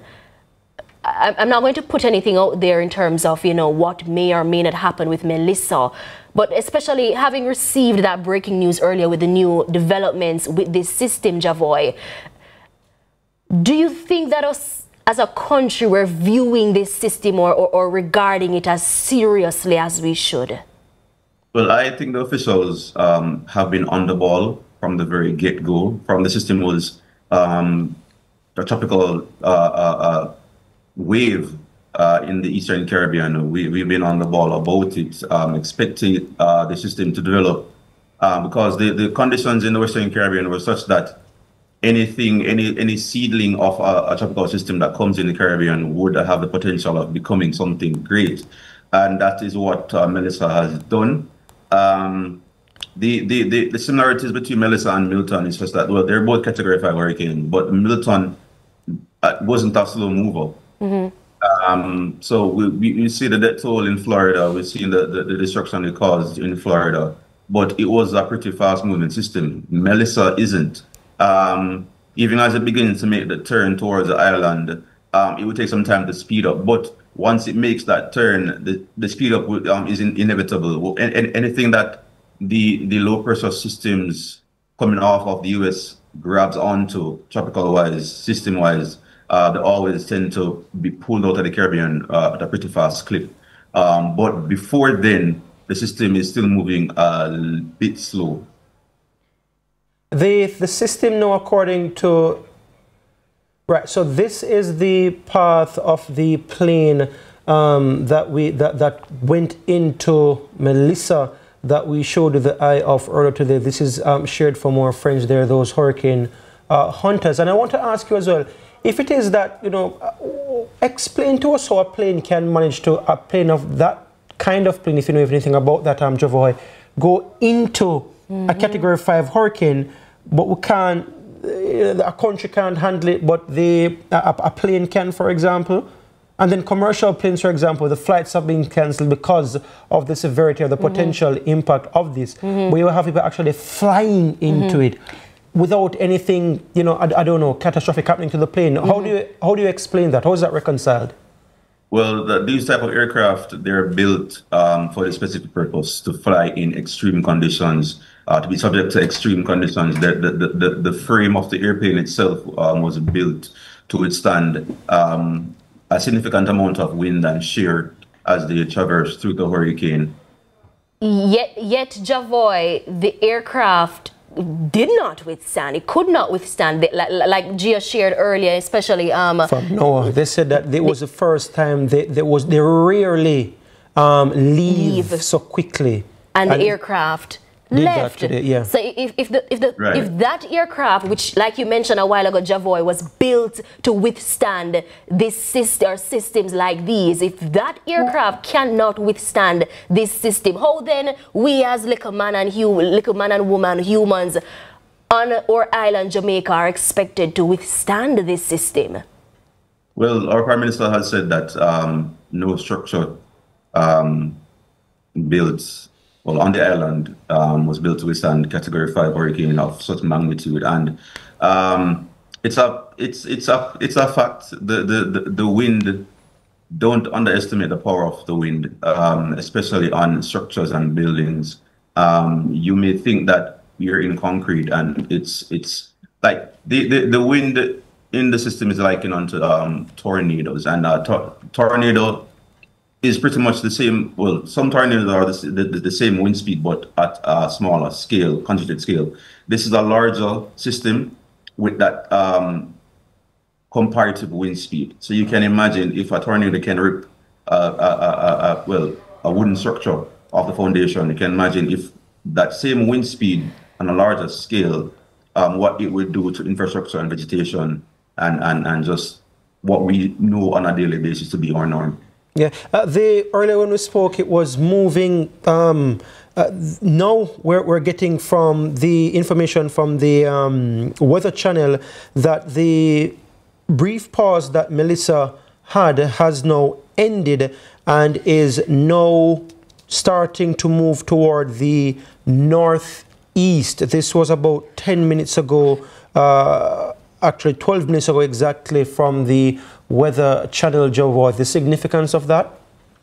As expected, the system earlier was moving towards the northwest. I mentioned earlier how it has since made a little loop and then stalled, and this is indicative of a system that is about to change direction. We know the forcing on it. We expected the pull to the northeast, and the stall and loop was just an indication that the system is about to make that northeast turn. Now, this means that the system is pulling closer and closer to the island. Even in Mobile now, I have to I'm looking around intermittently because the wind is gusting outside, and I'm hearing things, on the outside. I'm trying to make sure that I secure things before I close my eyes tonight, because I'm not sure if I'll be awakened in the middle of the night by any strong gusts. But yes, the system is now moving closer and closer to the island. On visible imagery, I'm seeing where thunderstorms are breaking off or forming on the outer rain bands and moving onto shore around Clarendon, St. Catharines, and Manchester area. So you can expect intense bouts of rainfall and thunderstorms and the gusty winds across the island tonight, and continue into the morning, getting worse in the morning. Yeah. I've seen as well from a meteorologist online saying that the pressure is falling again, and about a new ring of storms exploding around the eye in the past few hours. The significance of that, Javoy? As we look at some images coming in here, and this is, again, it appears to be the Kingston Harbour. We can see some lights now. It was very grey earlier. We couldn't see anything. This evening, yes, we could not see any other buildings. We can see some of those buildings now. The Bank of Jamaica. And you can see the camera actually shaking, so you know that the wind speeds have also picked up out there. We can see a police, what appears to be a police car. The lights are from a police vehicle or emergency responder vehicle there on the streets. We don't exactly know what they're doing. Perhaps, just, roving the streets as the first responders. But yes, Trevor, the significance of the fall in pressure and reports of new rings exploding around the eye of the storm. And this is coming from a meteorologist out there in the United States, a hurricane chaser? All right. So a hurricane is a low pressure center. That means that the center of the system, the pressure is such that the air is rising off of the ground, and the pressure at the surface is lowering because of that air coming off the ground. So the more you pull air off the ground, is the more air has to come in to replace it from all sides. So you can imagine if you're in atmosphere pulling air off the surface of the ocean, you can expect wind to then rush in to fill that void that you pulled out of, pull the atmosphere up. So that's pretty much what we're seeing, a low pressure center. As the air is pulled off the earth quicker and quicker, the pressure at the surface drops. And the lower the pressure drops is the more air has to be rushed in to replace that falling pressure. So a fall in pressure would relate to an increase in wind speed as more air has to rush in to the center of the system to replace the air that is lost as it is being pulled up into the atmosphere. I want to stay with us just for a few more minutes, Javoy, as we just got the latest updates from OddPEM. It was posted about 49 seconds ago on OddPEM's X online. I've set on my phone to get a notification immediately when they post, and we have been waiting for this bulletin. It's the 8 p.m. bulletin that was just posted from the Met Office, from the Met Office, and it's saying, and again we've been doing this at the beginning of all our updates at 8 p.m. A hurricane warning remains in effect for Jamaica as powerful Hurricane Melissa is expected to turn toward Jamaica tonight while moving over the Caribbean Sea south of the island. Of course, it has already turned to Jamaica, as we just reported moments ago. At 7 p.m., the center of Hurricane Melissa was located near latitude 16.6 degrees north or 78.6 degrees west. This is 245 kilometers or 155 miles southwest of Kingston, or 189 kilometers or 118 miles south of Negril Point, Jamaica. Now it says Melissa is moving slowly towards the northwest near 4 kilometers per hour. A slow turn towards the north is expected tonight, followed by a turn towards the northeast and a faster forward speed on Tuesday, which Javoy shared is already happening. It's already happening because this was from 7 o'clock, and we understood that, earlier already we had it moving toward the northeast. So even what we're reading now, which is the latest from the Met Office, because of some of the data and the advanced data that some of our friends up north have, we've already known that we've moved past some of this. Yes. Right. Javoy, are you still here with us? I'm still here, yes. What are you expecting for the remainder of tonight? I mean, everybody already has their expectations. They already map out in their head what the next 2 hours, the next 5 hours will look like. You as the expert, what are you expecting 3, 4, 5 a.m. to look like? Not just in St. James where you are right now, but right across the island. Well, I can start from the southwest where the impacts will be greatest. Manchester, Mandeville, you can expect hurricane conditions early in the morning tonight because the system is picking up pace as it moves toward the northeast towards the island. The thunderstorms will continue to lash much of the island.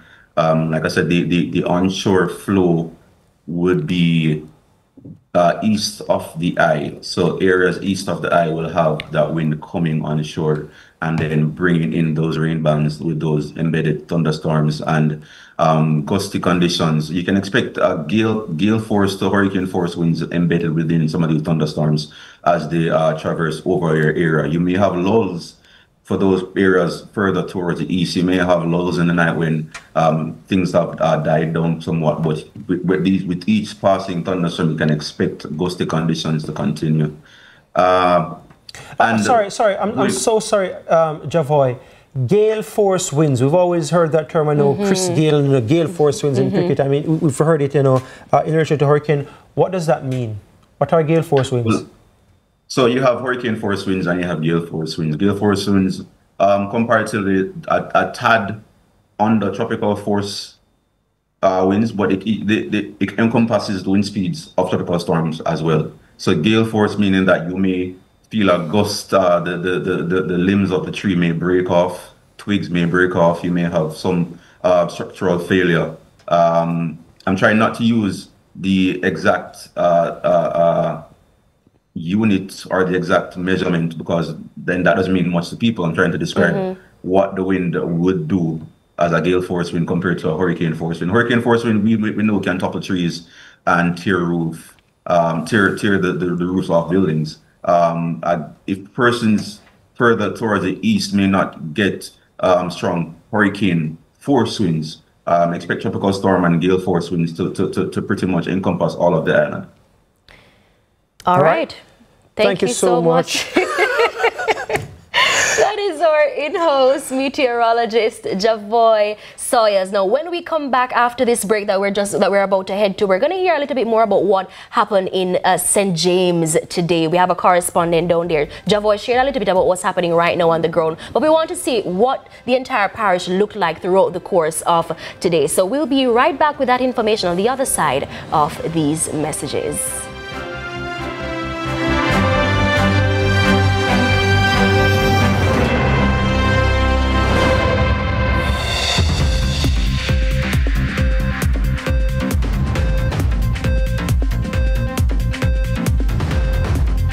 Protecting Jamaica's borders is a key priority for the Jamaica Customs Agency. The JCA will remain vigilant and resolute in effectively fulfilling this mandate. The time brought to you by the Jamaica Customs Agency is Monster Milk Mega Winnings Promotion. With me, only for prizes in the Monster Milk Mega Winnings Promotion. Buy any 3 boxes of Monster Milk and WhatsApp your receipt along with your name, address, phone number, and the name of the promotion to 876-352-1517, and you could be the lucky grand prize winner of a $200,000 Visa card. Or you could win 5 weekly prizes. Promotion runs September 15th to November 30, 2025. Grand draw December 4, 2025. Conditions apply. Authorized under Section 58(3) of the Betting, Gaming, and Lotteries Act. Made by Seprod. Must be good.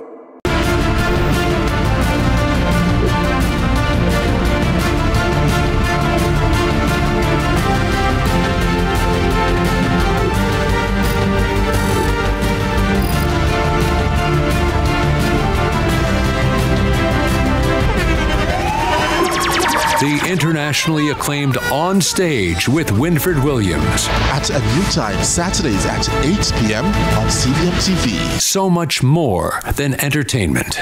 Hi, I'm Drosel Mills, and this is Watch the Weather Hurricane Tips. Fact: hurricanes rarely produce lightning. Though rare, it is not impossible. Lightning storms occur suddenly, and if struck, can paralyze and or kill you. We are already in the hurricane season, plus the cooler months, or what is referred to as the wet season, is approaching. Therefore, anything is possible, especially with climate change playing a major role. But not to worry, I've got you covered with tips to ensure you are safe. 1. Stay away from electrical equipment during a lightning storm. 2. Avoid water. And yes, you heard correctly. Do not take a shower while lightning is actively occurring. Lightning is defined as an atmospheric discharge of electricity. Therefore, when it strikes a building, the electrical charge looks for the easiest path to the ground.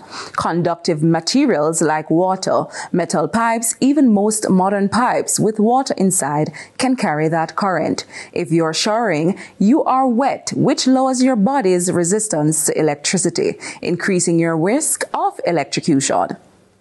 3. Tall, isolated trees are lightning hazards. They are not your friend. Don't choose this as your go-to shelter. 4. Stay indoors during the occurrence of lightning and keep a safe distance from windows and doors. I'm Drosel Mills, and that was Watch the Weather Hurricane Tips. Watch the Weather is brought to you by Farco, tough solutions for tough problems. Every dream conquered is another dream gained. I land and I fly again like a jet plane. Headed straight in your direction, 'cause I'm wiser, one step closer. I'm winning 'cause I work so hard, and the music keeps on playing, and the people them I say we are my show tonight.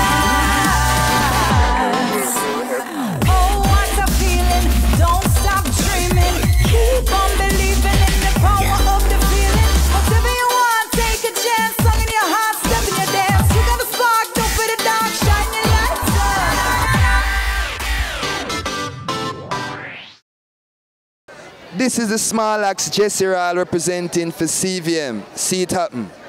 We and the lion them go, whoa, whoa, whoa. We and the lion them good.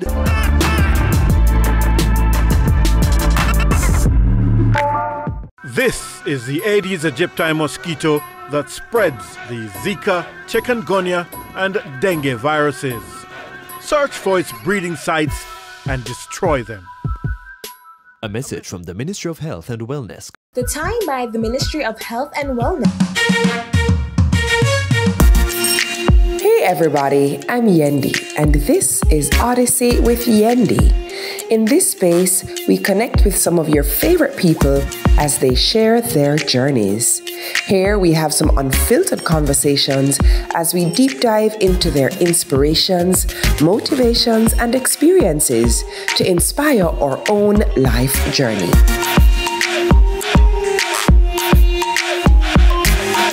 Odyssey with Yendi. Brought to you by Grace, Singer, and Islandnet Services. Let's delve deep into the issues. We'll take you beneath the surface. Greetings and salutations. My name is Orvin Higgins, and it's another edition of Fan Central.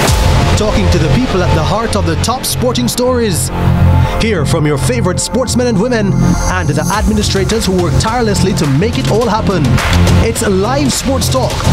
I've written an entire article. Yes. Looking at all the major issues every Tuesday at 9 p.m. It's Fan Central.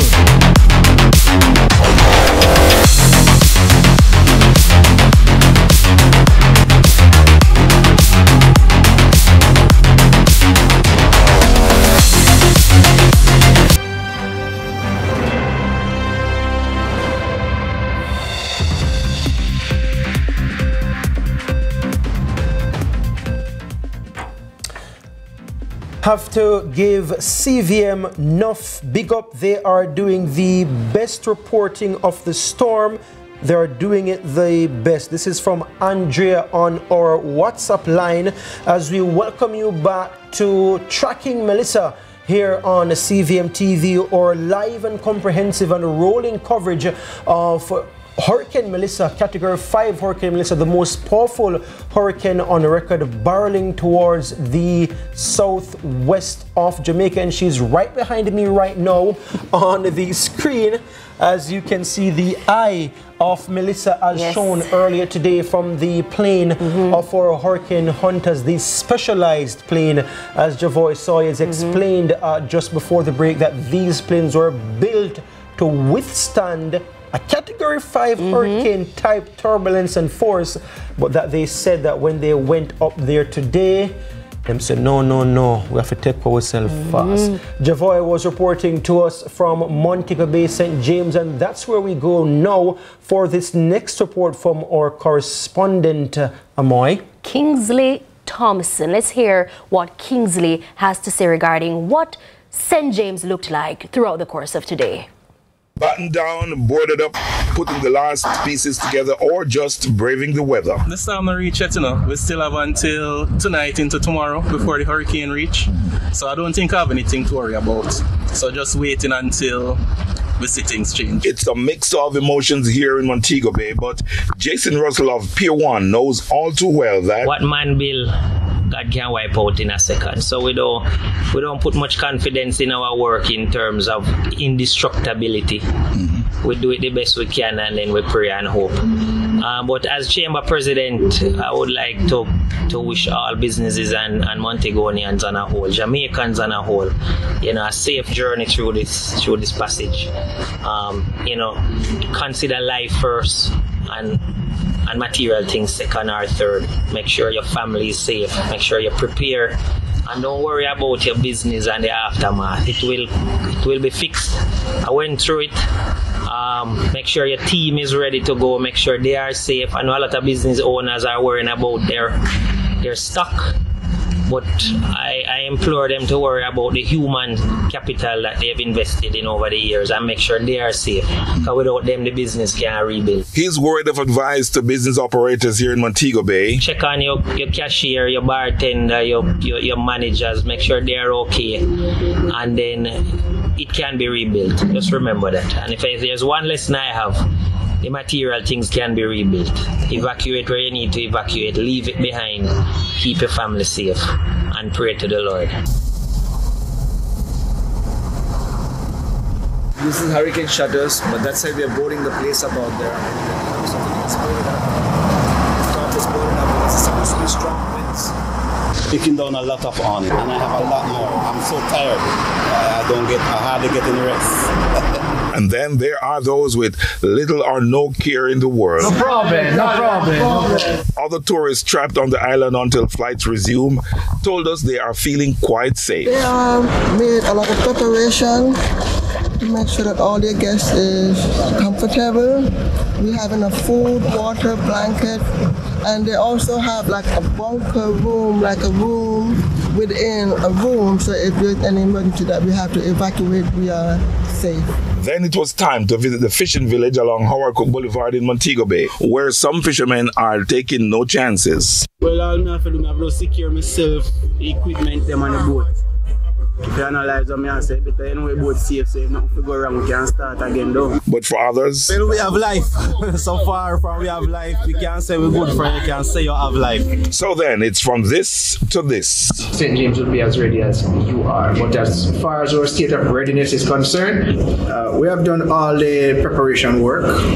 From infrastructural standpoint, we have done drain cleaning, we have done the two major gullies, north and south gullies, the inlets and the outlets of both. We have done the drains across the municipality. Councils are now moving across their respective divisions to get update from shelter, from residents, encouraging persons who need to move to higher ground to do so. We have also activated 8 shelters of the 62. The homeless shelter remains activated, but there are no persons in the tourism shelter. That's the Montego Bay Convention Center. The JCF and the JDF keeping a watchful eye on things. We have put all our things in place. All the stations are up and running in terms of their emergency response. We have been out trying to get persons off the street, trying to implore persons to move to higher ground, those who are living in lowland and flood-prone areas. We're encouraging them to take up the offer of going to the shelters, as it's easier for us to police them when they are safe rather than trying to go and rescue them in flooded areas. We have just met with our other major stakeholders, the JDF and the Jamaica Fire Brigade, and we have worked out our strategy to ensure that, as usual, we keep people safe and we have our rescue plan in place. We are encouraging persons, though, that it is easier for them to move now to higher ground or to find shelter than us trying to risk it. We will not risk the lives of our members to get persons who have had an opportunity to move to higher ground. For most of us, Melissa will be a hard pill to swallow. But for others, it could be as easy as Sunday morning.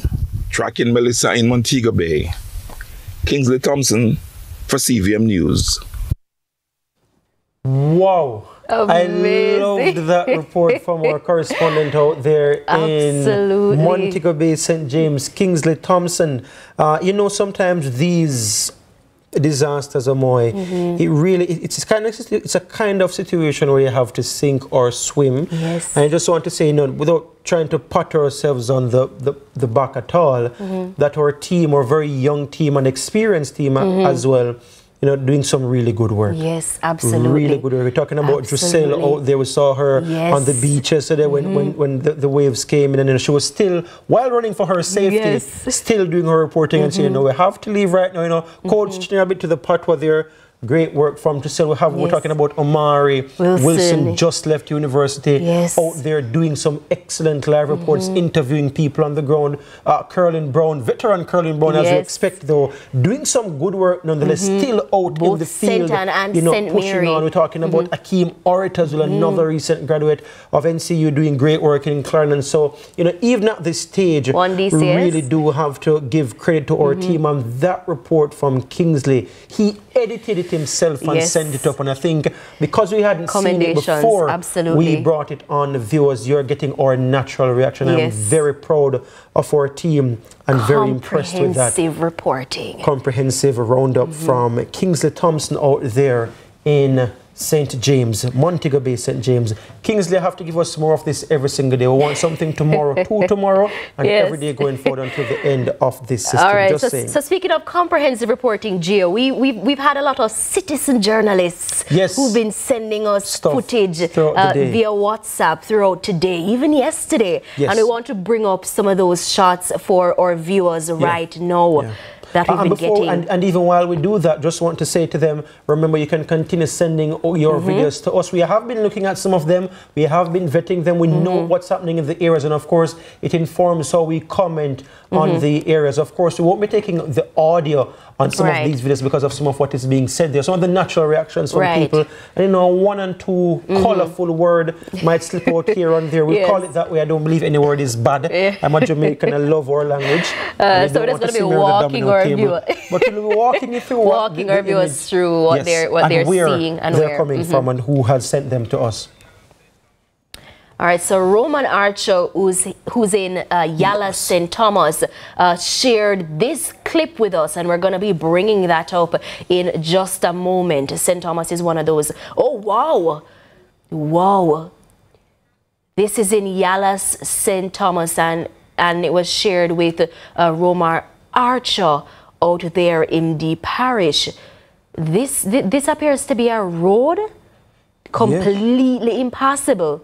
Yeah, and I remember listening to the audio when it came in earlier, and the person speaking was saying, anybody there in a Morant Bay, of a stay in a Morant Bay, and who they in Yallas, of a stay in a Yallas, where you can't cross over there. This is another one now, and I'm going to tell you who this one is from. Dwayne Richards sent this footage to us. And this is from Grange Hill, Westmoreland. This was earlier today. We did hear from our persons out west, Delroy, Dannery DeLance saying it wasn't raining heavily in the night. And this was, oh, what lovely, lovely colors right there.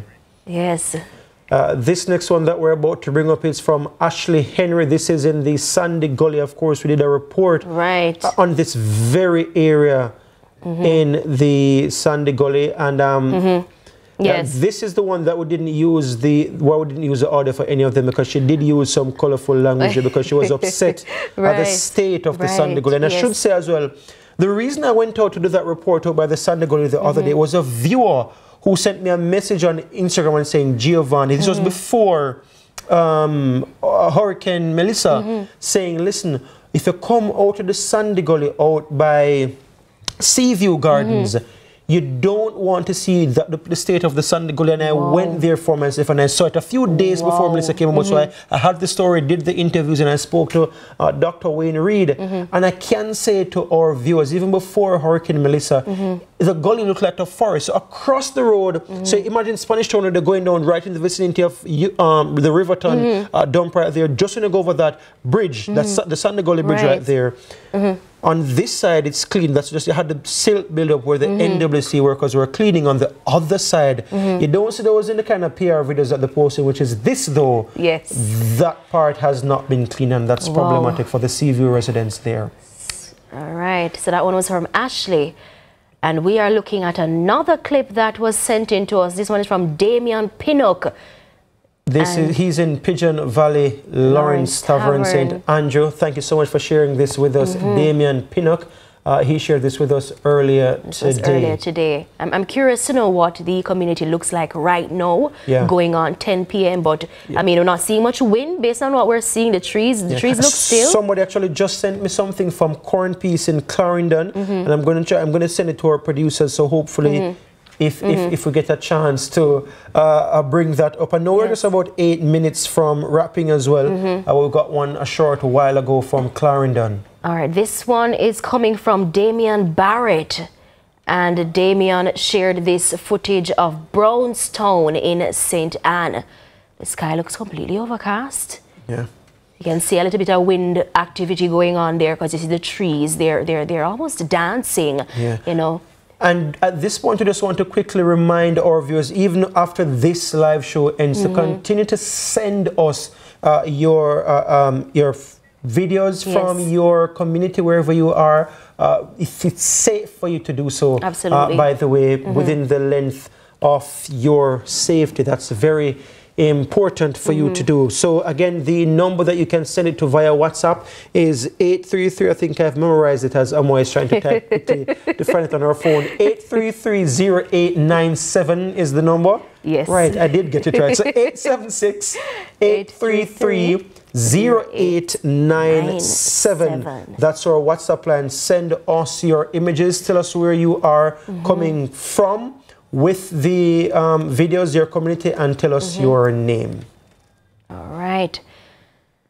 Okay. Looking now at live images, Amoy. This is in Crossroads. Again, you can see the shot not so pretty because the rain is actually falling and the droplets on the camera lens right there. So, but that's the heart of Crossroads. You can see the clock right there still, just about where the cinema is located, the Carib Theatre, and you can see the old post office across the road.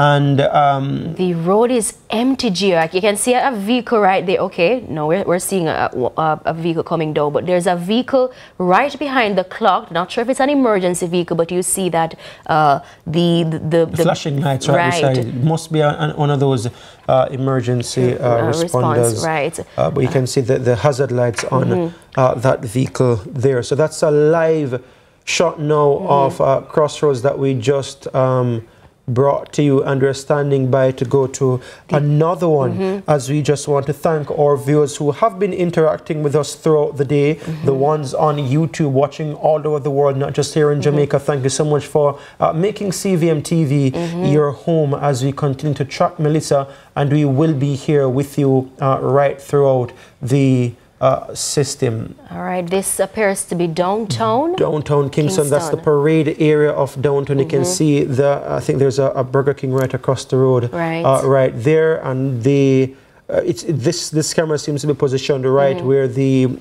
park is located, the William Grant Park. It was earlier the Victoria Park, but yes, the William Grant Park in downtown Kingston. Looking now. Whoa.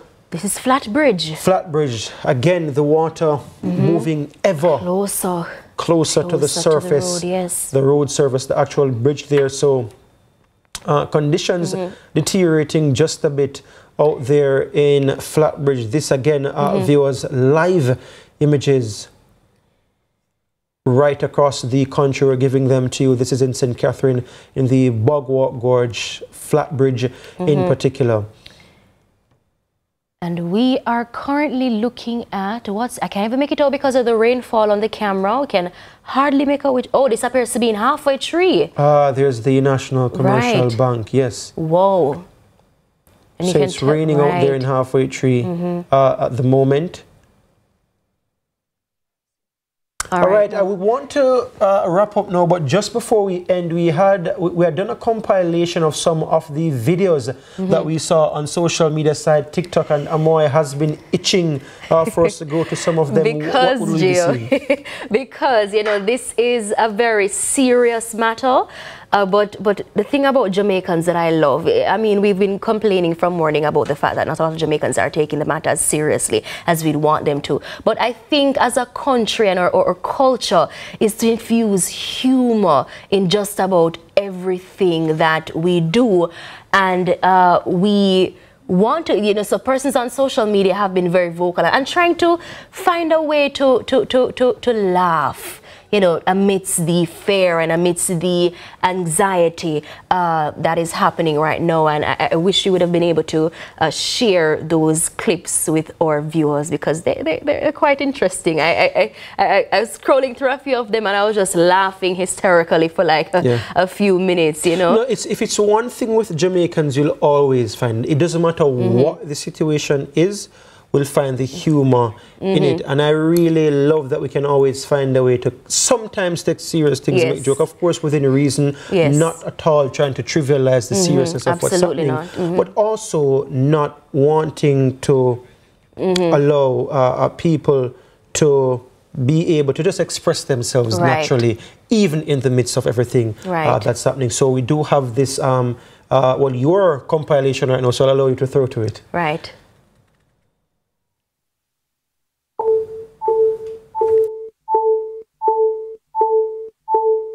Come pick up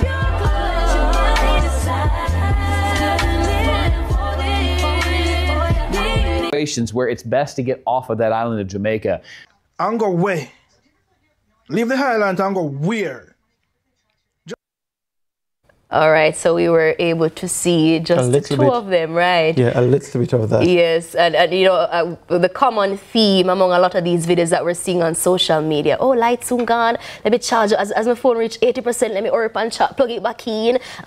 You know, they're kind of trying to make fun of the operations of JPS. But we do know that the work that JPS is doing at this time is very, very serious, very, very important. And, you know, they have been stressing over the last few days just how much preparation and, you know, disaster risk management efforts. Yeah. And we're gearing up now. We have just about 30 seconds to go. I'm just going to get up from my chair, viewers, just to give you a little chance to look at what we're seeing right now. Again, I mean, this is outside of protocol. Our producers don't know that I was going to that. That was a natural reaction from me. As we look at Hurricane Melissa, the very latest images of Hurricane Melissa, right? And you can see the movement, the actual movement of the eye now getting closer.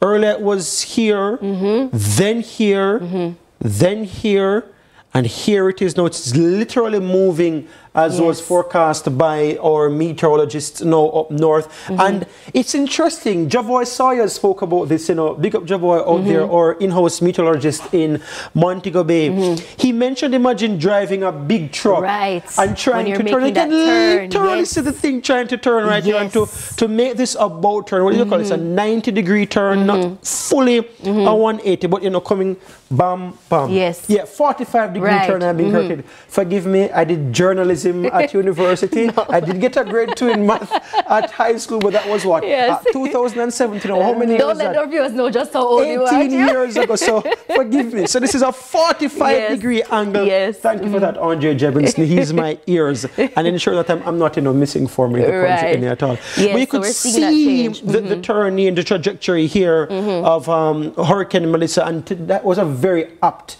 example from Javoy Sawyer. Imagine a truck trying to turn up a hill. Imagine Spurtree Hill, for example. You have to slow down coming from junction there in St. Elizabeth, go up the hill now and take time, shift up gear, and then go off again. Again, you may see me smiling a little bit, viewers. I'm not making it of the situation.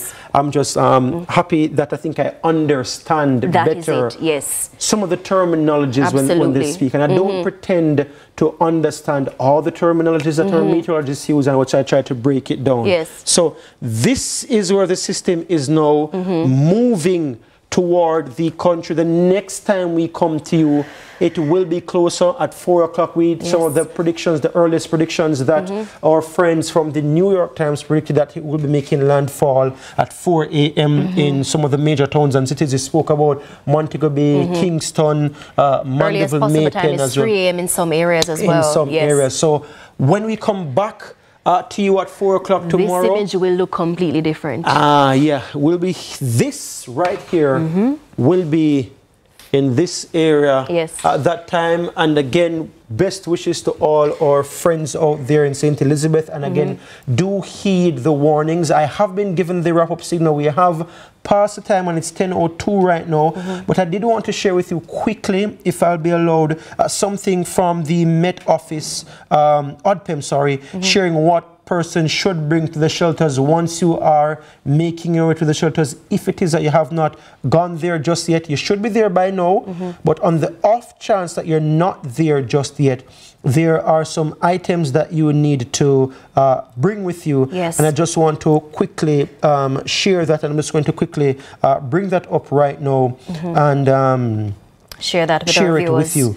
For those persons who are tuned in and need the information, because at this time, if you have not already prepared, you need to be doing some last-minute preparations. It's not too late. Do what you can at this time to safeguard yourself as best as possible for Hurricane Melissa, Category 5 Hurricane Melissa making landfall. So these are the items that they should bring to shelters if you're going to a shelter. And this is from the Office of Disaster Preparedness and Emergency Management.